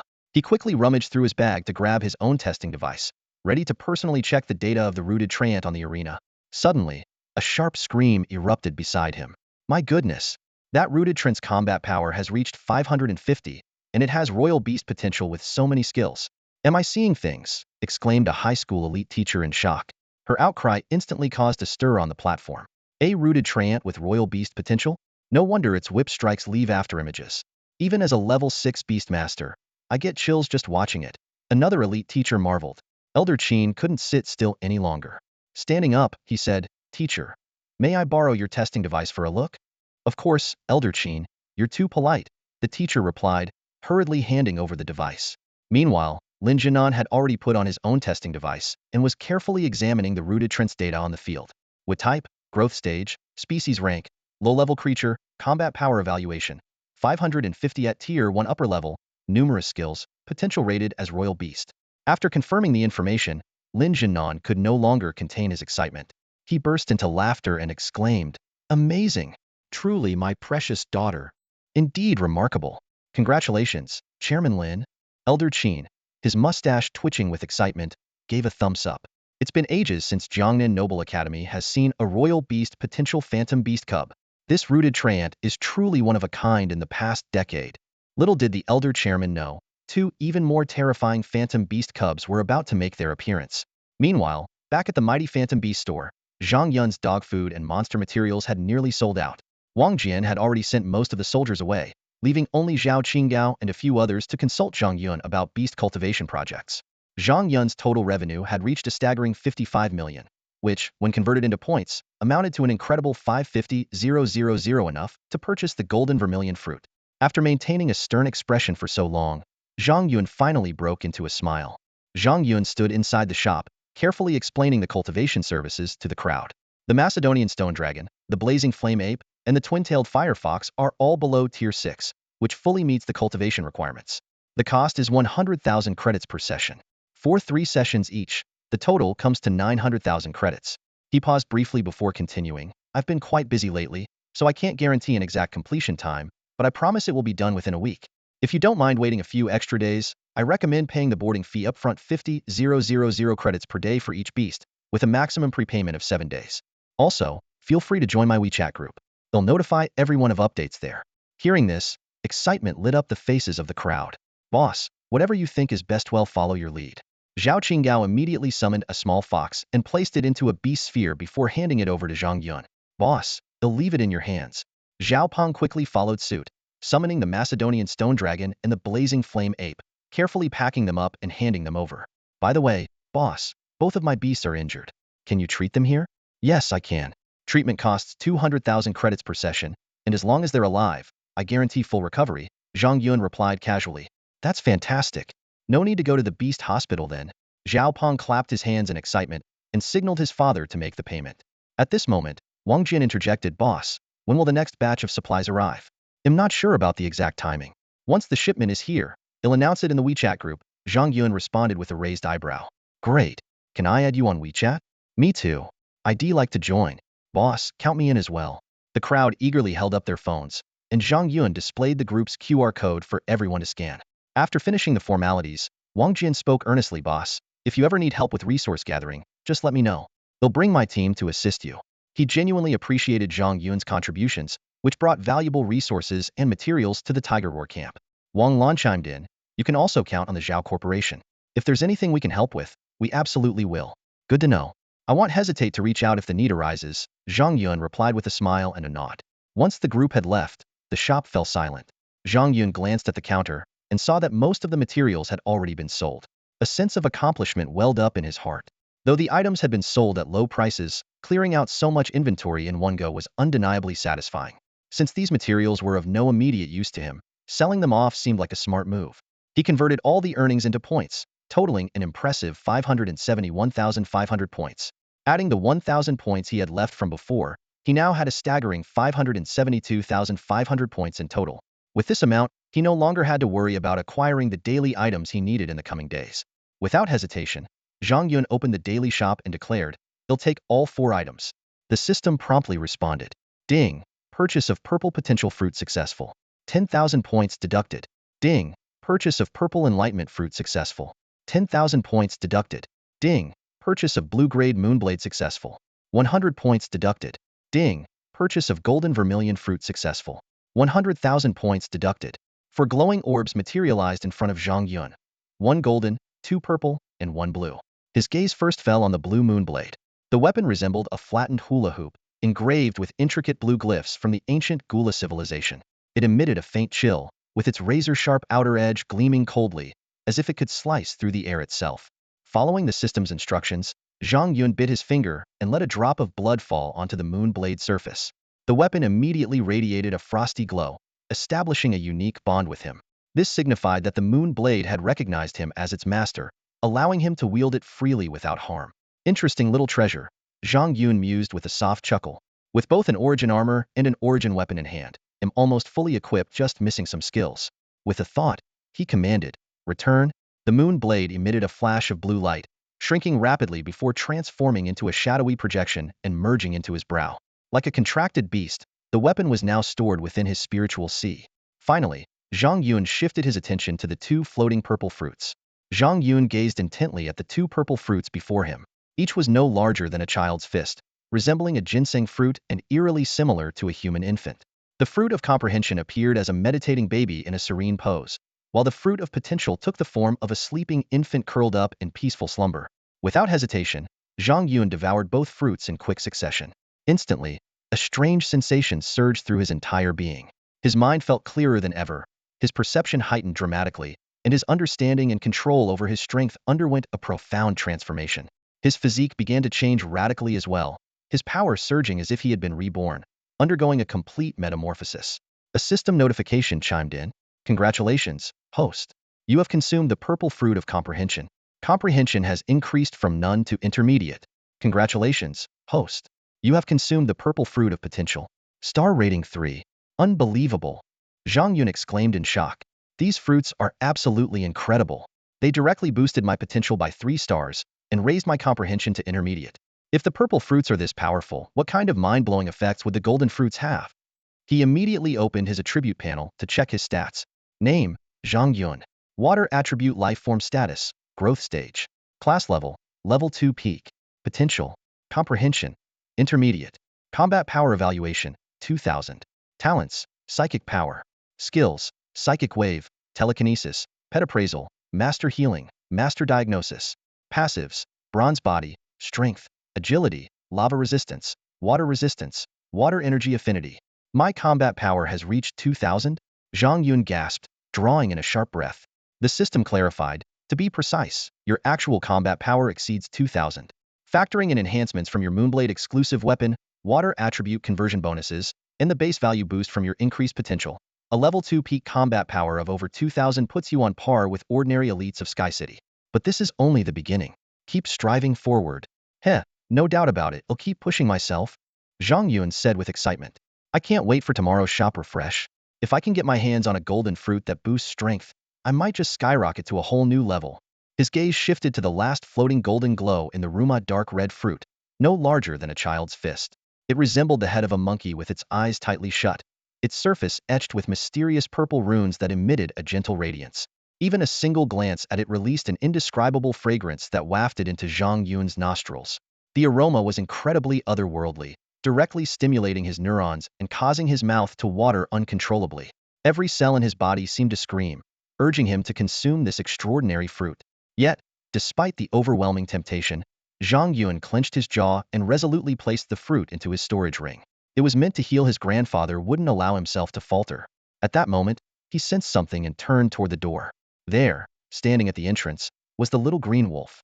At some point, it had wandered over and was now staring longingly in his direction, clearly drawn by the golden fruit's allure. Zhang Yun's expression softened as he smiled warmly and beckoned to the wolf. Come here, little wolf. I've got something tasty for you. After you eat, I'll take you to a fun place. Woof. Really? Thank you, Dad. The little wolf yipped excitedly, bounding toward Zhang Yun with uncontainable joy. Outside the small shop, a thick mist of blood coalesced, taking on the shape of two eerie figures. Both were cloaked in crimson, with their backs adorned by black, hollow sockets about 8 inches long. Within these sockets, crimson orbs swirled slowly, emanating an ominous aura.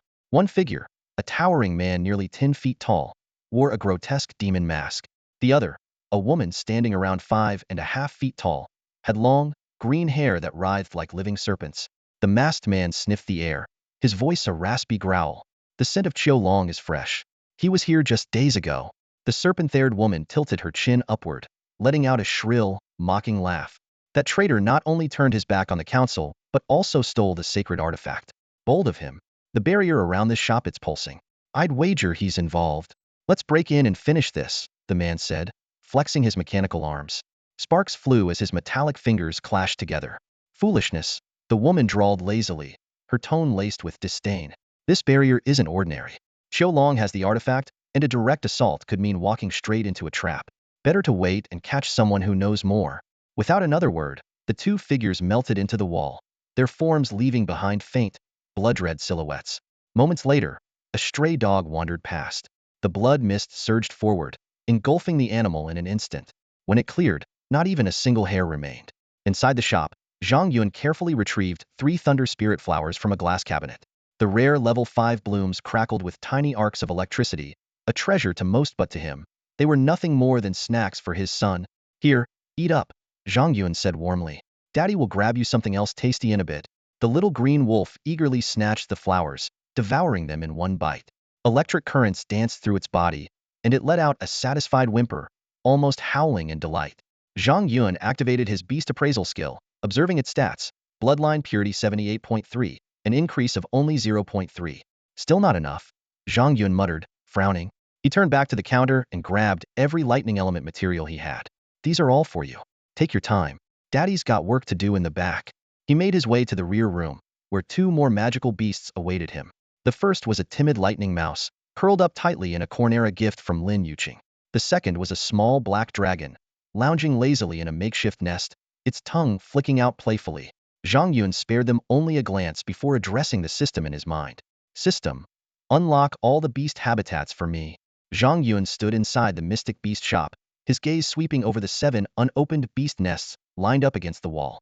The system's prompt informed him that each nest required 10,000 points to unlock, making it a total of 70,000 points.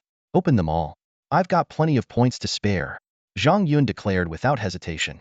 All right. Consuming 70,000 points to unlock 7 beast nests, the system responded.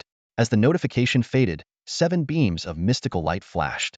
The previously empty spots where bird nests had been displayed were now neatly occupied by 7 brand new beast nests. Zhang Yun quickly walked over to the nests. From his storage space, he retrieved 3 mystic beast spheres and placed the flame berserk ape, the Macedonian stone dragon, and the twin-tailed fire fox 3 creatures he had captured earlier that morning into the nests. After settling these useless beasts, as he called them, Zhang Yun eagerly moved to a corner of the shop. There, a new circular table had appeared, engraved with an intricate 6-pointed star formation. Above the formation, a faint mist swirled, and tiny, softly glowing stars hovered in the air. As Zhang Yun focused on the table, an information panel popped up in his view. Mystic Beast Up Pool LV2. Function. Spin points to draw rare mystic beasts. Current level, 2. Cost per draw, 10,000 points. Draw probabilities. Empty egg, 50. Medium grade, 40. High grade, 9. King tier, 0.9. Emperor tier, 0.09. Epic, 0.009. Legendary, 0.001. What the heck? 10,000 points per draw, and there's a 50 chance of getting an empty egg? High grade is only 9, and king tier is a measly 0.9? What kind of absurd odds are these? Zhang Yun trembled with frustration. The system calmly responded, these probabilities are already quite generous. When the up pool is upgraded to level 3, the chances of drawing high grade and above mystic beasts will increase tenfold. Tenfold? So what? Even then, the odds for king tier are still ridiculously low. Besides, my little toad already surpasses king tier in potential. What's the point of getting a king tier beast? I demand a probability adjustment. Zhang Yun retorted angrily. You're mistaken. The system explained patiently.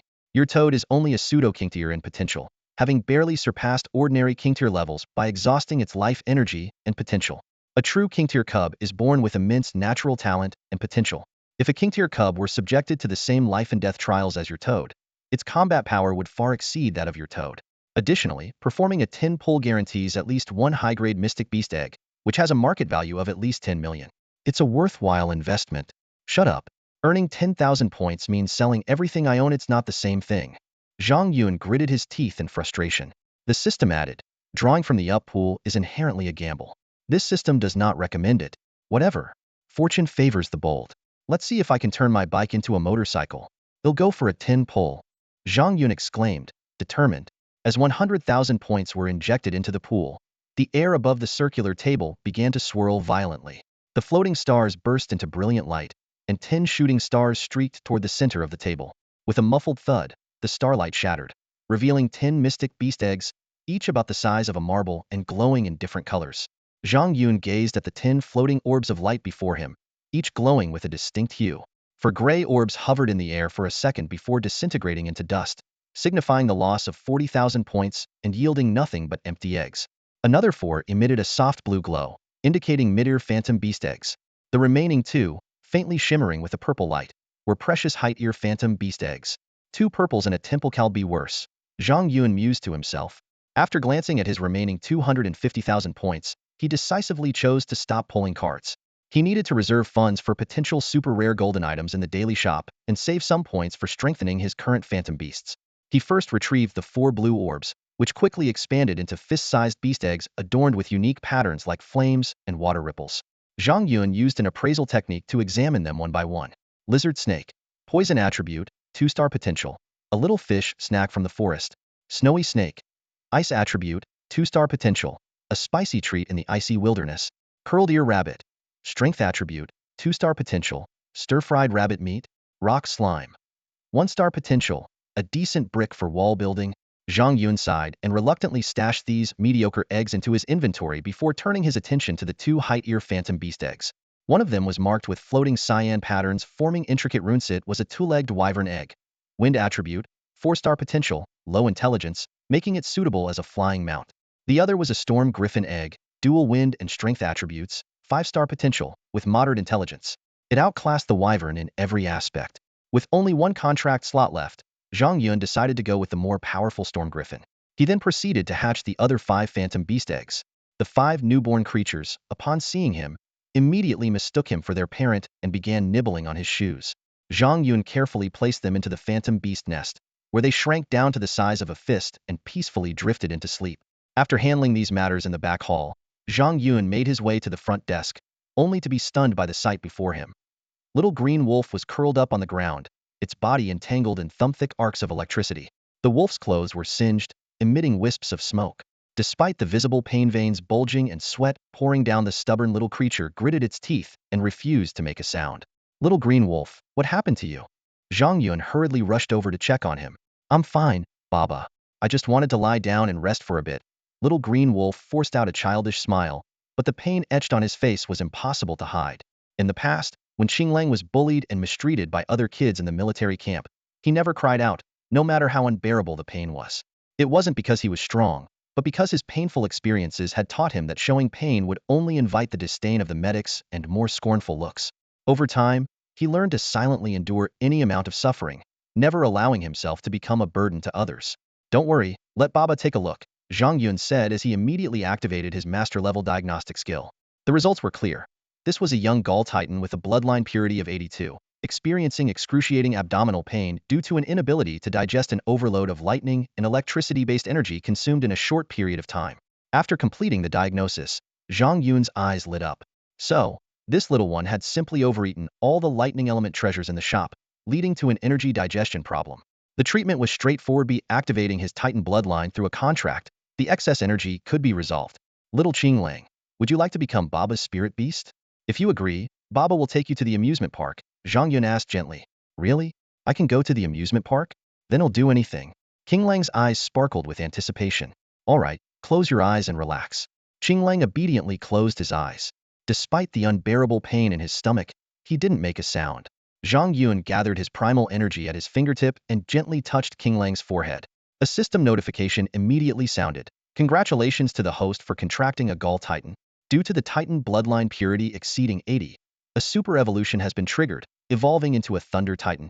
In an instant, a purple light enveloped Qinglang's entire body, and countless arcs of electricity danced around him.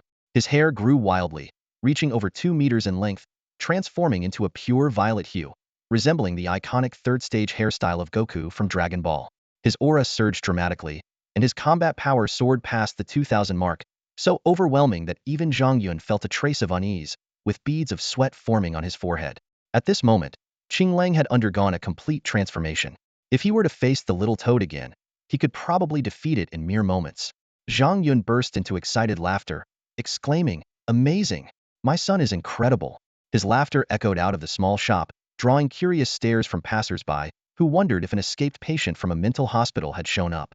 Meanwhile, from the blood-marked wall, a barely audible, disdainful voice muttered, "Ha!"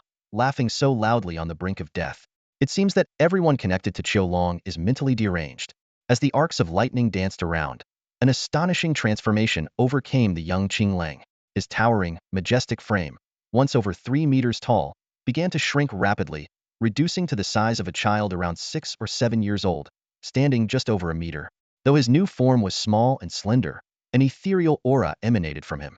His ankle-length violet hair swayed gently in the breeze, giving him an otherworldly appearance, as if a celestial being had descended to earth. Huh, my stomach doesn't hurt anymore, Qinglang muttered in confusion as he climbed to his feet. His oversized clothes slipped off, revealing his delicate frame. Raising his hands to inspect them, his face suddenly turned pale. Fear gripped him. Had shrinking made him weaker? Worried he might be abandoned for his diminished strength, he couldn't hold back his tears and burst into sobs. "Wah, I'm sorry, Baba. I've gotten weaker." Zhang Yun, however, smiled warmly. Picking up the fallen clothes, he gently draped them over Qinglang's shoulders and stroked his head tenderly. "Congratulations, Qinglang. This is a rebirth, a true transformation. You're stronger now than ever before. Don't believe me? Try it for yourself." Trusting Zhang Yun, Qinglang clenched his small fists. Suddenly, a loud sonic boom echoed through the air. Violet lightning crackled around his tiny fist, exuding a destructive force. I think I really did get a little stronger," Qinglang exclaimed in astonishment. Zhang Yun continued to smile, his hand brushing through Qinglang's flowing violet hair. "Good boy. From now on, your name will be Zhang Qinglang. You are Baba's strongest companion, and he'll take you with me wherever I go." Hearing these words, Qinglang's eyes welled up with tears of joy. "Really, Baba? Thank you, Baba." For the first time, he felt a profound sense of being cherished. Zhang Yun gently wiped away Qinglang's tears before activating his appraisal skill. A string of astonishing stats appeared before his eyes. Species: Thunder Titan. Element: Strong Lightning Attribute. Rank: Legendary Creature, Tier 5 lower. Comprehension: 9 stars. Combat Strength: 4,000. Skills: Amplification Technique, Killing Aura, / Enhanced Regeneration, Mastery of Strong Lightning.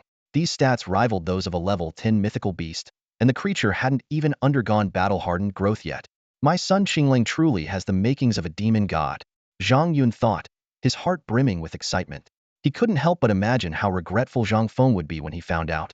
But it was too late. This child now bore the Zhang family name, and no one could take him away. After ensuring Qinglang was comfortable, Zhang Yun wasted no time and contacted a nearby children's clothing store to place an order for suitable attire. Just then, a system notification chimed. Contract with the second mythical beast successfully established. Reward: Enhancement Platform unlocked. Reputation increased by 30 points. In a quiet corner of the backroom, a futuristic metallic enhancement device materialized out of thin air. Zhang Yun examined its features carefully. The platform could enhance the potential and comprehension of mythical beasts and even had a chance to trigger evolution. It was especially effective for young mythical beasts. At the moment, it allowed 3 enhancement attempts, each costing 10,000 points. Excellent! Zhang Yun exclaimed, brimming with excitement. Without hesitation, he retrieved the storm griffin egg and eagerly began the enhancement process. Zhang Yun stood in front of the enhancement platform, quickly spending 3,000 points to perform a triple enhancement on the storm griffin egg. As the system notification sounded, the enhancement platform emitted a soft glow, gradually converging onto the griffin egg. Ding, ding, ding. 3 streaks of blue light flashed one after another. The egg's shell deepened in color, surrounded by faint green wind elements. The system announced that all 3 enhancements were successful, with each being a standard enhancement that added 1 star of potential. Zhang Yun's eyes lit up. Originally a 5-star potential storm griffin egg, it had now been boosted to 8 stars after the triple enhancement. This level of potential was already quite impressive, almost rivaling his Azure Wolf. Eagerly, Zhang Yun immediately began the contract incubation process. As his energy flowed into the egg, it trembled violently, and a streak of green light burst forth, materializing on the ground into a strange little creature. The half-meter-long beast had the head of an eagle, the body of a lion, and wings on its back, exuding an extraordinary presence. The moment it saw Zhang Yun, its sharp eagle eyes sparkled as it flapped its wings, flying to his side and affectionately nuzzling his chest with its beak. With a smile, Zhang Yun activated his appraisal skill. Storm Griffin. Attributes: Wind, Strength. Species rank: Advanced. Creature level: Tier 1, Low rank. Potential: 8 stars. Intelligence: Medium. Skills: Tornado Blade Advanced, Mighty Strike Intermediate. Combat Power: 50. A storm griffin with a combat power of 50 right after hatching far surpassed the average low-tier magical beasts. Satisfied, Zhang Yun patted its feathered head, reassuring it. I might not have any special treasures for you now, but I'll take you to a realm later where you can feast on 5 or 6-star resources to your heart's content. The little griffin nodded obediently and flew over to rest quietly in the magical beast nest nearby. Next came the main event. Zhang Yun retrieved the ghost cat egg, gifted by his grandfather, and placed it on the enhancement platform for another triple enhancement. As the enhancement light gathered, 2 blue streaks and 1 purple streak emerged. The first 2 enhancements were standard, each adding 1 star, while the third resulted in a minor critical success, not only adding another star but also improving its intelligence. The ghost cat egg, which had originally been shrouded in faint black mist, now exuded an intensely thick black aura, rising like clouds. Thrilled, Zhang Yun immediately initiated the contract process. With an eerie meow, black light erupted, engulfing the entire back hall in darkness. When the black light finally faded, Zhang Yun found himself holding a small, jet-black kitten about 20 centimeters long. From its fur to its claws, every part of its body was pitch black except for the whites of its eyes. What made it even more unique was the swirling black mist around it, which continuously condensed into sword shadows before dispersing in a perpetual cycle. Zhang Yun quickly appraised the extraordinary little cat. Ghost cat. Attribute: Darkness. Species rank: Advanced. Potential: 9 stars. Intelligence: Top tier. Combat power: 300. Skills: 100 Blade Devour Royal tier, 10 Blade Exile Advanced. Domain: Illusory Sword Realm, 1000 Blade Soul Rend. This once low-tier ghost cat had become remarkably exceptional due to its 63-star potential. Top-tier aptitude. Zhang Yun exclaimed in amazement. This little ghost cat was born with 300 combat power. It might even reach the demon god level in the future. The storm griffin in the beast den, sensing the meaning behind its master's words, shrank back in self-pity. Zhang Yun, however, was completely captivated by the ghost cat's unique domain ability. System: What is this domain? I've never heard of it before. The system chuckled mockingly. A domain is a sustained area effect ability that alters the environment to favor its user while suppressing enemies. Think of it as an upgraded version of your little toad's war aura. However, domain abilities are extremely rare. Only epic tier beasts and above are capable of comprehending them. Even king tier beasts can't touch such power. This little ghost cat's aptitude is truly extraordinary. It's worth prioritizing its cultivation. No wonder it's a gift from my grandfather, Zhang Yun said excitedly as he picked up the little ghost cat and spun around. I'll take you to a fun place later, you'll love it. The little ghost cat let out a soft meow and squinted its eyes, as if doubting the reliability of its new owner. Sure enough, in the next moment, Zhang Yun casually tossed it back into the beast den. He had more pressing matters to attend to, and no time to play with it. It's time to strengthen my toad general. Come out, little toad. With the call, the little toad leapt out from the void, landing steadily on his shoulder with a ribbit. Zhang Yun gently placed it in his palm and immediately activated his appraisal skill. Blazing Toad. Fire type, Dark type juvenile stage. Species grade, low tier. Creature level, tier 3, mid-tier. Potential. Aptitude, medium. Combat power, 2300. Skills. Amplification technique, devour, flame ray. Aura, war aura. Status, content. Little Toad. With only 5-star potential, you're a bit on the weak side. You've got to work harder and aim for a critical boost, or you'll fall behind your brothers. The little Toad, naturally clueless and adorably naive, stared at him with wide, innocent eyes. You're so small, there's no need to stay in the beast orb. Just lie down on the enhancement platform. Zhang Yun placed it on the platform and instructed, don't move around. System, initiate 3 enhancement attempts. OJBK, deducting 3,000 points. Enhancement commencing. This time, the enhancement platform lit up with 2 purple glows and 1 golden. First enhancement. Minor critical hit triggered, potential increased by 2 stars. Second enhancement. Minor critical hit triggered, potential increased by 2 stars. Third enhancement. Hidden bloodline partially activated, triggering a super evolution regression to egg phase. As the system's voice concluded, the little Toad was enveloped in a dazzling light and gradually transformed into a blackened mottled egg. The sudden transformation left Zhang Yun completely dumbfounded. What the heck? How did my Toad turn into an egg? Zhang Yun stared at the faintly glowing egg on the enhancement platform, feeling a wave of panic. This little Toad had been his loyal companion for several days. If he had to start from scratch, the cost of nurturing it again would be enormous. Calm down. It's just undergoing a super evolution. Its level will remain the same, but its bloodline, appearance, and comprehension may change significantly. The system chimed in at just the right moment. Only then did Zhang Yun breathe a sigh of relief. Without hesitation, he cast an appraisal spell on the Toad egg. To his surprise, apart from the mid-tier potential of level 3, all other stats were marked with question marks. It's still in the process of evolving, so it's in an unstable state. Naturally, the stats are unstable, the system explained. When will the evolution be complete? Zhang Yun asked. The exact time is uncertain. It could be as short as 2 to 3 days, or as long as a week. However, the longer the evolution takes, the greater the increase in its strength. As expected from my first contracted phantom beast, its luck is truly extraordinary. Zhang Yun carefully stored the Toad egg, treating it as if it were made of glass, worried that something might go wrong. Looking at the miraculous effects of the enhancement platform, Zhang Yun couldn't help but marvel. This enhancement platform is incredible. It's a pity it can't enhance humans.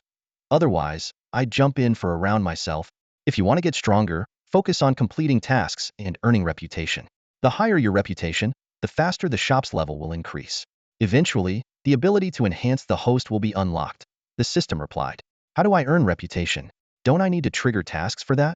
Zhang Yun asked as he headed toward the counter. Go out more, interact with people, and you'll naturally trigger more tasks. Tomorrow's the weekend, a perfect time for a stroll, the system suggested. Can I apply for overtime instead? Zhang Yun joked. Nope. You need to balance work and rest. To become a top-tier expert, you must progress step by step. Rushing things will only backfire. True. In that case, they'll close the shop for 2 days and take a break. After this hellish training, I feel like I'm about to collapse.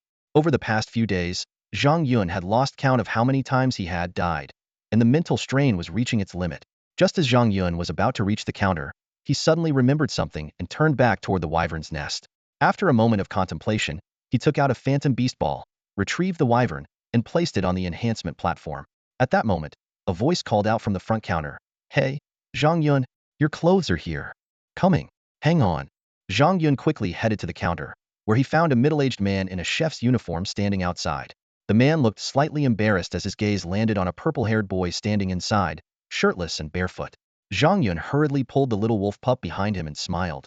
Brotherly, did you bring the clothes? Got them all here. If the size or style doesn't fit, feel free to exchange them, Brotherly said, handing over a large bag of clothes. He glanced curiously at the little wolf pup and added, Who's this kid? I tried talking to him, but he doesn't respond. He's kind of odd. My son, Zhang Yun replied absent-mindedly as he rummaged through the bag. Your son? Brother Li's eyes widened in disbelief. He looked at the obviously teenage Zhang Yun, then at the 6 or 7-year-old purple-haired boy. His face was full of shock. That age difference, that appearance, could it be? He gave Zhang Yun a thumbs up. Impressive. A true prodigy. Zhang Yun transferred the payment to Brother Li, along with an order for 100 bowls of beef noodles. Although Brother Li found the quantity excessive, the instant 2,000 yuan hit his account, he cheerfully ran off to prepare the order. After Brother Li left, Zhang Yun laid out 7 outfits for the little wolf pup to choose from. Son, do you like these clothes? If not, he'll have him bring more. I like them. If Dad picked them, I like them all. The little wolf pup nodded enthusiastically. Although the styles were a bit outdated, this was his first time owning such nice clothes. His purple eyes sparkled with joy. He picked out a blue t-shirt and black jeans, similar to Zhang Yun's outfit, and carefully put them on. In an instant, he transformed into an adorable and stylish little boy. Seeing him so full of energy, Zhang Yun felt quite satisfied. Originally planning to take the little wolf pup for a trial in another dimension, Zhang Yun decided to wait until after lunch since it was already nearing noon. He let the little wolf pup play in the back room while he sat at the counter scrolling through his phone. The group chat was buzzing with activity, filled with lively chatter from both adults and kids. Xiaopeng, Zhou Xiaoqing, hey, Xiaoqing, I'm in the group now too. Zhou Xiaoqing, what? Peng, you know about the boss shop too? Xiaopeng replied smugly, of course. I've got connections. Nothing in Jiangnan City escapes me. Zhou Xiaoling noticed 3 unfamiliar names in the chat and learned that Xiaopeng had added his parents and uncle to the group. Xiaopeng bragged about how they had collectively bought a ton of dog food, which even caused his flame gorilla to evolve once. Surprised, Zhou Xiaoling and Zhou Xiaoqing quickly urged their parents to send money so they could buy dog food too. Wang Lan joined the discussion, mentioning how she had discovered Zhang Yun's shop while shopping with her son that morning. She was impressed by the quality of the dog food and bought some herself. When Zhou Xiaoqing brought up their plans to directly challenge the middle school division's competition, Wang Lan was so shocked that she sent 3 consecutive surprised emojis. Wang Lan looked at Zhou Xiaoqing and Zhou Xiaoling with disbelief. You're only in the 1st grade, and you're planning to challenge the middle school division? The students there have phantom beasts at the 4th or 5th tier. Are you sure you can handle them? Zhou Xiaoqing smiled confidently. It's not that hard. The boss helped us cultivate high-level phantom beasts, so the difficulty isn't as big as it seems. Going up against middle schoolers, with a 6-year age gap, and you think it's not that hard? When did you two get so strong? Wang Lan asked, clearly stunned. Zhou Xiaoling giggled playfully. Hee, we were actually thinking about entering the high school competition. But since we each only have 1 battle-ready phantom beast, we don't have the depth to compete yet, so we're holding off for now. Ha ha ha. If you're not going to challenge them, I will. Xiaopeng chimed in smugly. I've got 2 phantom beasts cultivated by the boss. That's more than enough to take on the high schoolers. Zhou Xiaoqing and Zhou Xiaoling exchanged glances, temporarily at a loss for words. Without the boss cultivation, they knew they couldn't compete with 13-year-old Xiaopeng. The age gap alone was a significant hurdle. Now that all 3 of their phantom beasts had been enhanced, Xiaopeng was naturally stronger. Still, the sisters didn't mind. They were more focused on their own progress. Just then, Wang Lan tagged them in the group chat. Xiaoqing, Xiaoling, are you at school? I bought too much dog food and have some extra. Want me to bring it over for you? Thanks, Annie. We're at stand 1. Zhou Xiaoling replied excitedly. All right, wait there. We'll come find you. Zhao Qinggao, Xiaopeng's father added. He'll come cheer you on too. Don't bother, Dad. Xiaopeng quickly interjected. Last time you came to school saying you wanted to learn English from Ms. Yang. Next thing we know, she's pregnant. You little brat, shut your mouth. Zhao Qinggao snapped angrily. Wang Lan smirked coldly. Oh, look at Mr. Zhao acting all high and mighty, scolding his kid in public. Why don't you try scolding me too? Dear, look at this punk slandering me. You've got to do something about him. If you've done nothing wrong, you've got nothing to fear. We'll deal with this tonight. Wang Lan retorted. Zhang Yun, observing the chaotic group chat, quietly closed it and sent a message to his cousin instead. Come to Grandpa's house tonight. They'll make boiled dragon meat for you. More good food? You're really stepping up lately. All my spoiling you hasn't gone to waste. Kaiyan replied happily. Same deal as always, I'll bring the side dishes. Oh, by the way, my girlfriends want to try dragon meat too. Can I bring them? How many? Just 2. Fine by me. Let's see if Grandpa agrees. He definitely will. He's been hoping you'd meet some girls and give him great-grandkids. Great-grandkids? I'll bring him one tonight, a mixed-blood one. Biffed, as if. You wish, you scrawny mutt. Kaiyan teased. Anyway, gotta go. I'm watching a match. My idol's sister, Lin Yue, is competing. Her frost jade serpent is amazing. Wanna watch the live stream? You can choose watch the snake or the girl. No thanks, I've got work. Busy. Suit yourself. Just make sure there's extra meat tonight. My girlfriends can eat a lot. Zhang Yun sent back an okay emoji, closed the chat, and started scrolling through an app. Most of the videos were about phantom beast cultivation, but the techniques were all pretty basic, applying ointments to their claws so they could scratch at wooden planks or making them grip metal rods. While these methods could improve the hardness and sharpness of their claws, the progress was so slow that Zhang Yun found himself nodding off. Just as he was about to fall asleep, a middle-aged woman walked into the shop, holding a gift box and leading a young girl by the hand.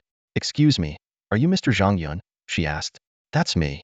Zhang Yun perked up and stood, studying the pair. They looked oddly familiar, especially the little girl clutching a moonlight rabbit. Wait, wasn't she a returning customer from before? The girl, who looked about 10, shyly hid behind her mother when Zhang Yun glanced her way, clutching the moonlight rabbit tightly to her chest. The woman approached the counter and bowed deeply. "Mr. Zhang, I'm Fang Yuan's wife. Thank you for saving him 2 days ago. I've been staying by his side in the ICU these past couple of days, and now that he's out of danger, I brought my daughter to thank you in person. Xiaofeng, come thank the kind uncle. If it weren't for him, your dad wouldn't be here." "Thank you, uncle," Fang Xiaofeng said softly, clutching her moonlight rabbit as she gave a polite bow.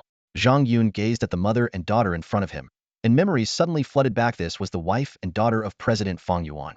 A few months ago, his predecessor had almost caused the little girl's moonlight rabbit to die. Back then, the mother had brought her daughter to the shop to demand an explanation. Fortunately, the mother had a gentle temperament, and after his predecessor apologized and issued a refund, she didn't pursue the matter further. Otherwise, Zhang Yun might not have successfully crossed over into this world. "There's no need to be so polite," Zhang Yun said with a smile, waving his hand. "The scum from the Black Serpent Gang deserve to be taken down by anyone. President Fang is a man of great virtue and prestige. Helping him was no trouble at all." Mrs. Fang's face was filled with genuine gratitude. "It's all thanks to your help. Otherwise, my family would have been in grave danger. Please, you must accept this small gift." With that, she placed an exquisitely wrapped gift box on the counter. Before Zhang Yun could decline, Mrs. Fang continued, "It was wrong of me to doubt your pet cultivation skills before. Today, I've brought my daughter here specifically to ask you to raise her moonlight rabbit again. With your character, I'm sure you'll do a great job." Hearing this, the little girl's face instantly turned pale. On the verge of tears, she pleaded, "Mom, I don't want him to take care of my bunny. It's going to die. Don't be ridiculous." Mrs. Fang scolded her daughter with a stern glare. "Mr. Zhang has already admitted his mistake from last time. He's the one who saved your father. How can you not trust him? But his shop has nothing but bad reviews. Even my classmates are all scared of this place." The little girl clung tightly to her rabbit and started crying even harder. Just as Zhang Yun was about to intervene to calm the situation, a voice from the system suddenly chimed in. "Ding. Side quest triggered. Redemption of Past Sins Part 1. The predecessor caused harm to numerous magical beasts, leaving many children with psychological trauma. The host must identify the 3 most affected children and cultivate magical beasts for them free of charge to erase their fears. Each successful completion rewards 100 reputation points and a random item from the system store." Ding. Target identified, Fang Xiaofeng. Task requirements. Within 7 days, cultivate her moonlight rabbit to tier 4 with a combat power exceeding 1000. Hearing this, Zhang Yun couldn't help but feel a headache coming on. Wasn't this just rubbing salt into someone's wound? And raising this useless rabbit to such a high level in just a week? That was practically impossible. Still, for the sake of 100 reputation points, he had no choice but to take on this grueling task. He crouched slightly and spoke to the little girl in the gentlest tone he could manage. "Don't worry, little one. Your big brother's cultivation skills are top-notch now. I promise I'll make your bunny super strong." "Why, I don't want my bunny to turn into bones." The little girl wailed even louder. However, her mother was determined to repay the favor. She firmly left the moonlight rabbit behind, gave Zhang Yun an apologetic smile, and dragged her still-crying daughter out of the shop. Watching the little girl's heart-wrenching cries as she left, Zhang Yun felt a pang of guilt. He picked up the moonlight rabbit from the counter and, trying to lighten the mood, said, "All right, little bunny, it's time to pull your weight. If you don't reach tier 4 with 1000 combat power in a week, you might just end up as red braised rabbit stew." Eek. The little rabbit seemed to sense the danger, shivering violently as 2 small drops of urine dribbled onto the counter. At noon, Zhang Yun was preparing to embark on another round of dimensional trials. This time, he had chosen the Gathering Dimension as his destination, planning to spend 48 hours there. With 5 hours left before the end of the workday, he had plenty of time to get ready. However, a tricky problem lay before him. How to manage his 13 magical beasts. These included 5 fostered magical beasts, Lightning Mouse modified, Lin Yuqing's fostered magical beast, twin-tailed blazing fox, blazing wild ape, Macedonian dragon, and the detrepaying moonlight rabbit. 5 underperforming magical beasts, bipedal wyvern, lizard snake, snow python, floppy-eared rabbit, and rock slime. 3 personal magical beasts, azure wolf, ghost cat, and storm griffin. Based on his past experience of bringing 3 beasts at a time, nurturing so many creatures would take at least several days. Zhang Yun fell into deep thought and decided to seek advice from the system. "Hey, system, with so many magical beasts to train, got any good suggestions?" The system gave an unexpectedly straightforward answer. Take them all. Take them all? Are you kidding me? Zhang Yun's mouth twitched. I'm only at the second-tier peak. My mental strength might be 100 times stronger than the average person, but I can only control 3 magical beasts at once. If I try to manage 13, my brain is going to explode. The system explained, dimensional trials are different from reality. They exist in a space between the real and the virtual. Summoning as many magical beasts as you want here won't negatively affect you. Considering that you'll be taming even more magical beasts in the future, if this feature isn't unlocked, your training process could drag on indefinitely. Well, for once, you're actually useful. Zhang Yun gave a thumbs up to the air, then summoned all his magical beasts. All right, kids, gather around. The magical beasts responded one after another. Yes, Papa. Cuckoo. Meow. Some of the fostered magical beasts seemed reluctant and refused to budge. Zhang Yun didn't care. He simply used his magical beast orbs to forcibly capture them. With this group of little companions, Zhang Yun stepped onto the teleportation array. As points were deducted and light flashed, his vision blurred, and he found himself in a completely unfamiliar world. When he opened his eyes, the scene before him was breathtaking. In the distance, the sky churned with dark clouds, forming a massive funnel. Within the vortex, violet thunder dragons roared and writhed. Each time one of these dragons surged forward, it unleashed violent purple lightning that struck the ground like pillars of light. Even from miles away, the deafening thunderclaps echoed relentlessly, and the earth trembled as though gripped by a never-ending earthquake. The terrifying sight left all the magical beasts trembling in fear. Even the little azure wolf clung tightly to Zhang Yun's sleeve, its face pale with fright. The only exception was the ghost cat, which seemed intrigued by the chaos. Its tail swayed rhythmically, and it appeared oddly exhilarated by the extreme environment. The system chimed in at just the right moment. Congratulations to the host for drawing a random trial dimension, Fragment Chaos Thunder Domain 03 of the 33rd Sky.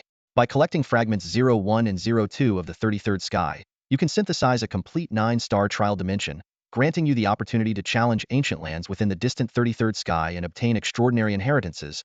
The system then began establishing temporary contract links between Zhang Yun and his magical beasts. Meanwhile, Zhang Yun surveyed his surroundings and realized he was standing in the remnants of an ancient forest devastated by thunder and fire.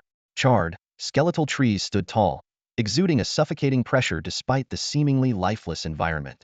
Zhang Yun stood amidst the withered forest, his brows slightly furrowed.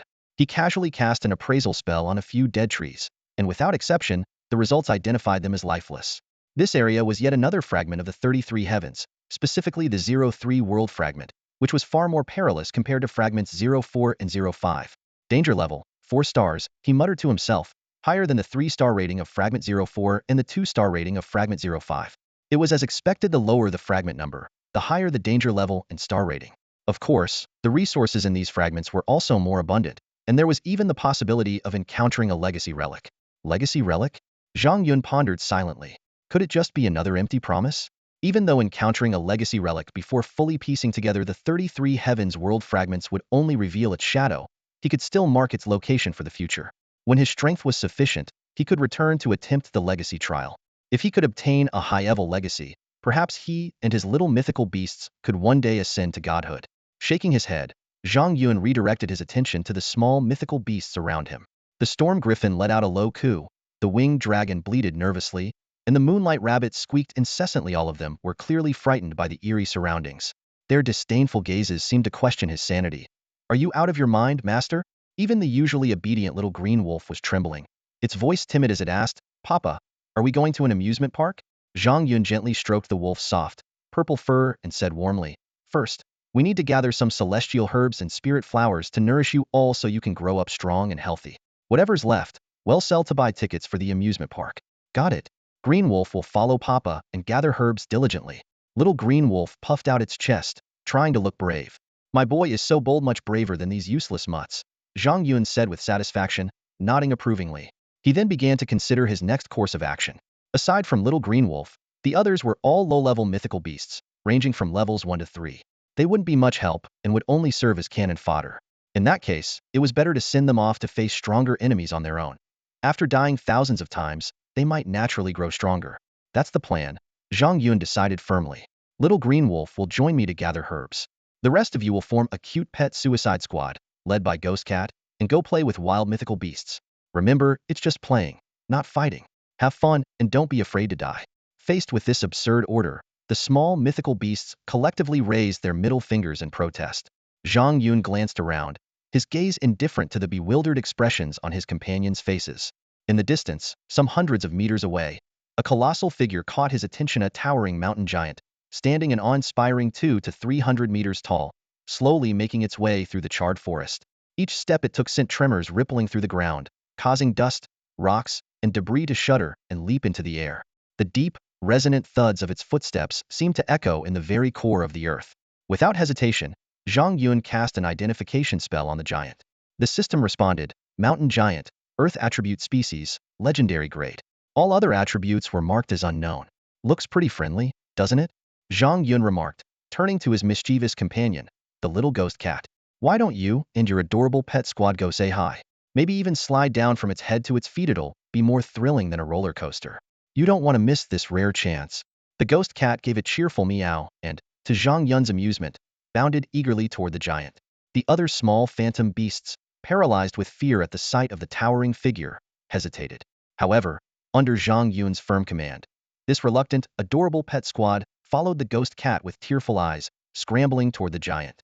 With the little creatures sent off on their daunting mission, Zhang Yun turned his attention back to his own task. Accompanied by his young green wolf, he began his trial of resource gathering. Before long, they arrived at the base of a 1,000-meter-tall ancient tree, blackened and scarred by countless lightning strikes. Despite its charred and cracked exterior, a faint green glow emanated from its gnarled roots. At the center of this glow stood a tiny sapling, no more than 10 centimeters tall. Its unusual mushroom-shaped crown and the extraordinary aura it exuded hinted at its rarity. As Zhang Yun prepared to cast an identification spell on the sapling, a series of system notifications interrupted him. His ghost cat, winged dragon, and other phantom beasts had fallen one after another. The system inquired if he wished to resurrect them on the spot. Go ahead and revive them, Zhang Yun said with a satisfied grin. But don't bother me again until they've died 10,000 times. I'm a bit busy right now. Ignoring the system's protests, Zhang Yun immediately turned his focus back to the sapling and activated his identification spell. The system displayed, Tree of Life, Wood and Life Attribute Species, Tree Tribe. This was a 9-star rarity miraculous sapling, existing somewhere between plant and sentient being. Once fully grown, it could nurture new life like a divine entity, though its growth was excruciatingly slow. If a life spring could be found to form a bond with it, its growth might be accelerated. In its current state, holding it during cultivation could enhance training speed tenfold, while also liquefying primal energy to significantly boost its purity. The discovery thrilled Zhang Yun. For a beast master still striving to strengthen his abilities, this was exactly the kind of treasure he had been dreaming of. Yet, just as he reached out to harvest the sapling, his green wolf tugged at him, halting his movement. Papa, the green wolf said cautiously, that big tree seems alive. It's giving me a dangerous vibe. You'd better not get too close. The warning jolted Zhang Yun back to his senses. He directed an identification spell at the towering ancient tree. The system revealed, Ancient Watcher, would attribute legendary species, combat power 8,000, currently in an extremely weakened, near-death state. The system further suggested that if the life spring could be used to restore its vitality and gain its approval, it might pledge its loyalty. Life spring again, Zhang Yun murmured, deep in thought. What exactly is this thing? Based on his assessment, the tree's combat power in its prime could easily reach level 13 or 14. Zhang Yun thought to himself, if I could claim the Fountain of Life, who in the entire Xia Kingdom would dare disrespect me? But reality quickly extinguished his ambition. This precious level 8 spiritual artifact, the Fountain of Life, originated from the moonwell of the elven race, which was itself dependent on the Tree of Life to exist. Even the elves found it difficult to obtain, let alone a mere human like him. It seems I have no choice but to destroy this tree, Zhang Yun muttered, his eyes narrowing with determination. Even with only 8,000 combat power left, he resolved to fight alongside his companion, the little green wolf, and bring down this ancient guardian tree. With this thought, Zhang Yun charged fearlessly toward the charred, towering tree. As he entered within 30 feet of it, the tree suddenly began to tremble violently. Countless withered branches quivered, and the air around them compressed into a myriad of razor-sharp blades, surging toward Zhang Yun like a tidal wave. The overwhelming assault left Zhang Yun momentarily stunned, frozen in place, unable to dodge. Just as he was about to be struck, the little green wolf let out a ferocious roar. Baba, watch out! Its body rapidly expanded to a towering height of 10 meters, standing like a mountain to shield Zhang Yun. Howl! The now massive green wolf bore the brunt of the attack, letting out a heart-wrenching cry. Its enormous body was torn apart by the air blades, flesh and blood scattering everywhere. Baba, I'm sorry. I wasn't strong enough. The little green wolf whispered, unable to even glance back at Zhang Yun before its consciousness began to fade. Its bloodied body collapsed heavily to the ground. Zhang Yun used his spiritual energy to hold up the wolf's mangled form, a gentle smile appearing on his face. Good son, since you're so loyal, how could your Baba let you die like this? Rise again, my son Qinglang, and let's turn this ancient tree into splinters together. With Zhang Yun's resolute shout, the system's rule-based power activated. Amid flashes of lightning, the little green wolf was resurrected. Baba, am alive? Qinglang stared in disbelief at his fully restored body. As long as Baba is here, you will never die, Zhang Yun said, patting the wolf's ankle. Are you afraid? Not at all. With Baba by my side, I fear nothing. Ah, good son. Let's charge together today. The tree dies and we live. Father and son ignited their wild primal energy and charged recklessly toward the ancient tree. Provoked, the massive tree bellowed deeply, its countless branches flailing as a storm of air blades rained down upon them. Again and again, they were reduced to ashes. Again and again, they rose from the ashes, pressing forward relentlessly, until their iron fists finally struck the charred trunk of the ancient tree. Before they knew it, an entire day had passed within the trial realm. The system's notification sounded. Your ghost cat has reached 10,000 deaths. Please select a resurrection location.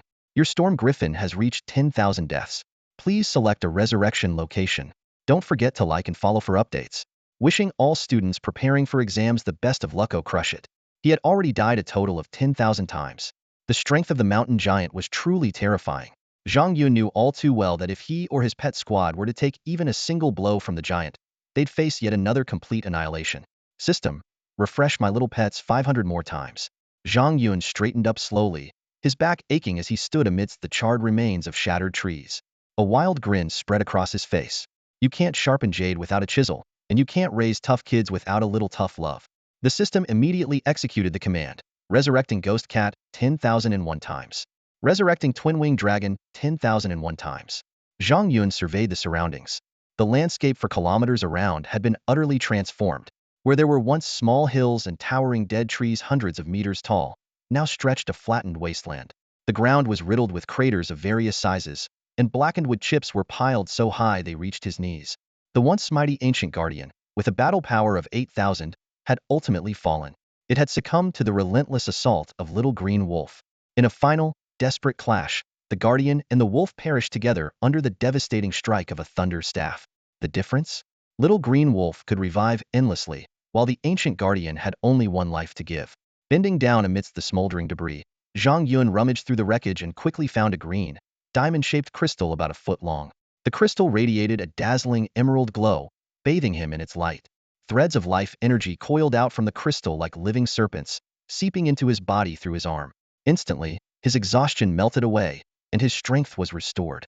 Well, this seems to be quite the find. Zhang Yun's grin widened as he immediately cast an identification spell. The system displayed. Ancient Tree Crystal Level 8, Orange Attribute. Rarity, Rare Wood. Description. A condensed essence formed from the life force of a legendary tier being. Holding it restores mental energy and heals injuries. Effect 1. Can be consumed by plant-type magical beasts to greatly enhance their quality and level, guaranteeing evolution. Effect 2. Grants the bloodline of the ancient guardian, allowing a magical beast to directly ascend to legendary potential. Effect 3. Serves as a core gem for crafting forbidden spell staffs. Magic? That's just a Western summoning gimmick. I'm not wasting this on some spell staff. Zhang Yun chuckled smugly, stowing the crystal away. He planned to save it for a particularly gifted plant-type magical beast. With luck, he might just nurture a second legendary tier magical beast cub.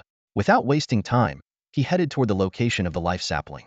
Despite the ferocity of the battle, the charred ancient guardian had managed to protect the delicate sapling, which radiated a gentle, life-filled glow. When Zhang Yun tried to store the sapling in his inventory like other treasures, the system issued a failure notice. The Tree of Life is not an ordinary plant and cannot be stored in the inventory space. It is, in essence, a plant-type magical beast. You must either uproot it entirely or form a direct contract with it. However, forcibly uprooting it may result in its death. This thing's a plant-type magical beast too? Zhang Yun exclaimed in surprise. Well, can I contract it now? The system responded. Due to his advancement to a level 3 junior beastmaster after over 2,000 deaths, combined with his exceptional mental strength, he could form contracts with 3 magical beasts per major level. With 4 contract slots already used, he still had 5 available, more than enough to contract this young tree of life. The only question was whether the sapling would accept the contract. No problem. Zhang Yun concentrated his energy into his index finger and pointed at the life sapling. If you don't agree to join me, I'll just give you a little fertilizer. No plant can resist the allure of premium organic fertilizer. Flying creatures, ground creatures, big piles, small piles, wet and fresh, I've got it all. The choice is yours. Think it over carefully, heh? The life sapling. A beam of light flashed, and the sapling of the ancient tree of life was successfully subdued. This highly intelligent little being seemed to sense the kindness in Zhang Laoma's tone and willingly accepted the contract. A system notification promptly sounded, and the sapling's attributes began to materialize into data. Species: ancient tree of life above divine tier. Level: 0.001. Potential: lunar tier, surpassing star tier. Combat power: to be determined. Skills: photosynthesis. Can transform trees into soldiers and command low-level plants of a certain age to join battles. Phantom beast transformation. Host sharing and heart communication. Can communicate with plants and share abilities and domains with its host. Spirit gathering. Can draw in spiritual energy of a higher tier, enhancing allies' cultivation speed and recovery. Special note: if allowed to grow for 100,000 years, it will mature into a complete species. Alternatively, if consumed, it will grant a millennium of life and eternal youth. Current status: fearful, withered. Zhang Yun's eyes lit up with excitement as he reviewed the attributes, especially the species classification above the divine tier.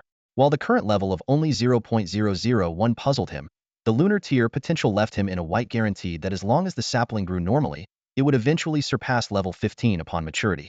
What thrilled him even more were its powerful skills, particularly those that could be shared with him. However, when he read about the effects of consumption, Zhang Yun couldn't help but swallow hard. This was practically the legendary Tang monk's flesh. Sensing the danger, the little sapling trembled fearfully, its mushroom-like canopy quivering and its sparse leaves on the verge of falling.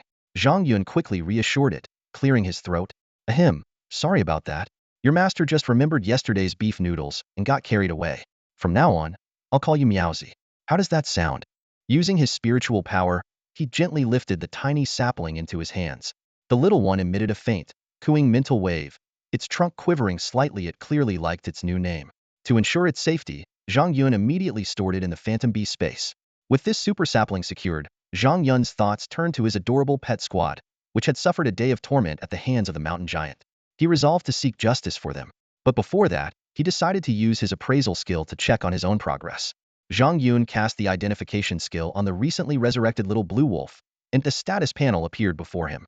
Name: Zhang Yun. Attribute: water. Biological state: growth phase. Class level: level 3, lower tier. Potential: comprehension, moderate.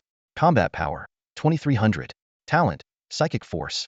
Skills: psychic wave, telekinesis, pet identification. Passives: copper body, strength, agility, lava resistance, water element affinity. An increase of 300 combat power in 1 day of training under pressure. Not bad, Zhang Yun thought to himself. The benchmark for a 9th tier Phantom Beast is 2000. With my 2300, I'm already among the stronger ones in the lower tier of 9th tier wild beasts. But compared to my son— Shut up. Who asked for your commentary? The little blue wolf interrupted, snapping at him. Zhang Yun snapped out of his musings. Right, almost forgot the main task. Time to resurrect my son, Qing Lang. As the system notification chimed, resurrecting Qing Lang for the 3001st time, a streak of purple lightning gathered beside Zhang Yun, gradually materializing into the form of the little blue wolf. This time, the wolf's body was wrapped in destructive lightning, exuding a terrifying aura. Just as he prepared to unleash his ultimate transformation move, Zhang Yun quickly stopped him. Qing Lang, no need to transform. The treant has already been dealt with. Really, Baba? We won. Qing Lang paused, astonishment written all over his face. That's right. And it was you who dealt the finishing blow. The little blue wolf glanced around in disbelief. Sure enough, the massive, terrifying treant was nowhere to be seen. Memories of the final moments flashed through his mind, wielding the thunder staff and perishing together with the treant.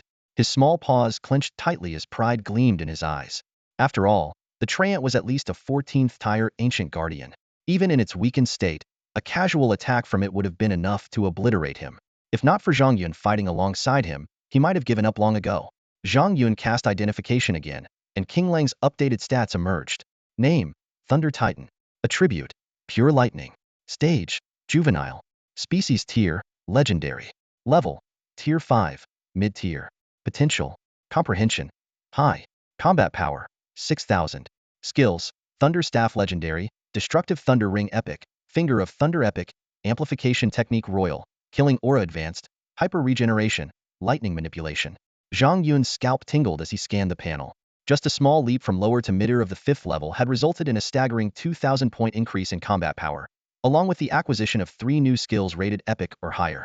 As expected of a legendary species, even in its juvenile form, it was leagues beyond ordinary beings like him. Yet, this overwhelming strength filled Zhang Yun with joy. After all, Qinglang wasn't just his phantom beast was his son. Magnificent. A combat power of 6,000 tearing through 9th tier wild beasts will be a breeze. We can just snatch any rare treasures they're guarding. If they refuse, my son can crush them with a single punch. Even a 10th tier beast general wouldn't be out of reach with this power. Zhang Yun ruffled Qinglang's fur affectionately. Come on, let's go take down that mountain giant and avenge your little friends. Got it, Baba. Riding high on the confidence from defeating the ancient guardian, Qinglang was eager to showcase his newfound strength. But 10 minutes later, as they arrived at the battlefield, their earlier enthusiasm deflated like a punctured balloon. The scene before them was catastrophic. An area, spanning dozens of kilometers, was littered with massive craters. At the center of the chaos stood the mountain giant, towering like a living mountain, wreaking havoc with unrestrained fury. Every punch it landed on the ground reverberated like divine retribution, carving out craters tens of meters deep and sending cracks snaking out for hundreds of meters. The shockwaves alone rivaled TNT explosions, pulverizing solid rock into dust. If such a creature were to rampage in Jiangnan City, the metropolis of 10 million people would be reduced to rubble in moments. This opponent was entirely beyond their current capabilities. Zhang Yun squinted into the distance, desperately searching for any sign of the pet squad, but not even a single tuft of fur was visible. It was a predictable outcome, after all. As soon as the adorable pets respawned, they were instantly obliterated by the terrifying shockwave, not even getting a chance to show up properly. The young wolf, Xiao Qinglang, stared at the scene of destruction before him, his morale, which had just reached its peak, deflating like a withered eggplant. His face turned pale, and his lips trembled as he asked, Baba, this mountain giant's strength seems to be 100 times greater than that tree demon. Is this really the second monster we're supposed to challenge? Ahem, if I'm not mistaken, yes it is, Zhang Yun replied with a faint smile. If you want to give it a try, go ahead. Naive as he was, Xiao Qinglang took him seriously. Before Zhang Yun could stop him, he transformed into a streak of purple lightning, darting hundreds of meters in an instant to confront the mountain giant. Yet, before he could unleash his thunderous attack, the giant casually swung its hand, reducing him to nothing but dust. From a distance, Zhang Yun watched this unfold, his lips twitching uncontrollably. He had assumed that with Xiao Qinglang's 6,000 combat power, he could at least scratch the mountain giant. But now it was clear forget about injuring it. Even touching it was a pipe dream. Faced with such an overwhelmingly powerful opponent, Zhang Yun decided to swallow his pride for now and seek revenge later when he was stronger. Revive the pet suicide squad and gather at my side, he commanded. In response to his call, beams of light coalesced around him, materializing into the puppet-like forms of his little magical beasts. At this point, they had been slaughtered so many times that they were utterly numb, their eyes dull and lifeless like walking corpses. They didn't even notice Zhang Yun standing behind them and instinctively began moving toward the mountain giant. Only the little ghost cat still brimmed with fighting spirit, its body shrouded in black mist as it conjured hundreds of sword-like beams, charging at the giant with murderous intent. Wait, come back first, Zhang Yun hurriedly called out. Hearing their master's voice, the pets stopped in their tracks and mechanically turned around. When they saw Zhang Yun, tears welled up in their eyes. They believed that with their master here, they could surely defeat that hateful mountain monster. However, just as they eagerly rushed toward Zhang Yun, another shockwave rippled across the ground. Before they could reach their master, their bodies began to disintegrate once more. In their final moments, they were shocked to see their master's body cracking apart as well. But this time, there was something different in Zhang Yun's eyes, a glimmer of determination. The system notification rang out in his mind. A level 9 divine artifact, Shirong, has been detected. This miraculous soil, capable of growing on its own, can serve as a super cultivation base for plants. If the tree of life is planted in it, its growth rate will increase by 10,000 times. Hearing this, Zhang Yun immediately changed his mind. Revive me right here. I'm going to fight this mountain giant to the bitter end. At 3 p.m., the dueling arena of Jiangnan Noble Academy's high school campus erupted in thunderous applause. The strongest match of the first round's losers bracket was about to begin. Zhou Yinyan stood by the edge of the arena, ready to step onto the stage. Her homeroom teacher and classmates gathered around her, their expressions filled with concern. Yinyan, are you sure you want to compete in this match? The teacher sighed. Your opponent is Wu Tian, who ranks only 2 or 3 places below you in strength. On top of that, he wisely forfeited in the first round to conserve all his energy. Meanwhile, your 3 main battle spirit beasts were severely injured during the intense fight against Lin Yue. That's right, Yin Yin. Her close friends chimed in, trying to dissuade her. Wu Tian is petty and vindictive. Ever since you turned down his confession, he's held a grudge against you. If you step into that arena, he'll surely do everything he can to kill the spirit beasts you've nurtured for 10 years. Zhou Yinyan gently brushed a strand of hair behind her ear, a confident smile gracing her face. Thank you all for your concern. But I've already lost once. I can't afford to lose again. Although my spirit beasts are badly injured, Master Hui's treatment has restored about 40 of their strength. With the buffs I can apply, their combat power can reach 60. Besides, my twin-winged dragon is a level 7 beast. Seeing her determination, the teacher stopped trying to dissuade her. Then give it your all. He'll ask the referee to keep a close eye on the match to minimize any risks to your spirit beasts. Go, Goddess Yin Yin. Crush that scoundrel Wu Tian. The entire class cheered in unison. With a resolute expression, Zhou Yinyan strode toward the arena. In the stands, her supporters rose to their feet, clapping and cheering enthusiastically. Her beauty and strength had earned her immense popularity throughout the academy, and her mere presence ignited a wave of excitement in the crowd. At the center of the arena, Wu Tian, standing just under 170 centimeters tall, was already waiting. His golden hair gleamed, and his expensive attire only added to his arrogant demeanor. Chin held high, his eyes glinted with a cold, calculating smile. How dare you reject my confession? Just wait, I'll crush your pathetic spirit beasts into dust. Zhou Yanyan's heart sank slightly. Wu Tian's reputation at the academy was dreadful. His cunning and treachery were well known. That sinister smile of his surely meant he had something up his sleeve.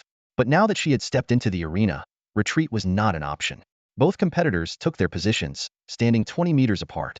The referee raised a red flag and announced, Zhou Yinyan versus Wu Tian. Let the match begin. The two quickly retreated to create distance, summoning their respective spirit beasts simultaneously.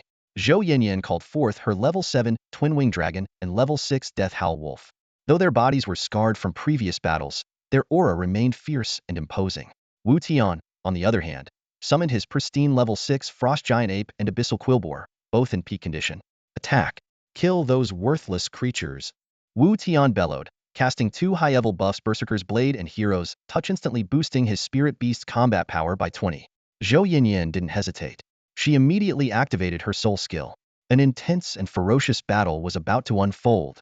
The abyssal porcupine demonstrated exceptional aerial defense capabilities, making it a formidable opponent even for the winged wyvern, a creature with dragon lineage. Meanwhile, the frost giant ape, with its immense strength and bone-chilling frost-infused strikes, was second only to dragon beasts in close combat among high-tier phantom beasts. A death shadow wolf of the same rank stood no chance against it. To make matters worse, both of Zhou Yinyan's phantom beasts were severely injured. From the stands, her supporters watched with bated breath, their anxiety palpable. Zhou Yinyan's expression was grim. She knew that under peak conditions, her winged wyvern alone would have been enough to easily defeat Wu Tian. But now, this was destined to be a grueling battle. Despite the odds, Zhou Yinyan's fighting spirit remained unyielding.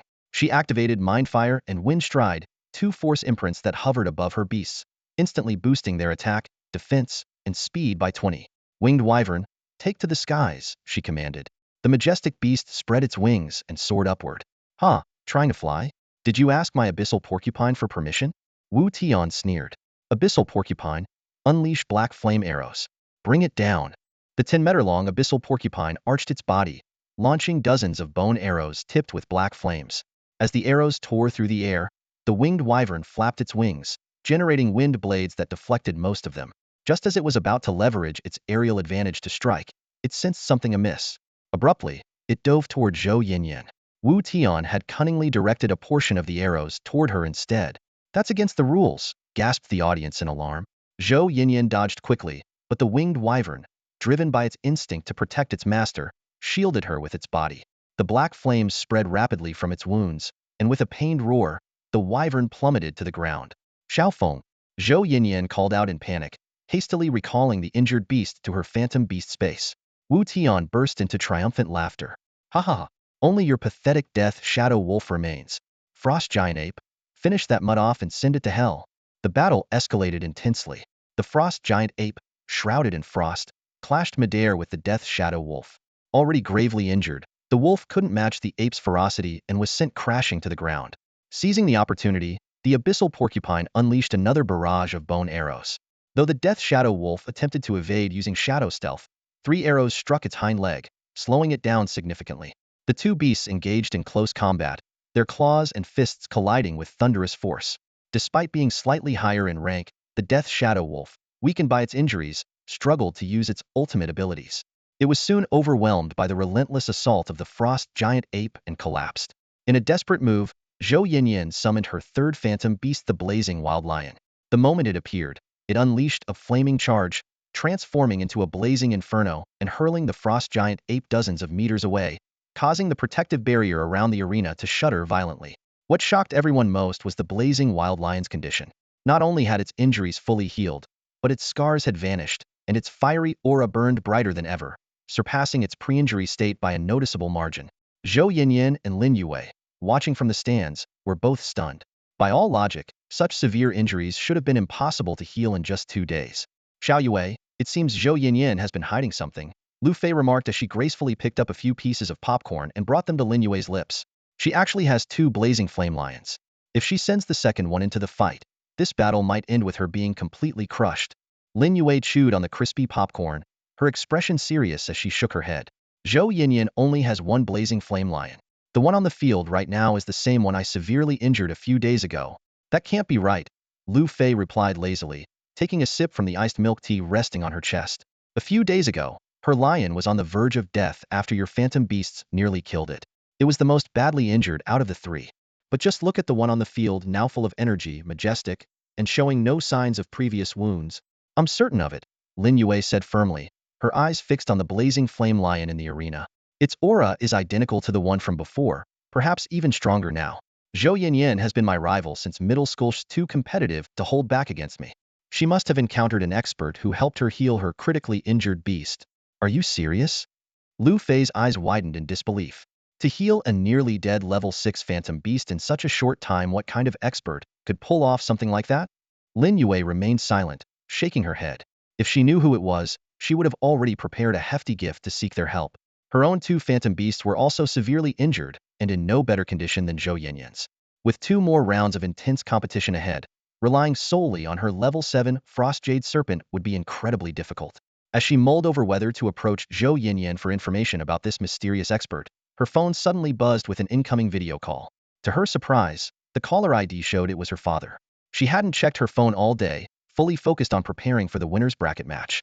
As she answered the call, the screen lit up with the beaming, gap-toothed face of her younger sister, Lin Yuqing. Second sister, look what I have! Lin Yuqing exclaimed excitedly, stepping back to hold up a certificate. Top of the junior academy? Wait, you even surpassed the 6th grade seniors? Lin Yue asked in astonishment. Of course.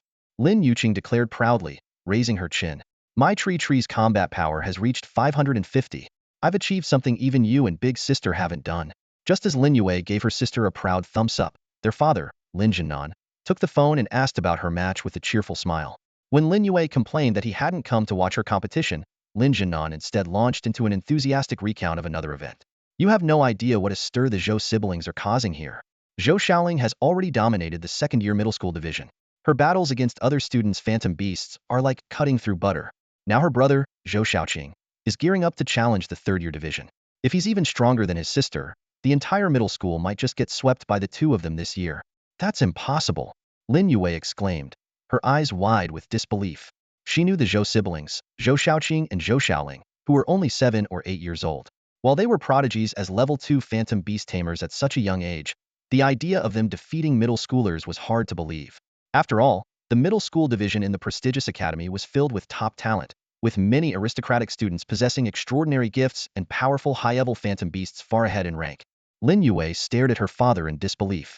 Even though she was well aware that her younger sister possessed an incredibly powerful treant with a combat power exceeding 500, it still seemed impossible for her to dominate the entire middle school. Yet, her father, Lin Jinan, spoke with absolute certainty. Zhou Xiaoling has already swept through the entire 8th grade. Dad, What kind of phantom beast is that little girl using to be so powerful? Could she be cheating? Lin Yue couldn't help but ask. A death direwolf? Lin Jinnan replied with a grave expression, and she summoned it directly, without using a phantom beast orb. This tier 3 lower-ranked death direwolf has a combat power exceeding 800, just like your sister's root treant. Both have the potential to become young king beasts. Tier 3 lower-ranked with 800 combat power? Lin Yue's eyes widened, her voice filled with shock. How is that even possible? My older sister's death direwolf is already tier 6 upper-ranked, and its combat power is only around 850. Your father doesn't make mistakes, Lin Jinan said firmly. The school board and numerous principals and teachers all confirmed it using testing devices. It's definitely 800. Your sister said it was because her phantom beast was cultivated by that boss.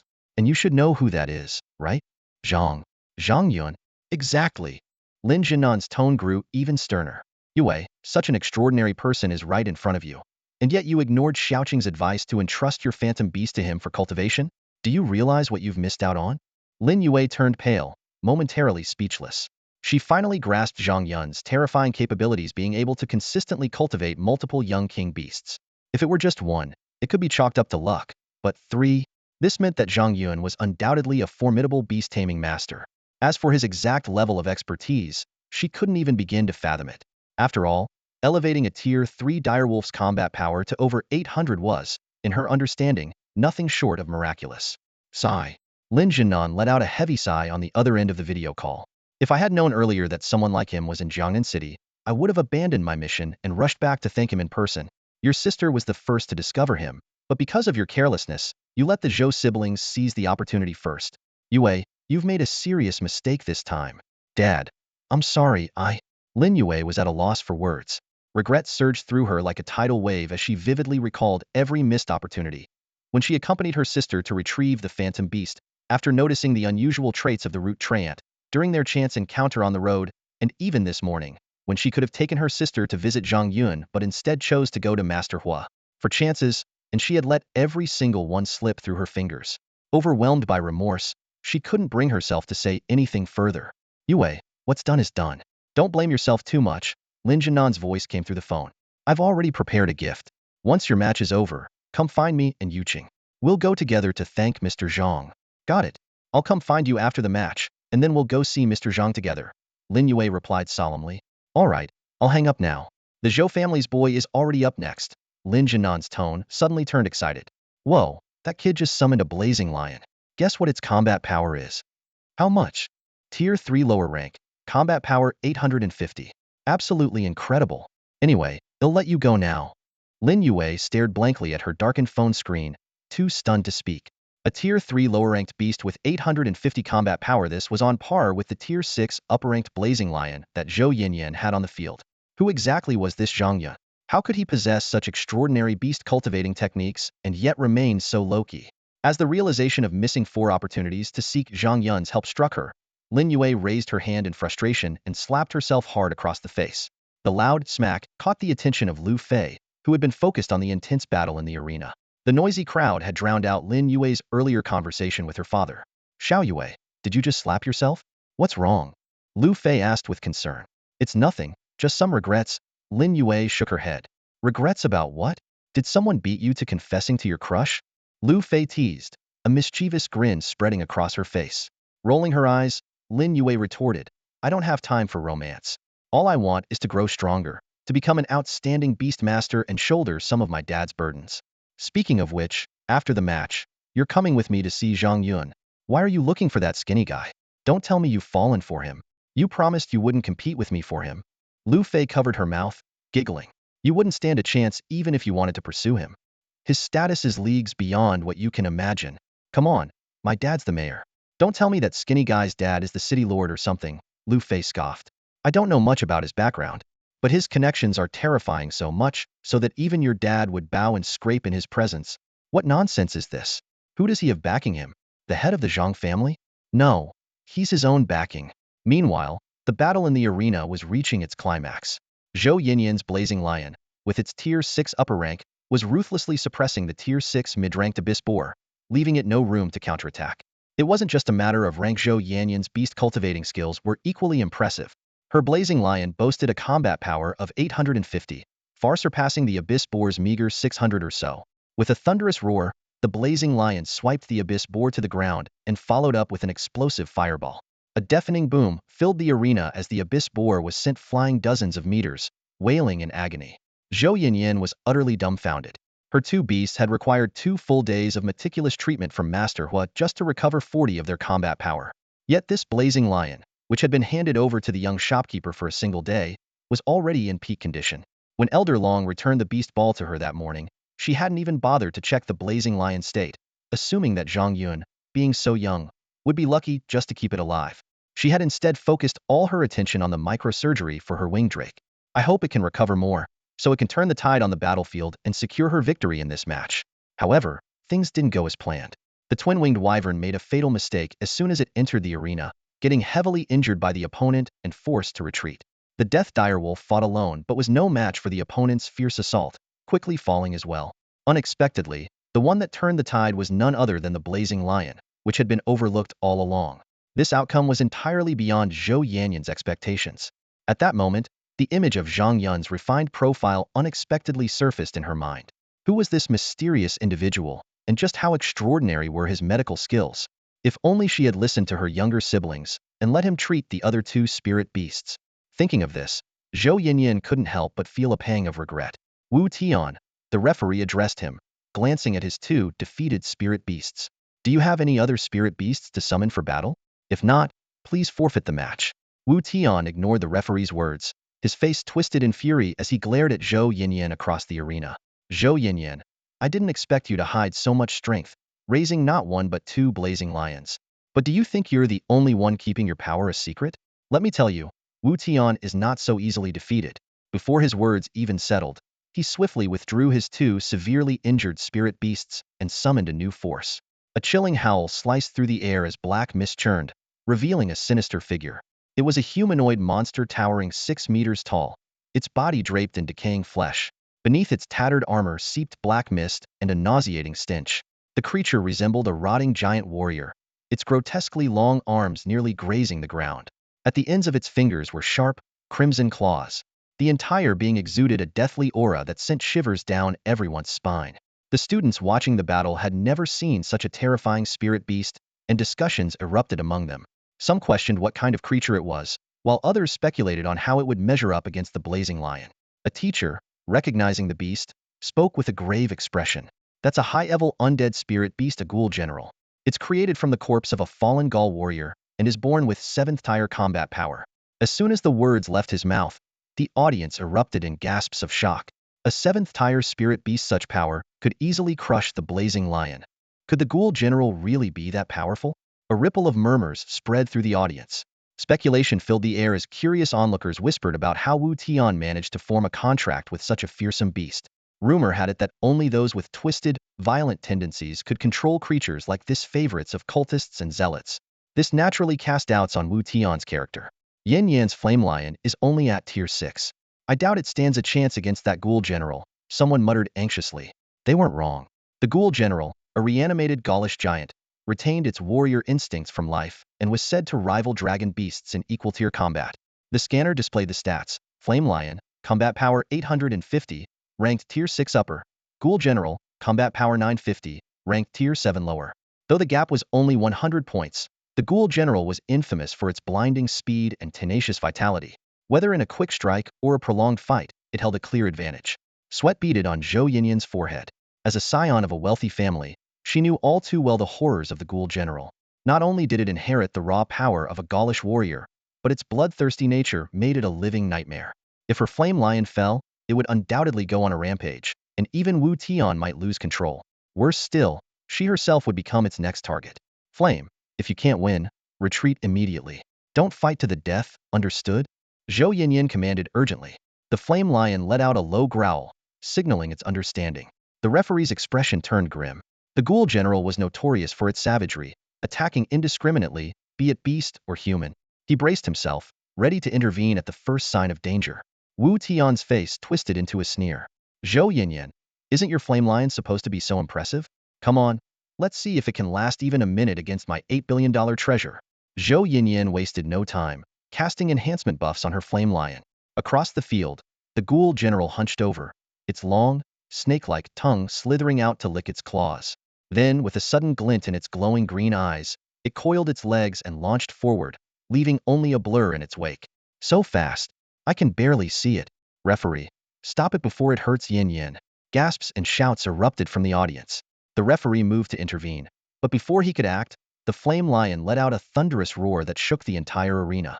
The deafening sound wave materialized into a powerful shockwave, blasting forward like an air cannon. With an earth-shaking boom, the ghoul general was sent flying backward, chunks of decayed flesh and shattered armor scattering in all directions. Before it could recover, the flame lion, now a blazing inferno, barreled forward like a fiery locomotive. With a single, full-force strike, it obliterated the already crippled ghoul general into pieces. One-shot kill. Incredible. The flame lion is unstoppable. Serves Wu Tian right. Let's see him talk now. The stands erupted in cheers and applause. On a reserved section of the spectator stands, several academy officials and military representatives exchanged approving looks. Was that the lion's roar? One of the elite instructors asked. Indeed, it's a devastating area effect skill. If deployed on a battlefield, its destructive potential would be immeasurable. Truly an enviable ability, another remarked, nodding in admiration. A military representative couldn't help but praise. The Zhou family's girl is remarkable. To have trained the blazing flame lion to such a powerful state is truly a rare talent. Just the skilled lion's roar of fury alone is enough to secure her a high-ranking position in the military. Nearby, an elder representative from a prestigious 985 university stroked his beard and exclaimed, the blazing flame lion originally had only average potential as a high-tier mythical beast. By all logic, it shouldn't have been able to comprehend lion's roar of fury. This achievement is inseparable from Zhou Yinyan's dedicated training. With this skill alone, she fully qualifies for guaranteed admission to a 985 university. If she doesn't mind, our Tiandu University is more than willing to admit her directly. The military representative smiled and countered, Elder Chun, let's not compete with our military academy.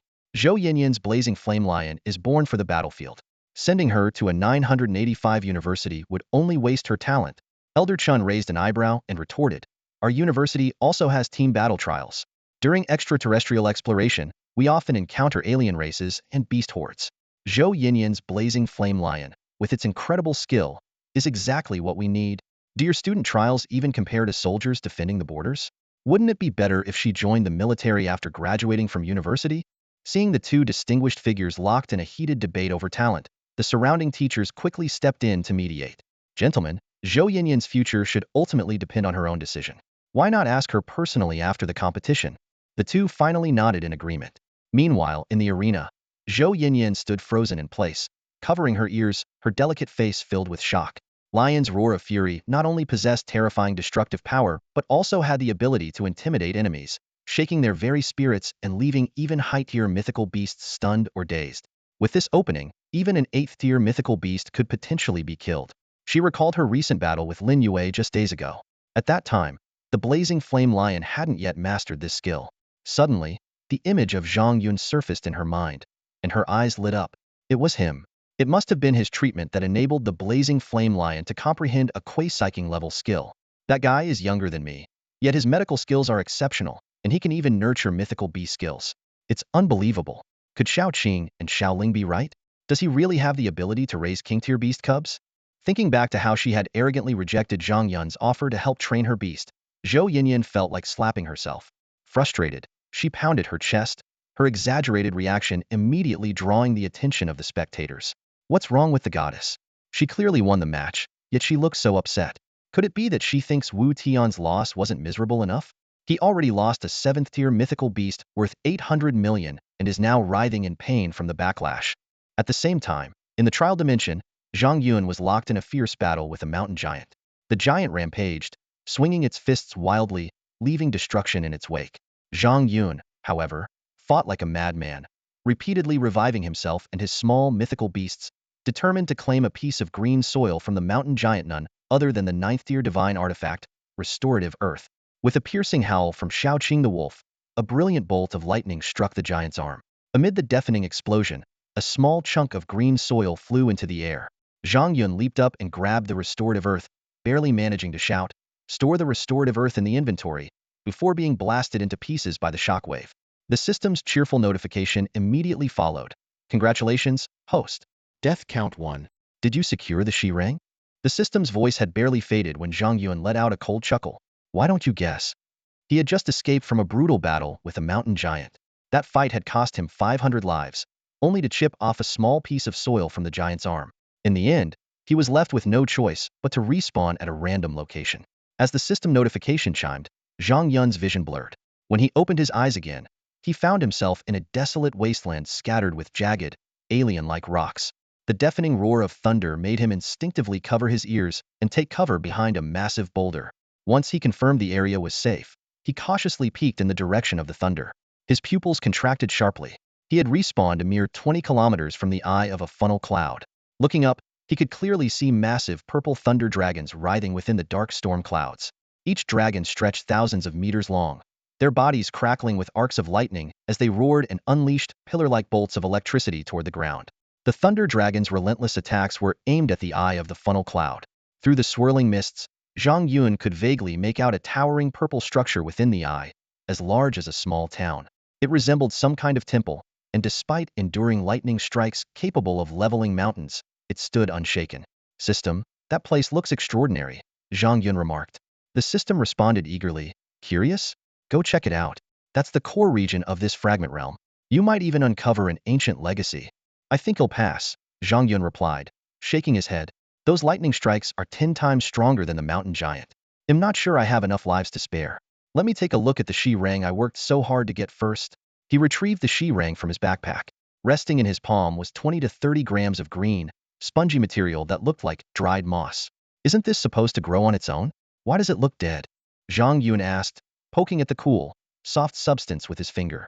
The system explained. Shirang needs roots to sustain its growth. What you have there is just leftover scraps. But paired with your life tree pet, it can come back to life and slowly grow into real Shirang. In turn, the Shirang can accelerate the growth of the life tree. They're a natural pair. Zhang Yun's eyes lit up with excitement, and he immediately summoned the sapling of his life tree. With a flash of green light, the tiny tree hovered above his palm, letting out cheerful, soft chirps. Its crystalline roots eagerly wrapped themselves around the Shirang. In an instant, Zhang Yun felt a heavy weight press into his palm, as though he were holding a 1,000-pound object. A dazzling green light erupted from his hand. The small clump of Shirang began to expand rapidly, like a sponge soaking up water. In the blink of an eye, it had completely enveloped the roots of the life tree sapling. The miraculous clump of Shirang continued to expand before Zhang Yun's eyes, filling his heart with excitement. As a faint green light radiated from the sapling of the ancient tree of life, the growth of the Shirang ceased, stabilizing at the size of a fist just enough to envelop the sapling's roots. Though its size stopped increasing, its density and weight surged to the point that even Zhang Yun, a man capable of effortlessly lifting thousands of pounds, found himself struggling to hold the small green mass. Even more astonishing was the rapid growth of the ancient tree of life sapling under the green glow. In mere moments, it grew 2 centimeters taller in acceleration that would normally take 2 to 3 years. The sapling even extended 2 tiny branches, like infant arms, as though reaching out to Zhang Yun for a hug. With a tender smile, Zhang Yun affectionately stroked the sapling's crown and said, "Good little one, you'll go back to the summoning space for now. Once I finish my trial, I'll let you out to play. By then, they'll bury a few dragon corpses beneath your roots for you to feast on." With that, he willed the ancient tree of life sapling and the Shirang into his summoning space. The moment the Shirang entered the space, Zhang Yun felt an extraordinary transformation. His body grew as solid and unyielding as a mountain, and his elemental energy took on a heavier, more stable quality. On top of that, an endless surge of power began to flow within him, as though he had become a perpetual motion machine.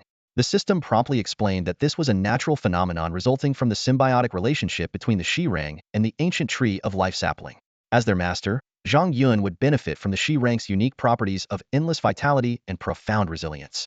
As the Shirang grew, his physical strength and power would increase exponentially, potentially surpassing the might of 100 mountain giants. Additionally, he gained a new earth-based elemental force that complemented his existing water-based energy. As Zhang Yun marveled at these incredible changes, the ground suddenly shook violently. His countless brushes with death had honed his instincts, and he immediately sensed danger.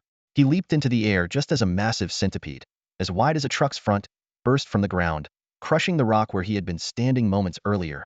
The giant centipede let out a piercing screech, raising its enormous body upright and lunging toward Zhang Yun in midair, determined to devour him. Hovering above, Zhang Yun smirked with reckless confidence. Perfect timing. Let's see how my earth elemental force performs. An orange aura of soul energy erupted around him, and he plummeted like a meteor toward the centipede. With an explosive impact, he struck the creature, sending it crashing to the ground with a deafening scream as clouds of dust billowed into the air. Zhang Yun landed steadily and immediately summoned his battle companions. With a flash of lightning, his loyal green wolf, Shao Qing, emerged from the summoning circle, leading a host of summoned beasts that charged forth to join the fray. 5 minutes later, a piercing shriek shattered the sky as the massive desert centipede crashed to the ground. Its 200-meter-long steel-like body, now charred and blackened, struck the earth with a thunderous impact, sending waves of dust rippling in all directions. The scene was both awe-inspiring and overwhelming. Standing side by side before the nearly shattered head of the centipede were Zhang Yun and Little Green Wolf. A cocky grin tugged at Zhang Yun's, lip-staking down a level 10 desert centipede with a father-and-son duo? Such power would undoubtedly place him among the elite in Jiangnan City. Little Green Wolf, you did great, Zhang Yun said, patting the wolf pup, which had reverted to its cub form. Tomorrow, I'll take you to the amusement park and buy you 10 ice creams. Really? Thank you, Baba.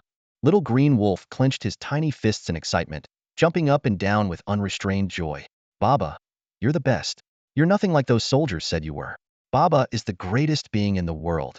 Zhang Yun looked at the overjoyed little creature with a satisfied smile before turning his gaze to the black elemental sword planted in the ground nearby. Perched proudly on its hilt was the ghost cat, its glowing eyes gleaming with a sharp intensity. Dark energy swirled around it, exuding an aura of unyielding dominance. During the fierce battle with the desert centipede, most of Zhang Yun's summoned pets had been instantly obliterated, not even worth the centipede's attention. Yet, the ghost cat stood out, not only evading attacks but also delivering decisive blows. It had even managed to blind one of the centipede's eyes in the chaos. This was no small feat, considering the desert centipede was a level 10 commander beast capable of effortlessly crushing level 9 phantom beasts. The ghost cat, merely a mid-tier level 1 creature, had demonstrated such control over the battlefield that even Zhang Yun was taken aback. Zhang Yun used his appraisal skill on the ghost cat. Ghost cat. Type, dark element cub, height ear creature. Rank, mid-ear level 1. Potential, intelligence, top tier. Combat power, 1500. Skills, Demon Legend Legendary, Dark Elemental Body Epic, Shadow Pressure King level, 100 Blade Devour King level, 10 Blade Banishment Advanced. Domain, Fantasy Sword Realm 1000 Blade Soul Slayer. Description: the growth rate of this ghost cat is beyond belief. Even phantom beasts with legendary potential pale in comparison. With a combat power of 1500 at mid-tier level 1, it stands unrivaled among high-tier creatures. Not even the cubs of king-tier beasts are worthy of carrying its shoes. Zhang Yun lifted the ghost cat high as a reward, but the fiercely competitive creature remained vigilant, scanning its surroundings for its next opponent. The moment Zhang Yun released it, the ghost cat summoned its dark elemental sword, elegantly perched on the hilt without touching the ground, radiating an air of regal authority. Meanwhile, the other revived phantom beasts cowered in terror at the sight of the colossal desert centipede's corpse. The timid moonlight rabbit was so frightened it lost control of its bladder. After enduring a day of relentless torment being battered by mountain giants, and then the centipede following Zhang Yun felt like a descent into hell. Not bad, Zhang Yun said with a chuckle. You've got some spirit left. This is the best batch of phantom beasts I've ever trained. He added with a sly grin. Now that I've praised you, pull yourselves together. It's time for the next trial. Whimper. The winged dragon collapsed to the ground at his words. Zhang Yun grabbed its claw and asked, Ghost cat, have you spotted our next target? The ghost cat raised a paw, pointing toward a distant mountain range. Good. It's up to you to lead this bunch through their trial. Meanwhile, I'll take Little Green Wolf for a solo run. Let's move, crew. With that, Zhang Yun hurled the winged dragon dozens of meters into the air. Instinctively, it flapped its wings in an attempt to return, but Zhang Yun's commanding order forced it to obediently hover in place, tears welling up in its eyes as it awaited the ghost cat's lead. Time in the trial dimension had already ticked past 46 hours. With just 2 hours remaining, Zhang Yun was ready to take on an even greater challenge. He walked with his hands in his pockets, striding alone through the thunderous storm toward the colossal temple. At that moment, if he had a cigarette dangling from his lips, it might have added a touch of nonchalant charm. Boom, boom, boom. Pillars of purple lightning struck down one after another, shattering his body into pieces. Yet, he remained undeterred. Every time he resurrected, he continued forward with his hands in his pockets, his demeanor calm and composed. After dying 300 times, he finally reached within 3 kilometers of the ancient temple. From a distance, the temple was surrounded by concentric pools of purple lightning, exuding a destructive and apocalyptic aura. Even from 3 kilometers away, the sheer power made Zhang Yun's hair stand on end. Damn, surrounded by lightning pools? All those 300 deaths were for nothing. Just as Zhang Yun was about to log out and enjoy his weekend, a cold yet melodious female voice echoed, shaking the air around him. Insolent ant, how dare you approach my sacred temple? Kneel and accept your death. Though the voice carried a cold reprimand, it was as beautiful as celestial music, lingering in the air. A woman? Crazy? Zhang Yun froze in surprise, not expecting anyone to be inside the temple. How dare you? Before he could react, a colossal thunder dragon roared down from the sky, obliterating Zhang Yun into nothingness. In his place, a massive crater remained, and amidst the swirling smoke stood a tumtor-long purple dragon spear. Encased in arcs of purple lightning, the spear emanated a terrifying energy that shook the very void. The dragon spear trembled, preparing to return to the ancient temple. But just as it was about to leave, Zhang Yun suddenly resurrected nearby. You dare one-shot me? This spear, I'll consider it compensation for my funeral expenses.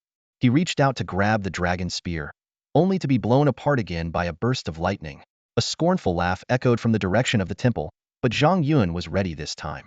Laugh all you want, let's see if you're still laughing in a moment. Summon my son, Green Wolf, and let's make a run for it with the spear. A summoning circle lit up, and Green Wolf appeared, reaching for the dragon spear. Though its arm was also shattered by the lightning, its green fur coiled around the spear, successfully binding it. Zhang Yun immediately activated his inventory function, and the dragon spear vanished in an instant. You dare defy me? The female voice roared in fury, summoning countless thunder dragons to bombard the resurrection point.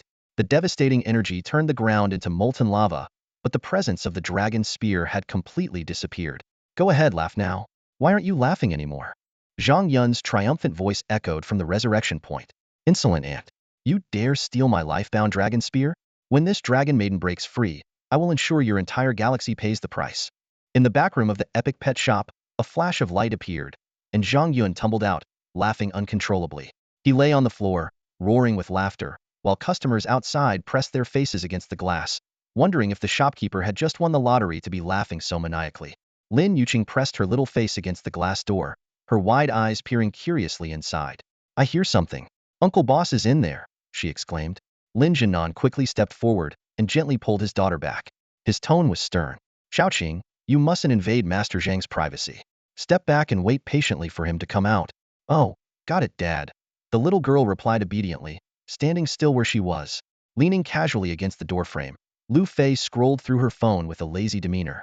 Uncle Lin, isn't that a bit much? Zhang Yun's got a pretty mild temperament. He wouldn't get mad if Xiaoqing took a peek. She paused, then raised an eyebrow. By the way, why do you call him Master Zhang? Is he really that good at cultivating phantom beasts? He sure doesn't look the part with that scrawny build. Lin Jinan fixed her with a serious gaze. Niece Lu, don't underestimate Master Zhang. He managed to elevate my daughter's so-called useless root and drill treant to a combat power of over 550. Tell me, who else in the entire country could achieve that? Calling him master is already modes that deserves to be addressed as a grandmaster. Wait, are you serious? Lu Fei's eyes widened in disbelief. He actually turned a trash deer treant into something that's strong? You're not kidding, are you? Xiaoqing, hands on her hips, puffed up with pride. Of course it's true, Sister Fei.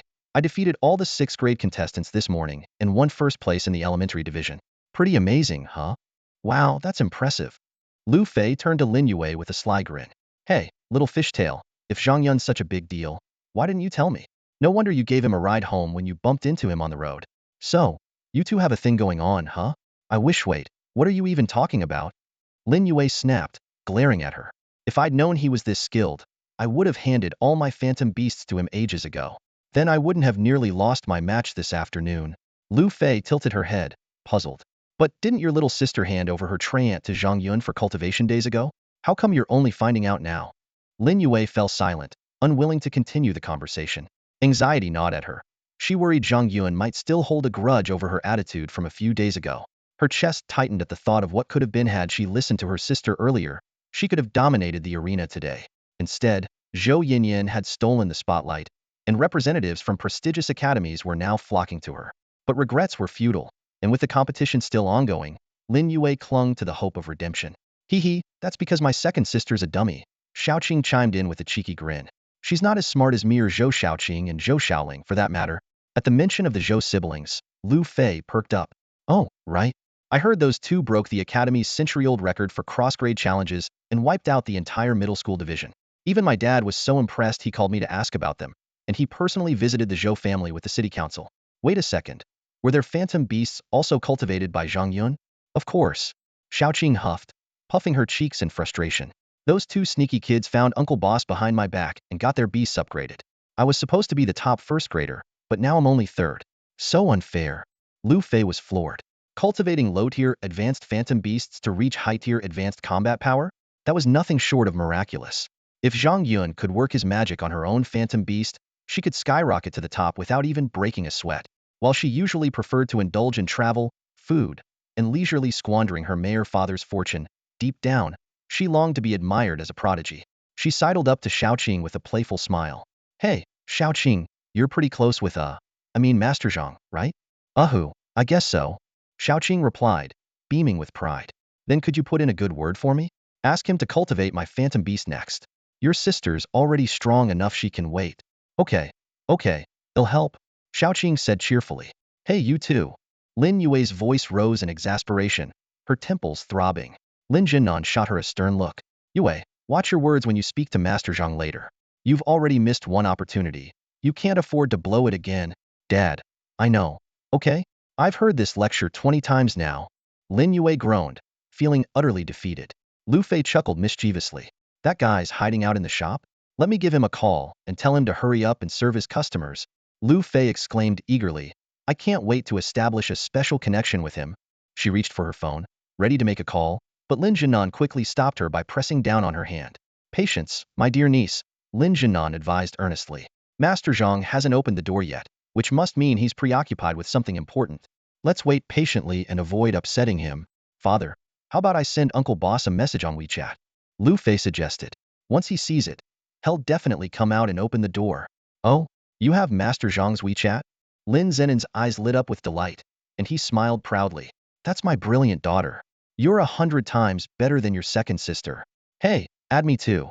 Lu Fei chimed in immediately, leaning closer. Lin Yue also stepped forward, pulling out her phone. Meanwhile, in the back room of the pet shop, Zhang Yun had just regained his composure after a moment of overwhelming joy. Slowly, he got up from the floor, a cocky smirk playing on his lips. With his head held high, he shouted, Gun, come to me. Reaching out with his hand, he grabbed at the air only to come up empty. What's going on? Where's my gun?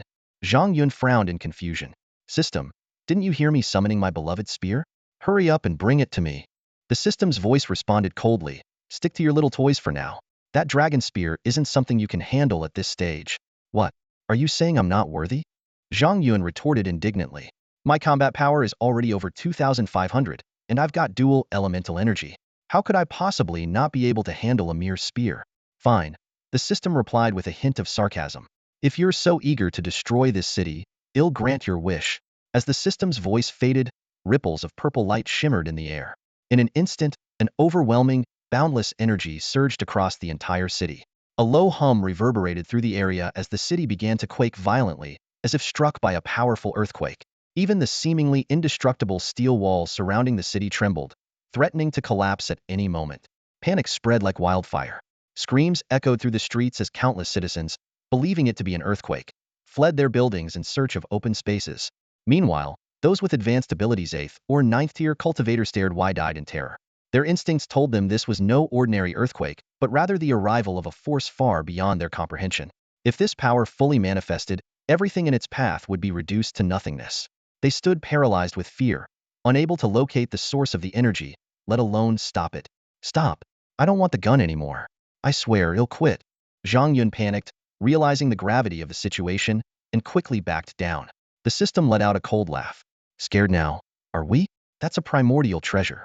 Unless your combat power reaches 100,000, don't even think about touching it. If you want to wield the big gun, you'd better focus on getting stronger. 100,000? Zhang Yun's scalp tingled as he groaned in despair. Only now did he realize that he had stumbled upon an extraordinary artifact of unimaginable power. The author sincerely thanks all readers for their generous support and contributions. The system isolated the overwhelming force emanating from the dragon lance, and the rippling shockwaves that had unsettled the entire city gradually dissipated.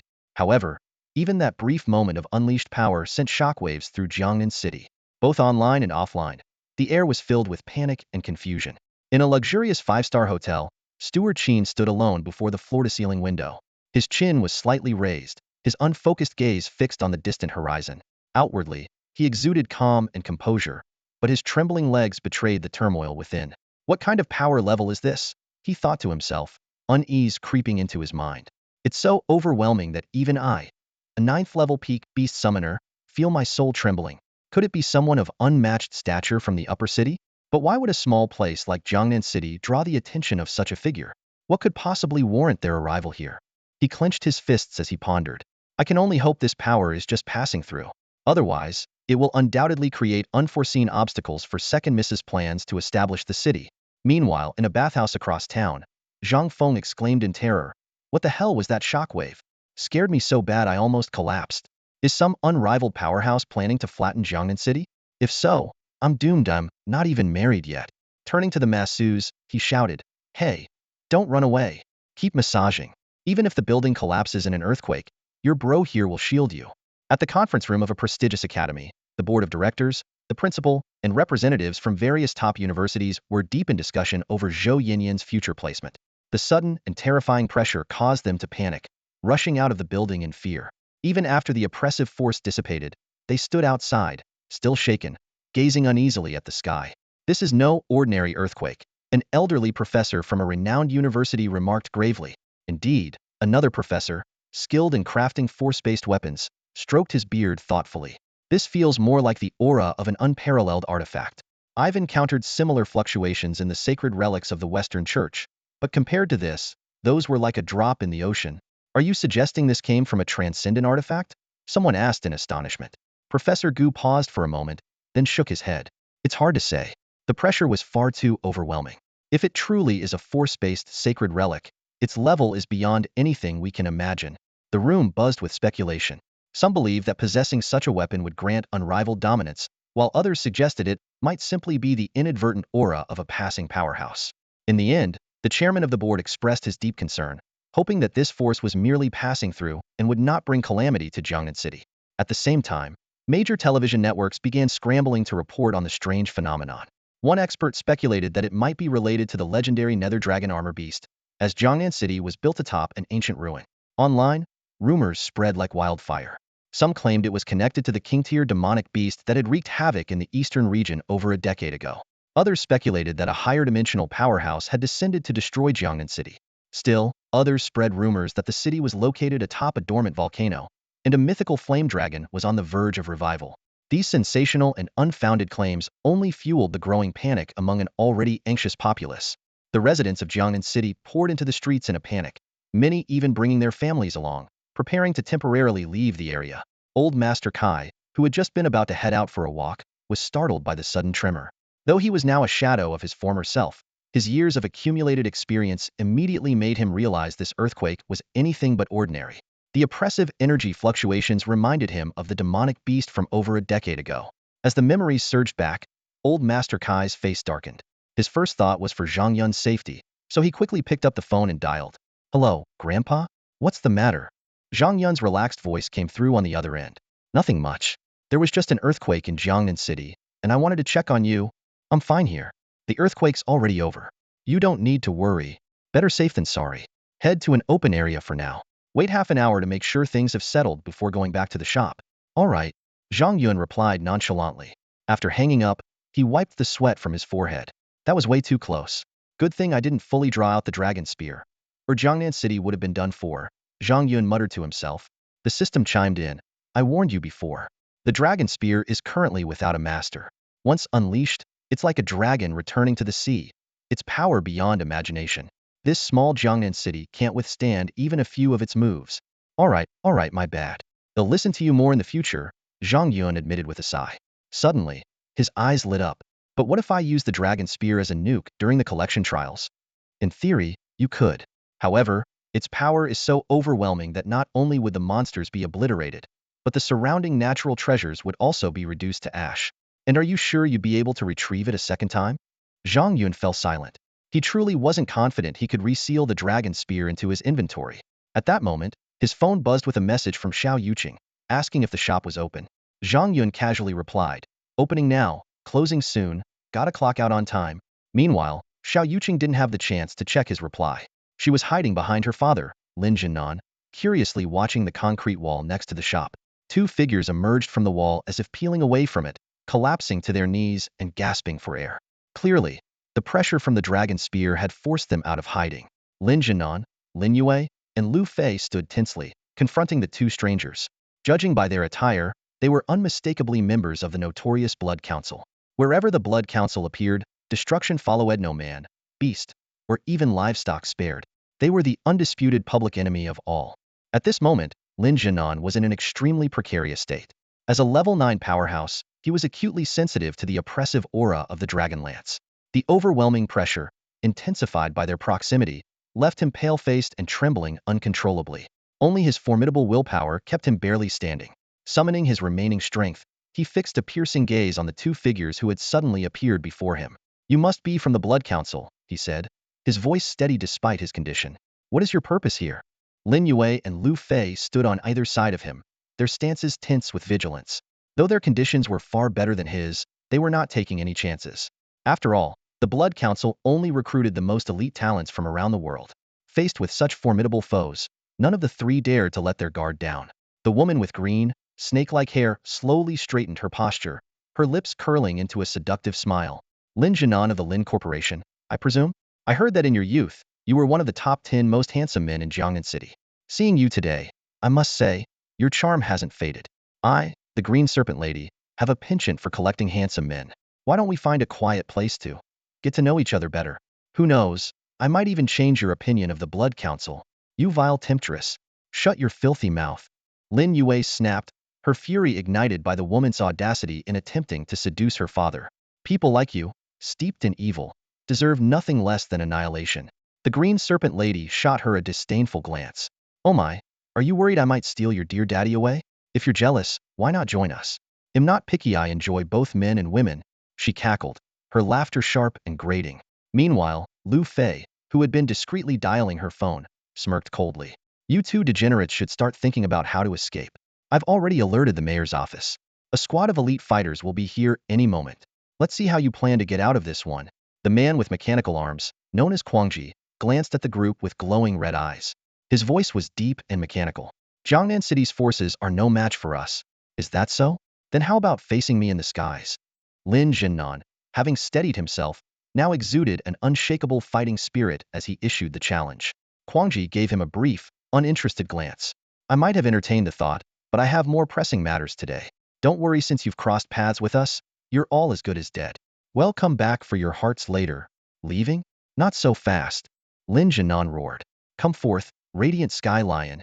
His voice thundered as brilliant light illuminated the heavens.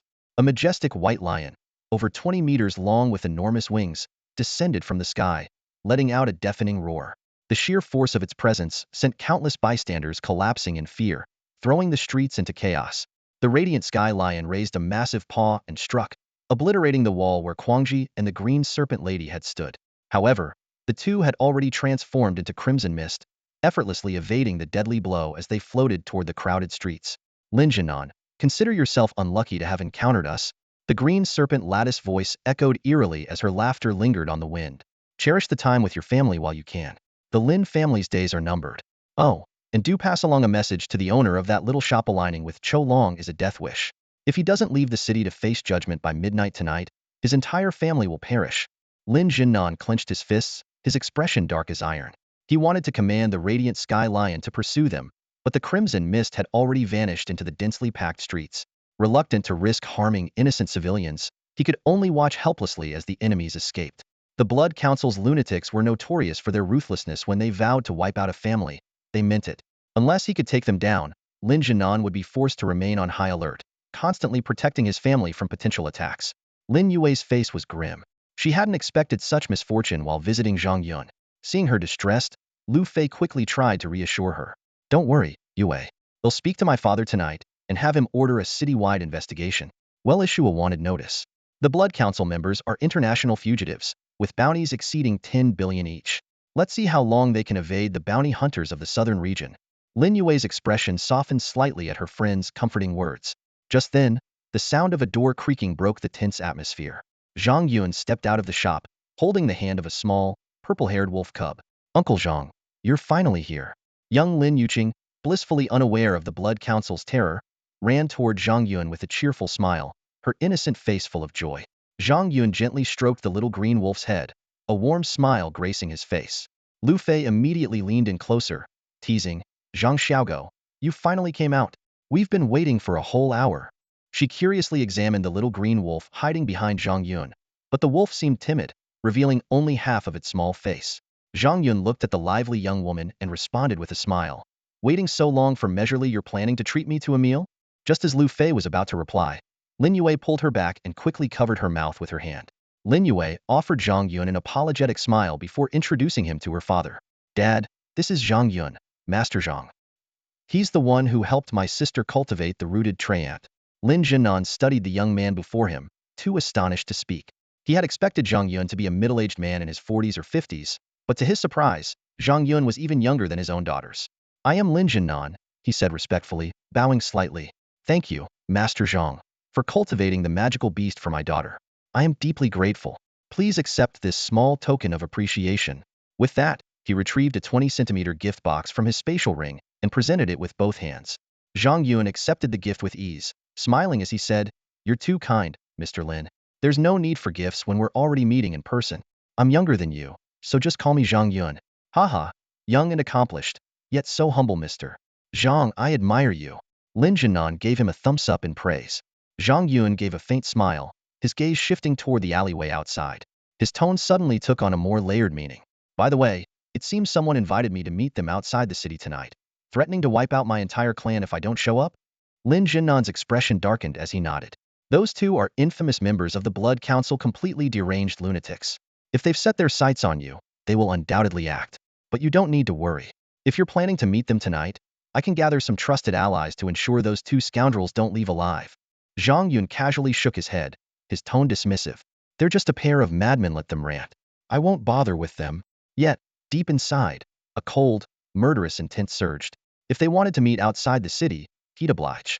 He'd bring his good son along and see who would end up eliminating whom. As evening fell, in front of the magical beast clinic, Xiao Yuqing tilted her head up, her bright, sparkling eyes filled with anticipation. Uncle Boss, is your clinic still open? My sister's magical beast is injured. Can you help heal it? Zhang Yun glanced at his phone. 4:50 p.m. Only 10 minutes to closing time. Business was booming lately, and he didn't really need the extra work. But remembering the help he'd received from Lin Yue and Lu Fei a few days ago, he decided to return the favor. Gently patting Xiao Yuqing's head, he said with a warm smile, Sure, but we need to hurry. I'm about to close up for the day. Thank you. Lin Yue expressed her gratitude sincerely, relieved that Zhang Yun wasn't holding a grudge over her previous attitude. Zhang Yun looked at her calmly. Just so you know, I'm off this weekend. The treated magical beasts will be ready for pickup on Monday. Monday? But my magical beast is seriously injured. Lin Yue responded with concern. Don't worry. As long as it's still alive, I can heal it, Zhang Yun said confidently. At some point, Lu Fei had sidled up to him, her arm brushing lightly against his. I didn't realize your healing skills were this amazing. From now on, whenever my magical beasts get hurt, I'll leave them to you. Sure, I'll give you a 0.1 discount, Zhang Yun joked, turning to her with a grin. Ugh, forget it. I'll pay full price. I don't want to owe you any favors. Lu Fei retorted with a playful pout. Zhang Yun then turned back to Lin Yue. You know the treatment rules, right? Yes, my little sister told me about them. Lin Yue handed over 2 golden magical beast spheres. These are 2 6th-tier beasts. How should I pay, WeChat or card? Come inside and pay by card, Zhang Yun replied. Lin Yue felt a twinge of disappointment. Zhang Yun still hadn't accepted her friend request, and she had hoped transferring money would give her another chance to connect. As the group entered the clinic, Lin Jinan took the opportunity to ask, Boss Zhang, can we handle other business here too? Of course, but you'll have to wait until Monday. Right now, all the slots for breeding and boarding are full, and the other services take time. I can't delay my closing hours. Be sure to come early on Monday. Got it. I'll be here before sunrise, Lin Jinan said eagerly. By the way, I heard you have a customer group chat. Can we join? Sure, just have Xiao Yuqing add you. Zhang Yun replied casually. Each of you owes me 200,000 yuan for the favor, Xiao Yuqing announced smugly. Only after the 3 reluctantly transferred the money did she happily add them to the group. After Lin Yue paid the 200,000 yuan treatment fee, Zhang Yun closed the clinic and prepared to head home. He politely declined Lin Jinan's dinner invitation, explaining that he needed to make sour soup centipede for his grandfather. Summoning his fully grown, over-form turtle storm griffin, he climbed onto its back, ready to take off. But just as he was about to, Lu Fei nimbly hopped on behind him. What are you doing up here? Zhang Yun asked, startled. I like it. What are you gonna do about it? Lu Fei smirked, wrapping her arm around his. Realizing he couldn't argue, Zhang Yun sighed and directed the storm griffin to fly toward his grandfather's apartment, now carrying Lu Fei and her little green wolf as well. On the ground, Lin Jinan glared at his daughter in frustration. How can you be so clueless? Look at Lu Feisha just climbed right up there. Why didn't you? How are you supposed to compete with her like this? Exactly. Second sister. You're so silly. Xiao Yuqing chimed in with a mischievous giggle. What's the point of going? Lin Yue pouted, a hint of melancholy flickering in her eyes. Zhang Yun has such terrifying talent in nurturing mythical beasts. With just my looks and Lu Fei's, how could we possibly catch his eye? Even if we go, we'd just end up being treated as ordinary friends. That's true. Lin Jinan tilted his head back, gazing at the sky with a long sigh. Given Zhang Yun's unparalleled skills in beast cultivation, even warming his bed would be out of your league, girl. Dad. Lin Yue stomped her foot in frustration, her cheeks flushing bright red. Beside her, little Yuqing burst into laughter, nearly doubling over at her sister's embarrassment. Lin Zenon's expression grew serious. All right, let's head back. I need to contact some old comrades and discuss how to deal with the Blood Council. Wherever those beasts show up, disaster is sure to follow. If we don't handle this properly, the Lin family could face an unfathomable crisis. Hearing this, Lin Yue's heart sank, and she nodded slowly. The father and daughters were just about to leave the alley when a sleek black Rolls-Royce sped toward them. That's Zhou Zenwai's car, Lin Jinan noted with a glint of smugness in his eyes. Ha, too bad that old fox is a step too late. With that, he led his daughters into their own car and drove off. Moments later, Zhou Zenwai's luxury car came to a halt at the alley's entrance. He stepped out hurriedly with his children, his face darkening as he watched the Lin family's vehicle disappear into the distance. I can't believe that old scoundrel Lin Jinan managed to beat me here. Dad, stop staring. Zhou Shaoqing urged impatiently. Hurry up and see if the boss is still inside. The whole Lin family's already in the group chat. You've got to ask the boss if he'll let you join too. All right, kids, follow me. Zhou Zhenwei, impeccably dressed in a sharp suit, charged toward the renowned Beast Haven like a gust of wind. But they were still a step too late. The shop's doors were already closed. Zhou Yinyan reached the entrance, her face filled with regret. Meanwhile, at the market, Kaiyan was shopping for groceries with two of her best friends. The petite Chenlin, her cheeks adorably chubby, pouted as she complained. Hey, Yinyan, it's just groceries. Couldn't we have just had them delivered? Why do we need to come here? Despite her innocent appearance, Chen Lin was a bona fide level 5 beast master and one of the top students in her first year at the prestigious aristocratic academy. Kaiyan rolled her eyes. If we rely on delivery, who knows if they'll send us fresh ingredients? My cousin's cooking is amazing, and if the ingredients ruin the flavor, it'd be a disaster. Your cousin's a chef? My cousin is Zhang Yun, the guy who owns the mythical beast shop. Didn't your brother have his cockroach beast nurtured there last year? Ugh, it's that jerk. Chun Lin's face twisted with annoyance. Just thinking about him makes me mad. My brother nearly disowned me because of him. But your brother's cockroach beast didn't die, did it? Why are you still holding a grudge? Kaiyan chuckled, covering her mouth. She then turned to her other friend, Lu Ruayin. Ruayin, my cousin's a beast master now, you know? Remember how he used to write you all those love letters in middle school? Only for you to reject him every time? Want to give him another chance? Lu Ruayin, dressed in an elegant purple dress with her long hair cascading down her back, exuded a graceful aura. As one of the aristocratic district's most admired beauties, she pinched Kai Yan's waist playfully and replied with a soft scold. You know my family situation. My uncle's the mayor, and in our family, marriages are all about benefits. I don't get to choose my partner. Why not just choose for yourself? Chen Lin teased with a cheeky grin. You're a level 5 beast mastery of, already got wings strong enough to fly out of your family's grasp. Honestly, Yanyan's cousin might be a bit of a loser, but he's super handsome. You could keep him as your little boy toy. Lu Ruayin shot her a glare. If you want him so badly, you take him. I, Lu Ruayin, will only date someone stronger than me. Zhang Yun and I are definitely not a match. I'd love to, but I'm afraid he'd think him too short. Sweetie, you might not be tall, but you've got other assets. Who knows? My cousin might just be into milk. From now on, they'll call you sister-in-law. You're asking for it. The three girls giggled and playfully bickered as they carried their grocery bags back toward their neighborhood. Overhead, a majestic storm griffin soared past, its wings cutting through the sky like a blade. Don't forget to like and follow for more updates. Chen Lin gazed at the storm griffin sweeping low across the sky, her bright eyes shimmering with a hint of longing. This advanced flying-type magical beast not only possessed both wind and strength attributes, but was also capable of both melee and ranged attacks. If only I could have one, she murmured wistfully. Why not just ask your dad to buy you one? Kai Yin teased with a laugh, covering her mouth. The Chun auction house makes money hand over fist. You guys aren't exactly strapped for cash. It's not that simple, Chin Lin replied, her eyes reluctantly following the griffin as it disappeared into the distance. My dad's only a minor shareholder in the auction house. Height-ear flying beasts like this are incredibly rare, and their prices rival those of earth dragons. A single griffin egg costs nearly $1 billion. Lu Ruain's eyes also sparkled with desire. Actually, owning a griffin isn't entirely out of reach. With our abilities as level 5 Beastmasters, we could save up by taking on starfield exploration missions or wilderness expeditions. By the time we're in college, we might just be able to afford one. That'll take forever, Chin Lin sighed. And those exploration missions are dangerous. One wrong move, and you could lose your life. Then why not find yourself a rich sponsor? Kaiyan joked mischievously. You're so cute, and with your, assets, I'm sure plenty of rich uncles would be lining up to throw money at you.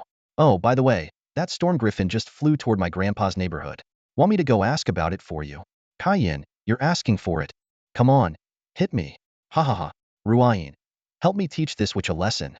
The three of them laughed and playfully bickered as they headed toward the neighborhood. By the time they arrived, the griffin had already landed in the community courtyard, drawing a crowd of curious children. Wow, what kind of magical beast is that? It's so cool. It's a griffin. My dad says one of these could buy 10 houses. Mom, can we get one? Get out of here. Selling your dad wouldn't even come close. Now go home. Amid the chatter, Zhang Yun helped Lu Fei dismount from the griffin's back, with a small green wolf following close behind. Zhang Yun then retracted the griffin into a magical space and led the two toward an apartment building. The neighborhood aunties immediately began whispering among themselves. That woman has such an elegant air. She must be from a wealthy family. The guy is old Kai's grandson, Zhang Yun. I heard he's a total wastrel running some beast shop that's doing terribly. How does someone like him end up with such a beautiful girlfriend? My son is way better and still single. She's probably his cousin or something. He's not even a beast master. Lu Fei's sharp ears caught their gossip. With a sly glint in her eyes, she suddenly wrapped her arm around Zhang Yun's and said provocatively, I am his girlfriend. Jealous much? She then planted a loud kiss on his cheek. Cut it out, Zhang Yun said with a resigned sigh, wiping the lipstick mark from his face. Don't say anything ridiculous when we see my grandpa. Relax, I won't tell him. And the mother of your child, Lu Fei replied smugly. She reached out to stroke the green wolf's purple fur, but it deftly dodged her hand. Your son's as quick as a rabbit, she exclaimed. As a level 6 beast master, she hadn't expected to be outmaneuvered so easily. He's just afraid of female bullies, Zhang Yun quipped casually. Humph, coward. Zhang Yun, are you afraid of female bullies? Afraid? You stay the night, and he'll show you who's afraid. Fine. Don't lock your door tonight if you do. You're a coward. Their banter continued as they entered the apartment. When Zhang Yun's grandfather saw the stunning young woman his grandson had brought home, his eyes widened in astonishment. Ah Yun. This is a customer from the store, here for a free meal, Zhang Yun replied nonchalantly. Don't listen to him. I'm his girlfriend, Lu Fei interjected, handing over a gift. Lu Fei, pleased to meet you, sir. Wishing you health and longevity. Good girl, come in, come in. The old man beamed. Ah Yun, go peel some fruit for her. Grandpa, this is my son, Zhang Qinglang, Zhang Yun said, gesturing toward the small wolf. Great-grandpa, hello? The little wolf bowed politely. Good, good, good. Wait a minute. The old man froze. Ah Yun, you're only 18. Lu Fei chimed in cheerfully, he's our son. Zhang Yun and mine. The old man was utterly stunned. His grandson, at just 18, already had a child, and this beautiful young woman looked to be only in her early 20s. That meant, incredible. My amazing grandson. Seeing her grandfather's serious expression, Zhang Yun quickly shot Lu Fei a glare and hastily explained, Grandpa, don't listen to her nonsense. Xiao Qinglang is my godson, not her child. The old man looked puzzled, so Zhang Yun patiently elaborated. Xiao Qinglang was an orphan. A customer entrusted him to my care, and seeing he had no one to rely on, I decided to take him in as my godson. From now on, he'll live with us. Zhang Yun deliberately avoided mentioning Zhang Feng, not wanting to worry his grandfather, knowing his disapproval of the Zhang family. I see. The old man let out a sigh of relief. I thought for a moment, Yun, that you might have... He trailed off, realizing he had said too much. Hee, Grandpa. You guessed right. He's totally that kind of person, Lu Fei joked mischievously, covering her mouth with a playful grin. Stop causing trouble, or there'll be no seat for you at the dinner table tonight. Zhang Yun said, pretending to be stern. Grandpa, you have to back me up. He's always picking on me. Lu Fei feigned a pitiful look. The old man straightened his face and said, Yun, a man should be firm when necessary, but you also have to show some tenderness. You can't always be so cold towards young ladies. You all chat. They'll go prepare dinner, Zhang Yun replied, ignoring the conversation as he headed for the kitchen. It'll help. Lu Fei quickly followed behind. Miss, please don't make a mess. Go keep my son company and watch cartoons instead, Zhang Yun teased. Excuse me? Do you know who you're talking to? I'm a certified star-rated chef. If I opened a restaurant, I'd have Michelin 3-star standards in no time. Sure. Let's see how you handle cutting a piece of meat first. They'll slice it thinner than your double eyelids. As the two bantered their way into the kitchen, the old man smiled warmly. His grandson had truly grown up and even brought home such a lovely young lady. If his daughter and son-in-law were watching from above, they would surely feel proud of him. He led Xiao Qinglang to the sofa, turned on the TV, and put on a cartoon. It was Xiao Qinglang's first time seeing one, and he was instantly captivated by the vibrant images, unable to take his eyes off the screen. The old man brought over some fruit, carefully peeling it before handing it to the boy. Here you go, child. This is your home now, so make yourself comfortable. Thank you, great-grandpa, Xiao Qinglang said sweetly, taking the apple and biting into it with delight. The juicy sweetness filled him with happiness. Eat slowly, don't choke, and don't eat too much. We'll have dinner soon, the old man said, gently patting his back. To him, Zhang Yun's godson was as good as his great-grandson, and his affection for the boy was unmistakable. Okay, great-grandpa, good boy. After dinner, they'll take you to the park to play on the swings. How does that sound? The old man affectionately ruffled Xiao Qinglang's hair. Really? I want to go. At the mention of playing, Xiao Qinglang's excitement was palpable, his purple hair seeming to bounce with joy. Just then, the doorbell rang. Xiao Qinglang was about to answer it, but the old man stopped him. You stay here and keep watching your cartoons. I'll get the door. The old man's fondness for the well-mannered child grew even stronger. When he opened the door, he was surprised to see Kaiyan standing there with two beautiful young women. Hello, Grandpa. Good evening, sir. The two young women greeted him politely, holding fruit baskets as gifts. Hello, girls. The old man replied kindly before turning to Kaiyan. Yin. Who are these young ladies? This is Rian, and this is Lin. They're my classmates, and they're here to join us for dinner. Oh, and to help my cousin pick a girlfriend. Kaiyan teased with a mischievous grin. Yin, don't say such things. Lu Ruyan pinched Kaiyan's waist, embarrassed. Grandpa, don't mind her. We're just here for the food. Lin laughed, trying to lighten the mood. The old man chuckled. No harm done. Please, come in. He stepped aside to let them in, but gave Kaiyan a pointed look. Just don't go saying anything that might upset your cousin's girlfriend. She's a real beauty, and if you scare her off, your cousin might never forgive you. What? My cousin has a girlfriend already? Kaiyan's eyes widened in surprise. What's that look for? Don't underestimate your cousin. He's the most handsome young man in the Kai family. Being handsome isn't enough. Girls these days admire strength. They'll have to meet this future cousin-in-law and see if she's as amazing as you say. Come on, Rian, Lin. Let's go check out my future sister-in-law. Kaiyan declared, her curiosity piqued. Lu Rian and Lin couldn't resist their own curiosity either. The three of them hurried into the living room, only to find a purple-haired little boy engrossed in the TV. The arrival of a stranger made the young boy, Qinglang, alert.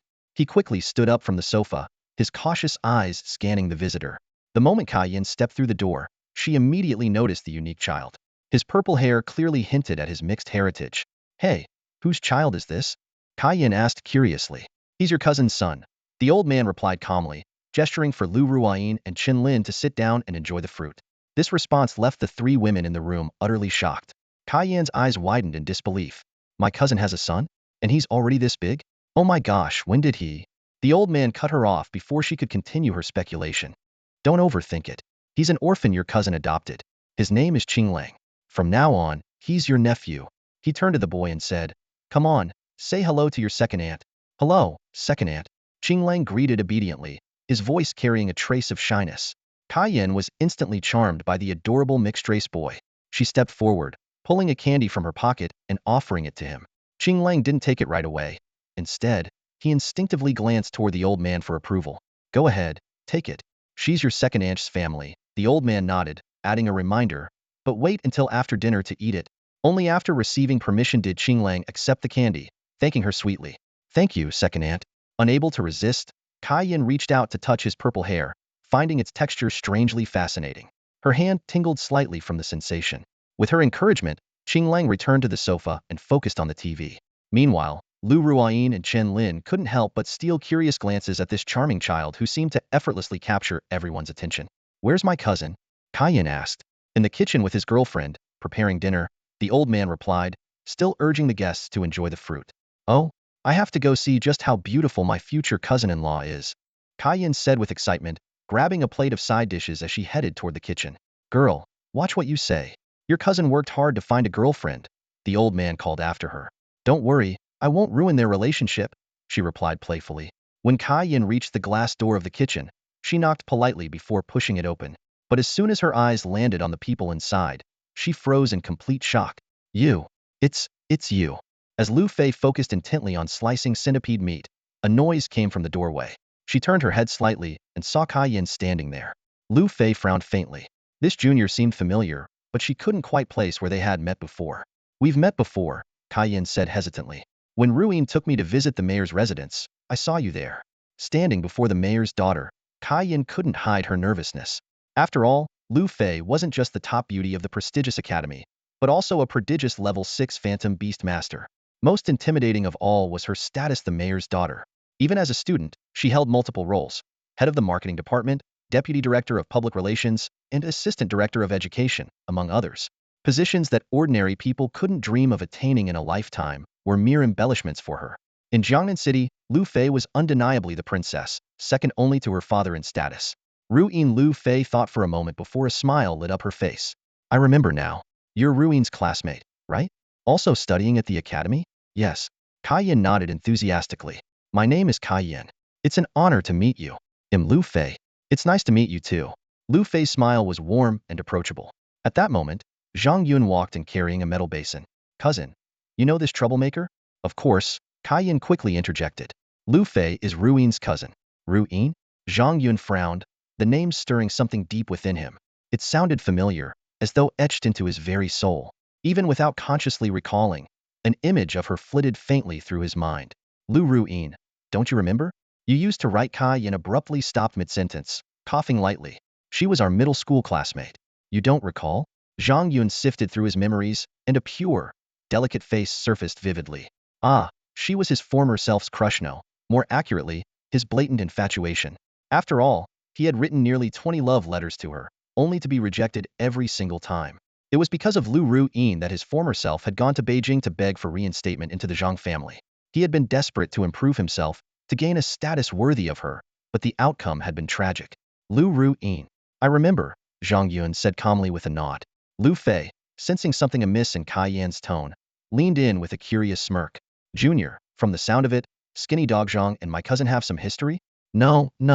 Kai Yan waved her hands frantically. "They were just regular classmates. What's the point of hiding it?"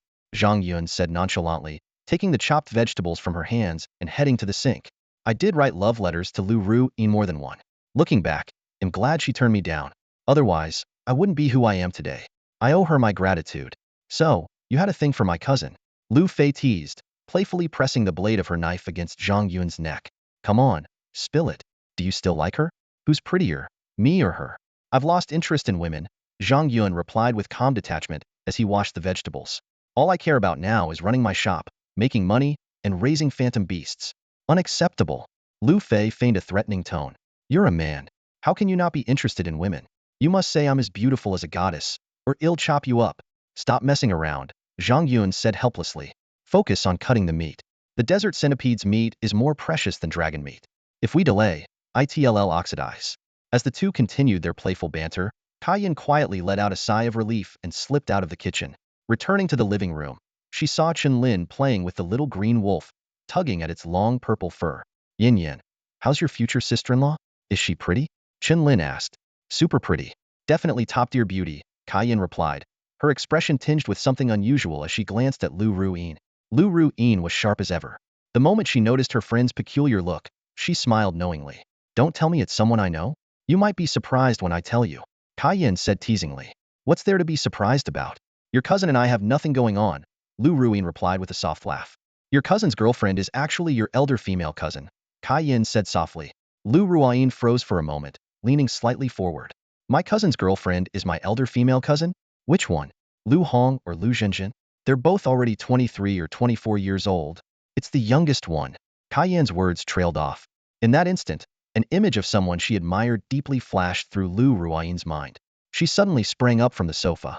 Are you talking about cousin Lu Fei? Kaiyan gave her a solemn nod. Oh my gosh. Chun Lin's eyes widened in shock, her face filled with disbelief.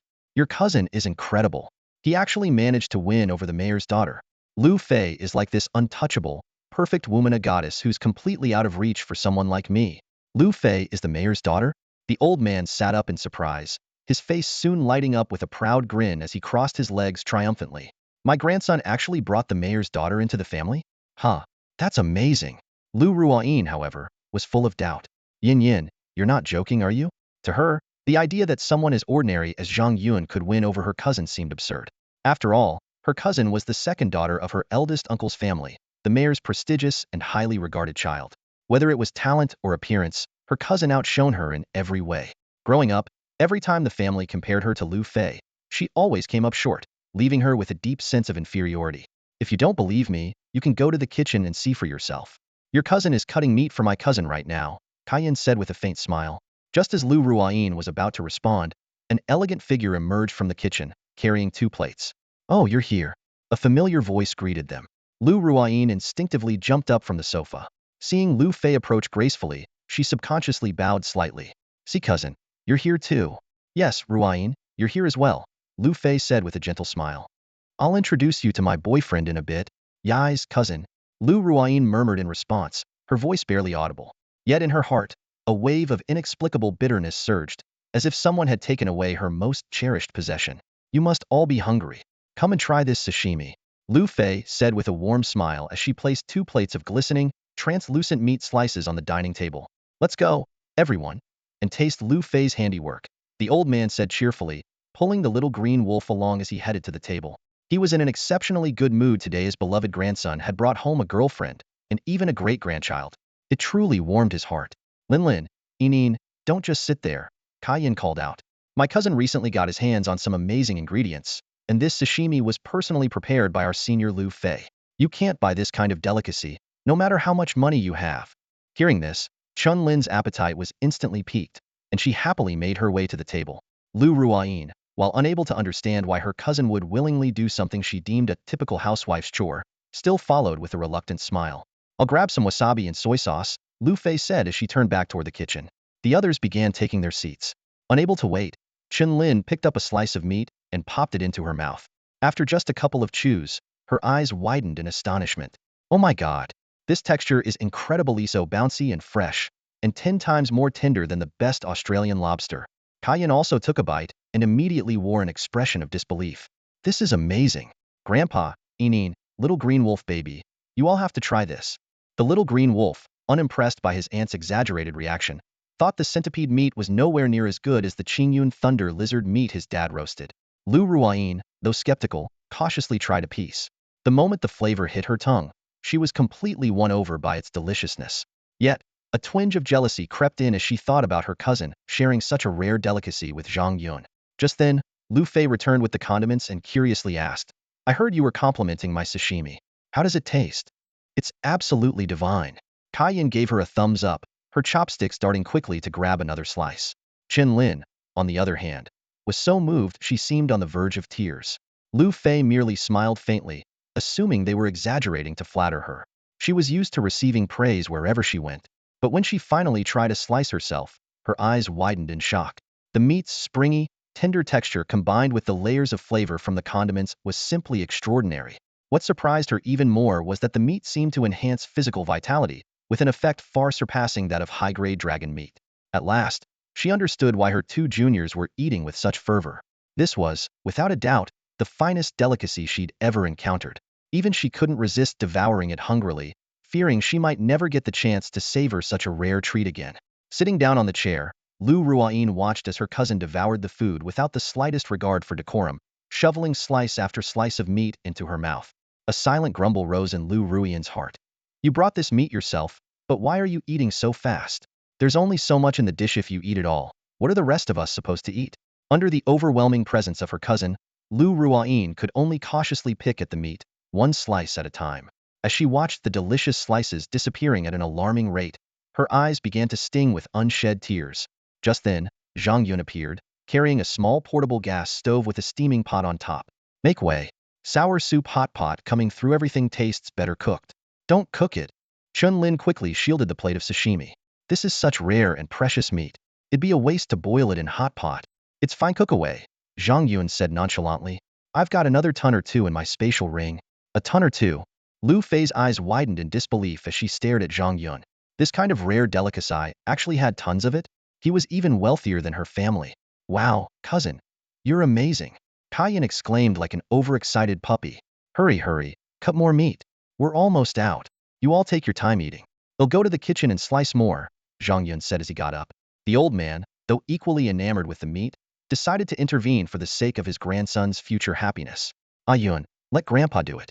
You sit here and keep your girlfriend company. You enjoy your meal, Grandpa, Zhang Yun replied. I've had so much of this meat today that I'm honestly getting tired of it. We'll go slice some more. The moment those words left his mouth, every girl at the table turned to stare at Zhang Yun, their faces filled with shock. He's tired of this meat? This guy, just how many rare delicacies had he eaten in his life? For the next hour, the girls showcased a truly astonishing appetite, devouring nearly 30 pounds of desert centipede meat.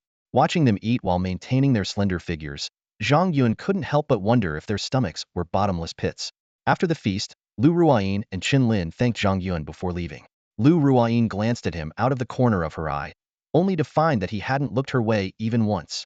A twinge of disappointment tugged at her heart. Lu Fei, meanwhile, made an excuse about staying behind to help with chores, but was clearly angling for more centipede meat. Zhang Yun, wary of her lingering too long and potentially causing trouble, handed her 10 pounds of meat and sent her on her way. Only Kaiyan stayed behind, claiming she had something else to discuss. The old man, in high spirits, took the young wolf cub, Xiao Qinglang, by the hand and headed downstairs toward the park across the street. Xiao Qinglang, there's a playground over there. Grandpa will buy you a ticket so you can play with the other kids. Yay, let's go. Xiao Qinglang clapped his hands excitedly. When they arrived, the playground was brightly lit despite the late hour, with long lines of children and parents waiting to get in. The old man instructed Xiao Qinglang to wait in place while he went to buy tickets and some candied hawthorn skewers. Suddenly, a piercing cry shattered the night. Wah! Grandma, help me. I'm scared. Save me. Xiao Qinglang turned toward the sound and saw a vicious pit bull chasing a little girl. Her grandmother was desperately shielding her, even as the dog's teeth tore into her arm, leaving it mangled and bloody. A few meters away, a group of delinquent youths laughed mockingly at the scene. From the crowd waiting in line, someone muttered angrily, "It's those Wu family thugs again, always picking on the weak and elderly." Someone else, however, quickly pulled the speaker back. "Don't get involved. The Wu family isn't someone we can afford to mess with." As the pit bull lunged toward the little girl, Xiao Qinglang couldn't hold back any longer. In a blur, he shot forward like a streak of lightning. The pit bull turned its attention to him, snapping its jaws, but Xiao Qinglang caught it by the scruff of its neck with one hand. "Take this." With a single punch to the dog's jaw, Xiao Qinglang sent it flying high into the air, disappearing into the night sky without a trace. The onlookers were stunned, their mouths agape. The little girl looked up at Xiao Qinglang with tearful gratitude, while the Wu family thugs glared at him with murderous intent, their eyes filled with fury. In the cozy kitchen of their apartment, Zhang Yun and Kaiyan had just finished tidying up. Kaiyan gently removed her apron, placed it on the dining table, and prepared to leave. "I'm heading back now. Thanks for dinner tonight," Kaiyan said, then suddenly remembered something. "By the way, the centipede meat we had tonight was really delicious. Where did you get it?" "A customer gave it to me," Zhang Yun replied, pointing to the garbage bag by the door. "Oh, and when you leave, take the garbage bag downstairs and throw it out, will you?" "Got it." Kaiyan puffed up her cheeks playfully, flashing a mischievous smile. "Oh, by the way, I've got something for you, and there's something I need to tell you." "I've got something for you too. Ladies first," Zhang Yun said, slightly taken aback. "Ugh, so mysterious," Kaiyan teased. She then retrieved a war turtle egg and a letter sealed with red wax from her spatial ring and handed them to Zhang Yun. "This is a war turtle egg. My dad and 2 uncles pooled their money to buy it. And this letter is a recommendation for admission. My 3rd uncle works in the admissions office of the Noble District Academy and pulled some strings to get you enrolled." She explained in detail. "Normally, the Noble High School requires students to be level 3 summoners to attend, but my 3rd uncle used his connections to get you special admission. You can enroll at level 2. Suddenly, she noticed something. "Hey, where's the mark on your forehead?" Zhang Yun casually explained that it was a technique a friend had taught him to hide his origin force mark. In truth, he had already hidden both his and his young green wolf's marks earlier that day using a simple method taught by Wang Jian. The two chatted briefly about Lu Fei before Zhang Yun accepted the war turtle egg and the recommendation letter, feeling the weight of their significance. While the egg wasn't particularly valuable to him, it was still worth about $1 million. And the recommendation letter, though ordinary in appearance, was a rare and priceless favor that money couldn't buy. Zhang Yun initially wanted to decline the offer to enroll, but Kai Yin persuaded him. She enthusiastically described the many benefits of the Noble High School. Its flexible management system, extensive library resources, free skill training, merit-based system, and the latest holographic combat simulation technology. All right then, Zhang Yun finally agreed, realizing that he could use a structured education in summoning. Besides, the school's large student body might help him trigger more tasks and keep his weekends busy. Kai Yin beamed with happiness when he agreed and reminded him, "Don't forget to report to the admissions office before 9 a.m. tomorrow. The tuition and book fees are already paid, so all you need to do is complete the enrollment process." "Thank you," Zhang Yun said as he stored the items in his spatial ring, feeling a warm sense of gratitude. "Okay, I've given you everything. I'm heading back now. Bye-bye," Kai Yin said cheerfully as she turned to leave. "Wait," Zhang Yun called after her. "You gave me your gift, but I haven't given you mine yet." "Gift? What gift?" Kai Yin's eyes lit up with curiosity. "Is it more of that tasty meat?" "If you want the meat, they'll throw that in too," Zhang Yun replied with a smile. A flash of light gleamed from the ring in Zhang Yun's hand, and a massive chunk of meat appeared before him. The piece of magical beast meat, wrapped in centipede armor, was the size of a millstone. When he handed it over to Kai Yin, she was so shocked her hair seemed to stand on end. "What on earth did you do for that customer? How did he give you such a precious piece of magical beast meat?" Kai Yin asked, her eyes wide in disbelief. "Just a small favor," Zhang Yun replied nonchalantly. Kai Yin's eyes sparkled with excitement. "Hee, I need to hurry home and cut this up for my parents and little brother. Once they taste it, they'll be absolutely amazed." Just as she was about to turn and leave, Zhang Yun stopped her. "Wait, take this magical beast with you too. You can form a contract with it yourself, or let your little cousin do it." With that, he took out a black iron magical beast orb and handed it to her. Kai Yin glanced at the orb with a twitch of her lips. "I gave you a Blastoise, and you're giving me a low-grade magical beast in return? I'm not forming a contract with a low-grade beast, and my brother certainly won't either. My dad's taking him to the mall tomorrow to pick out a mid-grade magical beast." Zhang Yun smiled mysteriously. "The magical beast in this black iron orb isn't as simple as it looks. It was given to me by a customer, and its rank is quite high, at least equal to the Blastoise. I've already tamed it, so it's extremely docile now. Even a black iron orb can hold it easily. However, it's still an uncontracted beast, which means it will only recognize the first summoner as its master." Zhang Yun deliberately refrained from revealing the true identity of the beast inside. He knew Kai Yin too well. If she knew the truth, she would definitely refuse it, no matter what. He didn't want to complicate things over just one high-grade magical beast. "That impressive, huh? Looks like you're really going places," Kai Yin said with a grin, giving him a thumbs up. "All right then, I'll take it back and let my brother form a contract with it. That kid's been wanting something like a Bulbasaur anyway. If this beastling is really stronger than a Blastoise, he'll definitely love it. I'm off now. Oh, and don't forget to take out the trash by the door." "Got it, annoying," Zhang Yun called after her, watching as she casually grabbed the trash on her way out. He smiled in satisfaction. Afterward, he retrieved a jus fruit from his storage bag. The dark red fruit, shaped eerily like a monkey's head, was so enticing that just looking at it made his mouth water. Even with Zhang Yun's strong willpower, it was hard to resist the primal urge to take a bite. But he had no intention of tasting it. This fruit was meant for his grandfather. The thought of his grandfather recovering from his injuries soon brought a smile to Zhang Yun's face. Meanwhile, applause thundered in front of the park. Citizens lined up and passers-by stopped to watch, clapping enthusiastically for the little green wolf. The wolf, however, stood frozen in place, nervous and unsure of how to respond to the attention. "Well done, little hero." Applause rippled through the park as the crowd cheered.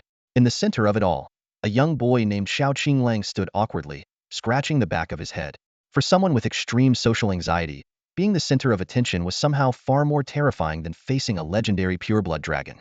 The elderly woman he had just saved approached him, holding her young granddaughter's hand. Her eyes glistened with gratitude as she said, "Thank you for saving us, young man. Nan, say thank you to the big brother." "Thank you, big brother? Big brother is so handsome." The little girl sniffled, her voice sweet and innocent as she wiped away her tears. "No need to thank me. I only stepped in because that dog was hurting people," Xiao Qinglang stammered, waving his hands nervously. Then, Noticing the bleeding wound on the grandmother's arm, he quickly added, "Granny, you're hurt. Do you want to come to my Baba's beast shop? He's really good at healing magical creatures." "Child, am not a magical beast." The elderly woman chuckled kindly. "He'll just go to the hospital for stitches and a shot." But then her expression grew tense. She leaned closer and whispered, "You should leave quickly. That vicious dog belongs to a group of thugs around here. They're watching from over there." Following her gaze, Xiao Qinglang spotted a group of well-dressed young men glaring at him coldly. But he remained unfazed. After all, his adventures with his Baba, including slaying dragons, had left him far from easily intimidated. "They'll wait here for my great-grandfather. Don't worry about me. Please, take care of your injury." The grandmother nodded and hurried off with her granddaughter. Just as Xiao Qinglang turned to leave, a sudden gust of wind whooshed behind him. "Look out!" someone in the crowd shouted. He tilted his head just in time for a glass bottle to sail past, shattering on the ground beside him. The gang of young men swaggered forward, their leader standing out in his silk floral shirt, a cigarette dangling from his lips. He leaned lazily on a companion's shoulder and sneered, "Hey, punk, do you even know whose pit bull you just knocked out?" "I don't know," Xiao Qinglang replied calmly, "but I heard it belongs to someone's mother." The floral-shirted leader's face twisted in fury. "You little brat. You're dead. Take him down. If anything happens, I, Master Wu, will take responsibility." With a flash of light, a horde of low-level magical beasts materialized around the gang, encircling Xiao Qinglang. Terrified onlookers gasped and shouted, "Run, kid! We're recording this. If you touch him, we'll post it online." Xiao Qinglang prepared to fight, but before he could make a move, a firm hand rested on his shoulder. Turning his head, he saw his great-grandfather standing there, holding a skewer of candied hawthorn berries. "Great-grandfather, I'm sorry," Xiao Qinglang mumbled, lowering his head in shame. "I just saw the dog attacking the granny and I—" "Hold your head up," the old man said with a warm smile, handing him the candied fruit. "You did the right thing. You make me proud. Now, leave these troublemakers to me." Taking the skewer, Xiao Qinglang's face lit up with a shy smile as his dimples appeared. He stepped back as his great-grandfather moved forward, shielding him. Despite his current frailty, the old man's presence radiated the authority of a once mighty level 9 beastmaster. Invisible ripples of power emanated from him as he faced the snarling magical creatures. "Leave." The single, low command from the old man carried the weight of a storm. The magical beasts whimpered and scattered, tails tucked between their legs. No matter how fierce they seemed, none dared challenge the overwhelming aura of a true master. Who was this old man? A brash young thug fixed his gaze on the elderly figure before him, his voice tinged with unease. The old man stood calmly, surrounded by a faint ripple of energy battle aura, a mark of a seasoned high-level beast tamer who had survived countless life-and-death struggles. The other thugs began to step back, visibly intimidated by the old man's presence. However, their leader, Wu Li, held his ground. With a sneer, he barked, "Cowards, the lot of you. What's there to be afraid of? Look at the gray origin mark on his forehead. It's clear he's a cripple. With the Wu family backing us, are we really scared of an old, useless man like him?" Wu Li glared at the old man with a twisted grin. "Old man, let me introduce myself. I'm the second young master of the Wu Corporation. That little bastard killed my dog. If you know what's good for you, you'll hand him over. Otherwise, they'll burn your house to the ground tonight and destroy your entire family." The old man clasped his hands behind his back and let out a cold chuckle. "Go ask your grandfather, Wu Fation, who Kaijiqiu is." "Burn my house?" "Your grandfather wouldn't dare, even if he were here himself." Hearing his grandfather's name, Wu Li's pupils contracted. Though a notorious troublemaker, he wasn't stupid. Anyone who could casually mention his grandfather's name had to be someone significant. His expression shifted as he forced a sly smile. "Since you know my grandfather, I'll let this slide today. Let's go." Wu Li turned and led his gang away. However, after walking a short distance, he pulled out his phone and dialed his older brother, Wu Tian. "Hey, Wu Tian, ever heard of Kaijiqiu? His grandson killed my dog." "Yeah, he's a cripple, right? Their family's fallen from grace?" "What the hell, Wu Tian? Do you think I've ever swallowed such humiliation? Tonight, get some men together and burn that old man's house down. Take care of the brat too. And don't even think about telling Grandpa, or you'll regret it." The crowd that had gathered to watch erupted into applause, impressed by the old man's composure and strength. A bystander stepped aside, offering his place in line. "What a commanding presence, sir. Please, take my spot for you and your grandson." The ticket inspector even leaned out of his booth with a wide grin. "Sir, you and your grandson can enter for free." The old man nodded graciously, thanking everyone as he led the young boy and a small green wolf into the amusement park. No sooner had they entered than a group of children approached them. Hey, that punch you threw earlier was awesome, one of the kids exclaimed. My name's Zhang Sing, not the number 3, but like the mulberry tree. Another introduced himself. Im Chinbai, first grade at the Noble Primary School. What about you? A third chimed in. The young boy, holding the green wolf close, hesitated and glanced up at the old man for reassurance. The elder smiled warmly and patted his head. Go ahead, don't be shy. They're all good kids. Encouraged, the boy began to relax, answering the children's questions earnestly. One child, fascinated by the boy's strength, begged him to punch them into the sky as well. The boy thought for a moment, but declined. What if they really flew away? Their parents would be heartbroken. Gradually, the boy found himself blending in with the group, his nervousness fading into a bright, natural smile. After half an hour, as the sky darkened, the old man called out, worried that his gentle grandson at home might start to fret. The boy reluctantly said goodbye to his new friends, promising to meet them again.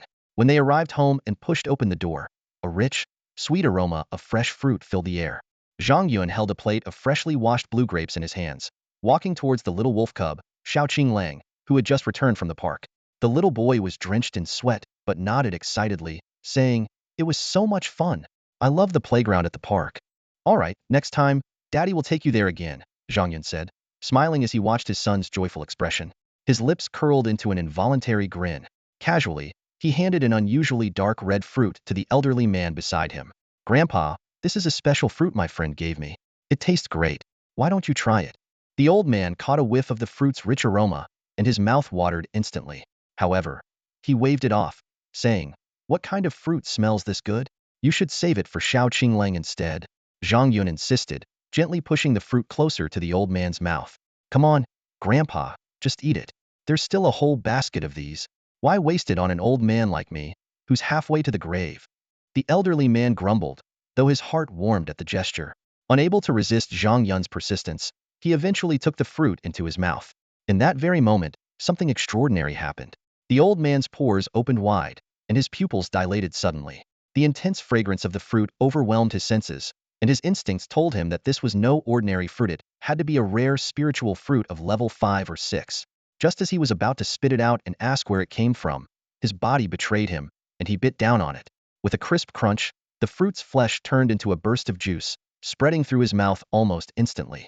Before he could even question its origins, the gray force mark on his forehead erupted in a dazzling brilliance. A surge of immense power coursed through his body, making him feel as though he had been rejuvenated by 50 years. What is happening? My force mark is regenerating. The dormant energy inside me is awakening. The old man looked at Zhang Yun in disbelief. Zhang Yun shrugged with a casual smile. I have no idea. My friend mentioned it could heal hidden ailments, but that's about all I know. Suddenly, the old man's entire body trembled violently. The mark on his forehead shifted from gold to dark gold, morphing into the shape of a miniature tornado. Green energy erupted from his pores, unleashing a wild gale that swept through the entire room. This is bad.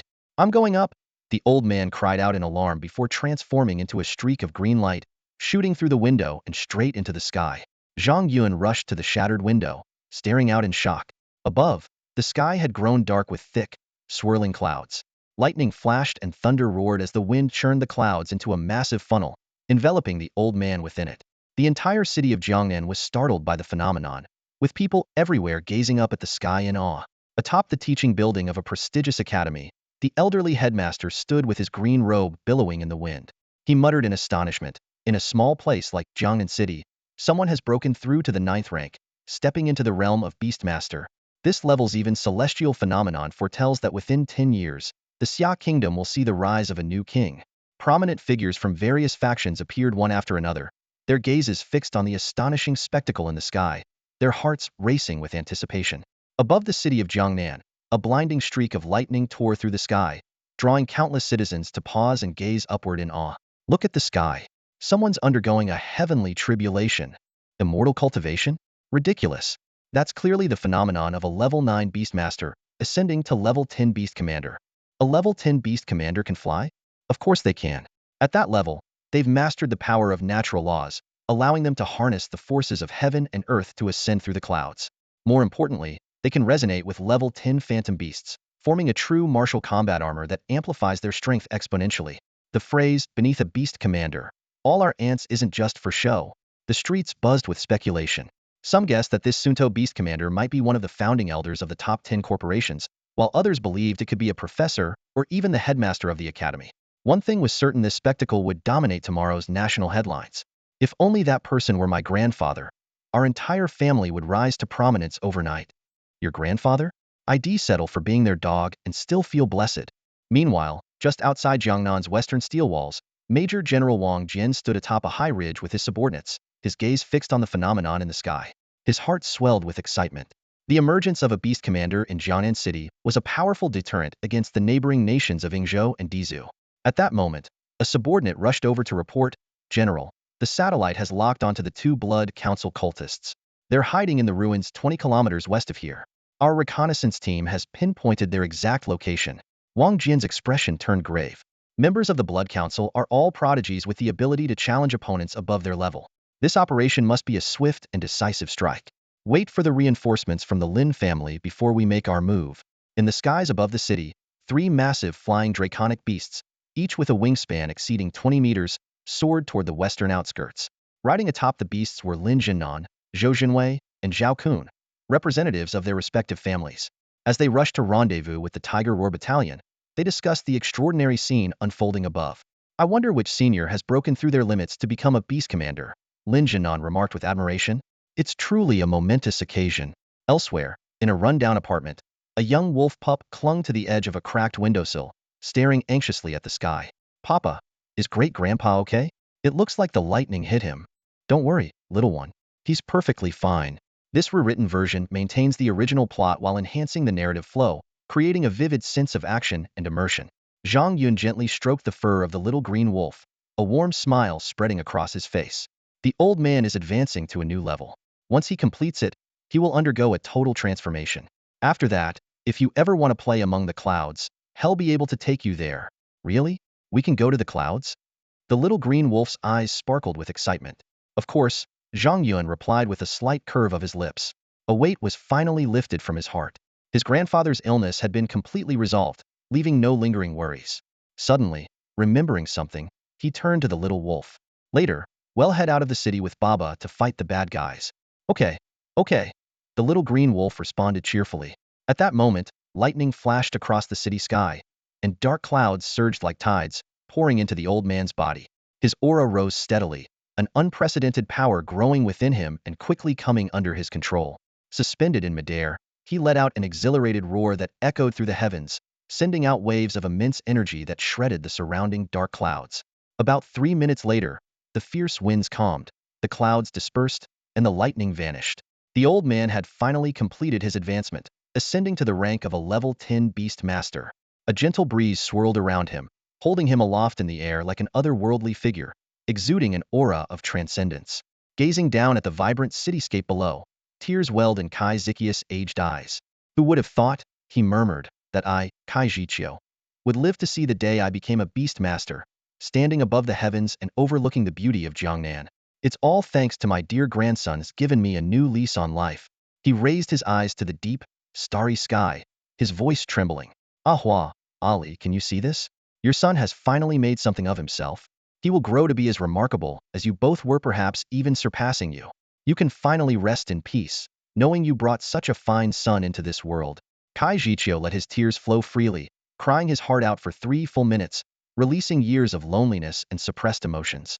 Once his feelings subsided, he quickly wiped his tears, conjured a sphere of water to cleanse his face, and carefully ensured there were no traces of crying before feeling reassured. He didn't want his beloved grandson or great-grandson to catch on. After composing himself, he exhaled deeply and transformed into a gust of wind, drifting toward the apartment building. As his figure disappeared into the night sky, all the strange phenomena dissipated along with him. The city's residents returned to their homes, though the extraordinary spectacle remained the topic of lively discussion. A shocking piece of news spread like wildfire across the internet, and through word of mouth, Jiangnan City had produced a beast general master. This revelation swept through the southern region, shaking its cities to the core. Upon hearing the news, powerful factions from across the southern region immediately dispatched spies to Jiangnan City. Their goals were twofold: to uncover the truth and to curry favor with this extraordinary individual who could potentially reshape the balance of power in the region. Within Jiangnan City, the atmosphere was electric. Various groups sent out informants in search of the identity of this newly risen beast general master. Meanwhile, the mayor's office was ablaze with activity. adorned with celebratory decorations as preparations for a grand banquet were underway. The event was intended to honor the city's first-ever native beast general master since its founding. However, these efforts were destined to be in vain. After weathering over a decade of life's harsh realities, the old man had long grown weary of the world's fickle nature. He understood all too well that people flocked wherever profit called and dispersed just as quickly when it faded. At this stage of his life, he had no desire for fame or fortune. All he wanted was to quietly protect his grandson. At the back entrance of a residential complex, several vans pulled up silently. Wooly stepped out, flanked by a group of masked thugs. His eyes gleamed with malice as he stared at one of the apartment buildings. "Have you found where that old man lives?" he asked coldly. "Yes, second young master," one of the thugs replied.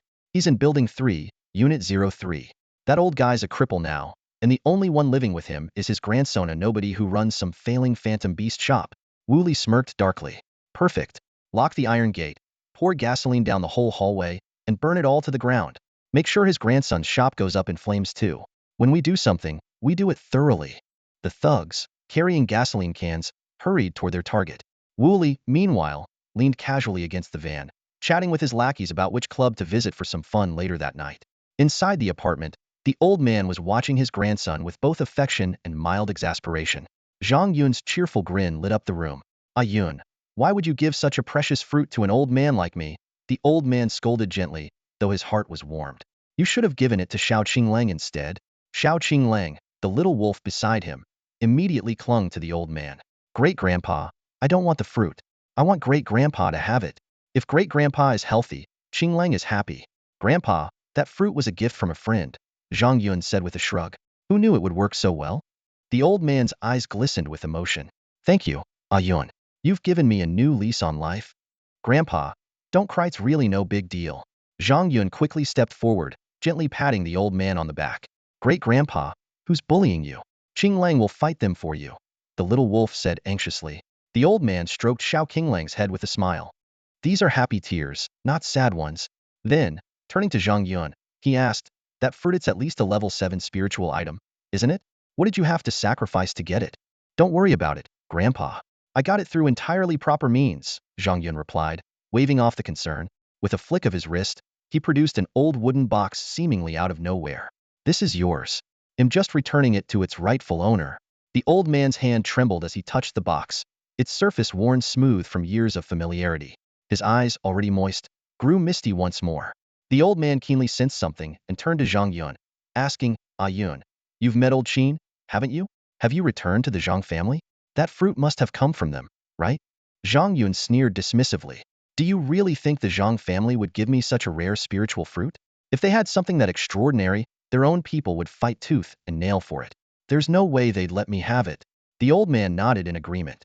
Indeed, considering the Zhang family's cutthroat nature, it was unthinkable for them to give away something so valuable without reason. "Grandfather, you should put this battle armor away," Zhang Yun urged. "Don't trade it for anything again." "I don't lack anything now." A trace of guilt appeared on the old man's face. "I wanted to save the rock armor for you, but I had to trade it with old Qin to get you a decent phantom beast. Since it's back in your hands now, you should keep it." "Grandfather, I'm already a level 10 beast general. This level 5 origin armor doesn't do much for me anymore," Zhang Yun replied, stowing the armor away. After all, it had originally been prepared for him by his grandfather. The old man pressed further. "Ah Yun, old Qin never makes a deal unless it benefits him. Did you promise him something to get this armor back? If so, tell me, I'll repay the favor for you." Zhang Yun smiled confidently. "Don't worry, grandfather. Your grandson is no longer the nobody he used to be. I've already repaid old Qin's favor. You just focus on enjoying your golden years at home. As for the storms outside, I can handle them." "Good boy, good boy," the old man said, wiping away tears of emotion. Seeing this, Zhang Yun quickly comforted him alongside his little green wolf, calming the old man after some time. Once his grandfather had settled down, Zhang Yun found an excuse to leave, saying he needed to meet a friend and would take the little wolf with him. The old man, understanding that his grandson had his secrets, didn't press for details and simply reminded him to be careful. The old man returned to his room and glanced at the damaged windowsill, feeling a bit regretful. "I'll need to find someone to fix this tomorrow. Should have just used the front door." Meanwhile, outside the corridor, a group of intruders was quietly approaching the apartment door. They carried iron chains and gasoline cans, moving without a sound. As a level 10 beast master, the old man's senses were razor sharp, and he instantly detected their presence. Did the Wu family send these people? I didn't want to deal with you youngsters, but you've pushed your luck too far. Since the Wu family can't discipline their own dogs, let me, Kaijichio, teach you a lesson. The old man's figure flickered like a ghost as he moved toward the entrance. At the same time, on the rooftop of the building, a storm griffin took off into the sky. Zhang Yun stood on its back, frowning. They told me to head outside the city but didn't specify the location. How am I supposed to find them? Is this how the Blood Council arranges a fight? With no better option, he directed the griffin southwest, leaving it up to fate whether he would encounter the two villains. On a high ridge outside the city, warriors from 3 different factions had gathered with the soldiers of the Tiger Roar Battalion. Wang Jian scanned the group, his expression serious. The location of those 2 villains has been confirmed. Now that everyone is here, we can move out. Tonight, they must die. As soon as he finished speaking, a swarm of phantom beasts resembling enormous cockroaches was summoned. Without hesitation, the group leaped onto the backs of the cockroach beasts. In the next moment, the creatures began to distort and fade, rendering everyone invisible. All that remained were faint tracks of insect feet on the ground, stretching toward a distant building ruin. In the dimly lit hallway, a group of thugs was frantically dousing everything in gasoline. Hurry up, cover the entire corridor. The second young master said this floor has to go. Don't miss the stairwell or the elevator entrance. The leader barked orders with urgency. But there are 4 families living on this floor. If the fire spreads, how many people will die? One of them hesitated, his voice trembling with doubt. Shut up. Do you even know what the second young master's temper is like? Do you have a death wish? The leader snapped, his tone sharp and menacing. Despite the faint flicker of conscience lingering in their hearts, the thugs continued pouring gasoline under the oppressive glare of Wu Li, their leader. However, something bizarre happened. The gasoline didn't pool on the floor as it should have. Instead, it hung in midair, defying gravity, as if held by an invisible force. What the hell? Gasoline doesn't float like that. You're not seeing things, I see it too. Could it be ghosts? Panic set in as the gang dropped their gas cans and stumbled back. The leader gritted his teeth and growled, "Forget it. Just light it up and get out of here." He flicked open a lighter and tossed it toward the floating gasoline. But the scene turned even more horrifying. The suspended gasoline suddenly surged as if alive, rushing toward the group like a tidal wave. Their screams of terror echoed down the hallway as the gasoline met the lighter's flame, igniting into an inferno. The fire engulfed them instantly, and they writhed on the ground in agonizing flames.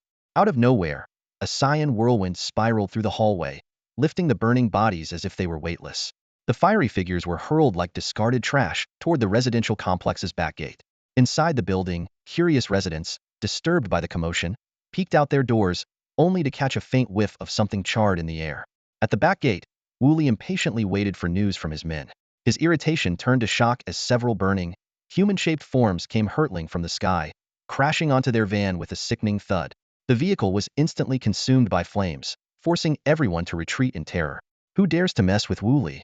He roared, his fury barely contained as he glared at the burning corpses.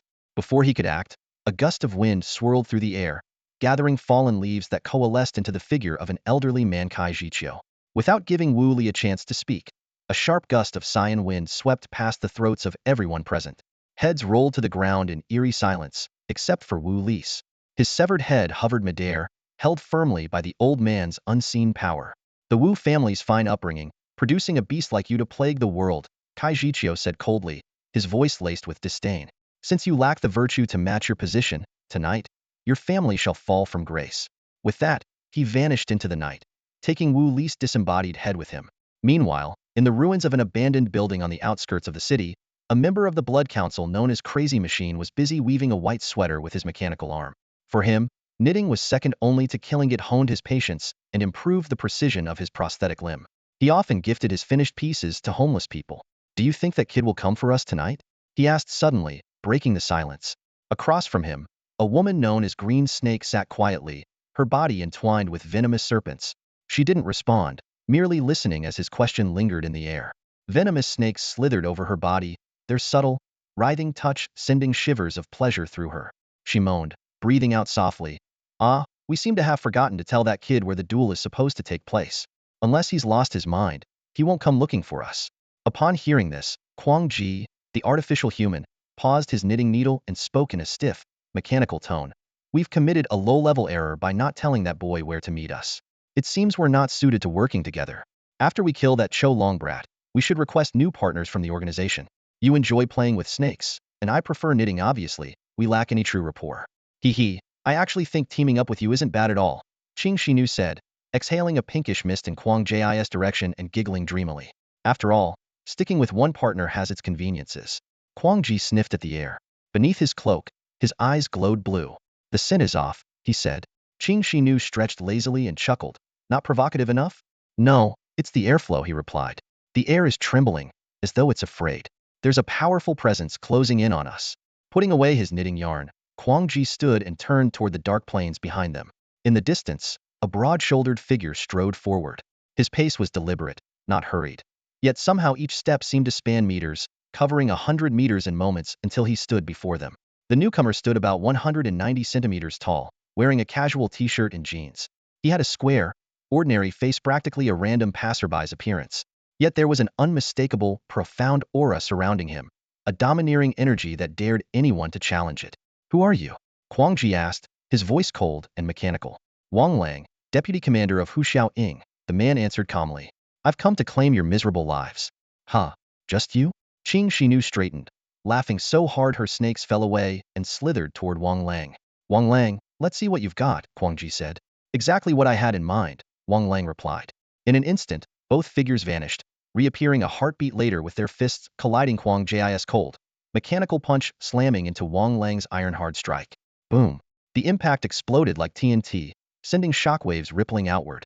The ground beneath them cracked open like a shattered eggshell for dozens of meters. Neither man retreated. Their fists remained locked, each refusing to yield even an inch. The earth, unable to endure their ongoing struggle, tore apart like soft tofu beneath their relentless force. A keen glint flashed in their eyes at the same moment. Summoning arrays appeared on their backs. On Kwang Ji's back, a phantom spirit emerged, an entity skilled in sonic assaults that could stun an opponent for a split second. In close combat, even a brief moment of dizziness meant death for the enemy. On Wang Lang's back, a massive black bat several meters long materialized. It, too, could unleash sonic waves to daze foes, following a similar strategy. Close combat beastmasters often preferred beasts that could inflict a momentary stun, giving them a decisive edge. Bop bop bop. Both summoned creatures fired off their sonic blasts simultaneously, their shrill waves clashing violently, producing ear-splitting noise. Both men grimaced, enduring the pain. To back down now would be fatal, handing the opponent a guaranteed advantage and ensuring a swift, merciless defeat. You're done for, Qing Shinu teased, slithering closer to ambush Wang Lang. But suddenly, she sensed something amiss. Damn it! She twisted aside just in time. A flash of icy light grazed her waist. Arg! She screamed, rolling several meters away. When she rose, a chunk of flesh was missing from her side, as though bitten away, and the wound was instantly frozen, white frost curling into the air. That chilling flash struck the ground, sending ice crystals bursting forth, freezing everything within a few meters into solid ice. Qing Shinu's eyes widened. It was an ice spear, etched with dragon patterns. Realizing the source, she looked up at a ruined building rising in the moonlight. There, beneath the silver moon, stood a lone, imposing figure, staring down at her from above. Qing Shinu's pupils contracted sharply as she recognized him. She moaned in pain, Bingfeng Zhongjiang Wangjian. Looking around, she noticed powerful silhouettes advancing from the darkness on all sides. Her heart sank further as she recognized them. Lin Jinan from the Lin family, Zhou Zhenwei of the Zhou family, Zhao Kun of the Zhao family. Her snake-like hair writhed in fury. To kill just the two of us, you brought the entire main forces of 3 great families, plus the military? Did we dig up your ancestors' graves, or something? Worse than that, Lin Jinan said sternly, gripping a purple sword in his hand. If you had only desecrated our ancestors' resting places, that would merely shame us. But you tried to kill shopkeeper Zhang, effectively cutting off our path to progress. We can't let you walk away alive. Zhou Zhenwei lit a cigar, took a slow draw, and pulled a finely patterned handgun from his belt. We crave advancement, he said calmly. So, both of you, kindly go to your deaths. The green snake woman's face was filled with fury. Are you people insane? Who's this boss Zhang? I don't know him, never even met him. Why are you attacking us for no reason? Zhou Zhenan's finely crafted handgun trembled violently in his grip as a surge of primal energy concentrated within its magazine, causing the weapon to radiate a dazzling, gem-like brilliance. Once you're dead, we'll finally have peace, he said coldly before raising the gun and pulling the trigger. Bang! A deafening gunshot rang out. What appeared to be an ordinary handgun unleashed a force comparable to an intercontinental missile. A peanut-sized bullet shot forth, whistling through the air and leaving behind compressed shockwave rings in its wake. aimed directly at the green snake woman. Faced with the imminent threat of death, her pupils contracted sharply. Serpent dispersal, she shouted in a low voice. Her robe billowed violently before her body shriveled and transformed into countless venomous snakes scattering in all directions. The bullet tore through her robe, shredding the unfortunate snakes that couldn't escape in time, before slamming into a building behind her, blasting a massive hole several meters wide. Don't let a single snake get away. Wang Jian leapt onto the building, his feet radiating an icy glow as he summoned his evolved frostwing dragon. The dragon let out a thunderous roar, spewing a freezing breath that covered the ground in solid ice. The fleeing snakes were trapped beneath the frozen surface, even immobilizing Wang Lang and Quang Ji, who were locked in a fierce struggle nearby. Wang Lang let out a hearty laugh as his muscles rippled like waves, surging with even greater primal energy to overpower Quang Ji. Quang Ji's mechanical arms gleamed with metallic sheen, refusing to yield as they clashed in a test of strength. Suddenly, a desperate mental signal for help pierced through his mind. Without hesitation, Quang Ji summoned a 10-meter-tall abomination. This terrifying creature, armed with blood-stained hooks and a massive scythe, unleashed a war stomp upon its arrival, shattering the icy ground to rubble. The trapped snakes were freed and resumed their frantic escape. The abomination, a stitched monstrosity of flesh from various creatures, belonged to the necropolis faction of undead beasts. Its rotting body exuded a deadly plague mist, and it was nearly invulnerable. Only complete destruction could kill it, making it a favorite tank among dark forces.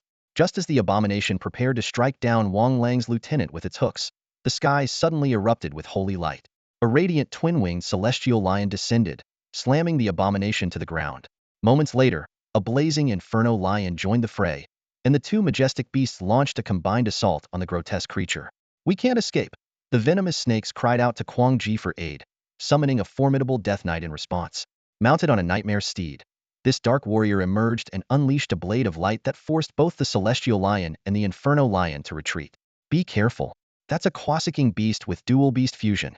Its combat power is terrifying, Zhou Jinwei warned, his expression grim as he raised his gun for another shot. The Death Knight raised its black shield to block the attack, but was still blasted back over 20 meters, crashing into an abandoned convenience store. Before it could recover, the surrounding summoned beasts unleashed a barrage of skills, raining destruction upon the store. Dozens of terrifying skills rained down like a torrential storm, instantly leveling the small supermarket to the ground. Amid the deafening explosions, the earth was left with a massive crater. Though the Death Knight's shield arm was blown off, it still charged out of the smoke atop its nightmare steed. This time, it didn't attempt to rescue the abomination, but instead launched a direct assault on the encircling group of powerful fighters. Standing atop his dual-winged ice dragon, Wang Jian immediately discerned the Death Knight's intent. Without hesitation, he commanded, "Ignore the Death Knight. Focus all firepower on eliminating the venomous snakes on the ground. Don't let a single one escape.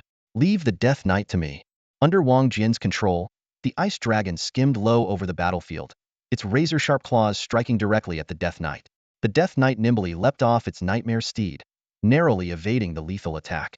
The rider and its steed then split up, attempting to carve a bloody path for their master, Quang Ji. However, Wang Jian, a level 9 beast master, was no ordinary opponent. Working in perfect harmony with his mid-tier 9th level ice dragon, their ferocious assault swiftly engulfed the Death Knight and its nightmare steed. Within moments of concentrated strikes, the undead rider and its mount were obliterated.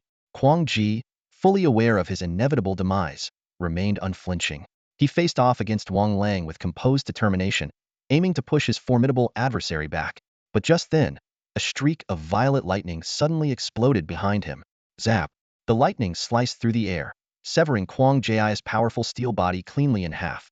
His two halves crashed heavily to the ground. The assailant was none other than Lin Jinnan, who gave Quang Ji no chance for an honorable duel. With a flash of his lightning blade, he pierced straight through Quang Ji's head. The blue light in Quang Ji's eyes flickered briefly beneath his cloak before extinguishing completely. Wang Lang's lieutenant withdrew his clenched fists and sighed as he looked at Quang Ji's lifeless form. He was a worthy opponent. It's a pity we couldn't face him in a fair fight. Don't speak of fairness to heretics. That would be the greatest injustice to the innocent, Lin Jinnan replied coldly, retracting his lightning blade. The lieutenant shrugged and smiled faintly. I was merely expressing a sentiment. With Quang Ji's fall, the abomination, now masterless, was consumed by the backlash of its contract. It thrashed about in a frenzy, attempting to flee. However, under the relentless assault of numerous powerful beasts, the uncontrollable monstrosity was swiftly torn to shreds.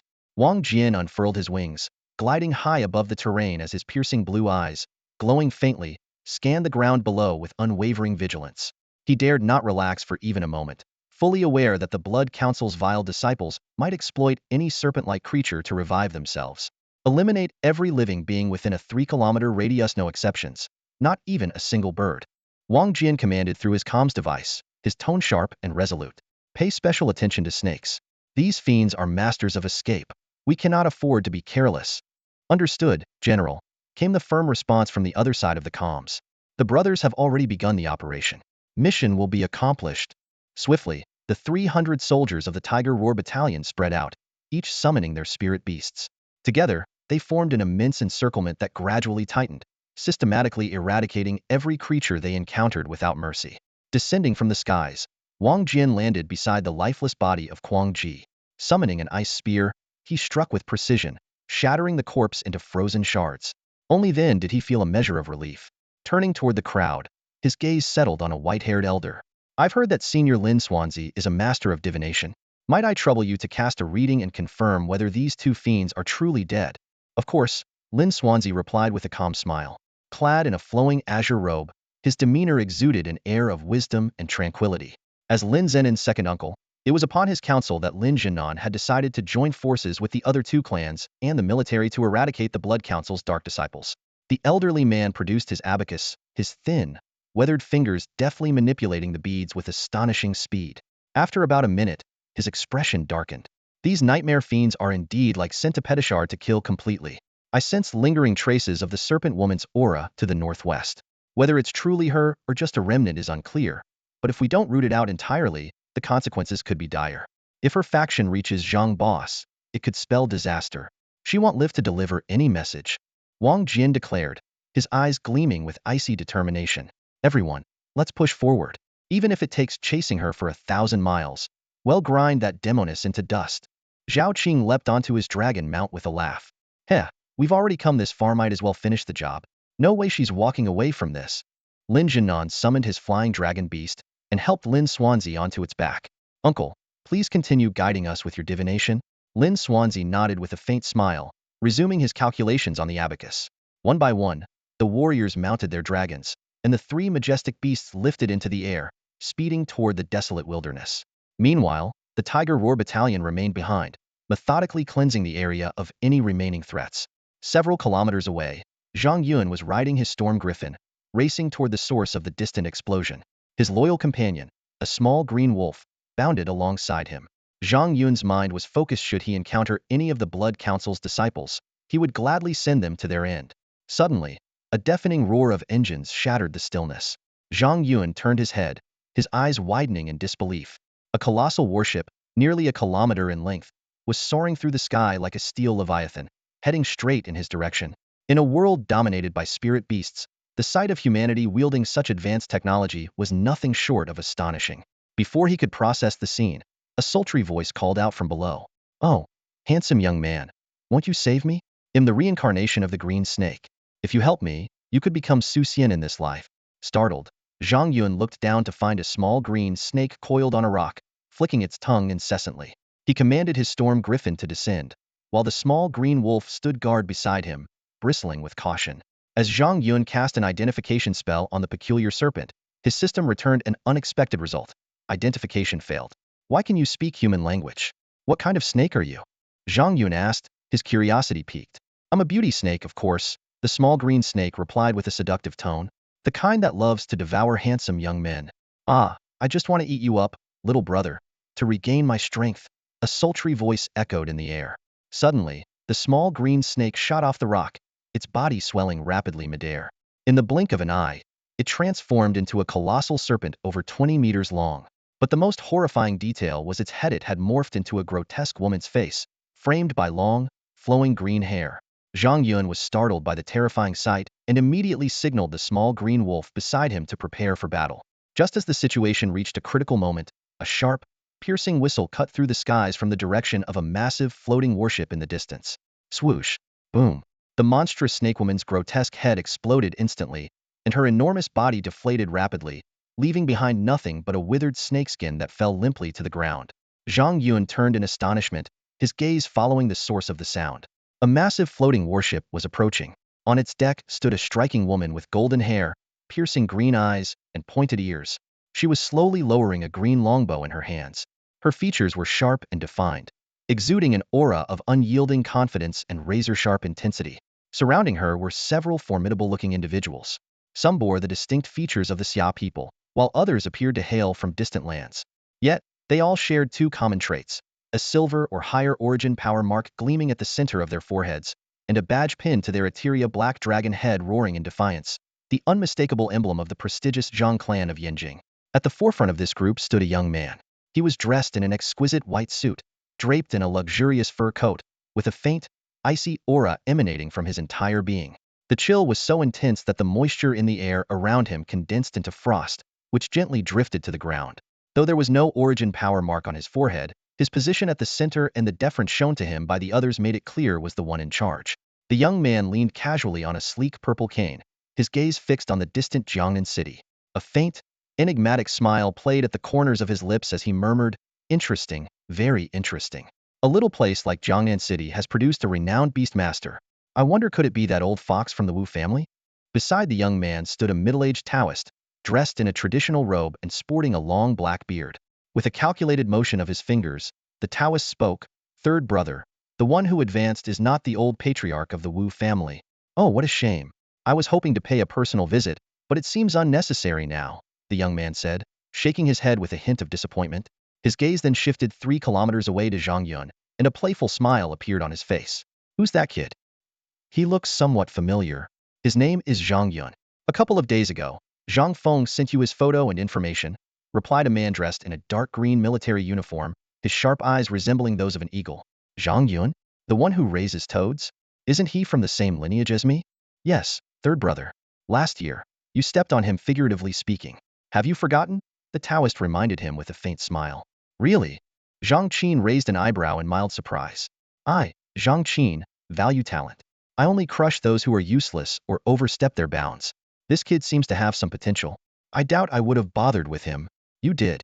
He also rejected Zhang Feng's offer to join us and might align himself with second sister instead. "Third brother, should we eliminate him?" the Taoist asked, his tone calm but pointed. Zhang Qin pondered for a moment before shaking his head with a smile. "No need. After all, he's family. Let's go see him. Maybe I can win him over with my unmatched charm." "Understood, third brother." Full speed ahead. With that command, the massive airship roared to life, its engines releasing plumes of white exhaust as it surged toward Zhang Yun. At the same time, 10 kilometers away, Wang Jian and his group also noticed the approaching airship. "It's the floating warship of the Zhang family from Yinjing," Wang Jian muttered, his tone low and serious. The faces of those around him grew grim upon hearing this. The Yinjing Zhang family extending their influence into the southern region would undoubtedly disrupt the long-standing balance of power, posing a significant threat to the deeply rooted local factions. "The aura of that Blood Council cultist is heading toward the floating warship," Lin Swansea said, his brows furrowing as he consulted his abacus. "Should we pursue?" "We must," Zhou Zhenwei declared, flicking the ash off his cigar, his expression dark. "Boss Zhang is our only chance to rise. Nothing is more important than Manager Zhang's safety. That snake woman must die." "Agreed," Lin Jinan said with a firm nod. "No hesitation. We operate under military authority and owe no concessions to any faction," Wang Jian said resolutely as he mounted his twin-winged ice dragon, leading the way. The mounts of the 3 great families followed closely behind. Meanwhile, Zhang Yun hovered midair atop his storm griffin, watching the airship speed toward him. He had a strong feeling they were coming for him and decided to stay put, curious about their intentions, especially why they had helped him by shooting down that bizarre humanoid snake. Back at the Wu family estate, the mansion was ablaze with light, and guests came and went in a lively stream. Tonight was a momentous occasion for the Wu family. The third young master of the Yinjing Zhang family was set to arrive in Jiangnan City. As the Zhang family's hidden ally in the city, the Wu family was elated. With the support of Zhang Qin, the Wu family hoped to rise to unprecedented heights, surpassing their century-long legacy and forcing the other prominent families in Jiangnan City to bow before them. In the grand banquet hall, the atmosphere was electric, with a crowd of distinguished guests eagerly anticipating the arrival of the infamous third young master. Rumor had it that despite his youth, Zhang Qin had a penchant for recruiting followers.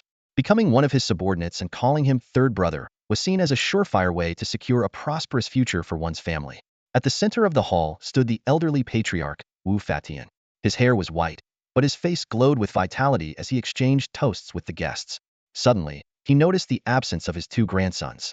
His eldest grandson, Wu Tian, was unattractive and had never been his favorite, but his second grandson, Wu Li, bore a striking resemblance to him in his youth and had always been cherished, despite not yet awakening his primal force mark. Where's Ali? Why isn't he here? Wu Fatian called over his son, Wu Yang, to ask. Father, with third brother Zhang about to arrive, you know how Ali can be. We didn't want him to say something inappropriate and offend third brother Zhang. That could spell disaster for us. Foolishness, Wu Fatian barked, his voice booming with anger. How dare you underestimate Ali? He's intelligent and capable. Do you take him for a fool? What kind of father are you? But father, enough. Go find Ali immediately. I want to introduce him to third brother Zhang. I'll also ask Zhang Qin to help Ali obtain a high-grade awakening potion. I want Ali to awaken as a beast master and secure the future of the family. Father, having Ali take over the family. Are you questioning me? Wu Feixian's voice carried an unmistakable authority as his hair and beard seemed to bristle with his fury. Wu Liang, well aware of his father's stubbornness, dared not argue further, knowing it would fall on deaf ears. He let out a sigh and softened his tone. All right, don't get upset. I'll call Ali over right away. But Tian lost his match at the academy today. His phantom beast died in battle, and he's still in the hospital on an 4 drip.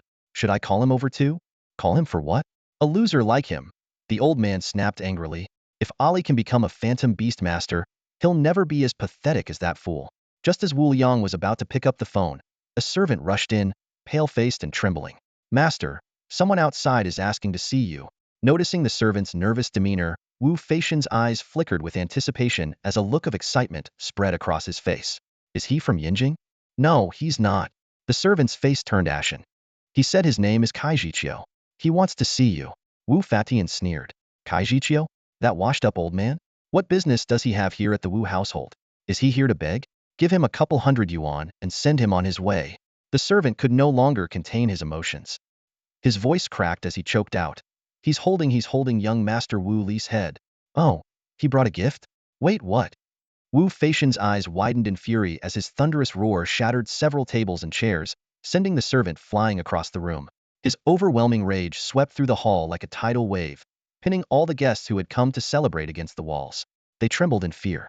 Only Wu Liang, his forehead glowing with a faint golden mark, managed to withstand his father's oppressive aura. His eyes gleamed with murderous intent as he growled like a vengeful demon. Kaijiqiu, you dare kill my son? I'll bury your entire clan with you. At that moment, a calm, almost casual voice drifted in from outside the door. Liangzi, I remember when you were little. I used to hold you in my arms. You used to follow me around, sweetly calling me Uncle Kai. Feeling all high and mighty now? Have we? Forgotten where you came from? Wu Fatian and his son turned toward the voice, only to see the elderly Kaijiqiu, surrounded by wary phantom beast masters, slowly making his way into the banquet hall. With a flick of his hand, Wu Li's severed head rolled to a stop at Wu Feixian's feet. Pointing at the head, Kaijiqiu spoke in an indifferent tone. This boy wanted to burn my entire family alive. I sent him off to reincarnate. You don't have any objections, do you? The old man's announcement of Wu Li's execution sent shockwaves through the banquet hall, leaving the guests utterly stunned. After all, Wu Li was the heir to the Wu Corporation. As the leading enterprise in the trade of magical beasts in Jiangnan City, the Wu Corporation contributed 1/5 of the city's annual revenue.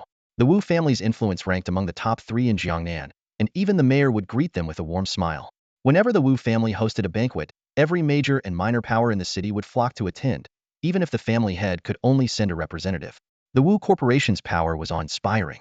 The family patriarch, Wu Fatian, was a former special forces soldier with a decorated military career and extraordinary cultivation talent.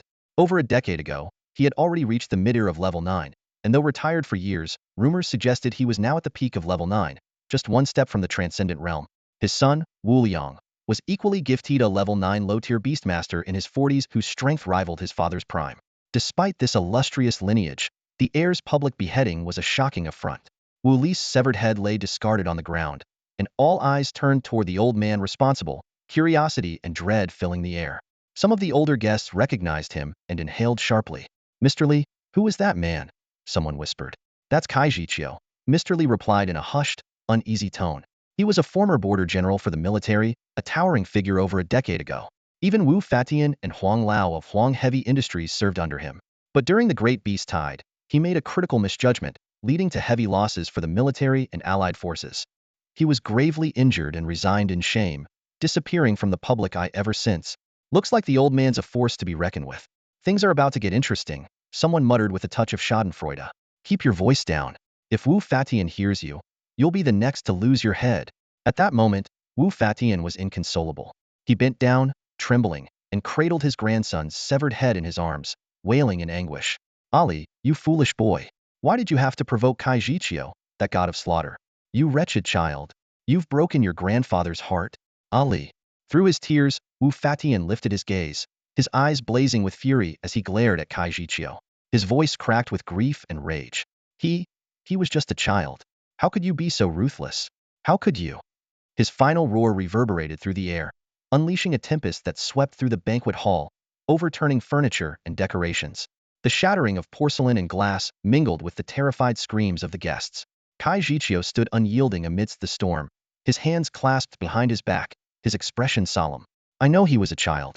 That's why I only took his head and didn't reduce him to rubble. That boy was so arrogant he tried to burn down an entire building, endangering hundreds of lives. Among them were children even younger than your grandson. Your grandson was a child, but are other people's children not also lives worth protecting? They were just lowly commoners. Wu Fatian howled. So what if they died? What's the loss of a few hundred peasants to Jiang'an City? And yet you killed my precious grandson for their sake. Kai Jiqiu, do you even have a heart? Kai Jiqiu let out a cold laugh. Wu Fatian, you're as lawless as ever. Back when I was in command, I kept you in check, but in my absence, you've grown more reckless by the day. This vast empire of yours, so many innocent lives were trampled underfoot to build it. Your grandson's fate today is a direct result of your indulgence and lack of discipline. The grief on Wu Fatian's face twisted into a mask of rage. Without a word, he silently placed his grandson's head into a spatial ring. Wu Fatian wiped away his tears, but his eyes burned with a menacing red glow. His voice trembled with fury as he roared. You killed my grandson for the sake of a few hundred lowly commoners. Kai Jiqiu, how dare you? Today, I will execute you on the spot to honor my grandson's spirit in the afterlife. Not just you, your entire clan will pay the price for this. Anyone who dares to kill Wu Fatian's grandson, even if it's the king of heaven himself, I will tear their soul apart. Old Master Kai clasped his hands behind his back, his expression calm and unshaken. He let out a cold chuckle. Do you think you're invincible? Do you still remember how, over a decade ago, you groveled and called me Brother Kai? The years have passed, and now you think you're strong enough to defy the heavens? For the sake of old times, I'll give the Wu family one last chance. Abolish your force seal, and I'll walk away immediately. You old scoundrel. How dare you act so arrogant? Wu Liang's brow lit up with a golden force seal as he bellowed. Your force seal was shattered over a decade ago. You're nothing more than a crippled old dog now, and you still dare to make threats? I don't even need my father to deal with you. Alone can crush you beneath my feet. As Wu Liang spoke, he approached Old Master Kai step by step, each footfall shaking the ground beneath him. Violent waves of force energy rippled around his body, and the granite floor cracked under his feet, forming a web of fractures. He was determined to avenge his son with his own hands, to tear off Kai Jiqiu's head himself. Old Master Kai glanced at Wu Liang and slowly shook his head. Liang, you have a kinder heart than your father. If you had properly disciplined your son, things wouldn't have come to this. But since we're enemies now, tonight I'll break the rules of seniority and send you on your way. Old scoundrel, do you think you're capable of that? Wu Liang let out an enraged roar as the golden force seal on his brow erupted with blinding light. Like an enraged lion, he instantly appeared before Old Master Kai. He raised his right fist, which was suddenly enveloped in a layer of purple lightning, and hurled it at the elder. Though the punch seemed unremarkable, it carried the power to destroy everything in its path. The air rippled with shockwaves as the punch tore through it, and the ground beneath them gave way, fracturing into a web of cracks. The gathered guests were stunned into silence, their eyes wide in disbelief as they anticipated the sight of the old man being obliterated into a mist of blood. But in that critical moment, Old Master Kai extended his calloused hand, his palm glowing with a serene green light. With an air of composure, he reached out to meet the incoming purple lightning-covered fist. The moment the violet fist collided with the azure palm, a terrifying shockwave erupted, rippling outward in all directions. The deafening explosion shattered the reinforced glass of dozens of floors of the Wu Corporation Tower, sending it cascading downward like a glittering waterfall. On the streets below, panicked pedestrians fled in terror, convinced an earthquake had struck. Inside the grand banquet hall, the guests cowering in the corners were not spared from the devastating impact. The shockwave pinned them against the walls with crushing force. Some coughed up blood, while others let out piercing screams, their faces twisted in fear and agony. The scene was one of utter chaos. Wu Liang, who had unleashed that earth-shattering punch, now stood frozen, his face ashen. He stared at the frail-looking old man before him, his lips trembling violently. You blocked my full force strike so effortlessly? Your origin mark? Has it fully recovered? Old Master Kai regarded him with a calm, almost amused gaze, as though watching a child throw a tantrum. He slowly shook his head. Not recovered. Advanced. Thanks to my dear grandson's efforts, I am now more than 10 times stronger than I was over a decade ago. This is impossible. Wu Yang's mind raced as he recalled the strange phenomena in the sky earlier. A sudden realization struck him, and his face turned ghostly pale. But before he could utter another word, Old Master Kai made his move. He thrust his fist forward, and the air around them spiraled into a violent vortex. Countless streams of wind energy surged toward his bony hand, which now radiated an intense azure glow. The energy coalesced into a miniature tornado that slammed into Wu Liang's chest with devastating force. Boom! Wu Liang didn't even have time to scream. His body was flung backward like a broken kite, crashing through multiple walls before vanishing into the swirling haze of debris. Old Master Kai withdrew his fist, not sparing Wu Liang another glance. He didn't need to. He knew the man was as good as dead. Not even a miracle could save him now. Turning to the terrified guests, he spoke with a calm but commanding tone. Tonight's matter is between me and the Wu family. Those uninvolved, leave immediately. The words were a lifeline. The guests scrambled to flee, their fear driving them into a stampede. Even the elite beastmasters and mercenaries, meticulously trained by the Wu family, abandoned their posts and slipped away amidst the panicked crowd. Facing a man who could obliterate a 9th-level beastmaster with a single punch, they knew staying would only mean certain death. Old Master Kai then turned his gaze to Wu Fatian, the trembling patriarch of the Wu family. A cold smirk played on the old man's lips. Ah, little Wu, does this bring back memories? 10 years ago, you were quite obedient when faced with me, weren't you? Wu Fatian was drenched in cold sweat, his earlier arrogance completely shattered. That single punch, imbued with the very essence of the world's rules, had utterly crushed his spirit. Though he was only a step away from becoming a beast lord, that step now seemed insurmountable. If he were struck by that same blow, he knew his fate would mirror his son's. For a moment, Wu Fatian felt as though he had been transported back in time, to those days over a decade ago when he cowered before Kai Jiqiu. He had thought that with Kai's origin mark shattered, the old man was no longer a threat, leaving Wu free to dominate Jiangnan City. But reality had proven cruel. The devil, he thought defeated, had not only risen again, but had grown so powerful that Wu could only tremble in his shadow. With a loud thud, Wu Fatian fell to his knees, his tears flowing freely. Brother Kai, I was wrong. It's all my fault for failing to discipline my grandson and allowing him to offend you. Please, for the sake of our past friendship, grant me a chance to atone. I've already lost my son and grandson. Isn't that punishment enough? Old Master Kai shook his head, his expression unyielding. It's too late, old friend. Had you admitted your mistakes earlier, there might have been room for forgiveness. But threatening to wipe out my entire family? That crosses a line I cannot ignore. For the sake of our past, they'll give you one final chance to preserve your dignity. Summon your beast and face me in battle. As a figure once revered in Jiangnan City, even in defeat, you should maintain some semblance of honor. Mr. Kai, do you really have to kill me? I've made great contributions to Jiangnan City. Wu Fatian knelt on the ground, his voice trembling with desperation. Old Master Kai stared at him, his eyes filled with resolve. And what does that have to do with me? He said coldly. As long as you're alive, you're a threat to my family, and especially to my beloved grandson. He sighed deeply, his aged face marked with weariness. I'm old, and my time is running out. I can't leave any dangers behind for my descendants. Seeing the unwavering determination in Old Master Kai's expression, the fear in Wu Fatian's eyes twisted into malice. Slowly rising to his feet, his face contorted like a beast on the verge of attack. Kai Jiqiu, how ruthless you are. Do you think just because you've advanced to Beast General Master, you can do as you please? He sneered viciously. Let me tell you, someone will come for you. Your newfound strength has already made you a serious threat in their eyes. Old Master Kai's brows furrowed. What are you talking about? Wu Fatian erupted into maniacal laughter.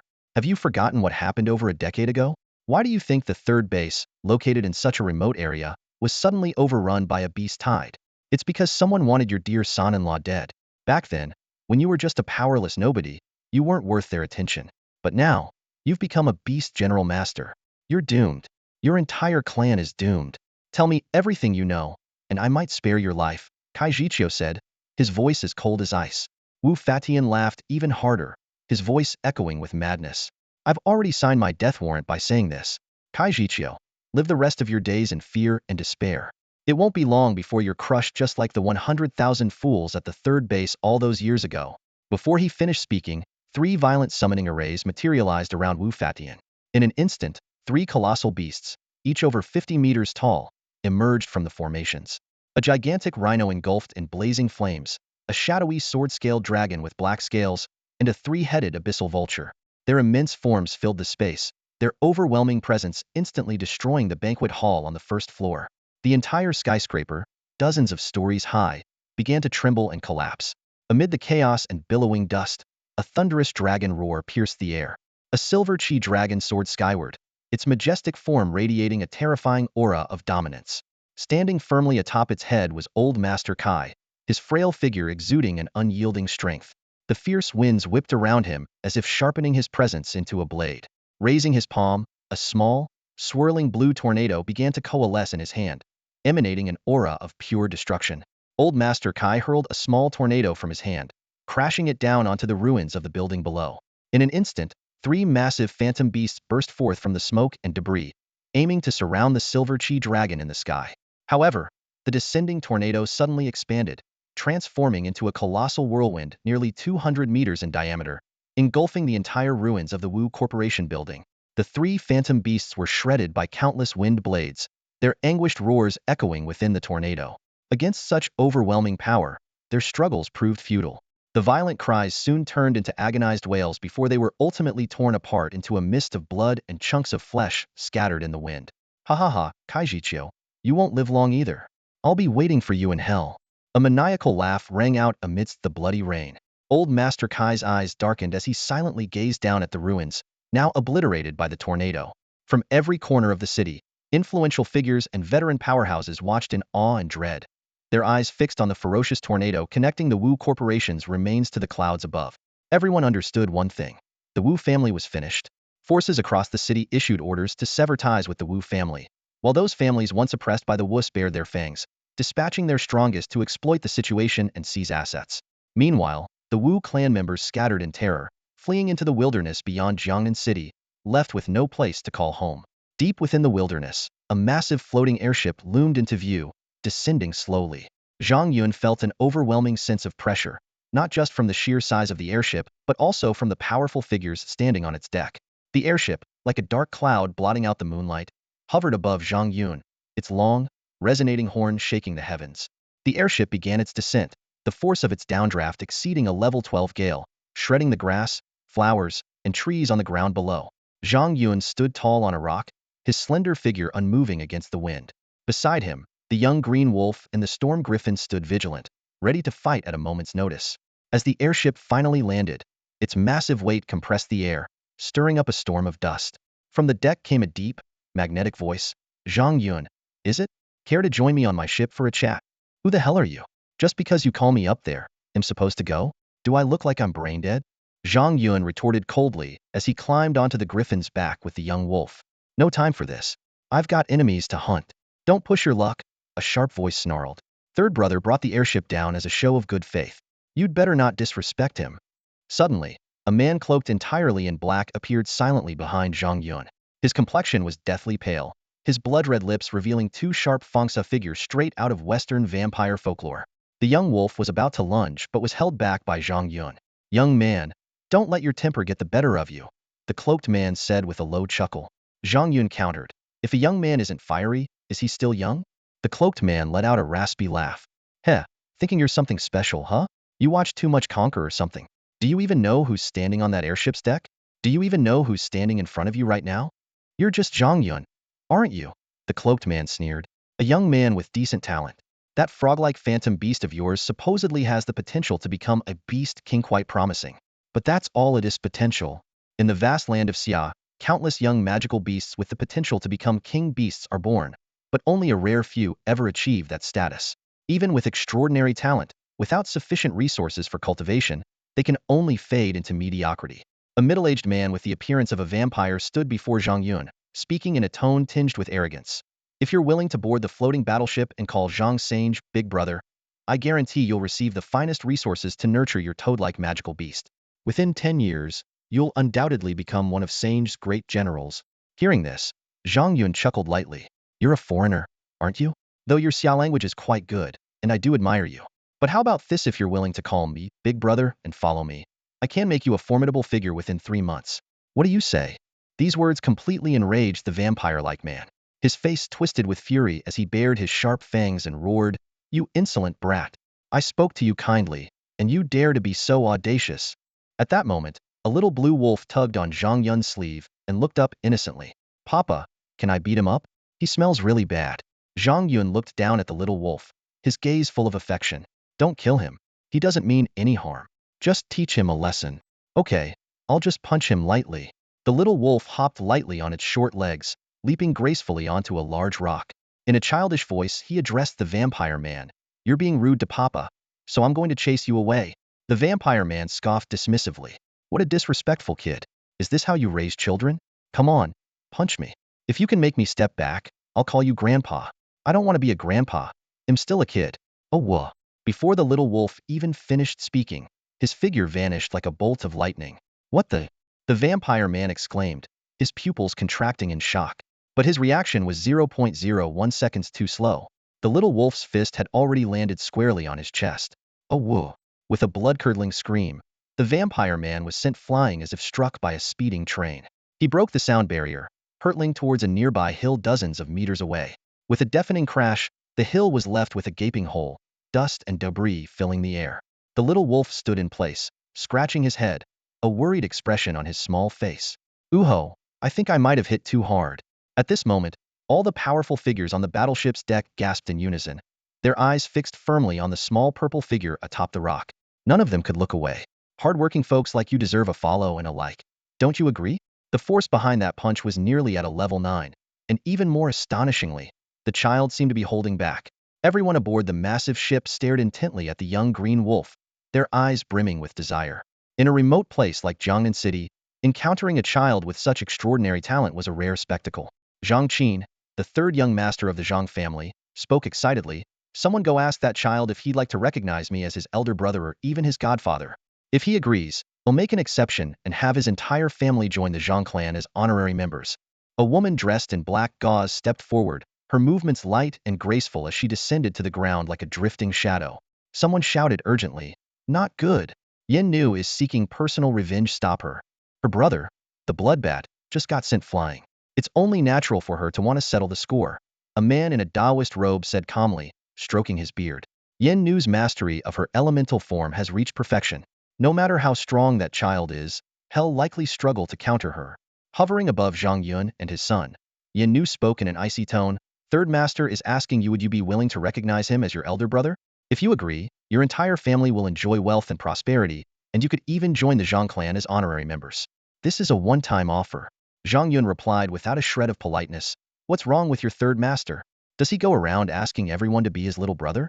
I suggest he aim higher and try becoming sworn siblings with the sun and moon instead. Is that how you treat third master?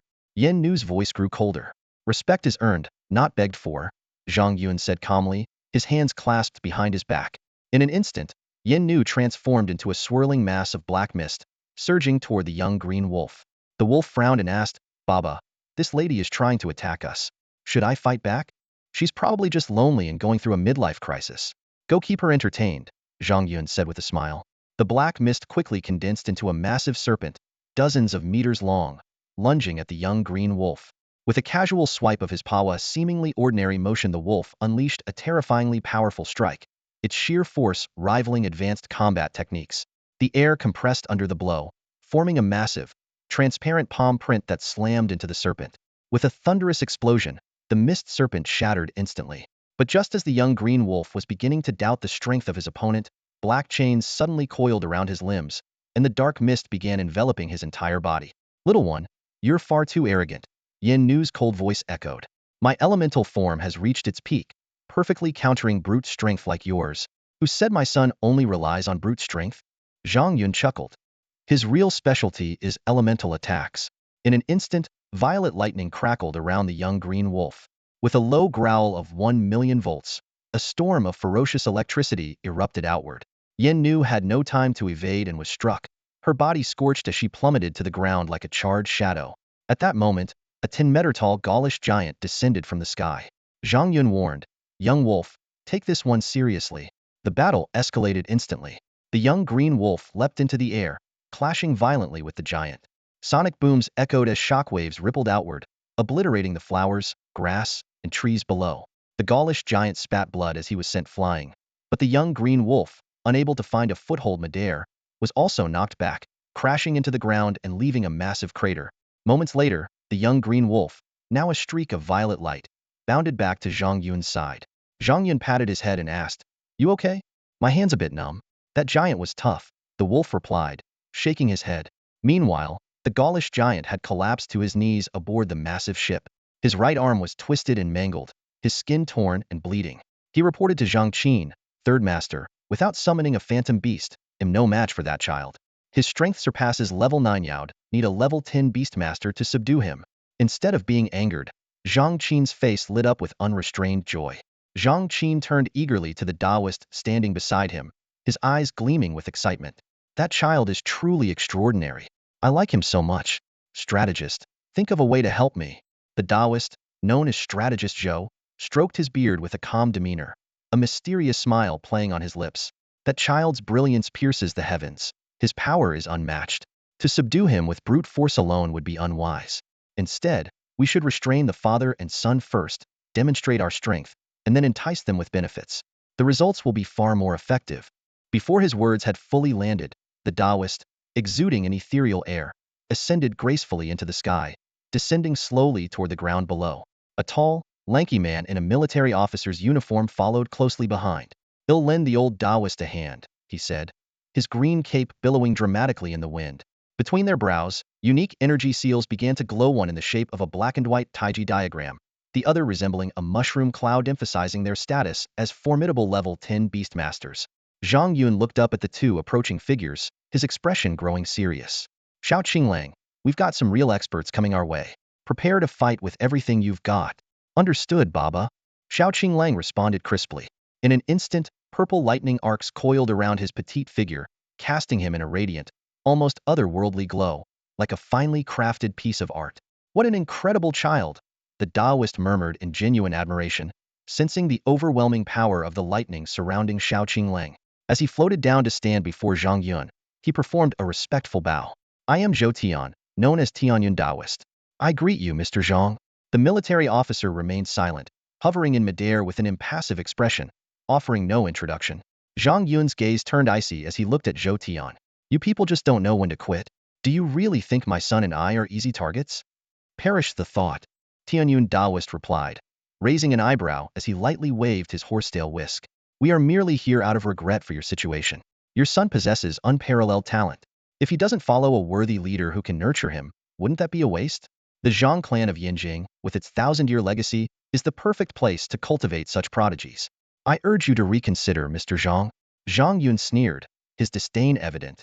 "If the Zhang clan of Yinjing is so mighty, how come they've never raised a super prodigy like my son? A so-called thousand-year legacy, could it all be nothing but empty talk?" Tianyun Taoist's expression faltered slightly, but he quickly shifted the topic. "Lately, the Blood Council's heretics have been infiltrating the southern region with increasing frequency. Should they discover your son's extraordinary talent, they'll stop at nothing to capture him. Their specialty is abducting gifted children. Forgive my bluntness, but with your current strength, you may not be able to protect him. Wouldn't it be better for him to join Zhang Sange? Sange is a benevolent leader. Under his protection, even if the Blood Council sends their 12 archbishops, they won't stand a chance." The military officer finally spoke, his tone as cold as ice. "Young man, you underestimate the Blood Council's power. The archbishops are said to reach level 11 king-tier strength. Zhang Sange, backed by the Yinjing Zhang clan, fears no king-tier opponents. Aligning with him is the sensible choice. Don't let your pride endanger the boy." Tianyun Taoist added, "And I hear your father is gravely ill, his energy seal shattered. If you join Zhang Sange, he'll surely find a way to heal him and ease his suffering." "There's no need," Zhang Yun replied firmly. "My grandfather's energy seal has already been restored." "Is that true?" Tianyun Taoist's disbelief was evident. An energy seal, once shattered, is nearly impossible to repair without a level 7 life element herb as a catalyst, a rarity even in the entirety of Xia Kingdom. Yet using his kaisensing technique, he could tell Zhang Yun wasn't lying. For such a miraculous recovery, only a legendary medicinal treasure or the intervention of a reclusive divine healer could suffice. The news of a miraculous doctor arriving in Jiangnan City ignited a spark of hope in Tianyun Daoist's heart. His eyes flickered with anticipation as his thoughts drifted to his unfortunate junior sister, once one of the brightest prodigies of the Xia Kingdom, destined to ascend to the Sky City. However, she had been sabotaged, her primordial force imprint shattered, and she had fallen into the mundane world. If this mysterious doctor could be found, perhaps not only could his junior sister be saved, but the declining sect might also regain its former glory. Straightening his robes, Tianyun Daoist bowed respectfully to Zhang Yun. Mr. Zhang, to be frank, a fellow disciple of mine was ambushed, and her primordial force imprint was destroyed. I heard that old Master Kai's imprint has been restored, presumably by a certain miraculous doctor. Could you introduce me to this doctor? I would be eternally grateful and reward you handsomely. The officer standing nearby was dumbfounded, thinking to himself, wasn't this old Taoist here to persuade us to surrender? How did it suddenly turn into a plea for medical help? Zhang Yun frowned, his tone turning cold. Didn't you claim you could solve my grandfather's primordial force imprint issue? So, you were just bluffing? Mr. Zhang, you've misunderstood. Tianyun Daoist forced an awkward smile and explained, what I meant by solving was alleviating your grandfather's pain. When a primordial force imprint shatters, it causes excruciating agony. All I can do is ease that suffering and make his life a bit more bearable. Hearing this explanation, Zhang Yun's suspicion eased. As someone skilled in master-level healing techniques, he was well aware of how unbearable the pain of a shattered imprint could be. Thinking of how his grandfather had endured it all these years without ever showing his pain in front of him, Zhang Yun's tone softened. Apologies. That miraculous doctor is elusive, and I can't track him down either. If you wish to find him, you'll have to try your luck in Jiangnan City. Could you at least tell me the doctor's name, or provide a photograph? Tianyun Daoist asked in a low voice. Zhang Yun shrugged. Just search the way I am. As for the name, I'm afraid I can't disclose it. Tianyun Daoist was momentarily stunned, thinking to himself, this rebellious young man doesn't seem like someone skilled in medicine at all. At this moment, the officer interjected coldly, strategist, we're here for negotiations. Are we making a move or not? Tianyun Daoist hesitated briefly before speaking earnestly to Zhang Yun. Mr. Zhang, I possess some modest skills in divination. The omens suggest that the southern region is on the verge of chaos, with heretical forces rising everywhere. For the safety of you and your son, why not align yourself with young Master Zhang Qin and gain his protection? Just as Zhang Yun was about to refuse, a deep, resonant voice rang out from a distance. Joining the Zhang family is not as wise as aligning with the military. Zhang's store manager's application as the chief honorary Beast Tamer is under review. The safety of him and his son will be guaranteed by the military. The three turned toward the source of the voice, only to see several high-level dragon beasts charging forward. At the forefront, atop a majestic dual-winged ice dragon, stood Wang Jian, exuding an aura of dominance. Good evening, Manager Zhang. A chorus of greetings echoed as a group of people arrived. From the sky descended several dragon-like beasts, their backs carrying soldiers from the military along with Zhou Zhenwei and others. They all greeted Zhang Yun warmly. Even the members of the three prominent families, who had never met him before, respectfully cupped their hands in salute. What brings all of you here? Out for some stargazing? Zhang Yun asked with a smile. Zhou Zhenwei holstered his pistol at his waist and chuckled. I heard Lin Jinnan mention that two arrogant troublemakers were stirring up chaos, so we figured we'd team up and send them on their way. Really? What a coincidence. I was just about to settle the score with them myself. So, where are they? Zhang Yun inquired. Lin Swansea, while fiddling with his abacus, replied softly, they're probably already gone. Does that mean I came all this way for nothing? Zhang Yun frowned. At that moment, Wang Jian and his companions leapt down from the backs of the dragon beasts and approached Zhang Yun. Wang Jian glanced briefly at the hovering Tianyun Daoist and the military officer in midair, then said, Manager Zhang, is someone causing trouble? Should I call on the Border Defense Corps for reinforcements? No need, it's just a minor issue. Zhang Yun waved dismissively. The Tianyun Daoist bowed slightly toward Wang Jian. You must be General Wang Jian, Deputy Commander of Jiangcheng's Border Defense Corps? That's me. And who are you? Why are you blocking Manager Zhang's way? Wang Jian asked coldly. Despite noticing the mark on Tianyun Daoist's forehead, signifying his status as a level 10 beastmaster powerful enough to crush him with ease, Wang Jian showed no fear. After all, he represented the might of the Empire's strongest organization, the military. Tianyun Daoist raised an eyebrow and smiled. My third brother simply wishes to make the acquaintance of Mr. Zhang. It's hardly an obstruction. It better be as you say, Wang Jian replied sternly. I've already submitted a recommendation to the High Command to appoint Manager Zhang as the Imperial Special Consultant for Beast Breeding.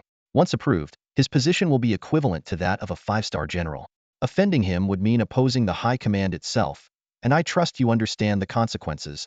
Those words sent a visible shock through both the Tianyun Taoist and the officer beside him.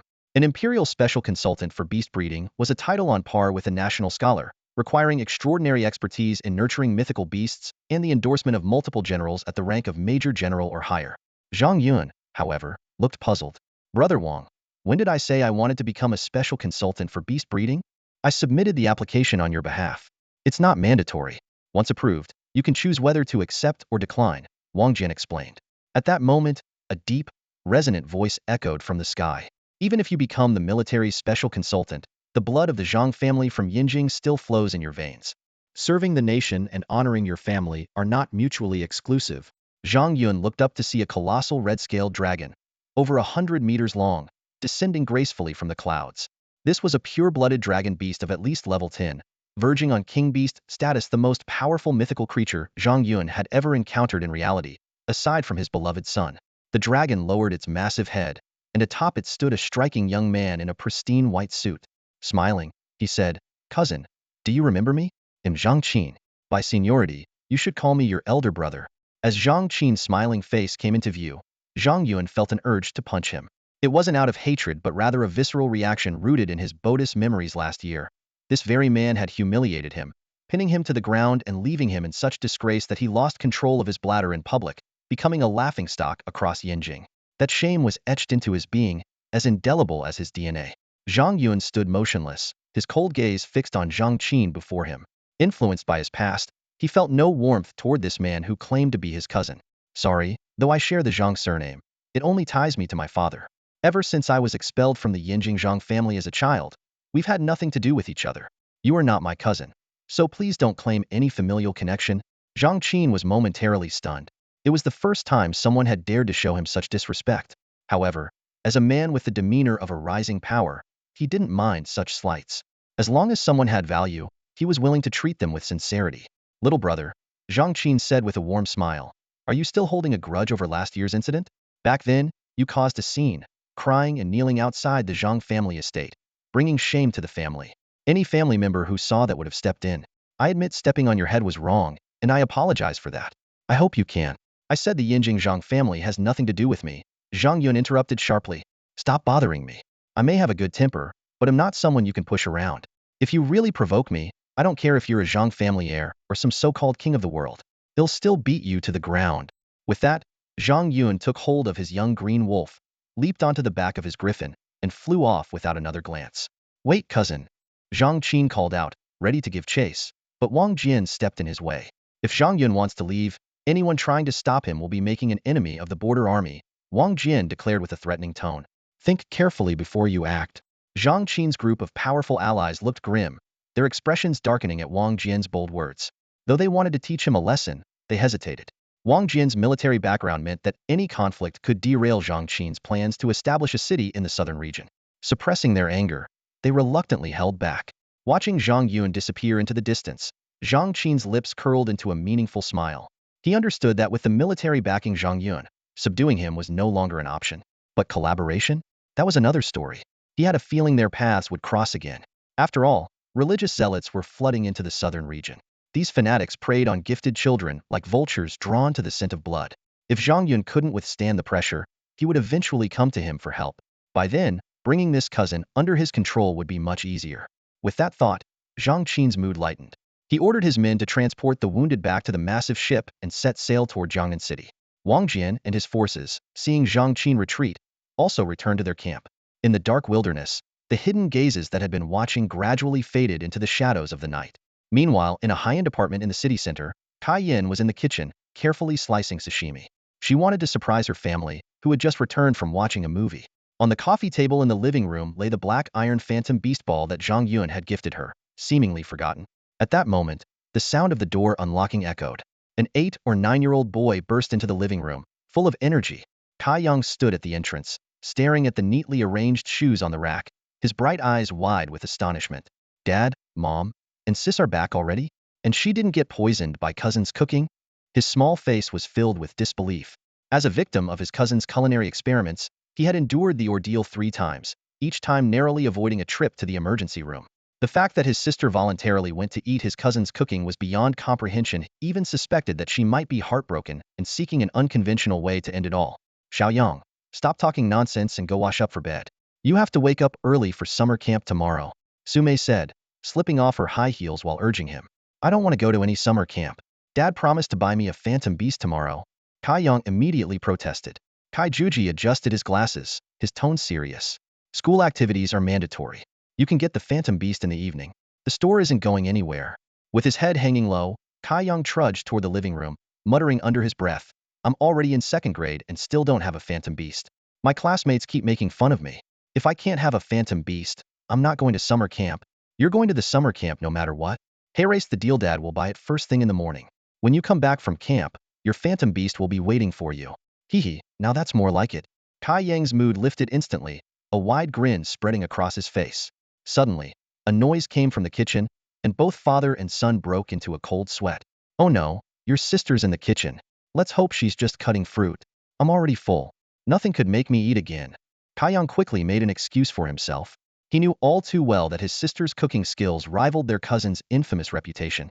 Her culinary disasters had earned her the nickname Northern Disaster Yen. Eating her food could leave you, at best, a projectile vomiting champion. Xiaoyang, you barely ate earlier. If you're hungry, you can have some of your sister's late-night cooking. Kai Juji deliberately raised his voice. The ever-simple Kai Yang didn't catch the hidden trap in his father's words. His attention was entirely captured by the phantom beast ball on the coffee table. Huh, a phantom beast ball. Wasn't the water cannon turtle supposed to be given to cousin? Why is it back here? Kai Yang picked up the ball, examining it closely. Kai Juji glanced at the ball while turning on the TV. That doesn't look like the water cannon turtle ball I bought. The runes on it are glowing. It probably already has a phantom beast inside. Dad, can I release it and play with it? Kai Yang asked excitedly. Don't touch it. If it's an unbonded phantom beast, it could cause trouble. Ask your sister first, Kai Juji replied, leaning back on the couch to watch the evening news. The news broadcast was startling. Breaking news, at 8:30 tonight, the Wu family, ranked 3rd among Jiangnan City's elite, was attacked by an unparalleled powerhouse. The Wu Group's headquarters was reduced to rubble by a massive whirlwind. The mayor's office has dispatched a large team of investigators. However, in order to protect the strong individual's privacy, their identity remains undisclosed. The Wu family wiped out? Kai Juji muttered in disbelief. The Wu family wielded immense power in Jiangnan City, dominating multiple industries. Their patriarch, Wu Fatian, was a level 9 peak master and virtually unmatched in a city without beast generals. While tidying up the coffee table, Sume commented nonchalantly, serves them right. That spoiled brat of theirs was always bullying people and making headlines for all the wrong reasons. Someone bringing justice is a blessing for the people. Let's just hope it doesn't affect our family business. The market's already tough as it is, Kai Juji said, rubbing his temples. Though he mentioned the business, his real headache was still his daughter's cooking. At that moment, Kai Yin emerged from the kitchen, carrying a tray and feigning indignation. Dad, Mom, you went out to eat delicious food without bringing me any leftovers? That's so unfair. As punishment, you must try the sashimi I made. Xiaoyan, Mom still needs to do your brother's laundry. Let your dad try it first. They didn't eat much for dinner anyway. Sume quickly retreated toward the balcony, leaving her husband to fend for himself. Hey, honey, don't say stuff like that. Kai Juji immediately protested, pointing at his own stomach. Look at me. My stomach's already this big. Kai Juji pulled Kai Yang closer, his gaze falling on the boy's flat stomach. Look at your brother. He barely ate anything tonight. Must be starving. I'm not eating. Kai Yang shook his head firmly. The food my sister cooks? Even old Lady Wang's dog next door would back away 3 steps after seeing it. Kai Juji coaxed him patiently. Xiaoyang, kids shouldn't be picky eaters. If you want to become an outstanding beast master, you need a balanced diet. Look at this sashimite, preserves the purest flavors of the ingredients and is great for your body. Kai Yang scoffed, not even looking up as he focused on fiddling with the beast sphere in his hands. What does being a beast master have to do with being picky? Don't think you can trick me just because I'm young. I'm smarter than that. Seeing that persuasion wasn't working, Kai Juji quickly changed the subject. By the way, daughter, did Zhang Yin take that Blastoise? Is he reporting to the academy tomorrow? Kai Yin carefully placed the plate on the coffee table, for once managing not to lose her temper. She picked up a slice of fish, dipped it in sauce, and savored it with a look of satisfaction on her face. He did. I think he'll report tomorrow. After all, the shop's closed for the day. Kai Juji sighed. Zhang Yun has had a tough Lithian orphan since childhood, even kicked out by his family. His fate is so bitter. You should look out for him at school and make sure no one bullies him. Kaiyan rolled her eyes at her father. If you knew who he's gotten close to, you'd probably take back what you just said. Has he joined a gang? Sume asked nonchalantly as she walked out of the kitchen. Of course not, Kaiyan replied casually. He's found himself a powerful backera, a very powerful one. Oh, so he's living off someone, Sume said knowingly.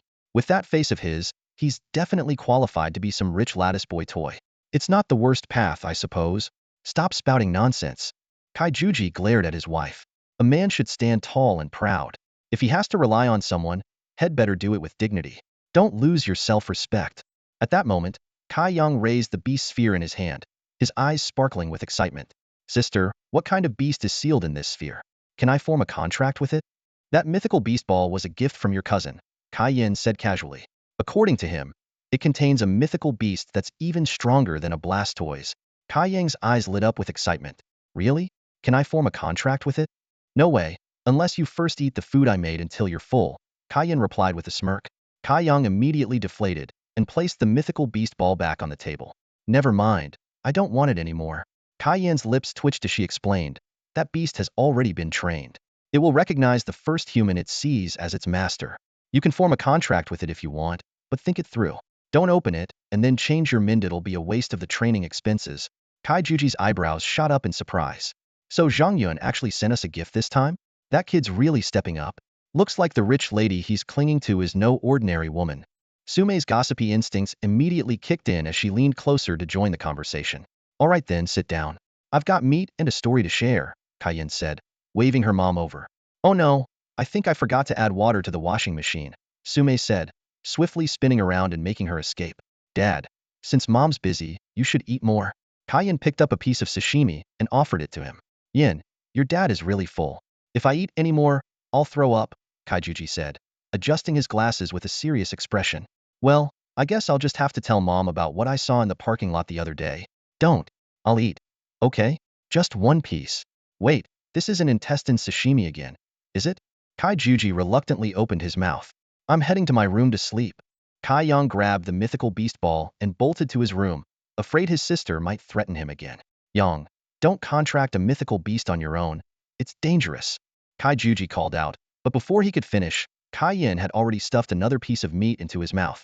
The next moment, Kaijuji's eyes widened in shock as he stared at his daughter. How is it? My cooking skills have improved drastically, haven't they? Kai Yin asked smugly. This has nothing to do with cooking skills, this is sashimi. Kaijuji chewed a couple of times and gave a thumbs up. This meat is incredible, it's the best I've ever had. Even your grandpa's magma dragon meat can't compare to this. Kaiyan proudly raised her chin. This was a gift from my cousin. With my expert knife work, the flavor is doubled. Call mom and Yang to come eat. With your endorsement, they'll have to believe in my cooking skills. Your mom's busy, don't bother her. And your brother's too young to eat raw food. I'll just finish it all myself, Kaijuji said, his chopsticks moving at lightning speed. Mom, Dad's hogging all the food. Kaiyan shouted toward the balcony. Oh, just warn him for me. I'll come over once I finish washing your brother's white t-shirt, Sume replied absent-mindedly.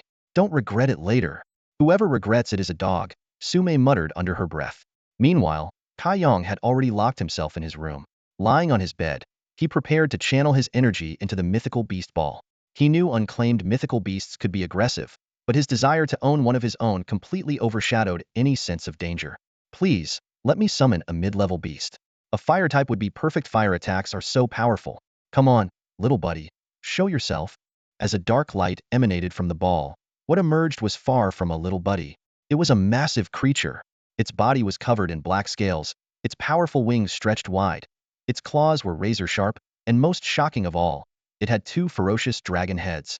The beast's body was over 4 meters long, taking up nearly half the room. This? Kai Yang was dumbfounded, completely at a loss for words. He had been hoping for something like a Bulbasaur, Tepig, or Pikachu, something he had dreamed of owning. But this two-headed black dragon was far beyond even his wildest imagination. Oh my gosh, I must be dreaming. He slapped himself hard on both cheeks. The crisp, smack-smack sound confirmed that it was all real. Overjoyed, Kai Yang broke into a wide grin, quickly standing up and pressing his bleeding finger against one of the dragon's heads.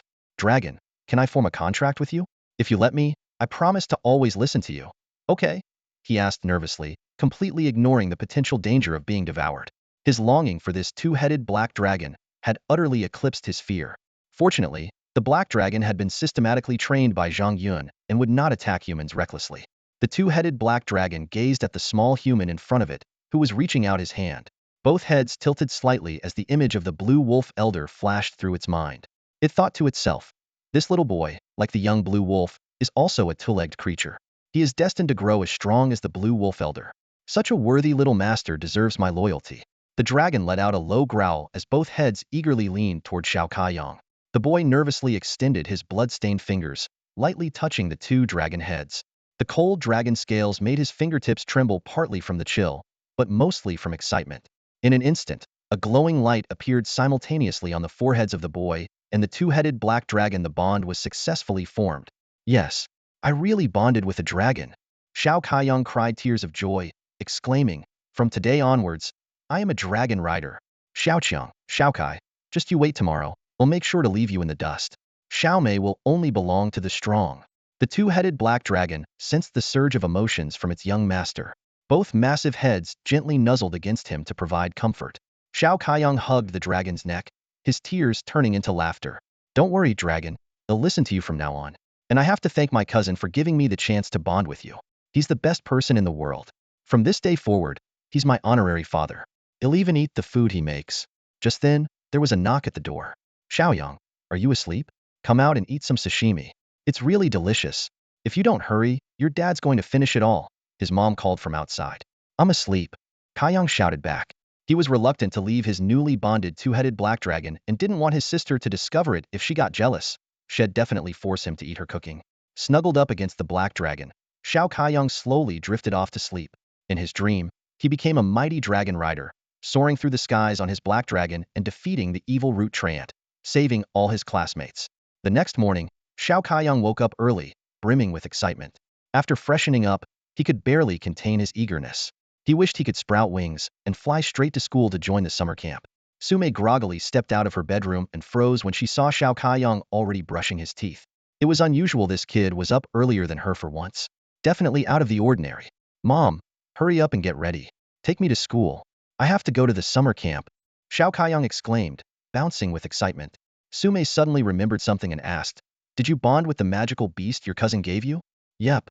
What kind of magical beast is it? She asked casually. To her, the strength of the beast wasn't important. Her child's well-being was what mattered most. It's a dragon. Oh, an insect beast, huh? Don't neglect it. Take good care of it, Sume mumbled, still half asleep and mishearing dragon as insect. Xiao Kaiyang, too thrilled to notice, dashed off to grab some bread. After a quick breakfast, the mother and son headed out. Sume drove him to the primary division of the prestigious academy, where several lines of students had already formed at the entrance. Dropping him off, she hurriedly drove away. Class 22 had split into 3 groups, boys on the right, girls on the left, and a small group in the middle for students without magical beasts. Those in the middle stood with their heads bowed, as if counting invisible ants on the ground. Xiao Kaiyang initially moved toward the boys' line but suddenly changed his mind and cheerfully joined the middle group instead. Hey, Kaidog, standing in the middle again? Didn't you say you'd bond with a magical beast today? Always bluffing, came a mocking voice from the boys' line. Don't bother with him. His parents spent all their money on his sister. No one cares about him, another chimed in. Xiao Kaiyang turned toward the troublemakers, his lips curling into a confident smile. Laugh all you want. You'll see how amazing I am at summer camp. Ooh, we're so scared. Just don't beg us for help later. Class 22 boys don't hang out with losers. At that moment, the homeroom teacher arrived and intervened. All right, settle down, everyone. Line up and get on the bus. We're heading to the artificial forest for this year's summer camp. Yay, I'm gonna take down some slimes. I'm going after the root treant. That first grader was so annoying. As the students began boarding the bus, Zhang Yun rode past on a small donkey in front of the bus. Xiao Kaiyang's sharp eyes spotted him immediately. He leaned out of the window and shouted, Cousin, cousin. Zhang Yun slowed down, turned his head to flash a sly smile, and then sped off toward the high school division. A nearby classmate leaned over. Is that Zhang Yun, your cousin? Yep. My cousin's amazing, owns a magical beast shop.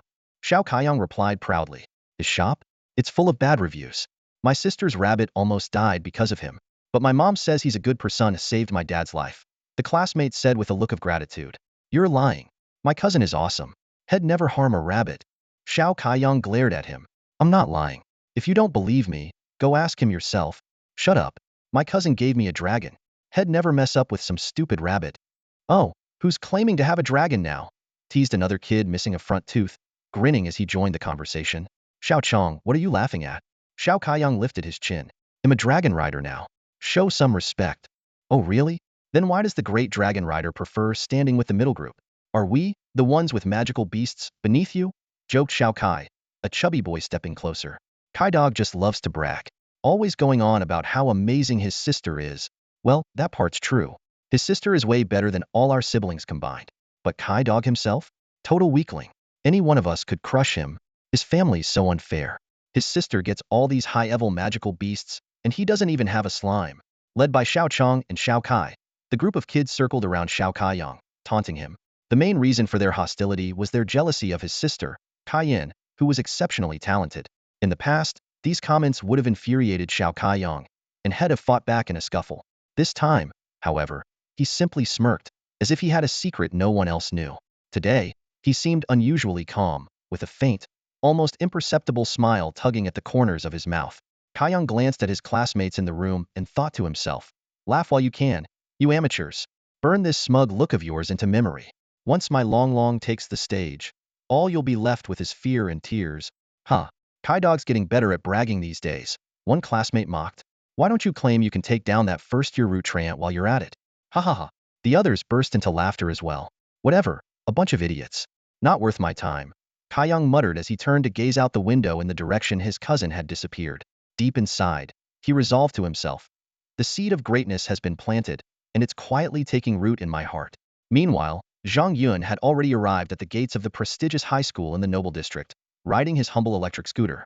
A security guard, with a yellow mark engraved on his forehead, quickly stepped in front of his vehicle to block him. At this opulent academy, even the security guards were no ordinary staff, they were skilled beastmasters of considerable rank. Hey kid, the guard said impatiently, noticing Zhang Yun wasn't wearing a uniform or carrying a student badge. No unauthorized individuals are allowed on campus, and riding Twao healers inside is strictly prohibited. Oh, that's fine. I'll just fly in then, Zhang Yun replied nonchalantly. With a casual gesture, he stowed away his electric scooter and summoned a storm griffin with a mere thought. The guard stood frozen, utterly stunned by the sudden appearance of the majestic beast.